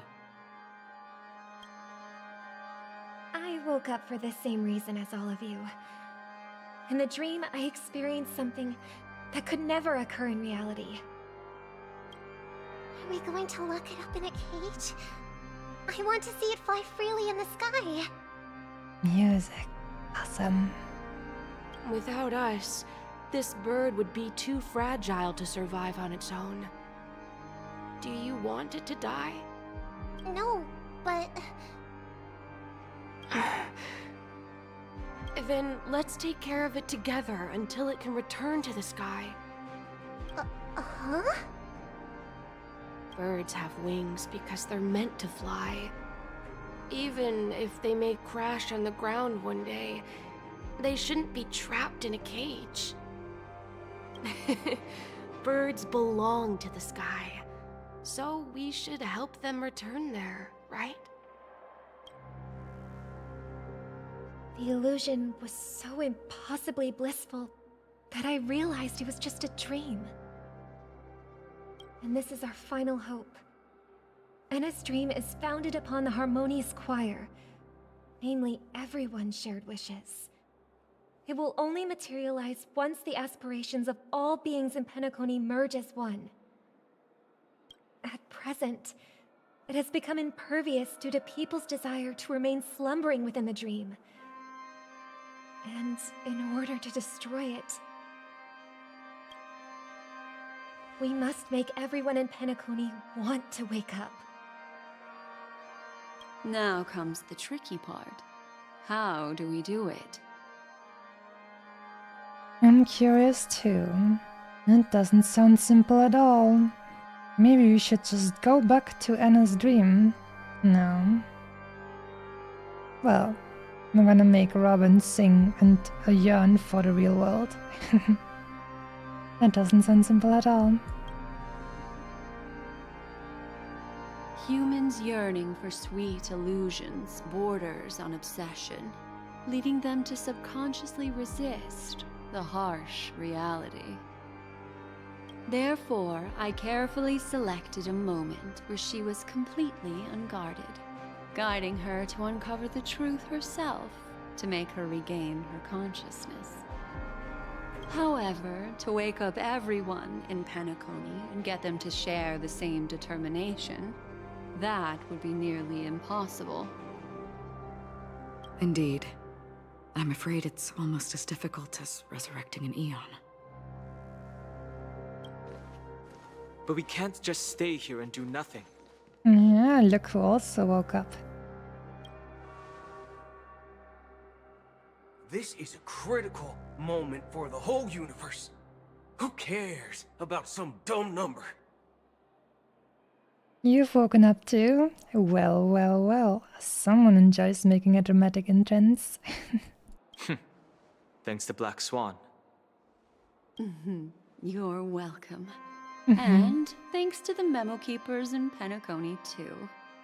I believe your partners have also awakened from their dreams. This is the first step of our plan. With the assistance from the Garden of Recollection, those who possess a strong will, like you, will gradually awaken from the dream. These free wills are the discord that will sway Anna's dream. However, awakening a mere handful of individuals is insignificant compared to the vast number of people immersed in the dream. We must find other ways to awaken the free will of millions of people within a short period of time. If breaking through from the inside proves challenging, we can seek assistance from the outside. We've long been aware of a potential solution. Asdana is a galaxy known for its abundant memoria and the remarkable phenomenon known as synesthesia dreamscape. When people first enter this place, they often find themselves and others sharing a collective dream. At this very moment, there is only one dream encompassing the entire Asdana system. So, you mean, if we can attract a large number of outsiders to this system, their free will would intertwine with this dream and shake it to its core? However, Those outsiders might also succumb to the dream and become the foundation of the Order instead. The real challenge is, how can we gather a huge number of people as determined as you within a short period of time? Are we going to call this Shenzhou actually now, for real? Just like in the dream? Looks like the Jade Abacus of Allying Oath will be the only solution. No need for that. Keep your once-in-a-lifetime treasure. We don't need to bother the Xianzhou Alliance for such a tiny request. You want thousands of people with unwavering free will? That's easy. Just leave it to us Galaxy Rangers. You can gather Galaxy Rangers? Outsiders may see Galaxy Rangers as elusive and disconnected individuals, and actually, they're right.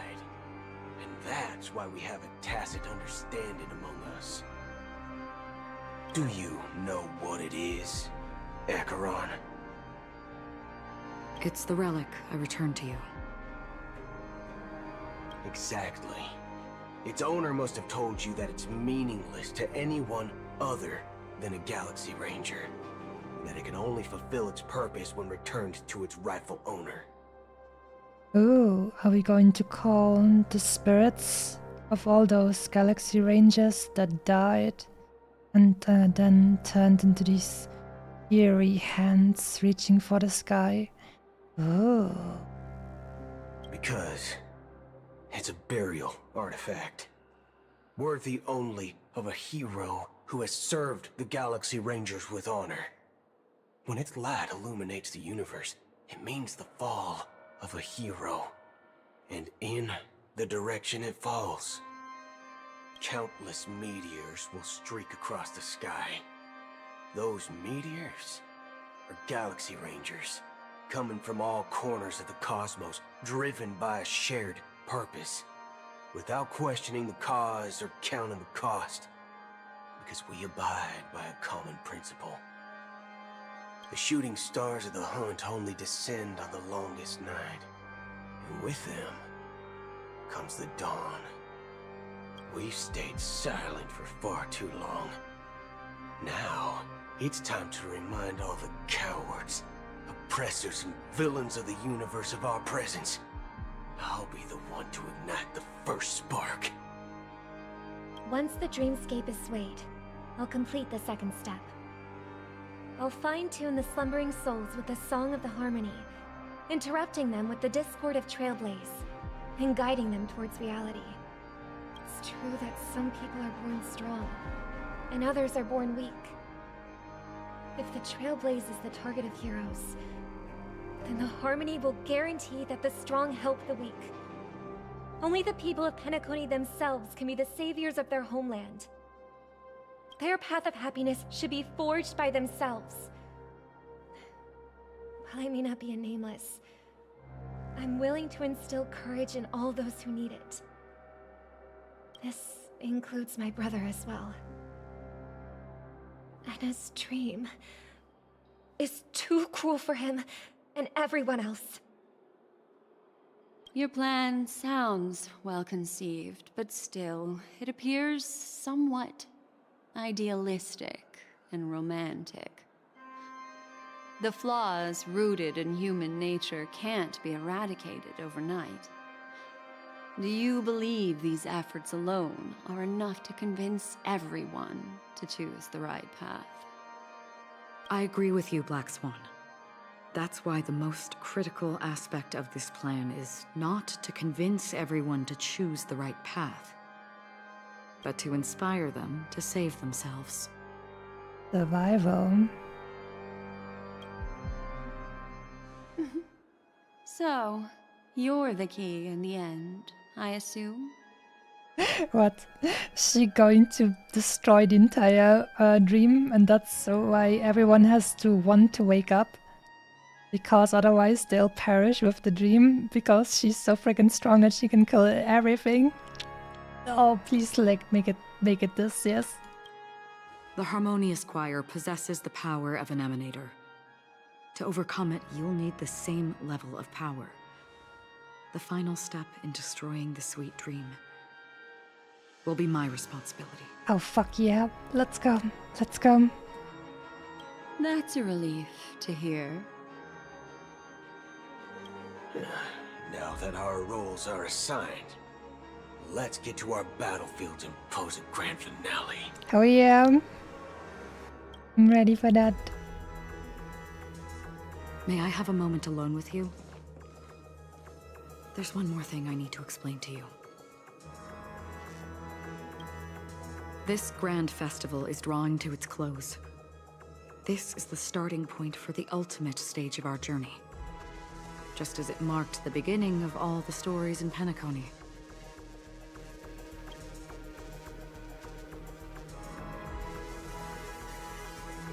Whatever we're facing, I'm prepared. This is where Firefly uncovered the truth. Oh shit, right. Oh god, I hope she'll come back as well. Your words still carry a profound significance. This is where Firefly uncovered the truth. Indeed. She was the first to discover the world beyond the shores of death, and shared this truth with all of us. There's something you should know. We were able to locate you within this boundless dream, and find the key to breaking free from the dream. All because of one person's unwavering dedication. Aventurine, probably.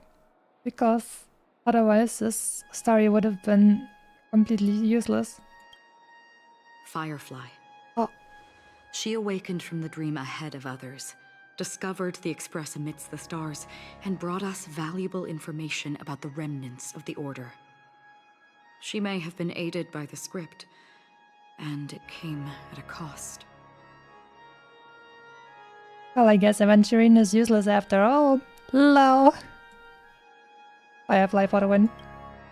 As you know, Firefly is a stowaway who entered the dreamscape in a different way from ours.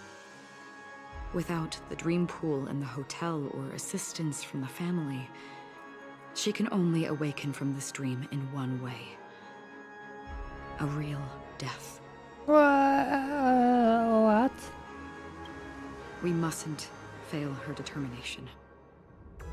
I'm not implying that we must win this fight no matter what, but our resolve should match that of that courageous lady. Oh, damn. Are you ready? Not quite ready yet. Let's embark on the final stage. Very well. Now, please close your eyes.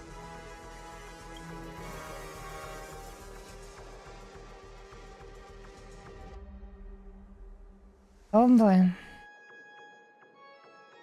You must include Masami in Harmony Path.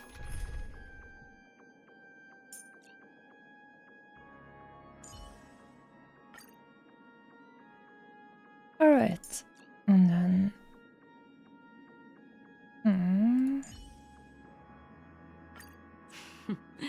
So it's you. Our time spent with one another is precious. It is.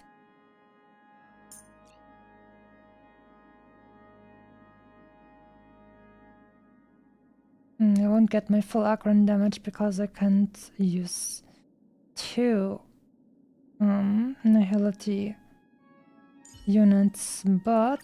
Did you check out my latest livestream? It was a showstopper! With this team, I'll have all the weaknesses covered, so that'll be cool. Don't worry. If anything happens, I'll just put you back together. Exactly. How long has this reign been ongoing? The hands are now in a very different kind of situation. Oh boy. If I remember correctly, it has lasted for decades, or even centuries. The unwavering determination of the Hunt followers persists even in death. But thankfully, we've guided those lost souls to their lives beyond. They were heroes in their time. And they won't be reduced to puppets of the Nihility in their death. You see, the shadows on the sea have vanished. Do you remember? He once said that the sky would clear when the regrets of the departed had faded away. But it's still raining. I know. So, why is all this?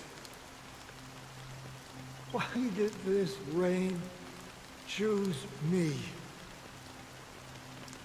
Because someone's regrets haven't been fulfilled, perhaps. Mortals who walk the paths are like sailors on a vast ocean, leaving behind a trail that creates countless ripples of possibilities. These ripples last longer than the fleeting lifetimes of humans. And for some, their presence leaves such a strong mark that it's reflected in the waves. Sin-thirsters. The obsessions of the Pathstriders. They emerge from the depths of Ix, seeing themselves as masters of their own destiny, unknowingly repeating the actions of their past lives. They emerge from the Nihility and head toward it, leading purposeless lives. However, these hollow phantoms, they have journeyed with me for such a long time. Oh.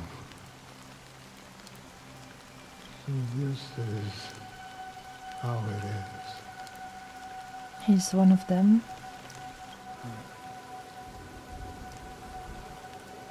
I'm already dead. Yes.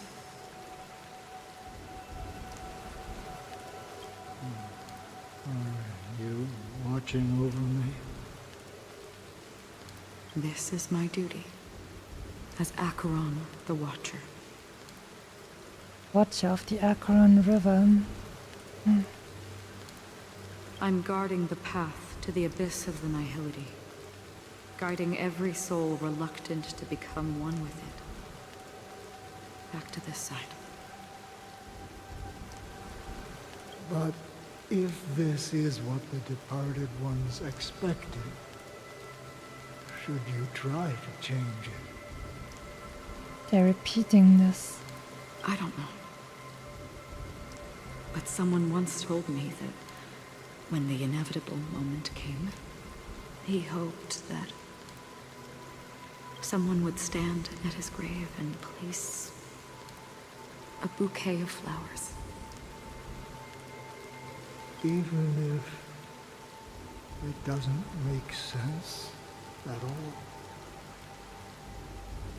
Some tasks have to be done, even if they are pointless. I have experienced that much already.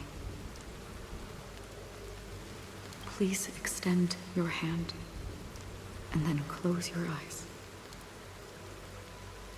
I'll carry your wish with me and fulfill it. Only then will I be able to put an end to the final regret by the Dead Sea. Will I ever see them again? Yes, that is certain. Because it was you who told me about the Express, your two former companions.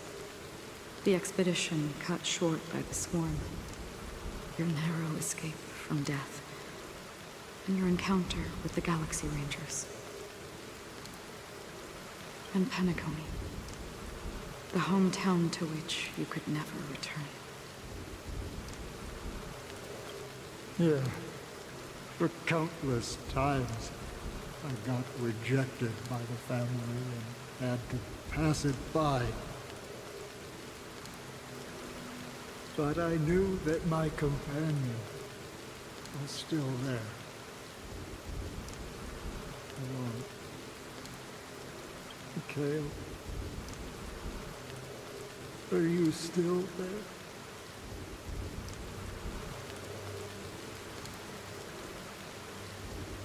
Wow. Take my hand and come with me. We will leave this place.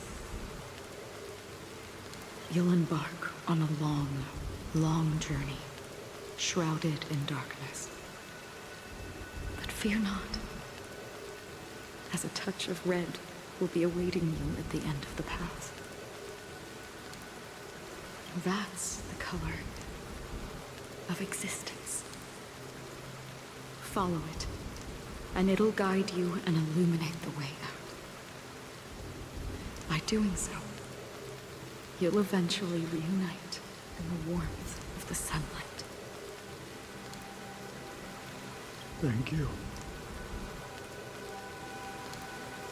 May death be the end of your boundless dream.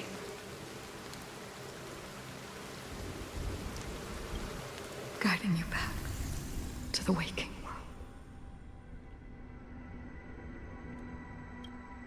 Welcome to the horizon of existence. This place is one of the thousands of manifestations belonging to the sleeping and shapeless. And it's also an exit out of the nihility for the awake ones. Let's bid our final farewells here.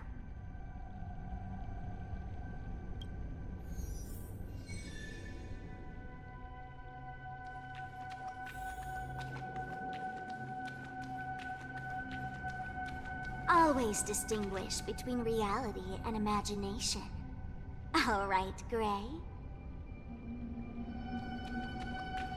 Life is akin to a winding labyrinth, where memories serve as our sole companions. May your schemes be forever concealed. Anna's dream is too cruel for him and everyone else.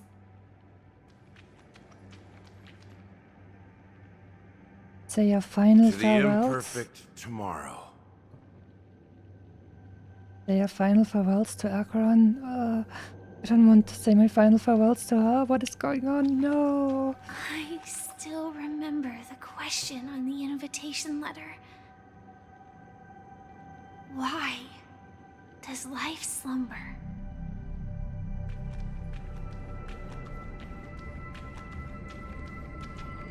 Why does life slumber? We don't know the answer yet, but we're about to awaken from this dream. Or perhaps such is the answer itself. Leave this place, return to where you belong, and awaken Penacony from this dream. Will you come with us?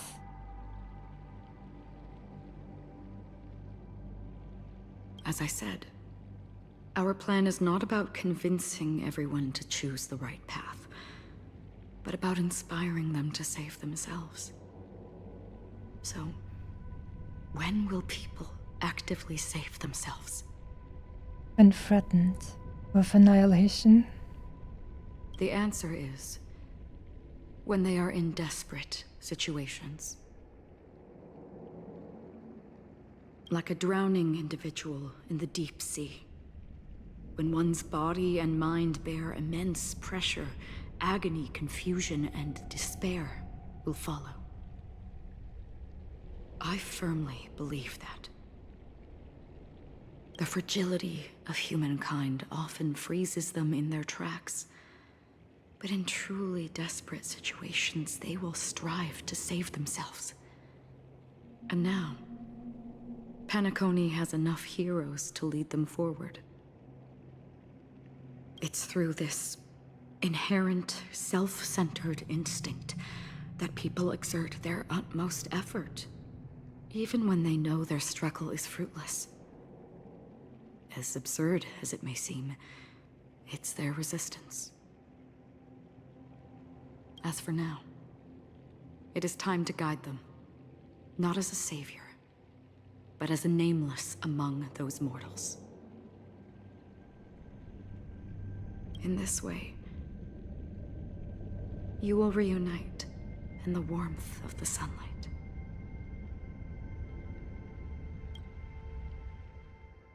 The rain is intensifying. Before we part ways, please allow me to ask a few final questions. Is this Honkai Impact music? Oh my god, I'm having shivers. Oh god.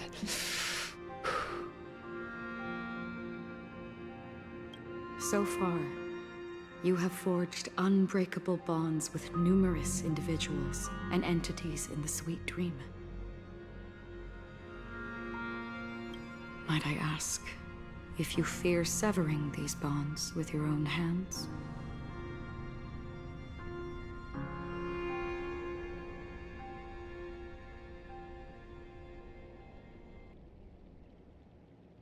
No, is the music gone so abruptly? I feel no fear.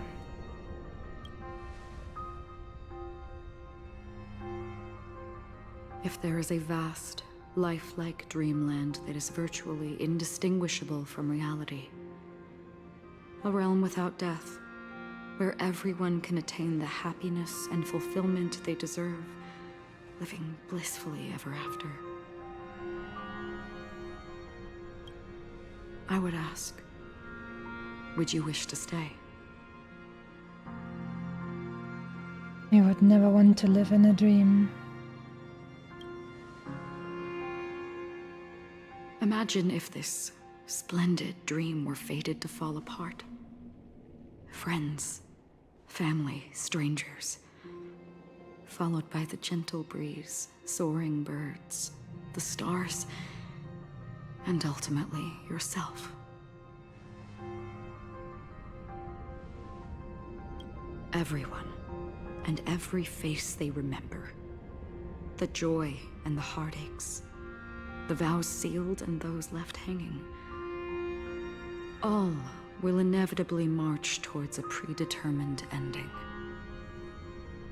If you had grasped the journey's finale right from its inception, I would ask, would you still embark on this journey? Yes. I would blaze a trail without hesitation. I'm glad. The answer itself doesn't matter. What matters is that you've made a decision. Listen, touch, and ponder. And therein lies the sensation. Cherish it, because that's what makes us exist. Such is the only answer humans can offer when facing the nihility.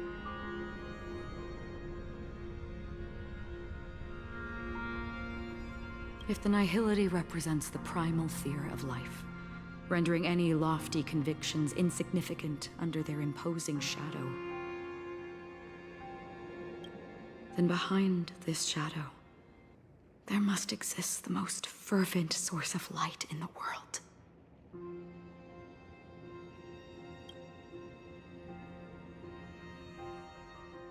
Just as every life that edges closer to death fervently approaches the end of the nihility,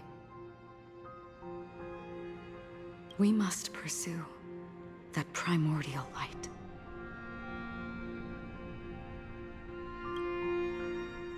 Now come to think that you exist in the nihility, and you watch over others to depart it. Such a task is absurd and meaningless. Nevertheless, someone had to do it. As for the meaning you mentioned, even if it's a meaningless task, I've come this far, haven't I? Even if the future you forge may not even belong to you. It may not belong to me, but it definitely belongs to someone. What hardships you must have experienced. In that case, allow me to do something meaningless too. Thank you. Please, tell me your name.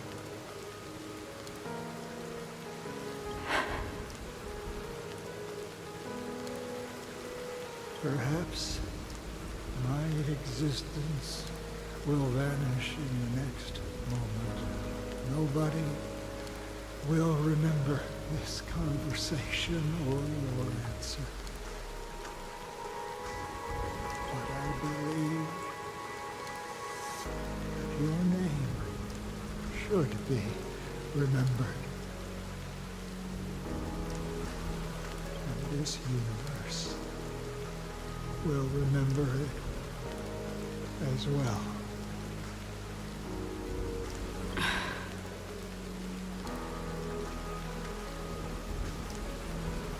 For me, some things are difficult to recall. Yet there are others that I find challenging to forget. Such is memory, a creation of the past that blossoms into significance in the distant future. I remember that marks the start of my journey. The origin of the vibrant red hue in my life, and the most fervent element amidst every tempest. That's my name.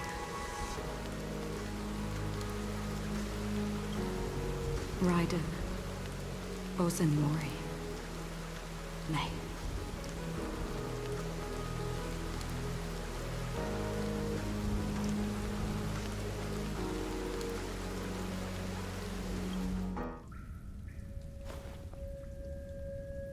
The Golden Dream is getting restless.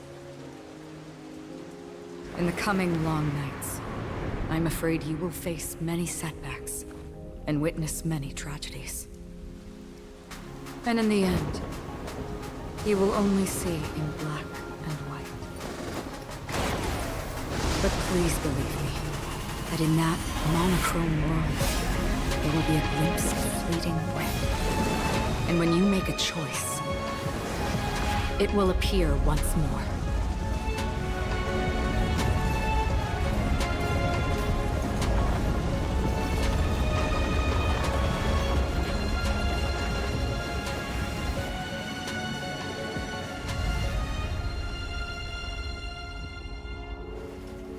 What you must do is ponder its significance, then return to the waking world.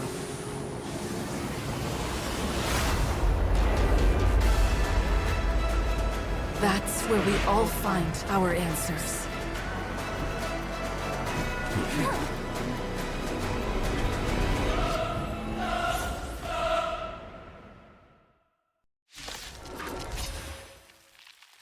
Have you broken free from the dream of order? We've done enough sleeping already. Let's show them a wake-up call. I'll take the lead. Awaken from your dream.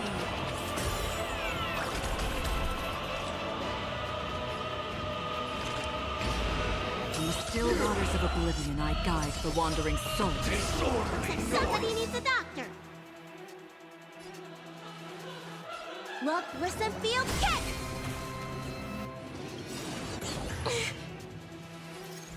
I weep for the departed.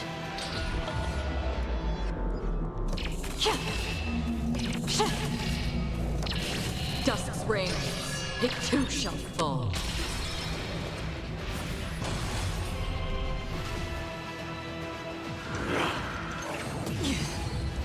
Without order, how can the weak be righteous?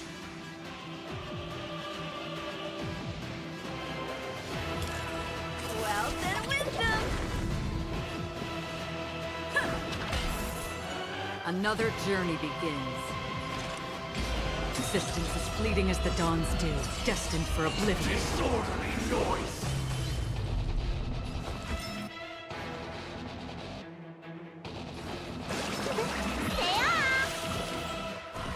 Here we go.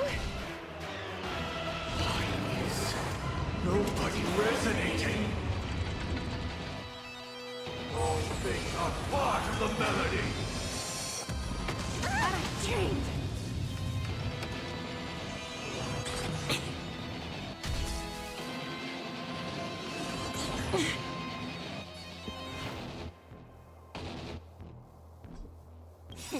Time to What's in your prescription? Here we go. It's my turn. Forget your wallet.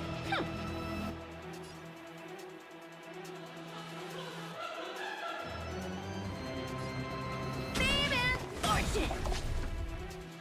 Come feast your eyes. It's never too early. For a happy new year.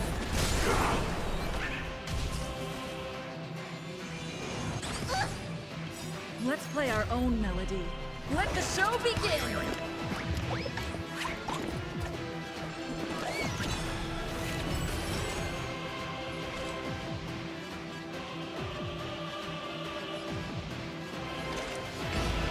In the still waters of oblivion, I guide the wandering souls.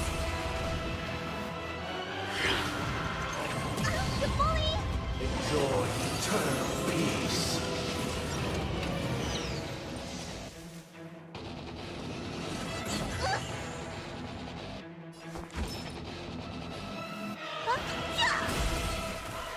Everyone, keep up with my tempo.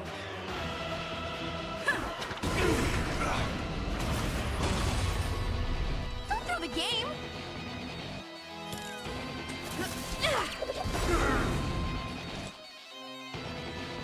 Existence is fleeting as the dawn's dew, destined for oblivion.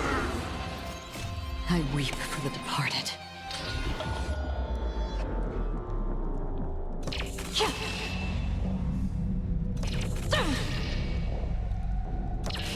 Dusk's reign, it too shall fall.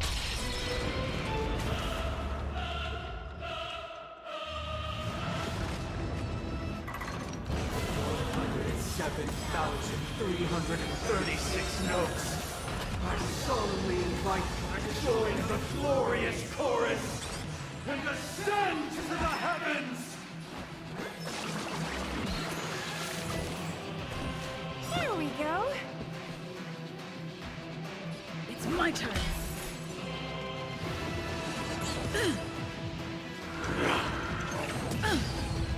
Uphold the truth, and you will be protected. Turn out your pockets.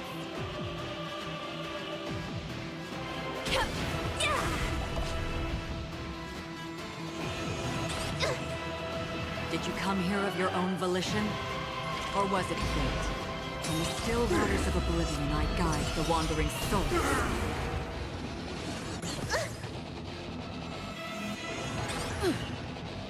The noise is fading. Time to What's in your prescription? Don't worry, it's just a scrape. Let's play our own melody. Let the show begin!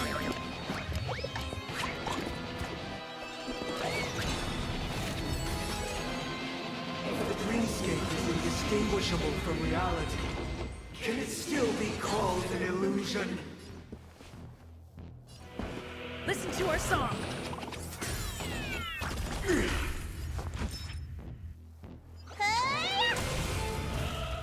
Forget your wallet.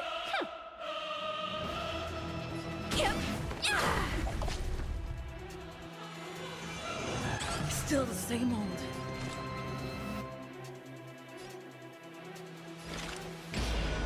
Existence is fleeting as the dawn's dew, destined for oblivion. I weep for the departed.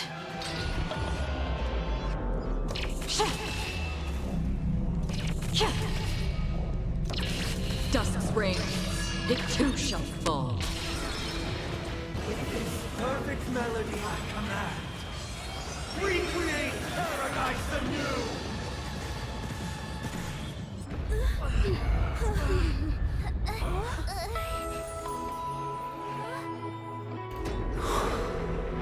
Music.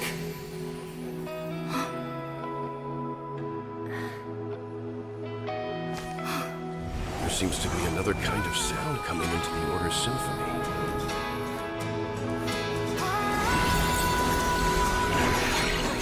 Penacony's first and last disharmony.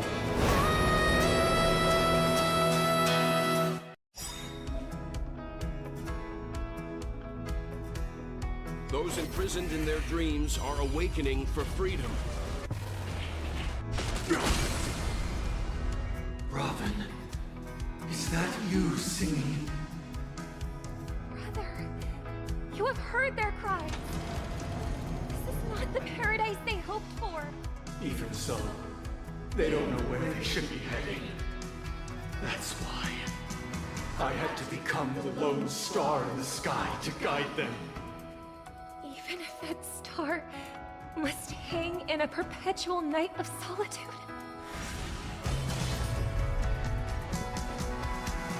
Let's play our own melody. Let the show begin!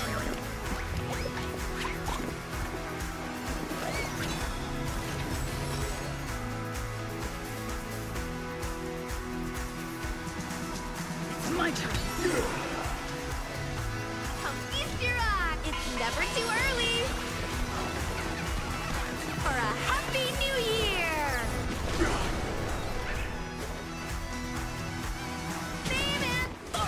Noisy.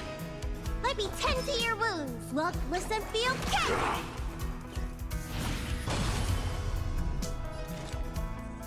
In the still waters of oblivion, I guide the wandering souls. Uphold the truth, and you will be protected. Turn out your pockets. Wealth and wisdom. Now noisy.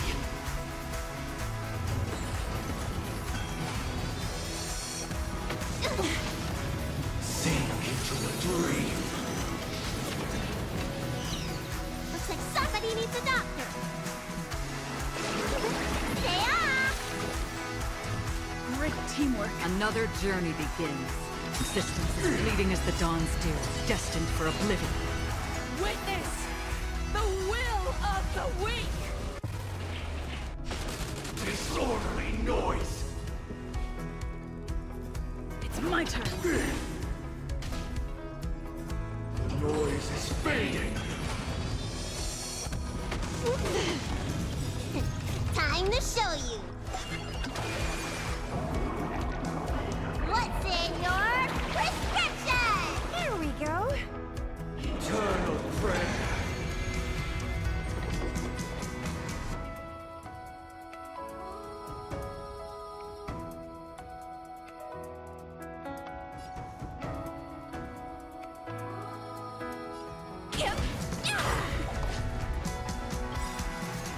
I weep for the departed.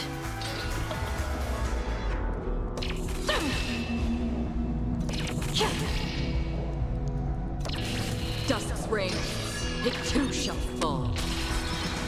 Let me tend to your wounds. Gotta get those vitamins. Here we go. In the still waters of oblivion, I guide the wandering souls. Let's play our own melody. Let the show begin!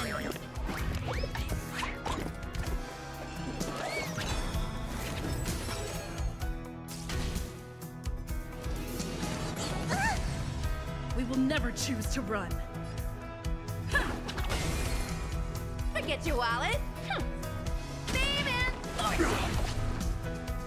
Everyone, keep up with my tempo. It's my turn. Did you come here of your own volition? Existence is fleeting as the dawn's dew, destined for oblivion. Looks like somebody needs a doctor. Hey-ya! If we had never experienced solitude, how could we have embarked on different paths? Now, our final talk has concluded. All the work of creation has been completed. The inevitable day has arrived. The embryo of philosophy will reshape for us all of reality.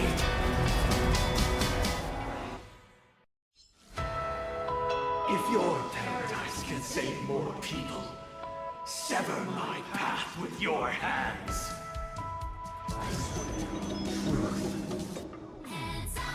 Turn out your pockets.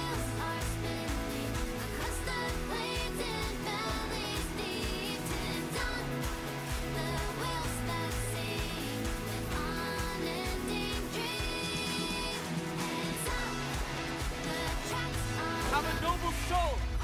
Don't be shackled by the past!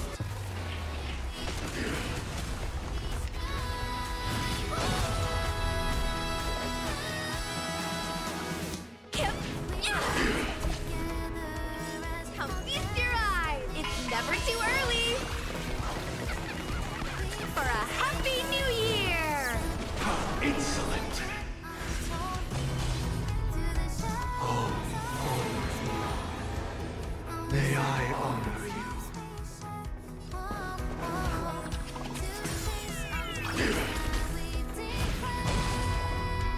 I swear on words.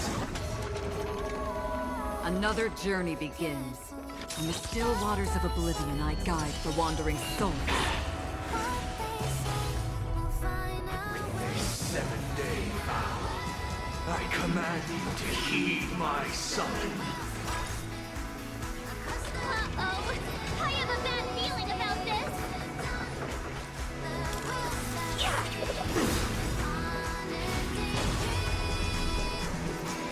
I weep for the departed.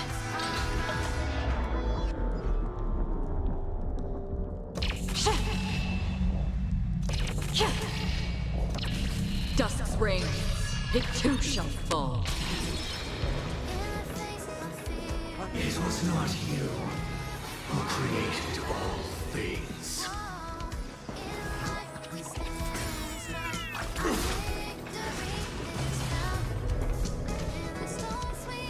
It was humanity that created you.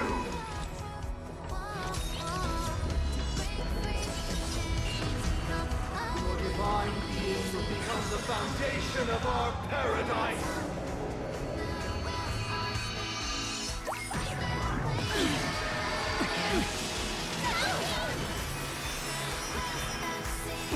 Time to show you. What's in your prescription? Here we go. Let's play our own melody. Let the show begin!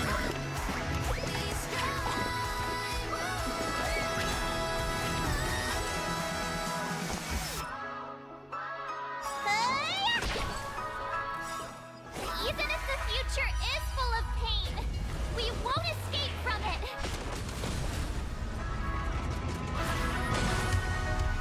Fun for the game. Wealth and wisdom. Everyone, Another journey begins. In the still waters of oblivion, I guide the wandering souls. Looks like somebody needs a doctor.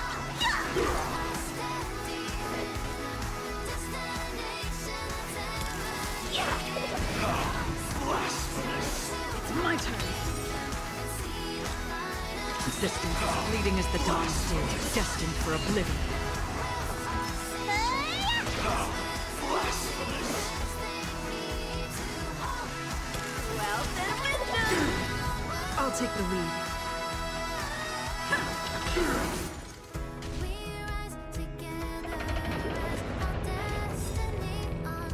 By the solemn desire for order. The weakness of humanity cannot be redeemed by others. Did you come here of your own volition? In the still waters of oblivion, I guide the wandering souls. I weep for the departed.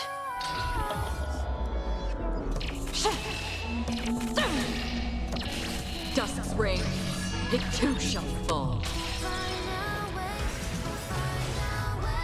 Come feast your eyes! It's never too early! For a Happy New Year!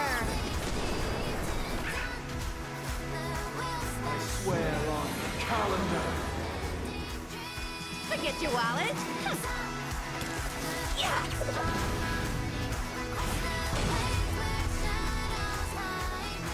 I swear on words. It's my turn. I swear on values. Look, listen, feel, kick! I swear on rules.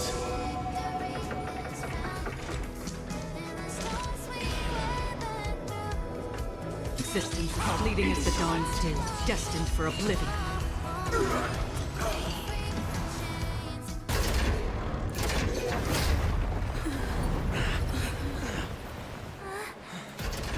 So,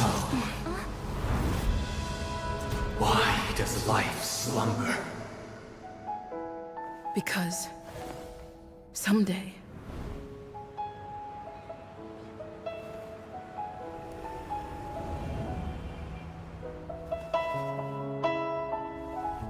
we will wake up from our dreams.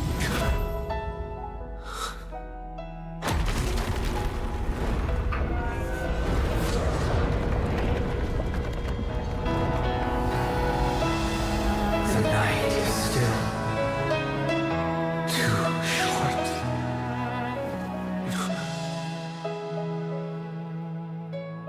Brother, the dream is over.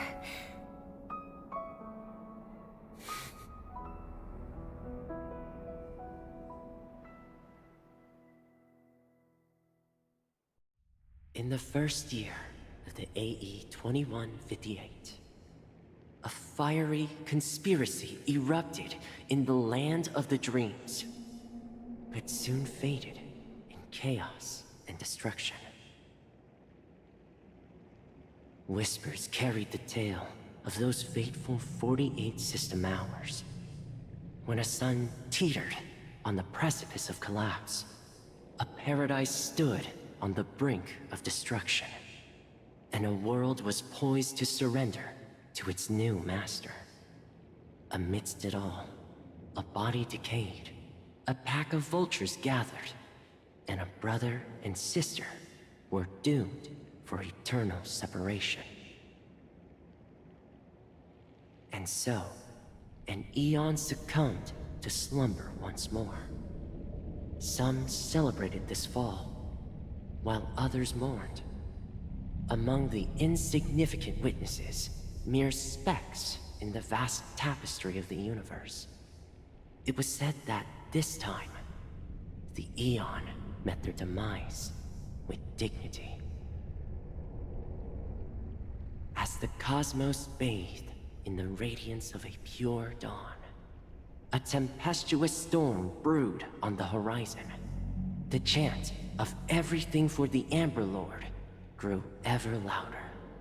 Yet, no matter how one contemplates it, time inexorably swings Klapot's colossal hammer in eternal cycles. The tale of the Astral Express reaches both its conclusion and a new beginning. Time marches forward, heralding the arrival of a new chapter in the history of trailblazing expeditions.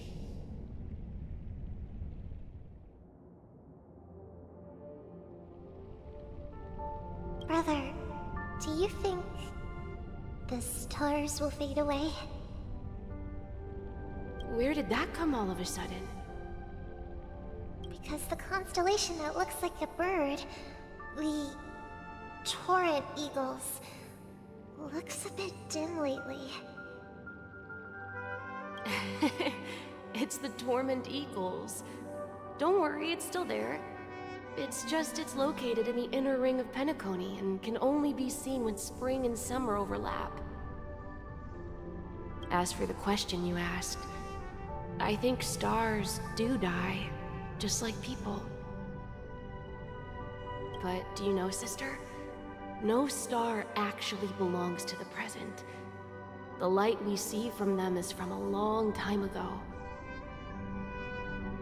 Even after the stars perish, their light will travel millions of light years, spanning countless years, to illuminate the night sky of another world. In our paradise, I believe there will be a star like that, shining with the same light. Its radiance will last forever, and its name will be happiness. No, not just one star. We should have 2 stars. Or maybe even more. Yeah, you're right. It's a deal.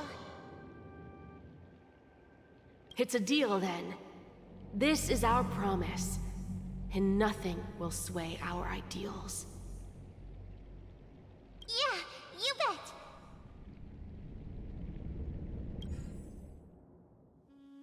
Penacony, the land of dreams. This time for real. The end. Oh my god. I like that ending much better than the than that one ending that they baited us with first. Also, Akron's true name is now written here. Only March 7th is now someone we still don't know the real name of. That was brilliant. Very cool. Also, no Shanjo or Deus Ex Machina. In loving memory, Rosalina, Jane, Estella. Oh, next surveyor bought the Astral Express and a young scholar, bringing with enthusiasm and curiosity. She was the true founder behind the Land of Dreams. Broikalin Tiernan, the former guard of the Astral Express and an outstanding gunslinger. Interesting. Until the day a self-annihilator found his relics. Truly, he was a pure, noble and selfless warrior. Mikhail Shah Legwork. Misha, former mechanic of the Astral Express and the legendary big shot of Penacony, a watchmaker. He died a quiet death in a forgotten corner somewhere with only a handful in attendance at his funeral. In line with the Nameless's tradition, his crew ticket was returned to the starry seas. Meanwhile, Penacony remains resplendent in its glory, and the child's dream will continue in perpetuity. May this journey lead us starward.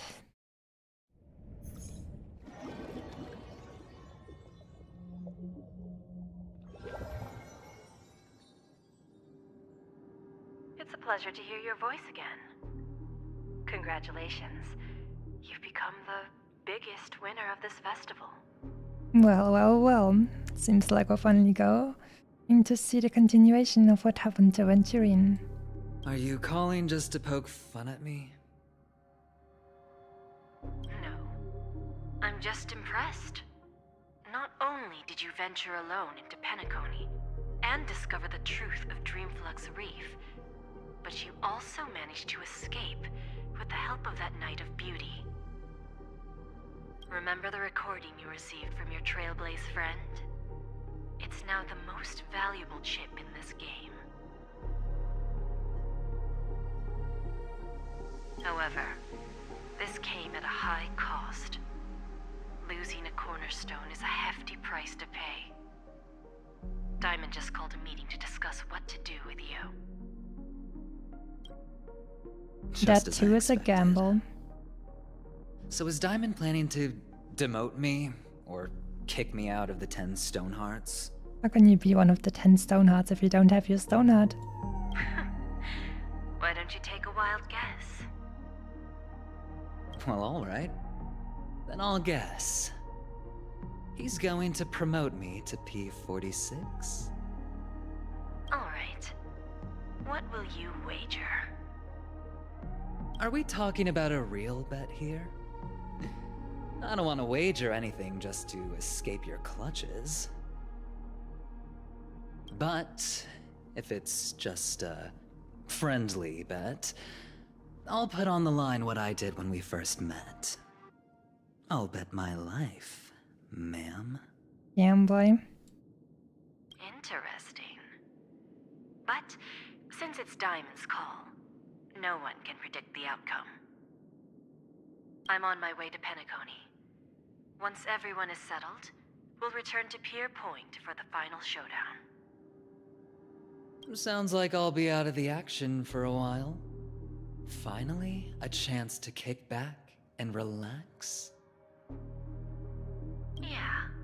Leave everything to me and Topaz, child. Thanks to you, as soon as the Jade Stone was delivered to the family's compound, we finished up our preparations. The seeds we planted have taken root. Soon, it'll be time to reap the rewards. Huh?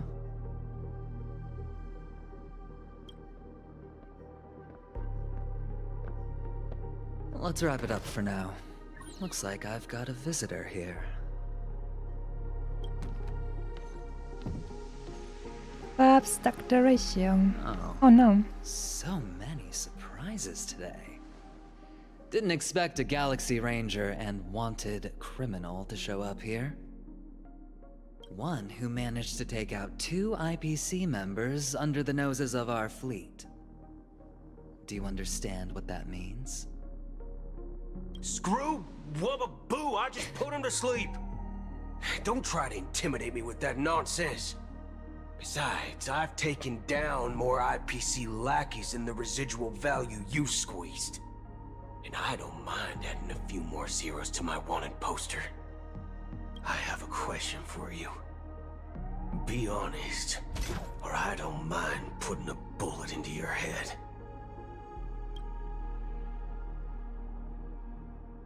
Tell me, where is Oswaldo Snyder? Head of the Marketing Development Department. Nanny. To be continued.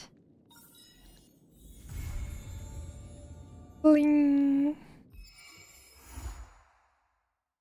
You.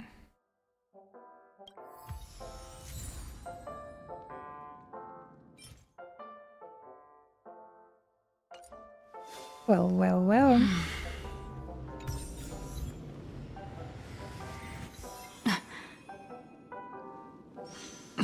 Well, well, well. This has become, casually, the second longest stream I've ever had. How about that?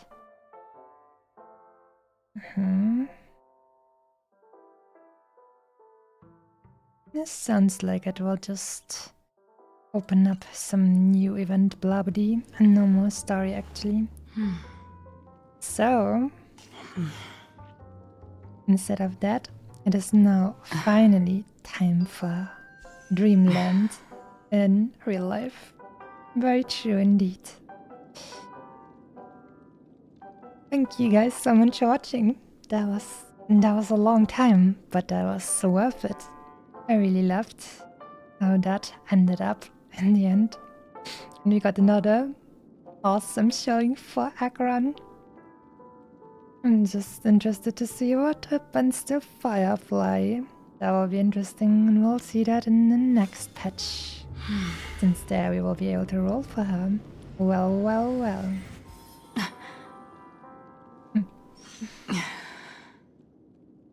Now, it's time to say goodbye.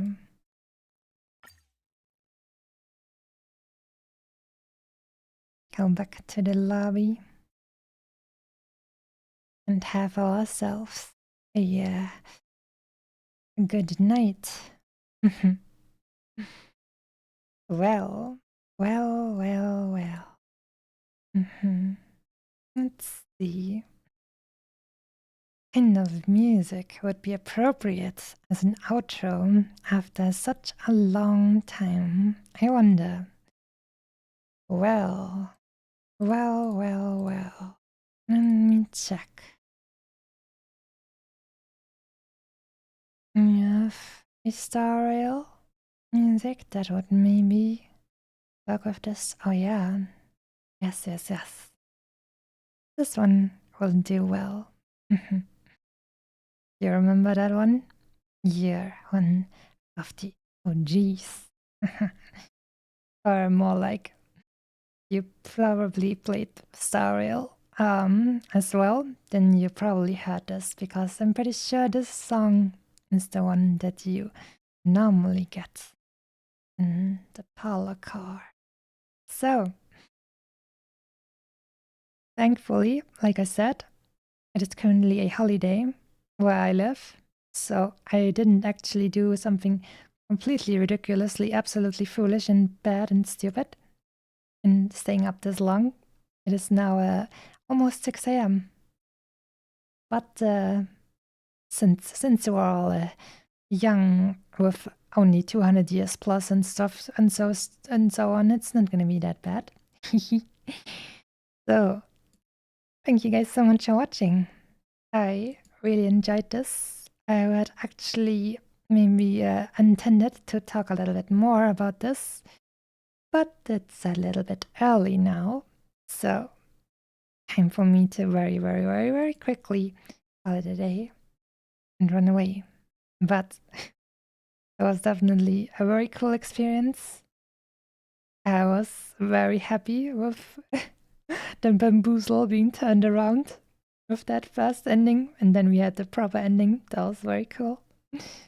So, I'm just so happy that I have the opportunity to be able to actually share this experience with other people, because knowing that someone else is watching just makes it better and more intense for me and enhances the experience, because otherwise I probably wouldn't get shivers while noticing stuff like, oh my god, they took the music from the other game, oh my god, that's so good, oh my god, I remember, and then I wouldn't be as hyped and not as happy to show my reaction to that if I was just playing this on my own.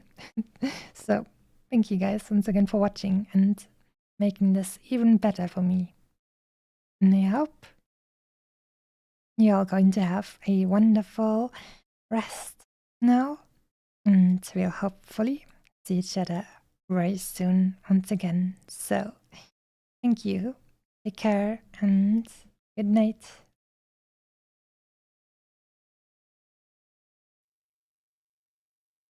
The way to celebrate,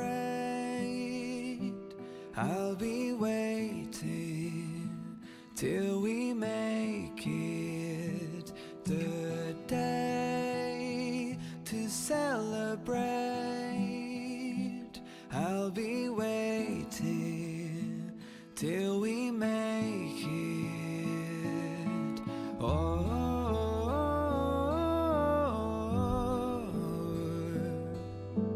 We will see. Come with me, take the journey.